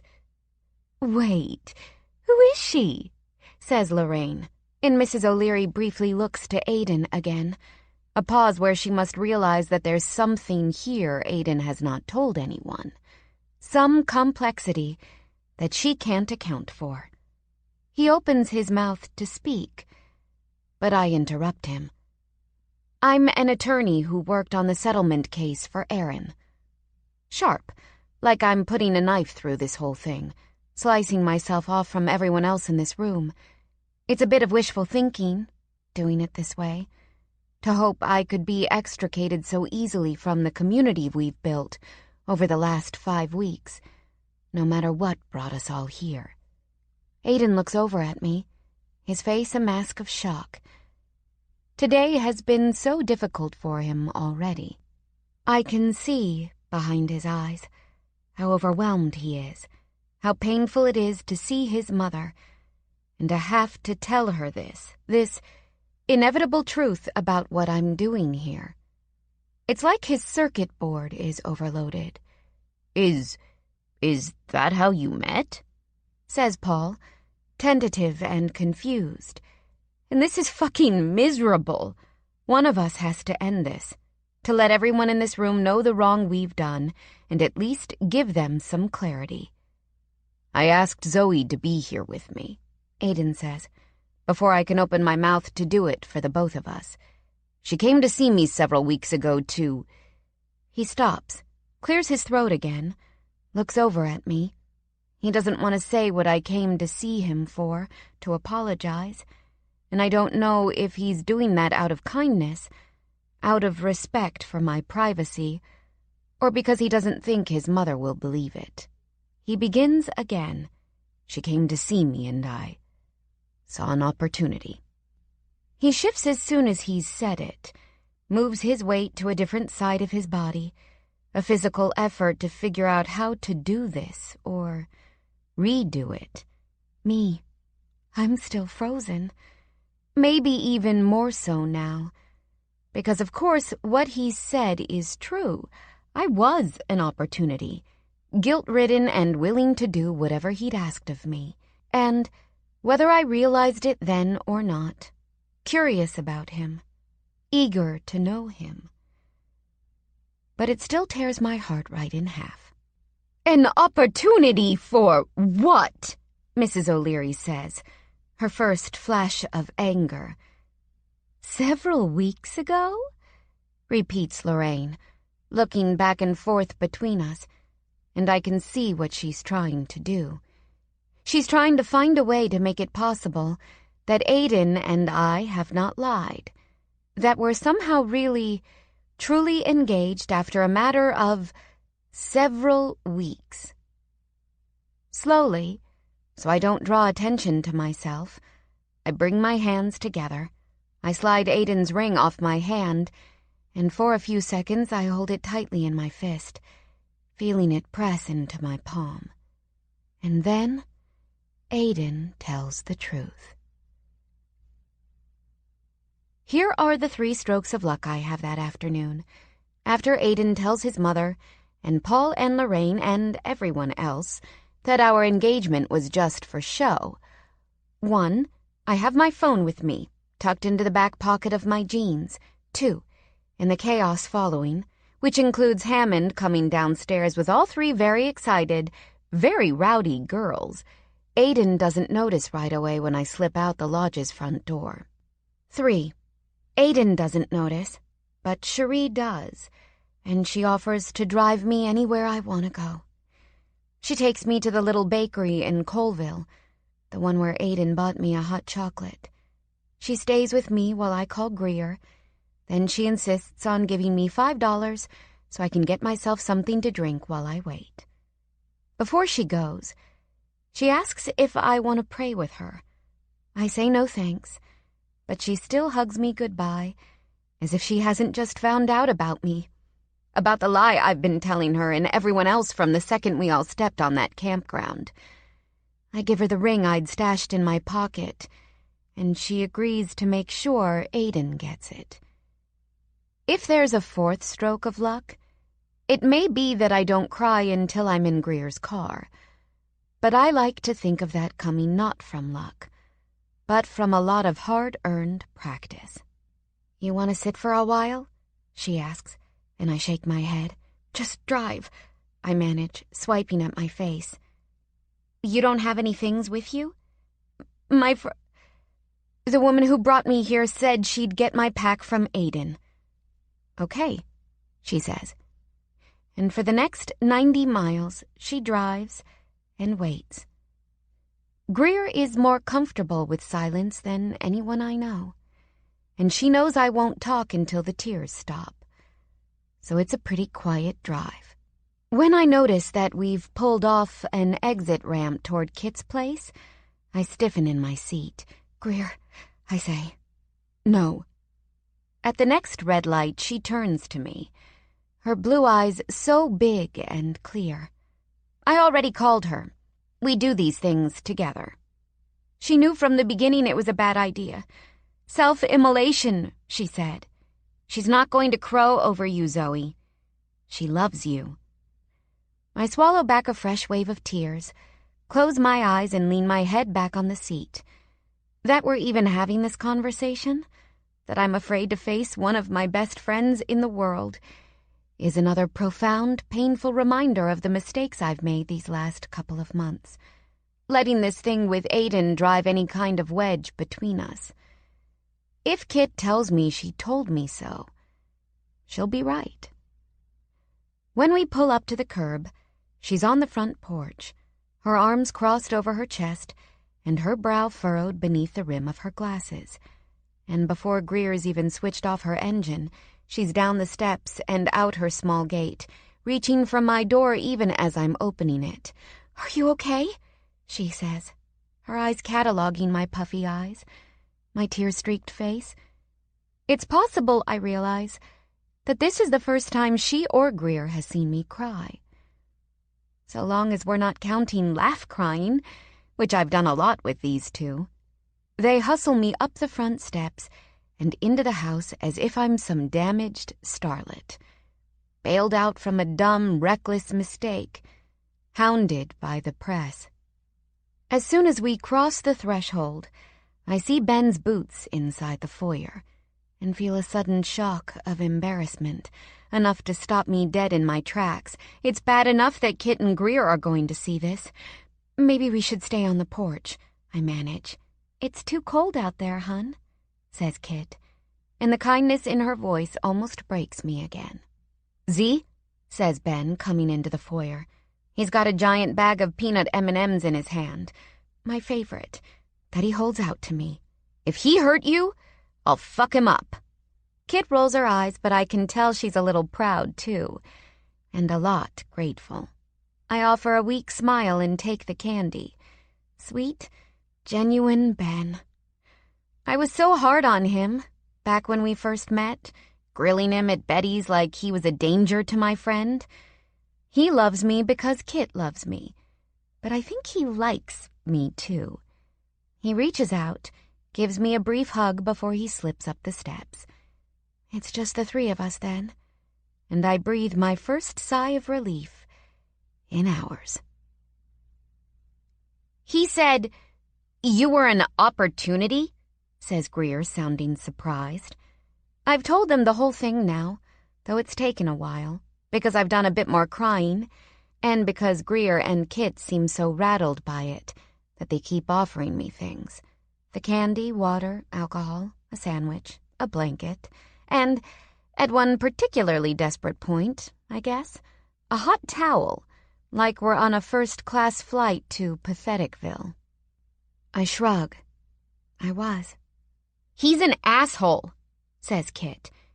"He wouldn't have made it past the first week without you." That doesn't have the desired effect, probably. Probably Kit wants me to start feeling indignant, remembering all the shit I shoveled for him that first week at the campground. My bag of breakfast food and my smiling, eager friendliness with Paul and Lorraine and everyone else who'd been there. But there's no indignation there. Not yet. And probably not ever. To me, Memories of that first week feel oddly tender and simple. Such a contrast to the intense complexity of the last few days, and to the messy, chaotic unraveling of it all tonight. Maybe that would have been better for him, though, I say, if he wouldn't have made it past the first week, if I hadn't said yes. "Zoe," says Greer, her voice firmer than usual, "please don't blame yourself for this, too." Kit looks over at her, surprised that Greer's beat her to it. "Yeah," she says, looking back at me. "Don't." I take a deep breath, flatten the bag of still unopened M&Ms on my thigh, feeling the bumps of candy against my palm. It's not the right thing for him, this camp. It's not what he really wants. Not for himself. "This is the face I make," Kit says, gesturing vaguely at her head, "when I'm trying really hard to give a shit." Kit, I know. I know what he said, and I know it wasn't pretty. An opportunity. I hear it echo in my head again. Still true and still painful. But he's so sad. And he feels so guilty, and he's been trying to... I break off, meet her eyes. She's sympathetic toward him, I know she is. But what she feels for me is always going to be bigger than any feelings she can muster toward him. "I love him," I tell her, and I watch her eyes widen in shock. "I know it's over, but still." I let that sit in the air between us, this big thing I kept from them, that I kept from myself, I know, for longer than I'm willing to admit. With sudden, painful clarity, I realize how much I would have enjoyed telling them more, how much fun it would have been to tell them about the way Aiden and I had fought and laughed, the way we'd pushed each other, the way being with each other had been easy and hard all at the same time. And now that it's over, it feels like I won't ever really get the chance. They're both quiet for a minute. The only sound in the room the crinkle of plastic from my candy bag fidgeting. And eventually Greer stops that by taking it from me and opening it. I'm pretty sure the handful she takes is stress-eating related. I take a deep breath, steady myself. "You know that night we bought the ticket, and we all said what we'd buy with the money?" I ask finally. "You said you wanted an adventure," says Greer. I nod, my head feeling heavy, congested with tears I still haven't shed. What I really thought that night was that I wanted to be forgiven. I wanted to feel better about the things that I've done. The stuff I did at my job, the stuff I did after my dad died. I don't know. The person I'd become. From where I sit in Kit's armchair, I look out the front window, across the street. A porch light illuminates the neighbor's fat dachshund, digging a hole in one of the flower beds, covering its belly in dirt. "You're a great person," says Greer. "You've always been a great person." I give her a small smile in thanks, not even really taking her words in. I wanted forgiveness from Aiden, from his family, I say, and I guess I got an adventure instead. "Zoe," says Kit, "the camp does not have to be your... He was the adventure," I say. "A stupid, reckless adventure that I should have known better than to go on. And now, the way it's all turned out, it's another sin to add to the pile." "Don't say that," says Greer, and Kit and I both slide our eyes toward her. "Yeah, everything unraveled in the end, and he could have handled things better once his mom showed up. But whatever happened, you were different these last few weeks." "Different how?" I say. "Because I guess I'm a glutton for punishment. I guess I didn't get enough in that lodge, Aiden's mother looking at me like I was nothing." Greer shifts on the couch, worried, maybe, that she's gone down this path.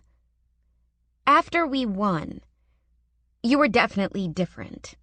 You weren't so wound tight, I guess, once you left your job, but it still seemed like you were, I don't know, It seemed like you were trying so hard. I suppress a wince at this, knowing just what she means. I had been trying so hard. Laughing too loud, making a joke of everything. My books about around-the-world trips, my fucking guilt jar. Trying to find something to do with myself. But the past couple of weeks, she says, I've never seen you like that. I thought I knew your laugh, your smile, but I don't think I really did. Not until lately.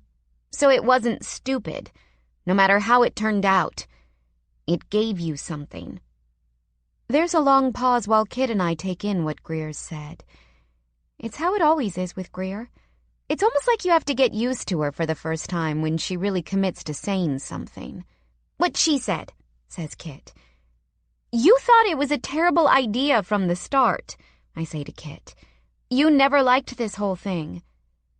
Kit takes a deep breath, adjusts her glasses. I think I was a little jealous. What? You've always known the right things to say to us. The things that would get us out of our own heads, or that would get us to take risks. You're our bullshit detector, our conscience. I knew you were struggling with your work, and I knew you were struggling after you quit, too. But I couldn't seem to find the right thing to say or do to get you out of it. I think maybe it bothered me that would be him, or his camp or whatever, that managed it. Oh, I say, because I can't say anything else. Because here come the waterworks again. Not as fast or furious this time, but enough that I feel the tears track down my cheeks. From her spot on the couch, Greer grabs my hand and tugs, hard, until I'm forced to stand and stumble over toward where she and Kit are sitting. Soon enough, I'm between them, right in the join of the couch cushions, their bodies pressed against mine, keeping me from sinking. I'm sorry for that, says Kit. I'm sorry I didn't know how to help.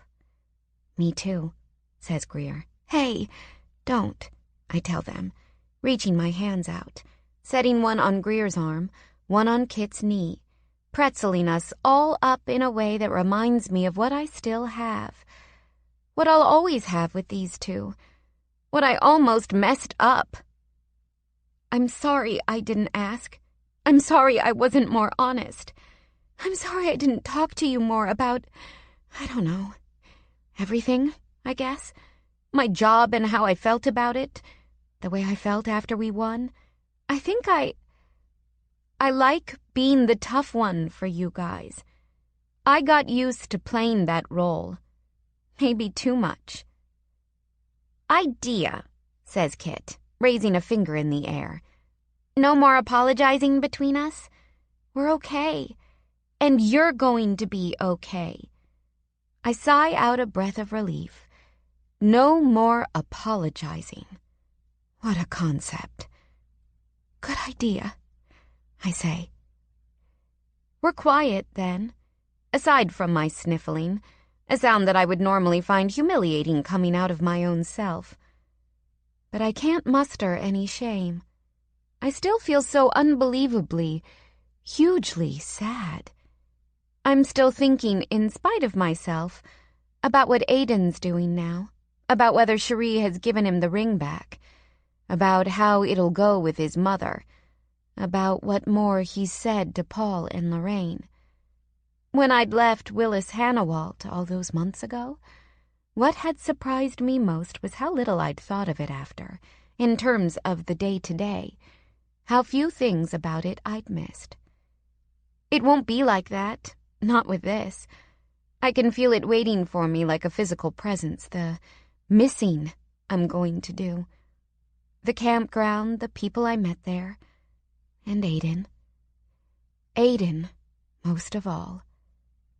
But I have this, I tell myself, steeling my body for the long weeks to come, feeling the warmth and kindness of my friends next to me. Great idea, says Greer. And then after a pause, she pats my hand where it rests on her arm. And anyways, let's be honest, it's me that's the tough one. I laugh for the first time in what feels like forever. Lift my hands to wipe the tears from my face. For once, I'm okay being weak. At least, for a little while. Chapter 18. Aiden. Having my parents back in the house is strange, disconcerting. When I'd first come back here, I'd thought it had surely been a mistake to move in, to live in the place where we'd all been as a family. It's a small place, all one floor, but it had felt huge and soundless to me, and I'd find myself repeating these routines of my parents that I didn't even know I'd internalized. Before bed, checking all the locks in a certain order, like Pop always did. In the morning, opening the back door to let extra light into the kitchen, like Mom did.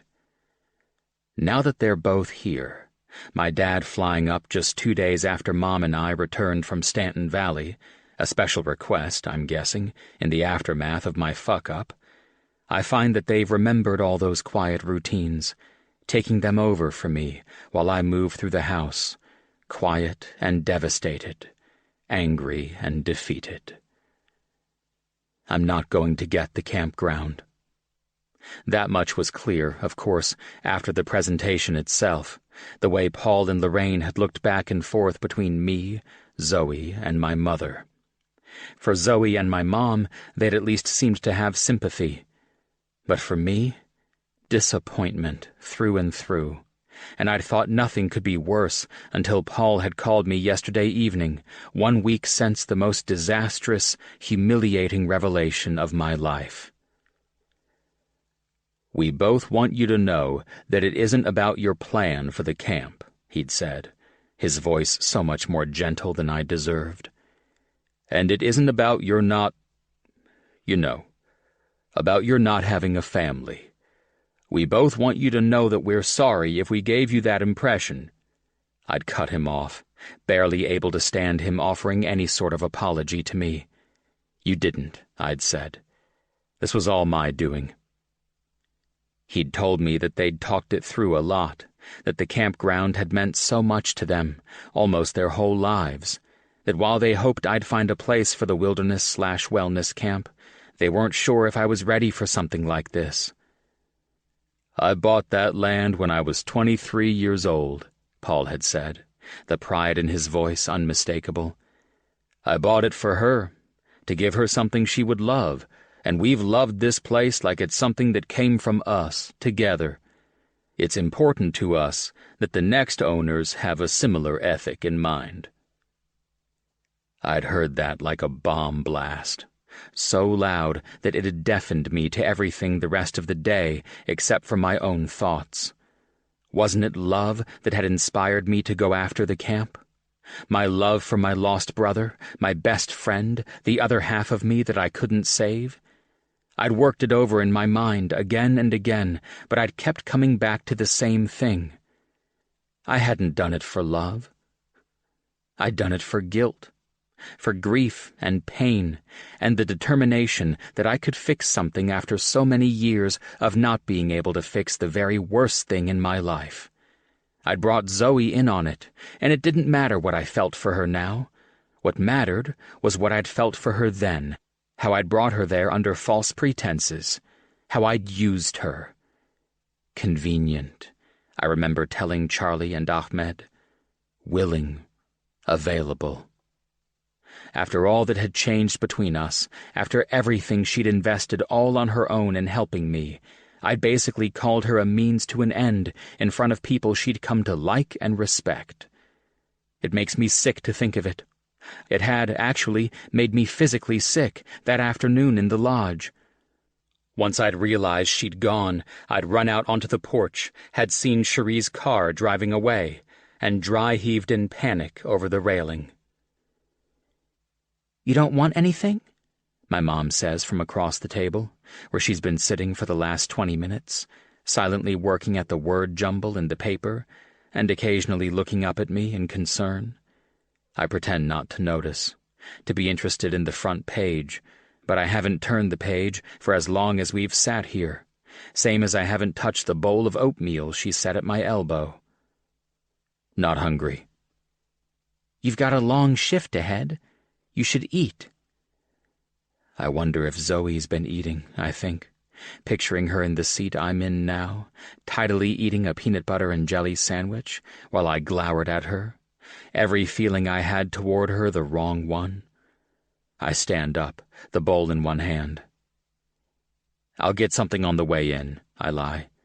You think Pop'll want this? Maybe, she says. Pop's outside, raking leaves, still 10 times quieter than he used to be, but even I can see that something's different about him. Maybe it's the house, getting back into the routines of his old life. Aiden, sit down here with me for a bit. I've got to get going. And I really, really do. Right now, work's the only thing holding me together, the only place I feel useful. But even work's not easy. Ahmed and Charlie know that things have gone wrong, and the only thing I can say about that is that neither of them have bothered to say that they told me so. Instead, they pick up a lot of my slack, doing all the extra, anal-retentive chores I usually take care of, inventory and fridge clean-out and equipment testing, and they tread lightly, particularly after Tuesday's shift, when Ahmed told me that the night before he'd run into Kit and Greer coming out of Betty's. No sign of Zoe, he'd said, though they'd had takeout bags with them. I'd felt my chest compress under the weight of all the questions I had no fucking right to ask. But then we'd got a call. Mrs. Gilchrist again in another new nightgown, and I'd been spared from even trying. Just for a bit, she says. You look tired. Seems like there's been no point in sleeping either, really. Every time I close my eyes, I see her. Even when I'm foggy-headed and bone-tired, I see her, that gray-faced shame I'd seen in her when my mother had said, "You're with this person?" I'd said nothing at all, to defend her.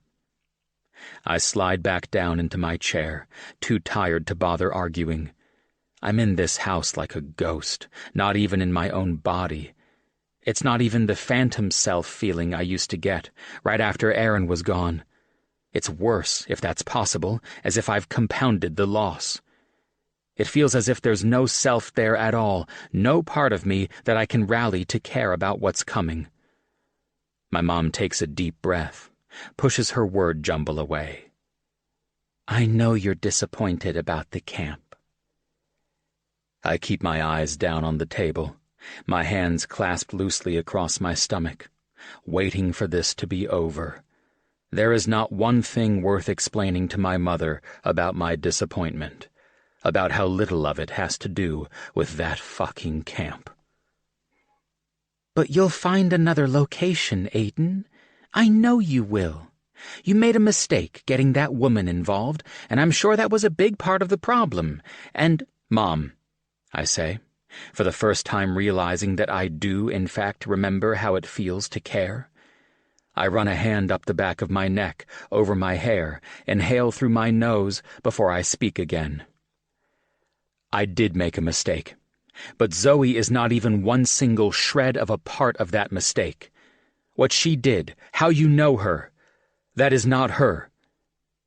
I pause, take a big breath through my nose before blowing it out on a frustrated sigh. Or, you know what? It is her. It's part of her, same as the part of her that wanted to fix it. And if I hadn't fucked everything up, she'd have had a chance to say her apologies to you and Pop and get on with her life. It's me that was the problem. Well, I doubt that, she says defensively. Don't, I snap. Don't doubt it. Don't make me into the perfect son here, Mom. I have never deserved it less than I do right this second. Honey, all of us, even Paul and Lorraine, we understand what you were trying to do for your brother. I push back from the table, taking up the bowl again and dumping it into the sink, relishing the clank it makes. I wasn't doing it for him, I say, turning and leaning back against the counter so I can see the surprise register on her face. I was doing it for myself, to feel better about what a shit job I did when he was alive, to make it okay that I couldn't save him. Mom is silent, her mouth slightly open, her eyes darting to the back door where my dad still rakes. She doesn't want him to hear this, but oddly enough, I get the feeling he could take it. The only good that came of it was her, I say quietly. I'm sure you don't believe it, but with her, I felt like myself again, for a while. "Aiden," she says, her voice disbelieving. "Do you love this woman?" Involuntarily, I laugh. It's a dark, ugly thing, short and scornful. "Yeah, Mom," I say, like it's the most obvious thing in the world, because, at least to me, it is. Now it is, at the worst possible time, now that I've lost her. I press the heels of my hands to my eyes before I let them drop back, curling them around the edge of the counter behind me. It hurts how I love her. I can feel how I've steeled my middle to say it. That's where it hurts, right in the center of me. "Hurts all the time?" she asks, quietly. I think about being with Zoe at the campsite, the way I'd loved to watch her, right from the beginning, the way I'd loved it even when I thought I was hating it, the way she made me laugh, out-loud prayers and peanut-sized ticks and Cocktoberfest and marshmallow stuck in her hair, every time she called me on my shit or served me up a steaming hot plate of "you're being an asshole," every time she called me a Boy Scout. "No," I say. "Hurts since she's gone." "Well," she says, and then repeats it. I wish I could say there was some understanding there, some way I've gotten her to change her mind. But I can't tell what she's thinking, can't tell if she'd ever have room for forgiving Zoe, and that's a damn shame. It's what Zoe had wanted from me more than anything that first day, and I wish I could go back and give it to her. "If you knew her," I say, because it feels like I have to say it, some last thing I can do for Zoe, even though I've lost her. "You'd see her the way I do. She's funny as hell, and 10 times smarter than me on her worst day. She's loyal, and she works harder than anyone I've ever met. On herself, on whatever her friends need, on whatever I needed from her." She doesn't say anything, looking down at her hands and then back out to the yard. I don't have time to stick around for what she may or may not have to say in response. I say a quick goodbye, grab my keys and phone, and head out. I doubt I've convinced her, but I guess it doesn't matter. When I get home that night, my dad's in the pink chair, swiveled to face the flat screen, one of the few possessions I'd brought back from Colorado, though I haven't watched it much. Seeing him there brings a fresh sting of pain to my chest, the way he's so passive. He's barely acknowledged my coming in. "Hey, Pop," I say, clapping his shoulder as I pass by him on my way to the kitchen, same as he used to do to me. It's late, past 11 p.m., so I know Mom's been in bed for at least an hour, and she's left a container of food for me on the counter, a sticky note stuck to the plastic cover with instructions on how to microwave it, like she's forgotten that I'm a grown-ass man living on my own for over a decade. It's nice, of course, how thoughtful she is, but holy shit, I wish I was alone here. I don't feel like being taken care of, not right now, and especially not by my mother, not after our tense exchange from this morning. Still, a man's got to eat, especially after almost 13 hours on duty, so I heat up the plate. I bring it out to the living room, set it on the coffee table in front of me while I lower my aching, sorry ass to the couch. I've got the next 2 days off, a good thing for my body, I suppose, though I don't relish the thought of negotiating this house with both my parents in it for 48 hours, and they've said nothing about when they plan to leave. On screen is some kind of police procedural, A big, broad-shouldered bald guy in a leather jacket and a badge showing on his hip, lecturing a room full of rookies about contaminated evidence. My dad looks completely enraptured. "You like this show?" I say, and he grunts in acknowledgement. Normally I'd let that go, but something about that noise he makes is so familiar to me. I know it's because I've made the same one 100 times, clammed up and barely engaged and trying not to let loose all the shit I'm really thinking, and the only person who's never let me get away with it is Zoe. "What's it about?" I ask, and shove in another forkful of... Fuck, I don't even know what this is. Some kind of hamburger potato mash that'll probably keep me up with heartburn. I chew slowly, waiting for his answer. I feel my dad look over my way, but I keep my eyes on the plate, not wanting to push him. "This cop's gone bad," he says. "Everyone thinks he's great, but he's got some kind of situation with a hooker and a bunch of illegal guns." "Nice," I say, which makes no fucking sense, but at least we've had some semblance of a conversation. I finish off my food, take a big gulp of water, and sit back, watch with him for a while. I don't much like this kind of show, but something about it ends up being pretty soothing. The cop's gone bad in general, but in specific, he's about to bust some asshole who beats on his kids, and I guess that's something. When the credits roll, my dad looks at his watch, taps his finger lightly over a button on the remote, not changing channels or shutting it off, just contemplating, I guess. "You know, I think he loves that hooker," he says, out of the blue.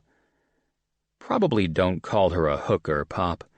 I don't know if people say that anymore." He shrugs. "I know you think I watch too much TV." I look over at him, surprised.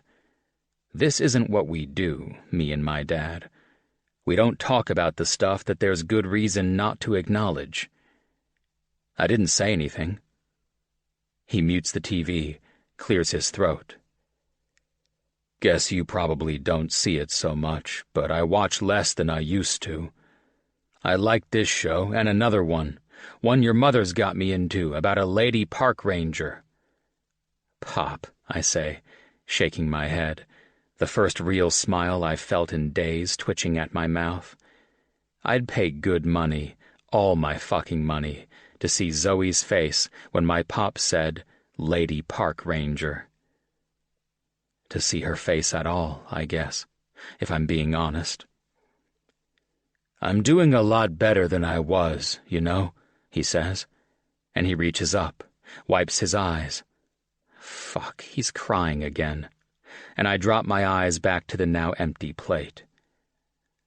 "I go to those meetings sometimes, the ones your mother likes, and I got someone I see down there in Florida, someone who helps me with things. Take a lot of walks with your mother." "That's good." I swallow twice, then clear my throat. That choking feeling again, and I push the plate even farther away from me, wishing I hadn't eaten. "All different ways people get over things," he says, pushing up out of his chair and tossing the remote at me. It lands with a slap on my chest, then falls to my lap. "You'd better figure out yours." He looks down at me for a second, one brief nod of his chin, a poor substitute for affection, but I'll take it. I watch him walk toward the front door, unlocking and locking the deadbolt, then leaning his shoulder against the door until it makes this little click of approval. I watch him move down the hall, hear him do the same at the back door. The routine completed, he heads back to bed, his footfalls quiet on the carpet. For what feels like a long time, I don't even move. I stare right at that muted television, not registering anything that's on the screen. I'd thought I was getting over it, I guess. Or maybe I thought there was no getting over it, and so I hadn't really tried. The camp wasn't trying, not really. The camp was just me running to something else so I wouldn't have to stop and look around me, to really catalog everything I'd lost. And so, look what I'd done. Look how I'd fucked everything up. The very same thing Zoe had warned me about all those weeks ago, driving back from the campground after the first weekend I'd been with her, been inside of her. She'd told me it was easy to make mistakes. She'd told me about her own.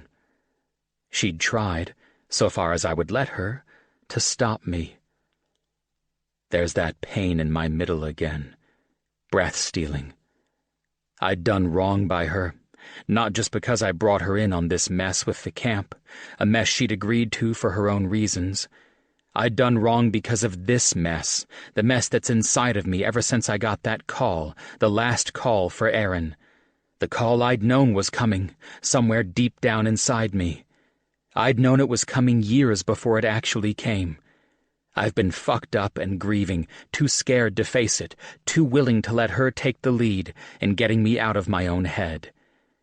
I shut off the TV, set the remote next to my abandoned plate, and stand, my eyes running over every piece of furniture, every lamp, the old carpet, the curtains my mother made back when Aiden and I were in 9th grade. It's like being in a museum.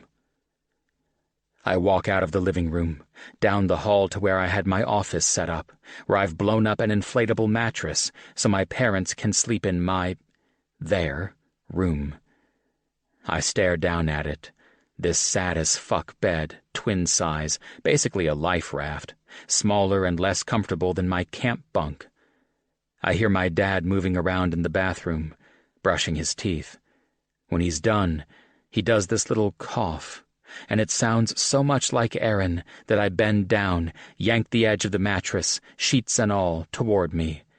At first, I'm just trying to cover the noise, but pretty soon it's clear to me what I mean to do with this air bed, and I don't even care that my dad sees me pull it into the hallway, his brow barely wrinkling before he gives me another nod of acknowledgement and turns toward his room, closing the door behind him. It's awkward doing this. I'll have to go back for the pillows, and the fitted sheet pops off, bunching everything else with it. But I drag it across the hall, reaching out behind me with one hand to open the door to Aaron's room, pulling it all the way in until I can lay it right down there in the center. It's sad in here. That's all there is to it. On the walls you can see faint outlines from where pictures used to hang.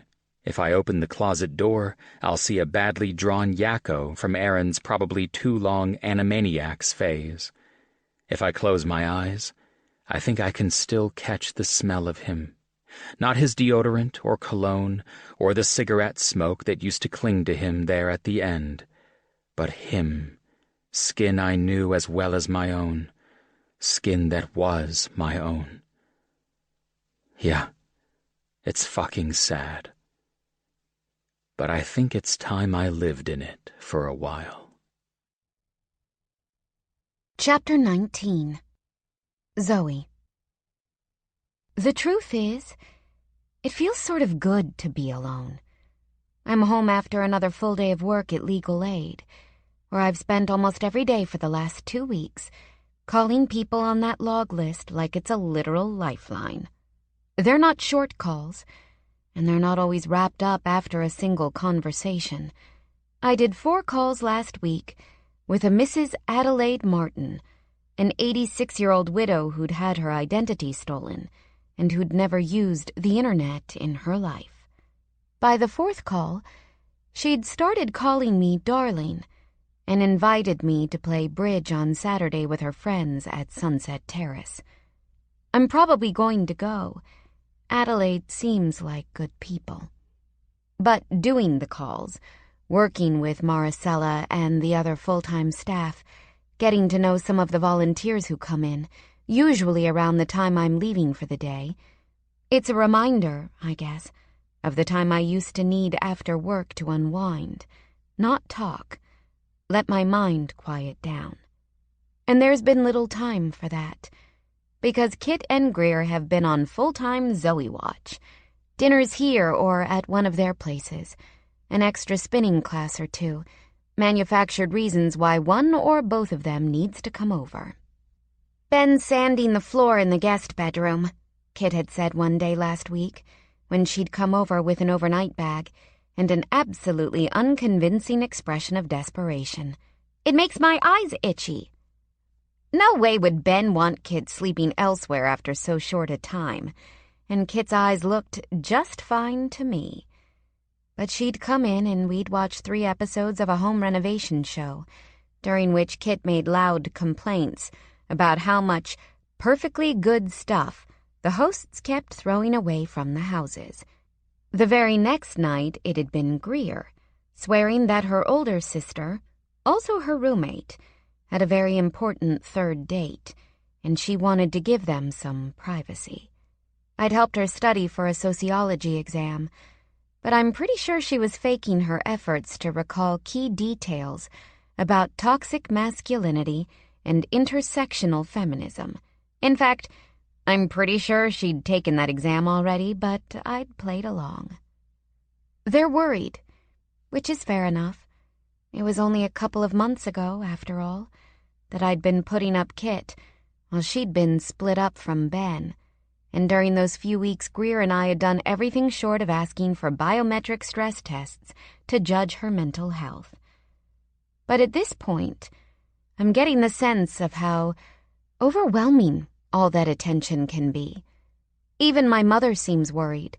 When we video chatted last night, she asked if I was forgetting under eye cream, which is basically a DEFCON 1 level of concern coming from her. Of course, she also asked if I'd mind celebrating Christmas in February this year so that she could go on a cruise with her new boyfriend. So I guess there's still a limit to her maternal instincts.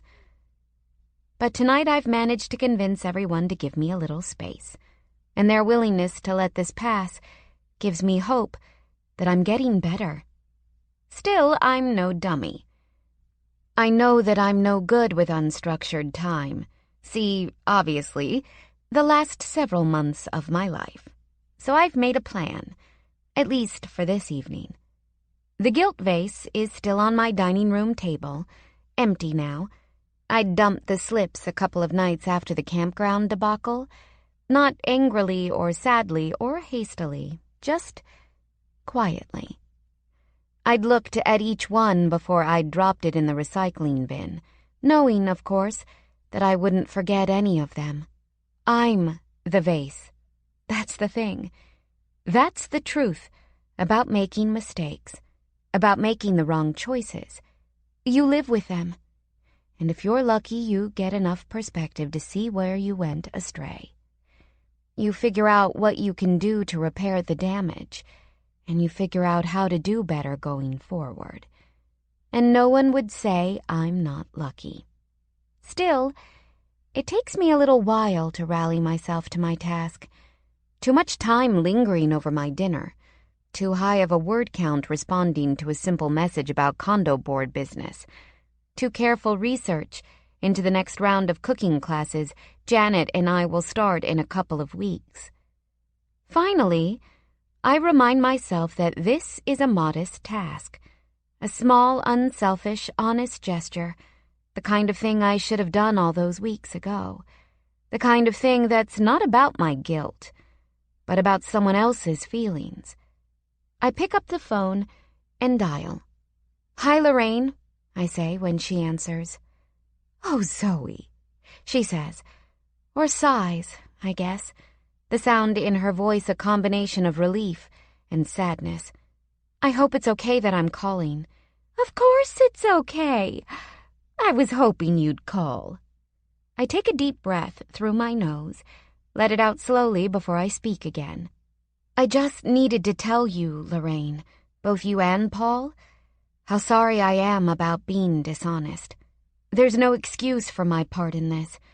You made me feel so welcome, and I loved every minute of my time in Stanton Valley, and I apologize sincerely." "Not every minute," she says. "What? We both know you didn't love every minute. That first weekend you worked so hard I felt like I ought to write you a check at the end. And that's back when I thought you were in it for real. It lands heavily, despite her light tone, for all kinds of reasons. She's right, of course, and I don't deserve to have it sugar-coated. But it's so complicated. It was so complicated, even on that first weekend. I was in it for real, even then, even though I hadn't known then what Aiden would mean to me, what I'd come to feel for him. I guess that's true, I say, standing from my seat at the dining room table so I can pace around, work off some nerves while we do this. But even then I liked it. I liked you and Paul. I pause, unsure of how much to say next. I don't know how much she knows about Aiden and me now. I'd left the lodge before anyone had asked whether we'd ever even managed to become friends over the course of our ruse. I liked everyone, really. Hammond could use some improvement, she says, and we both laugh a little before the line between us goes quiet again. I pass into the kitchen, grab the sponge off the rim of my sink, and scrub at a non-existent spot on the counter. Lorraine, I am sorry. Oh, honey, I know you are, and I'd be lying if I said I wasn't upset at the both of you for what you did. It really threw me and Paul for a loop. I don't think it was any secret from you that we've always felt real strong toward Aiden, and this has been a disappointment.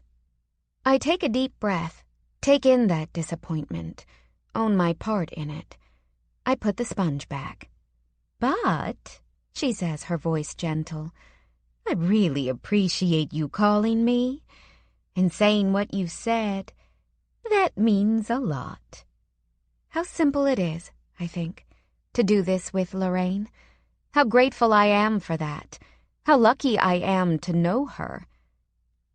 I'd like to come there sometime and tell you and Paul in person, but I didn't want to just show up unannounced. I've learned my lesson about that. I know I sort of ran off there at the end. I'm sorry for that, too. Lorraine makes a funny clucking noise, tongue snapping against teeth. I can't say I blame you for it. Quite an afternoon, wasn't it? I close my eyes at the thought of it. I've done my best over the last couple of weeks, not to conjure it all up in my head. Aiden's face especially, arrested in dread and fear, and something like anger. Instead, when I think of him, I make valiant, rarely successful efforts to remember the best moments I had with him, with a sort of distant placidity. This is the healthy thing to do, I tell myself, the thing that shows I'm over it. If I can just look back fondly on it all, appreciate it for the moments that were good, I'll feel less hollow. Eventually, I tell myself, I'll be able to see it all for what it was, what I promised myself it would be. A fling. Great sex with a nice guy. All of it with an expiration date. It had only come sooner than what I'd expected, and that's okay. That happens. Well, you know, I say, searching for a bit of that mature, thoughtful distance now. I'm sure it made it easier for Aiden and his mom to have me out of the picture, so maybe it wasn't all bad. Uh-huh, says Lorraine, clearly unconvinced. In the brief quiet after, I want to ask her what's happened with the campground, whether she and Paul made their decision and announced it last week, as they'd originally planned, or whether Aiden's and my mess had ruined that too. But I don't think I'm entitled to ask after that information. If she volunteers it, okay, but if not, it's not my place to know. Have you heard from him? She asks, interrupting my thoughts. Not really. I don't want to explain to Lorraine that I ignored 3 calls from him, all made on that night I'd left, that I'd waited, half in hope, half in fear for him to call again in the days after. He didn't. Have you? I ask, doing my best to sound as if I'm just asking after the weather. Paul spoke to him last week.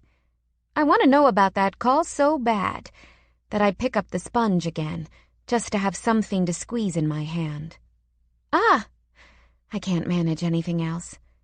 "You were so convincing," Lorraine says then, surprising me, and I slump back against the counter, waiting for what she'll say next, knowing it won't be easy. I should have figured it wouldn't be so quick. "I guess I'd be more angry at that, Zoe, if I thought it was possible for the both of you to fake it so well." My eyes well up with shamed tears, and I tilt the phone away from my face so she won't hear my accompanying sniffle. "Obviously, I don't know you all that well," she says into the quiet I've left there. "But I think I know him, and boy, did he look at you with something fierce in his eyes." Like protons and electrons, I think, remembering the way Kit had teased me that night, back when I'd told her all about keeping my distance. It's embarrassing how much I wish that what Lorraine has said is true, that Aiden watched me, wanted me, as fiercely as he'd wanted that campground, as fiercely as he'd wanted to do something for his family. But any hope of that had vanished when I'd seen Kathleen O'Leary that day, when I'd remembered again what mattered most to him, and what would and should always matter most to him. His family. And I would never, could never, be a part of that. "Well," I say lamely, "it's complicated, I guess." "I guess," she repeats, just as dully. "Anyways," I say, hoping she doesn't comment on how rapidly and flippantly I've changed the tone. "I really appreciate you taking my call, and if you'd talk to Paul about my coming sometime—" "Of course I will." "Thank you. But Zoe, even if you come sometime, and we'd love to have you, I hope you're able to put this behind you, to move on." "Ha!" I say, the blandest possible laugh. "That has historically not been my strong suit, Lorraine." "Well," she says, her voice back to the way it always is, hopeful, encouraging, kind. "Maybe it will be this time."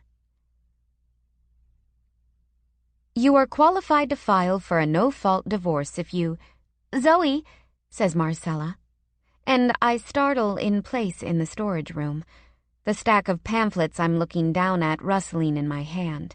"Yes," I say, straightening my posture. "Sorry, I was going to refill the information display case out front. Seems we always run out of the divorce ones first." Marcella cocks her head at me, a tiny line she has between her eyebrows furrowing. "We don't really need you to do stuff like that around here. Focus on the calls." She says it kindly, and I clear my throat, tapping the stack against the shelf to straighten them. Add Marcella to the list of people who've worried, especially when I showed up here extra early this morning. A bit restless, I guess, after my call with Lorraine. I do need to move on. I know it. "I'm done with the log list," I say.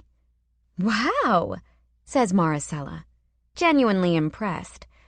I'd bask in it a little more, especially since first thing this morning the clinic posted a job ad for a full-time legal services attorney, and Maricella's already encouraged me to apply. First with a sticky note stuck right in the center of the desk where I sit, then in an email with the job announcement attached, and then in person when I'd refilled my coffee. "Specializing in employment disputes and cases against health insurers," she'd said, nudging me. "Someone with your corporate experience would be excellent."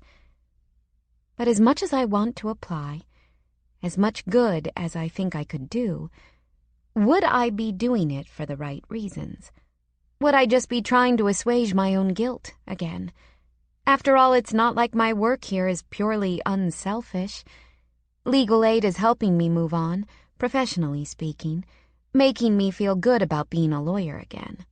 And most of the time while I'm here, I also manage to avoid thinking about how I'm not moving on, personally speaking. Most of the time. I take a deep breath, looking down at the pamphlets again. You are qualified to file for a no-fault divorce if you have not shared any residence with your spouse for over 6 months. The phones are already ringing, I say casually. I'm sure I'll have more to handle soon. Actually, you've got someone here waiting. I set down the pamphlets, a tingling unease in my fingertips. Somehow I just know. Walk in? I say, as casual as I can manage. Maricela shrugs. I guess. Aiden O'Leary? He says he knows you. I look at her and there must be something pleading in my eyes. She seems to shift something in her posture, becoming sturdier, taller, more determined. I'll get him out of here. Don't come out. Oh, I say, embarrassed, and roused by the protective instinct I still apparently have for him. No, it's really okay. He's my... This separation must be continuous, the pamphlet says. He's a former client, or his family was former clients. Sort of. Okay, she says, but I get the feeling I'm not going out there without Maricela right at my back. I look down at my dress. A black and gray tweed, that is, once again. About 10 times more formal than anything anyone else here wears. But I cling to the old habit, and I'm grateful for the distance it'll surely put between me and him. With the intention that your separation will be permanent, I read, picking up the pamphlets again and carrying them with me out into the office's main space, feigning busyness. I'll make this quick. Whatever he came here to say, I'll make it quick. Maybe this will help, actually. Maybe it will help me move on. When I look up, he's there. Just inside the front door. Worn jeans and a navy t-shirt underneath an army green utility jacket. The one he used to wear at camp sometimes. I know just how it smells, that jacket. Like cold air and wood smoke and him. He looks so simultaneously familiar and out of place that I feel my heart tear anew. Here she is, says Maricela, a little loud in my ear, seeing as how she's standing with her shoulder practically pressed against mine. Somehow she's made these 3 words sound menacing as all hell, and I look over at her, impressed and surprised. Maricela would probably shred someone in court, and later, when my head and heart aren't full of the man standing a few feet away from me, I'm going to ask her about that. Thank you, he says, and oh, I missed the sound of his voice. I blink down at my pamphlets before looking up again. We can talk over here, I say, gesturing toward the desk where I do most of my callbacks. Distant professionalism. I wear it like it's a favorite pair of shoes. Maricela doesn't go back to her office, instead taking a place where the office intern usually sits. A few desks away, Maricela's assistant, Corey, is on the phone, either listening to messages and recording notes on her pad, or eavesdropping and doodling. I don't really care, either way. I'm glad to have the company. Aiden's so terminally private that I doubt he'll have anything to say worth their hearing, and I feel my breathing slow. This will be fine, I tell myself. Separation will be permanent. I take a seat across from him, glad for the desk between us, my hands clasped on the cheap blotter where I sometimes scribble quick notes during callbacks. I open my mouth to say something, a bland, "Nice to see you," or a more curt, "What can I do for you?" But before I can, he utters a single syllable on a sigh of relief that turns my insides to buzzy snowflakes, swirling all around. So, my knuckles turn white. "What can I do for you?" He clears his throat, sits forward a little in the chair, too small for him, like almost all furniture is. I'd thought about that the other night at my condo, at how big he'd looked sitting on my breakfast stool, that awful morning he'd come to me. Like a colossus on a tiny pedestal, one that would break under his weight. I need to say some things to you, and if you don't want me to say them here, that's all right. You tell me where and when. I look over at Corey first, who snaps her eyes back down to her pad, definitely doodling. Maricella's not even pretending to be busy. She's got her arms crossed and is leaning back in that chair and looking at the back of Aiden's head. If I felt braver, I'd tell him we should step out. Go out for coffee, take a walk, meet somewhere for a quiet, civilized debrief. But I don't feel brave. I feel like I've cried a lot of tears in the last 2 weeks. I feel like I've missed him more than I can say. I feel like I don't trust myself alone with him. Don't trust that I wouldn't make a fool of myself. That I wouldn't ask for just one sniff of that jacket. Separation will be permanent. Here's fine. He nods, a new determination settling over his features, taking a deep breath before he speaks. I wanted to tell you this story, he says, and a ripple of something electric and arresting travels up my spine. You said, back when this thing started, you said I needed to tell a story if I wanted the camp. Right, I say, swallowing. I'm looking at a little space over his shoulder, a long-ago trick from my days in mediation. If you do it right, it seems like you're looking the client in the eye. Since Aaron died, he begins, and my eyes snap to his, where our gazes tangle for a brief, painful second. He breaks off, lowers his head, his elbows resting on his knees. He's close enough that even in the soft clamor of the office, I can hear him swallow too frequently, a click in his throat. He's breathing sharply, inhaling through his nose, and what I realize, with a jolt of panic, is that he's crying. Or at least, he's trying not to cry.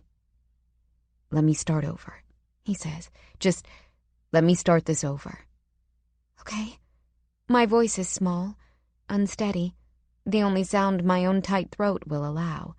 I wait, holding my breath, for him to collect himself, for his shoulders to rise. When Aaron was alive, I was never alone, ever, even when I moved away, even when he was at his sickest. I was never alone, not really. I never believed in all that mystical twin shit, especially because of the way... He breaks off again, rubs a hand over his hair back to front, that now familiar gesture. Because of how different Aaron and I were. People used to think I was older than him, because I was so much bigger, that I'd got held back a grade or two. But then when he died, I got it. I've never been so alone in my life. I'm so sorry, I say, because I am. I may be done apologizing for Aaron's death, for the job I did, but I will never stop being sorry that Aiden has this pain, no matter what's happened with us. He shakes his head, a firm, focused, no. You're the hero of this story, he says, fierce and plain, the clearest he's spoken since he sat down. You were my rescue boat, so... Your... what? My rescue boat. I was on this island, all by myself, and you came to rescue me.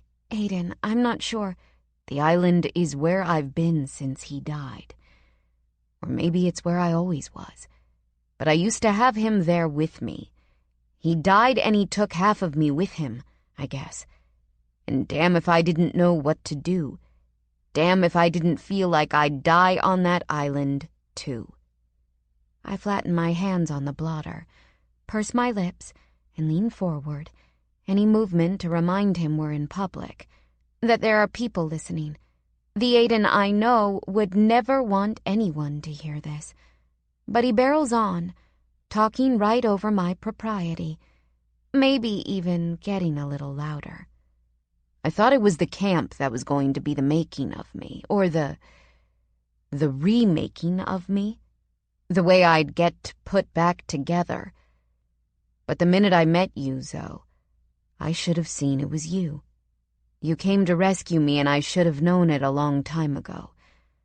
I never laughed so much as I did with you, never in my life.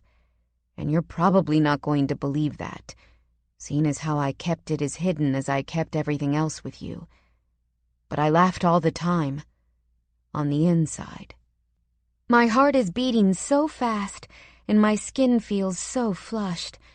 I'm overwhelmed for myself, concerned for him, unsure of how I should respond to something so public, so different. His hair is a mess, and up close I can see that his t-shirt is on inside out. I lean forward, try to see if I can smell alcohol on him, even though I've never seen him drink more than a single beer at a time. I don't know what to do.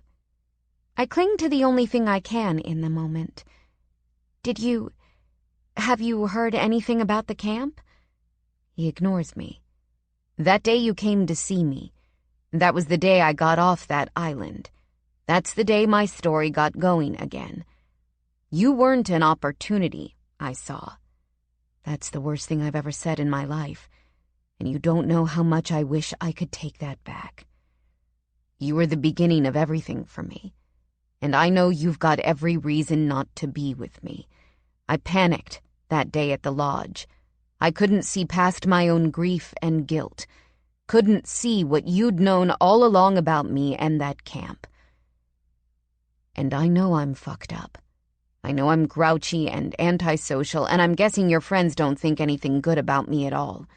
But I wanted to come here and tell you that I love you. He said it loud enough that Corey gasps a little, and I'm pretty sure Maricela is giving hard eyes to the back of his head while she scoots her chair a little to the side, trying to get a better look at him. I notice these things because I don't know what to do with what he's just said. I've spent the last 2 weeks in hell, missing him, hating him, loving him, hating myself for loving him. I think I've loved you since you fainted in my driveway, since you handed me my acid darts. I should have told you that 100 times before now. I should have followed you right out of that lodge. Should have known I only had one shot to get off that island with you, and I fucking blew it. And I will regret it every day of my life, so I promise you that. Aiden, please, this is too much, too hard, I want to say. I will never move on from this. I know I messed up our ending, for the story, I mean. I don't expect anything from you. You've done more for me than I've ever deserved. But if you call me, Zoe, if you ever call me or need me, I'll come. I owe you everything, and I will love you even if you never let me see your face again. You are the best person, my favorite person, the only person I needed to prove that there was still something good for me in this life after Aaron. He stands then, the chair scraping across the floor, and looks down at me. Not like he's just told me he loves me, but more like he's about to do 10 paces before a duel. If I were in my right mind, I'd be able to laugh at how comically out of place, aggressive he looks, in contrast to all the perfect, soft, beautiful things he has just said. But I'm not in my right mind. I'm in my shocked, overtired, on the verge of tears mind. I love him back. Of course I love him back. But I'm hurt right down to the center of myself, and I am terrified of everything. I don't even move.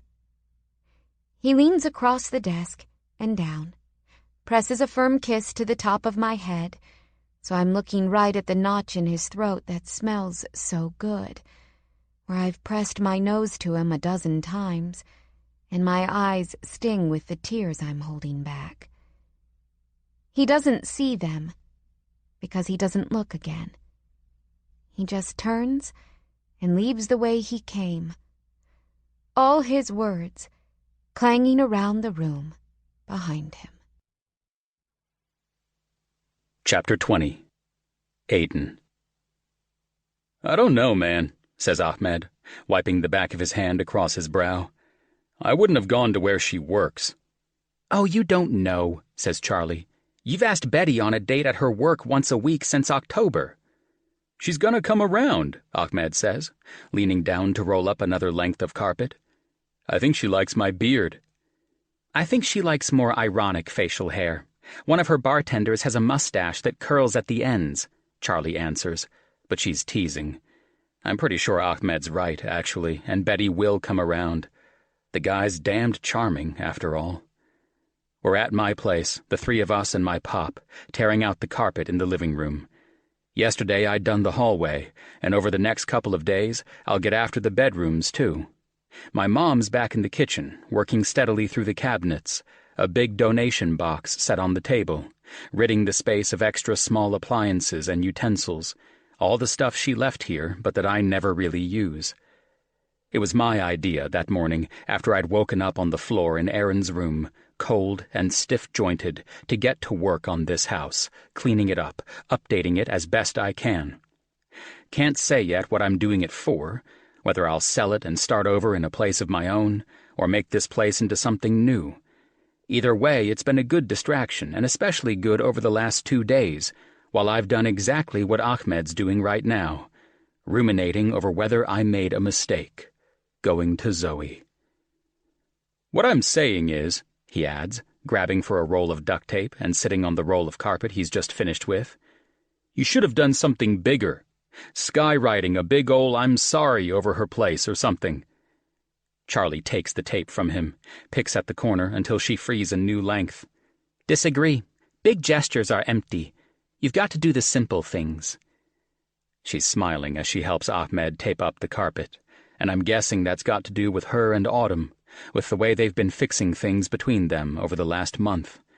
These days, Charlie carries around a pocket-sized schedule Autumn made for her, one that's got blocked-out times for video calls, a small box chart where Charlie can cross off the days until their next visit. It's not like I'm trying to look closely at it, but there's a lot of pink hearts on the thing. I try not to be jealous. Doing all right over there, Pop? I ask, looking to where my father stood from his place pulling staples from the hardwood. I can see he's thinking about making an escape to the kitchen. Your friends talk a lot, he says, as if he thinks he's being quiet enough that the people less than 10 feet away from him won't hear. Rude, says Charlie, but she laughs as she watches him retreat, and he waves a hand behind him. Despite his complaints, it seems maybe like my pop likes the noise, at least for a little while. Or maybe he just likes being around me. 3 times since that night he told me, in his own way, to get my shit together, we've gone to one of those group meetings my mother told me about. We sit in the back, not much talking from the O'Leary contingent, but no one seems to mind. The first time, I'd barely been able to sit still, shifting in my seat, crossing and uncrossing my arms, rolling my shoulders, restless with listening to others in the room being so open, so raw and tearful and sometimes angry. At one point, during that first meeting, I'd looked over at Pop, eager to commiserate, eager for a shared, how are these people doing this, look. But he'd been perfectly still. Not comfortable, I guess. I don't think anyone would be comfortable with grief like this. But he sure as shit wasn't hiding from it. So I wasn't either. It was the 3rd meeting that gave me the idea to go to Zoe. I'd been tired, coming off a night shift, only time for a quick shower and change before I'd picked up Pop to go. We'd come in late, and I didn't mind a bit, skipping the styrofoam cup coffee and awkward small talk that preceded the first 2 I'd attended. There'd been a woman there, maybe in her 40s, tall and calm-looking, dressed in a navy pantsuit and heels like the ones I'd seen Zoe wear, thin, sharp like a weapon, almost scarily tall. When she'd raised her hand to share, she'd done it as though she'd been preparing for it, and maybe she had. She'd lost her daughter 2 years ago, 17, a car wreck, one late Friday night. Not even a year later, she and her husband had divorced, like lots of couples who lose kids. That was okay, she'd said, Maybe not okay, but understandable, because things hadn't been all that great even before. But the problem was, some guy at her work asked her out last week, and she'd said yes. Then she'd lost it, had spent an hour sobbing in a bathroom stall, before finally taking the rest of the day off. "I said yes before I even thought about it," she'd said. "I forgot that I'm not a woman who goes on dates. I haven't gone on dates for 18 years. "Are you going to go?" one of the other group members had asked, and without thinking about it, I'd sent him a sharp look for his curiosity. Jesus, it was so intrusive. All of this was so intrusive. But no one else seemed to think so, not even her. She'd only shrugged and said, "I don't know. Should I?" And then it seemed like everyone had an opinion. "It all depends if you're ready. It's too soon if it makes you have that response. Sometimes you have to get out there. I'll bet your ex hasn't waited to start dating. Do you feel like you'd be betraying your daughter's memory?" And I'd been near enough to shouting at everyone, to asking them what business it was of theirs, before it had hit me like a brick over the head. She's making it their business. She was brave. That's what I realized while I watched her listen back, while I listened to her give tentative answers that she wasn't sure about.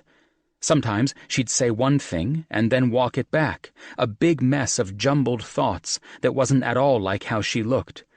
She was brave, figuring out how to live her life in all this shitty aftermath, figuring out how to see what was still left around her. And I was such a fucking coward. Somewhere in the middle of it, I'd stood from my seat, not thinking, and the guy at the front of the room, the one who runs these things, had looked at me and said, "Did you want to share something today?" "Next time," I'd said, and looked down at Pop, who was already putting his arms back into his coat. I did want to share something, but only with her first. I'd dropped Pop off back at home, had tried to prepare myself on the way to legal aid for seeing her in the flesh again. I had seen her, once, since that day at the campground, but only by accident. I'd opened the camera app on my phone to snap a photo of the serial number on a box of latex gloves I needed to reorder for the squad inventory. And there she'd been, a freeze frame of her stern face at the end of that video, the one she'd taken at my house the morning she'd fainted in my driveway. My finger had hovered over the screen, desperate to see her mouth move, to hear her say my name. But I didn't do it. I'd closed the app, had torn off the corner of the box of gloves instead, and marched it back to the office with me, my phone burning a hole in my pocket. Her face burning a hole in my heart. So maybe I wasn't as prepared as I should have been. Maybe I should have thought it through. Not skywriting, but damn, a little polish wouldn't have hurt. Fuck, my t-shirt had been inside out, I'd realized, once I'd gotten back into the truck, my hands shaking. I'd probably looked like a hobo. "Maybe you ought to call her again," says Ahmed, interrupting my thoughts. A part of me bristles, an old habit dying hard. But I'm trying to remember that woman, letting everyone weigh in on her possible date. "I told her I don't expect anything from her," I say. "I meant it." There's a beat of silence, probably while Charlie and Ahmed exchange one of their looks about me, but it's an easy silence, and we each go back to our tasks. Ahmed and Charlie starting to work on cutting up a new section, me taking up the staple removal my dad abandoned. I take deep breaths while I work, try to let loose the tension that's so heavy in my gut. This might be it. This might be the life I have from now on, and I've got to get right with that. It's a good life, building a team with Ahmed and Charlie, making things right with my family. Figuring out what to do with Erin's money, something that I've accepted will take some time. It'll never be as good as it could have been if I'd managed to keep her, but I've got to live with that. With what I did to her, and with what we did to each other, starting out the way we did. After a while, my mom wanders in, looking over our progress, her gaze lingering on me longer, faint but obvious concern in her eyes. How about a break? I could make you guys something." I almost laugh as I stand, brushing carpet fibers off my knees. It would have annoyed me a week ago, this caring enthusiasm. But now I take it for what it is. She's just enjoying this, people in this house. And I expect it's something she missed long before Aaron died. Once he'd gotten sick, really sick, my parents had stopped socializing much, had stopped opening their door to neighbors and friends who had always come around a lot when we were growing up. Right now, she's acting like it's snack time during a play date, and I guess that's all right for as long as she's here. "Oh," I hear her say, a little confused, and when I look up at her, she's watching out the open front door, the one we've been tossing rolls of carpet out of all morning. I hear a car door slam, and I think my heart stops for a beat. I look at my mom first, because I'm too chicken shit to look out the door, to get disappointed. Just for a second, I want to live in the reality that it's her out there. Mom turns her face to me, gives me a steady look. "Aiden," she says, her face serious and kind. "There is nothing from me you need to worry about." It's her, I'm thinking, and the thought is pounding so loud that I almost don't hear what she says next. The truth is, it wouldn't matter even if I didn't hear her. I'm almost halfway out the door already. But I'm still glad I catch it. "If you love her," she says, "I'm sure I'll love her too." I almost don't believe it at first, really seeing her out there. She's come from her office, I'd bet, or else she's just come here to do business. She's got that coat on, the camel-colored one, from the day I walked her to work. Beneath it, her legs in black tights, long and shapely in her heels. I do what I did all those weeks ago when I saw her car pull up to my driveway. I step out onto my porch, take the 2 steps down, and eye her, as cautious as I was that first day. This time, I'm not afraid of what she's come to start. I'm afraid of what she's come to finish. I take a deep breath, walk toward where she stands, stock still by her car, and I think that was her plan all along. We're doing this, right in this driveway, right where it started, and that doesn't bode well for me, I guess. But whatever she's got to say to me, I'll take it. I've earned it. I tuck my hands in my pockets, take in her face. 2 days ago, she was so surprised to see me. She'd barely said anything at all, her skin pale and her eyes tired. Still beautiful, but not quite herself. Today, it's different. Color in her cheeks, her lips pink, glossy, her posture ramrod straight. Whatever she's about to say, she's thought good and hard about it. Your story needs work. In my pockets, my hands twitch, knuckles bumping the fabric. I clear my throat, but when I speak, my voice is still rough, thick with the same emotion that had been there in her office. Should have practiced more, I say. Got nervous. She nods, looks out toward the street, as though she's cataloging all the houses along the way.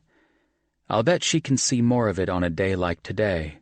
Everything more visible now that the leaves are almost all fallen from the trees. I try to be grateful for this pause, long enough for me to gaze at her profile. It feels like I've loved to watch her for the longest time. I know you're sorry about what happened at the lodge, she says, bringing those gold eyes back to mine. And I know it was a hard day for you, a confusing day. I wish it hadn't happened like that. Her eyes move to my throat, to the heavy swallow that must bob my neck. I'm nervous. I'm so fucking nervous to have her here. She holds my fate in her hands, and I think I must be looking at her the same way she looked at me all those weeks ago, when the day was too hot and she was too overwhelmed, coming to me with something that must have been so hard to say. Her expression softens, giving me all the sympathy I didn't give her that day. "But I love you too," she says. "Obviously." Holy shit, I think, my mind stuttering over what she's said. She's going to forgive me. She's not even done speaking before I take a step toward her, my chest flooded with hope. But she holds a hand up, her sharp-edged jaw set, and it stops me in my tracks. My shoulders tense with all that deadlocked feeling.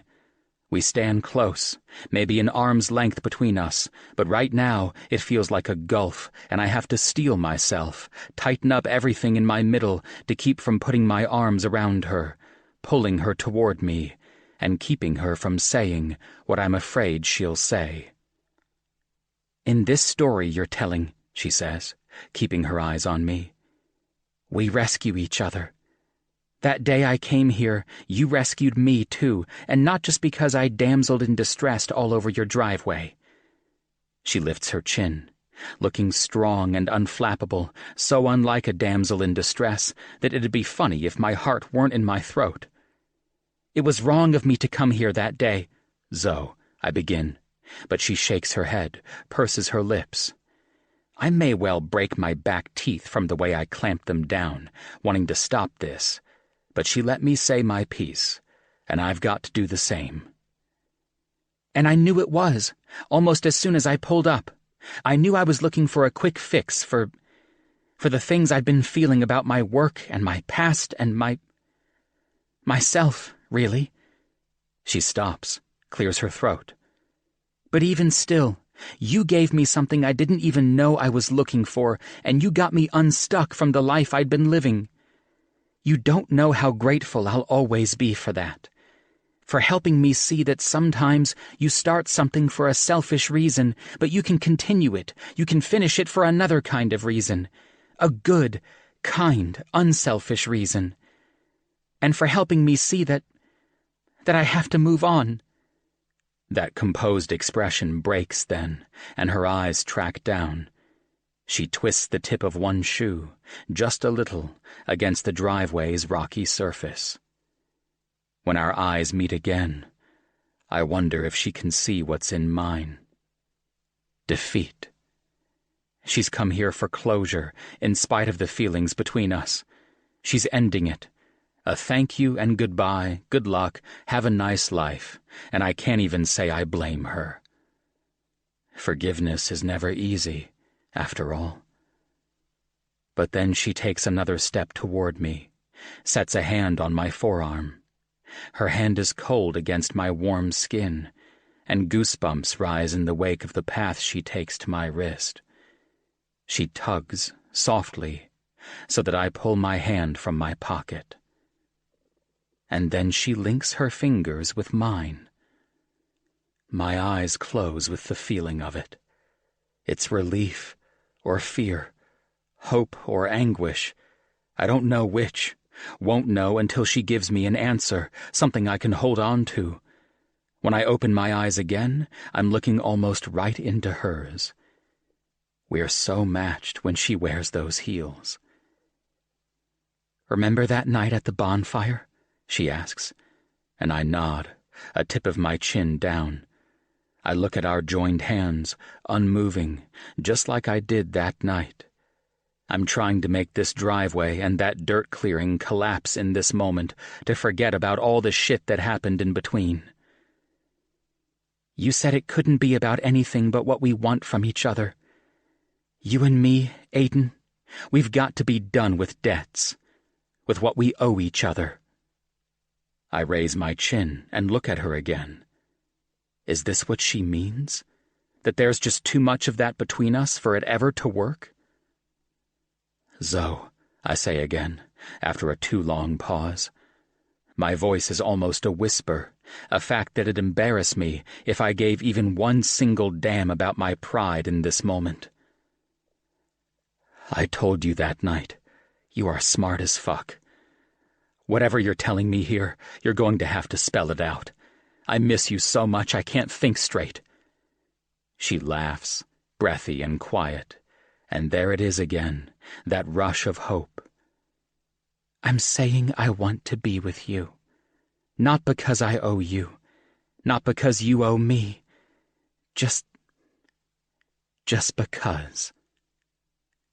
It's lightning fast, my hand jerking away from hers, the other one coming out of my pocket, and then I'm catching her up, my arms around her waist, her feet off the ground so I can hold her tight and high against me, so I can press my face in the soft curve of her neck, so I can release the gusty sigh of relief and, yeah, fuck it, the quiet, pained sob that says everything about how much I've missed her. How much I want her. How much I need her.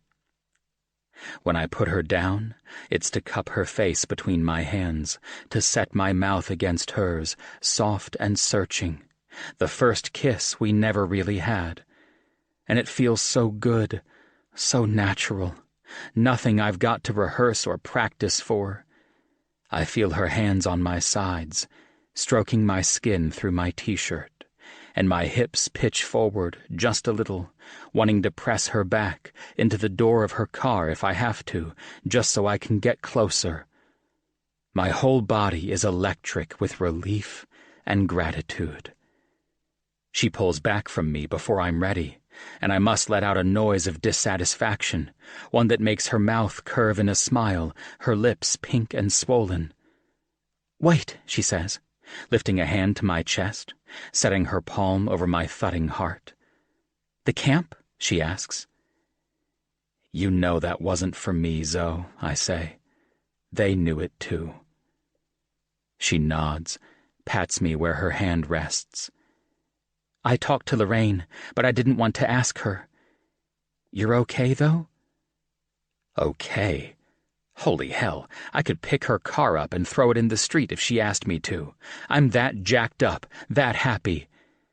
But I know what she means, or at least I think I do, some of the fog in my head clearing now that she's here. "I'm all right," I say. "Going to a support group, getting my shit together. You got me unstuck too." She smiles, leans forward, and kisses me again, like a quick reward between two people who do this all the time. "Sorry it took me a couple of days. I had to think about it, talk to my friends." She shrugs. "That's how I am, I guess." I would have waited longer, Zoe. I meant what I said. I would have come, whenever, wherever. That earns me another smile, this one shy, not much like the Zoe I know, but that's the thing about her and me. We're going to see a lot of different sides to each other now that we're doing this for real. "I applied for a job, too," she says. "I think I'm going to be good at it."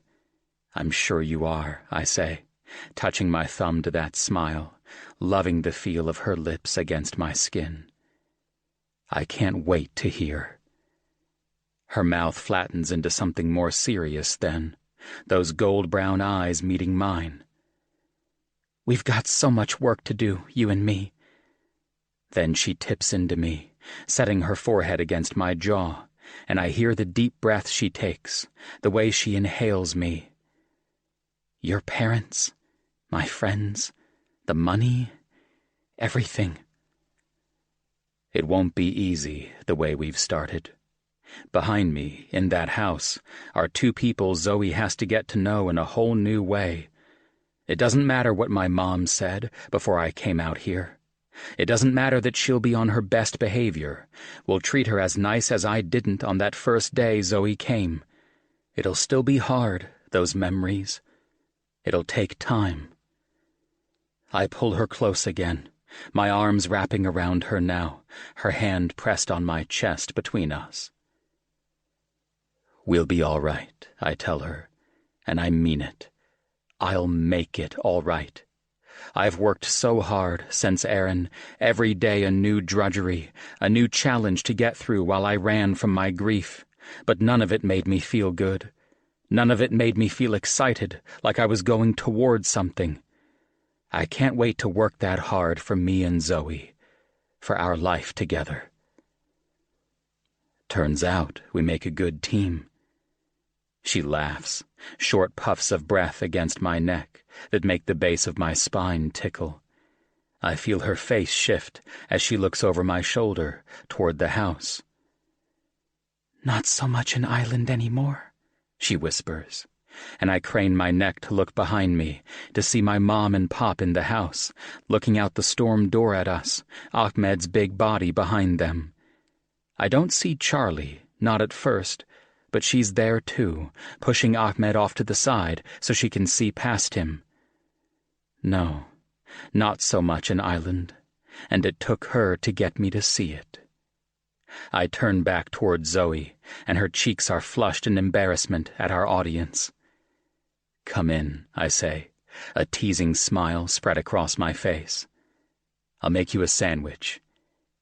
"In a minute," she says, and for that minute we're quiet, holding each other, folding into each other in relief.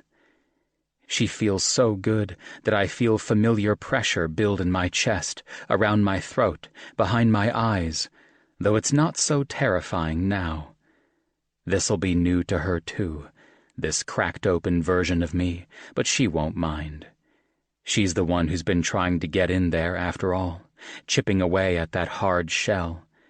I tip my mouth so it's next to her ear, the same way I know makes her shiver. "I can't believe I deserve you, Zoe," I tell her. Quiet words for her only, in this little cocoon of privacy we've made out here in the open air. "But I'm going to treat you so good."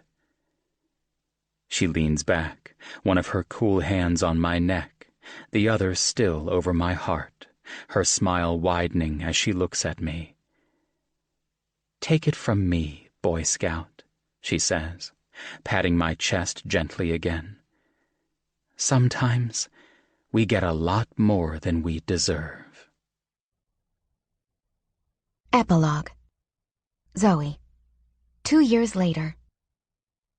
Sorry, I call, bursting through the door, dropping my purse on the table, kicking off my shoes in the entry, not bothering to set them aside.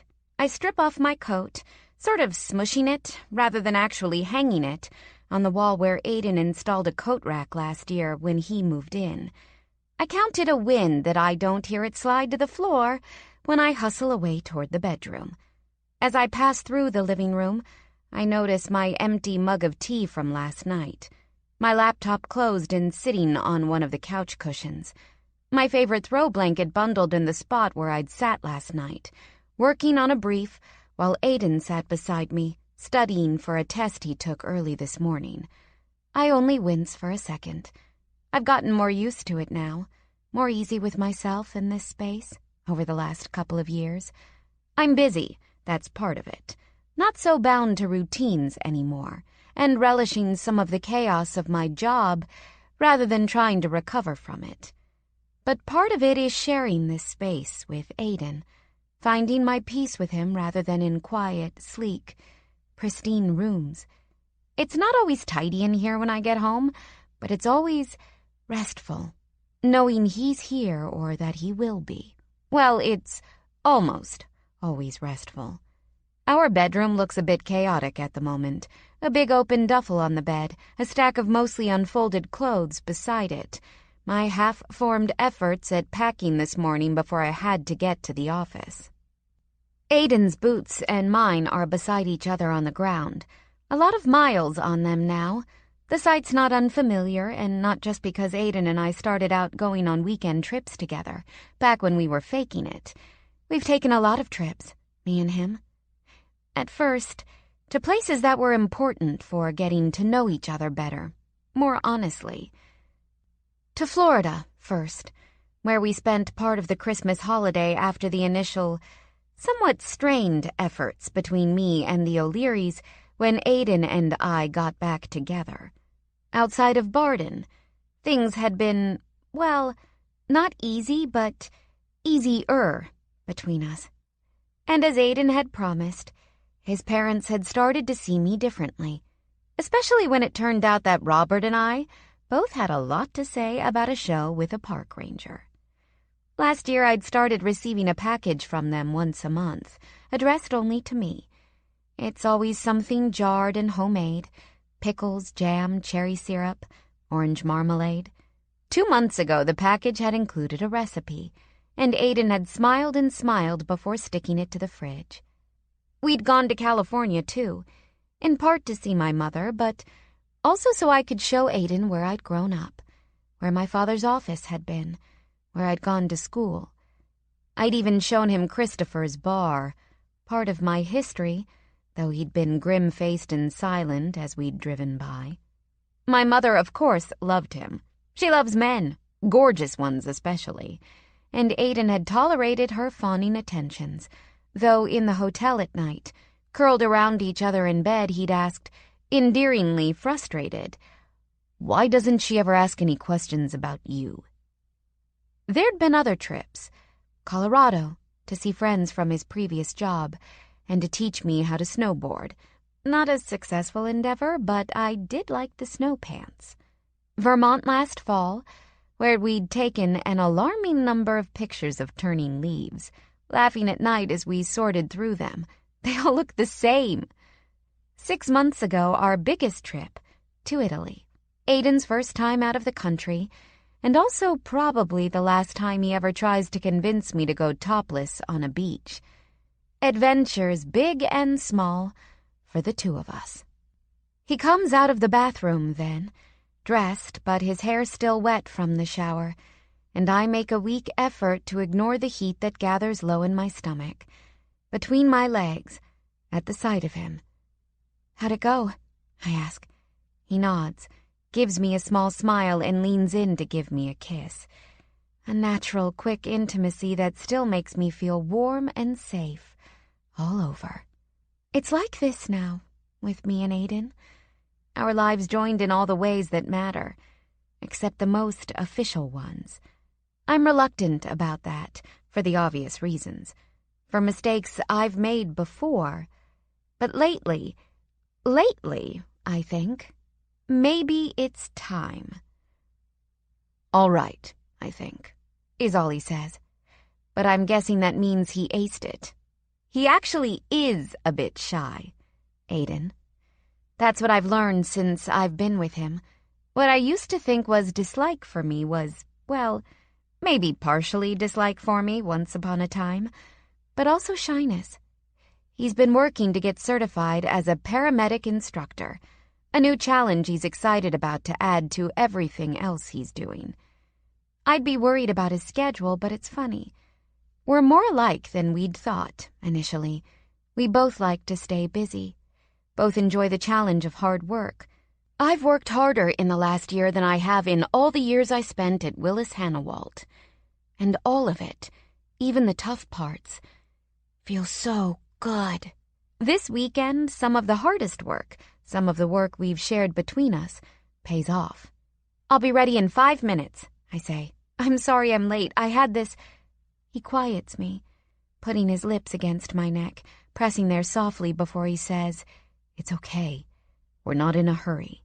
I shiver, close my eyes briefly to regain focus. "Nervous?" I ask. He'll do a speech at this, the dedication, and he doesn't much like speeches.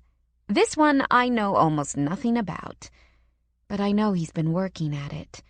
Late nights using my laptop, a little file in the corner of my desktop that's titled, "For Aaron." He only shakes his head. I sort through the stack of clothes, shove a few things next to his in the duffel, grab my bag of toiletries from the bathroom. He leans in the doorway, watches me with a dangerous smile while I unzip my dress at the side, shimmy it down just for the gleam he gets in his eyes. "Bet you can't wait to see me in flannel again," I tease, rolling down my stockings with exaggerated slowness. Across the room, his eyes turn sharp, predatory. "Zoe," he says, his voice low, "I'm sorry, but we're going to be a little late." Aiden. The campground went to Val. No one pretends like it's a joint affair, like Hammond's got anything to do with it, but that's just fine, I think. When I see Val and her 3 girls there, Hammond on the periphery, I think it's still what Paul meant, back when he called me that day. This camp is like something that came from them, a future for their girls, older now, but still all giggling innocence, more interested in Zoe and her shiny hair and lip gloss than they are in me. We've gotten to know them more over the last couple of years, the group from the Stanton Valley campground competition forming a little society of our own, meeting here every once in a while for hikes, for cards, for catching up. That's partly because there'd been genuine affection, even after what Zoe and I had done, especially after we'd made our apologies. But it's also because Val realized quickly that her summer sleepaway camp for girls might benefit from year-round programming, and soon enough Stanton Valley had become a joint project, Cherie and Tom working with Val to plan outdoor excursions for her school and his community groups in the fall, Lorraine and Tom holding retreats for over 50s in the springtime. Wilderness/wellness, of course, needs a single-use space, and they've moved on here in Virginia, finding a spot about an hour west of here. A portion of Aaron's money has been invested in the startup.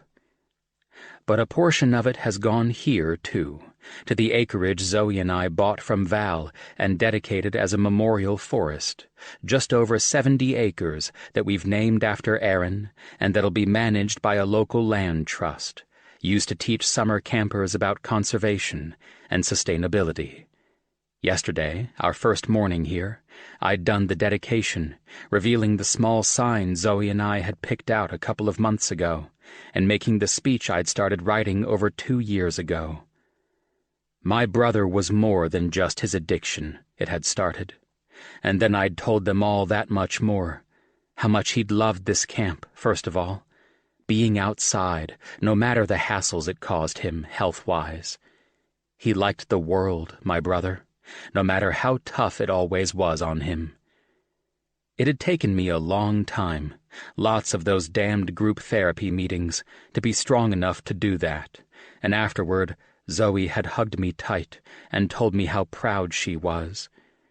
But she knows as well as I do that this, like everything else about the foundation we've started in my brother's honor, is owed in part to her, to the work we did together to research and get it started.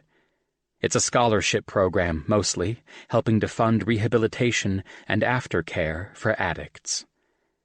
And if I'd thought Zoe was fierce before, well, seeing her tackle her work at Legal Aid while she works with me on the foundation has given me a new perspective.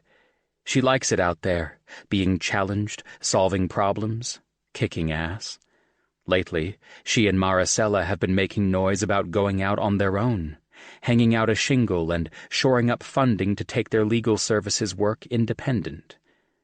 So maybe that's why, on Sunday morning, a morning I'd hoped to spend sleeping in with her, pressed up close in the shoved-together bunks I'd arranged as soon as we'd arrived, she'd woken up early and nudged me awake, first with her sharp elbows and then, more effectively, with soft, tickling kisses along my abdomen. "I'm going to do the poll today," she'd whispered, once I'd murmured enough to be counted awake. "You're damn right you are," I'd said, catching her hips and pulling her closer. "I think you spent too much time around Hammond yesterday," she'd said, wriggling away, leaving me hard and aching. We don't get all that many lazy Sunday mornings, me and Zoe. She's still got brunch, and every month or so it turns into a whole group affair, loud, sometimes hours-long meals, the kind of thing I once would have hated. But brunch has a lot of Zoe's laughter, a lot of her teasing me, teasing her friends. It has her hand on my knee or on my back, some constant connection she keeps with me. And it's got people I like, too. I get Ahmed and Charlie to come when they can, but also every one of Zoe's friends is a friend of mine, a family we've built between the two of us. I grumble all the way on our hike out to the pole, a comical role reversal that Zoe doesn't hesitate to remind me of. "Look at me doing this hike, Boy Scout." She turns to walk backward, grinning. "You're dragging ass like it's your first time out here." "I'm dragging ass because it's 8 in the morning and you gave me a hard-on." She gives an exaggerated pout, then places a finger over her mouth, shushing me. Good thing, too, because when we get to the clearing, Paul and Lorraine are already there, Val and Cherie, too, all the kids nearby, laughing and drawing pictures in the red clay with sticks. "I'm going first," Zoe says, rushing to Paul for help getting harnessed in. Cherie comes up beside me, pats my shoulder. "Look at her now," she says, shaking her head in surprise.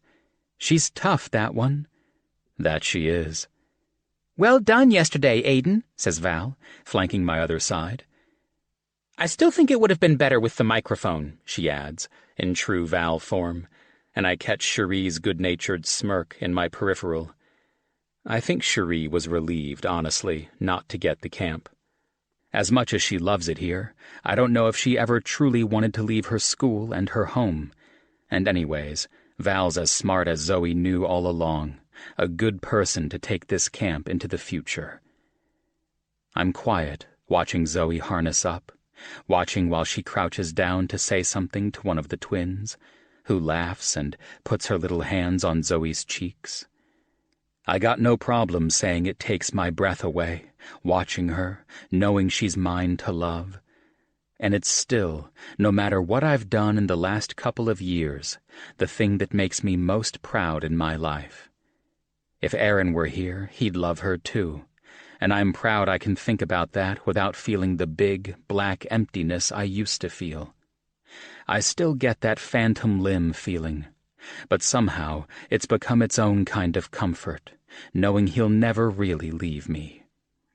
Before she turns to climb, Zoe gives me a goofy thumbs up, blows me a kiss.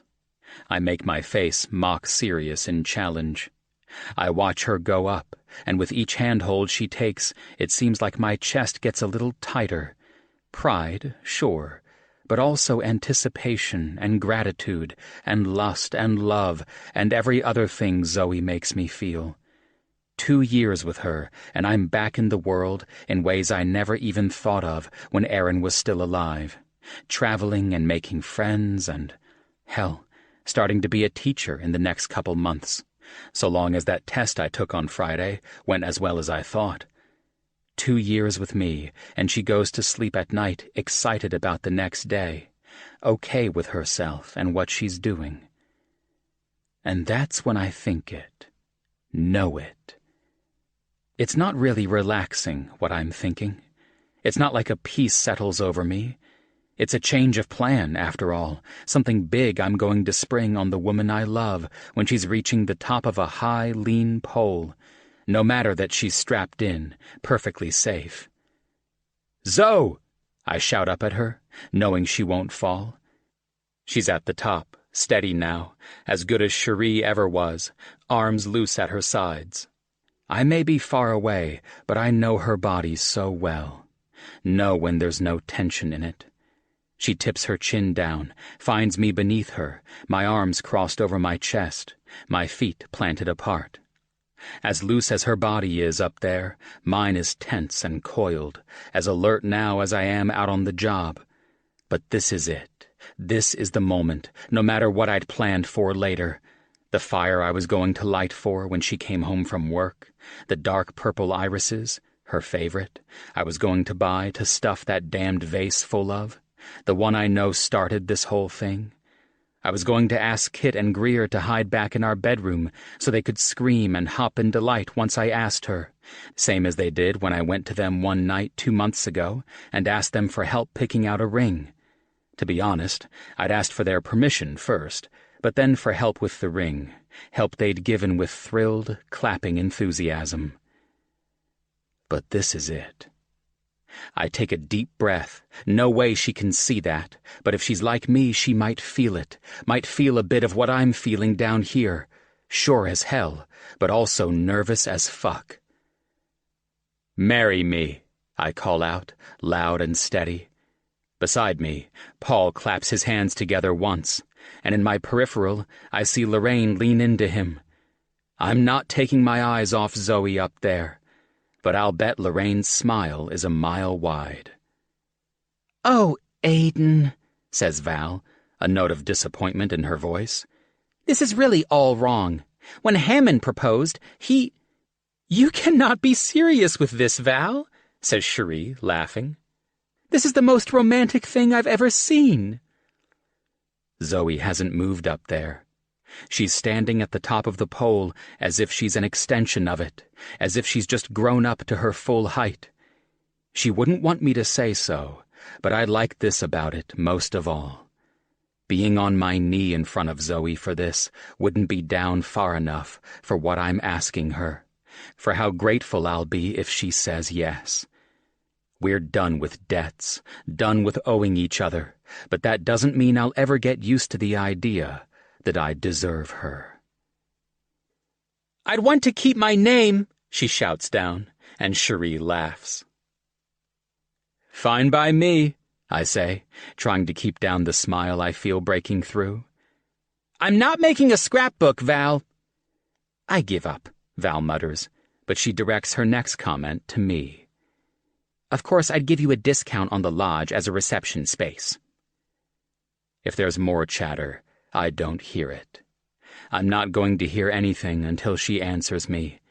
Even from this far away, I know her eyes are locked on mine. I can see that smile spreading across her face.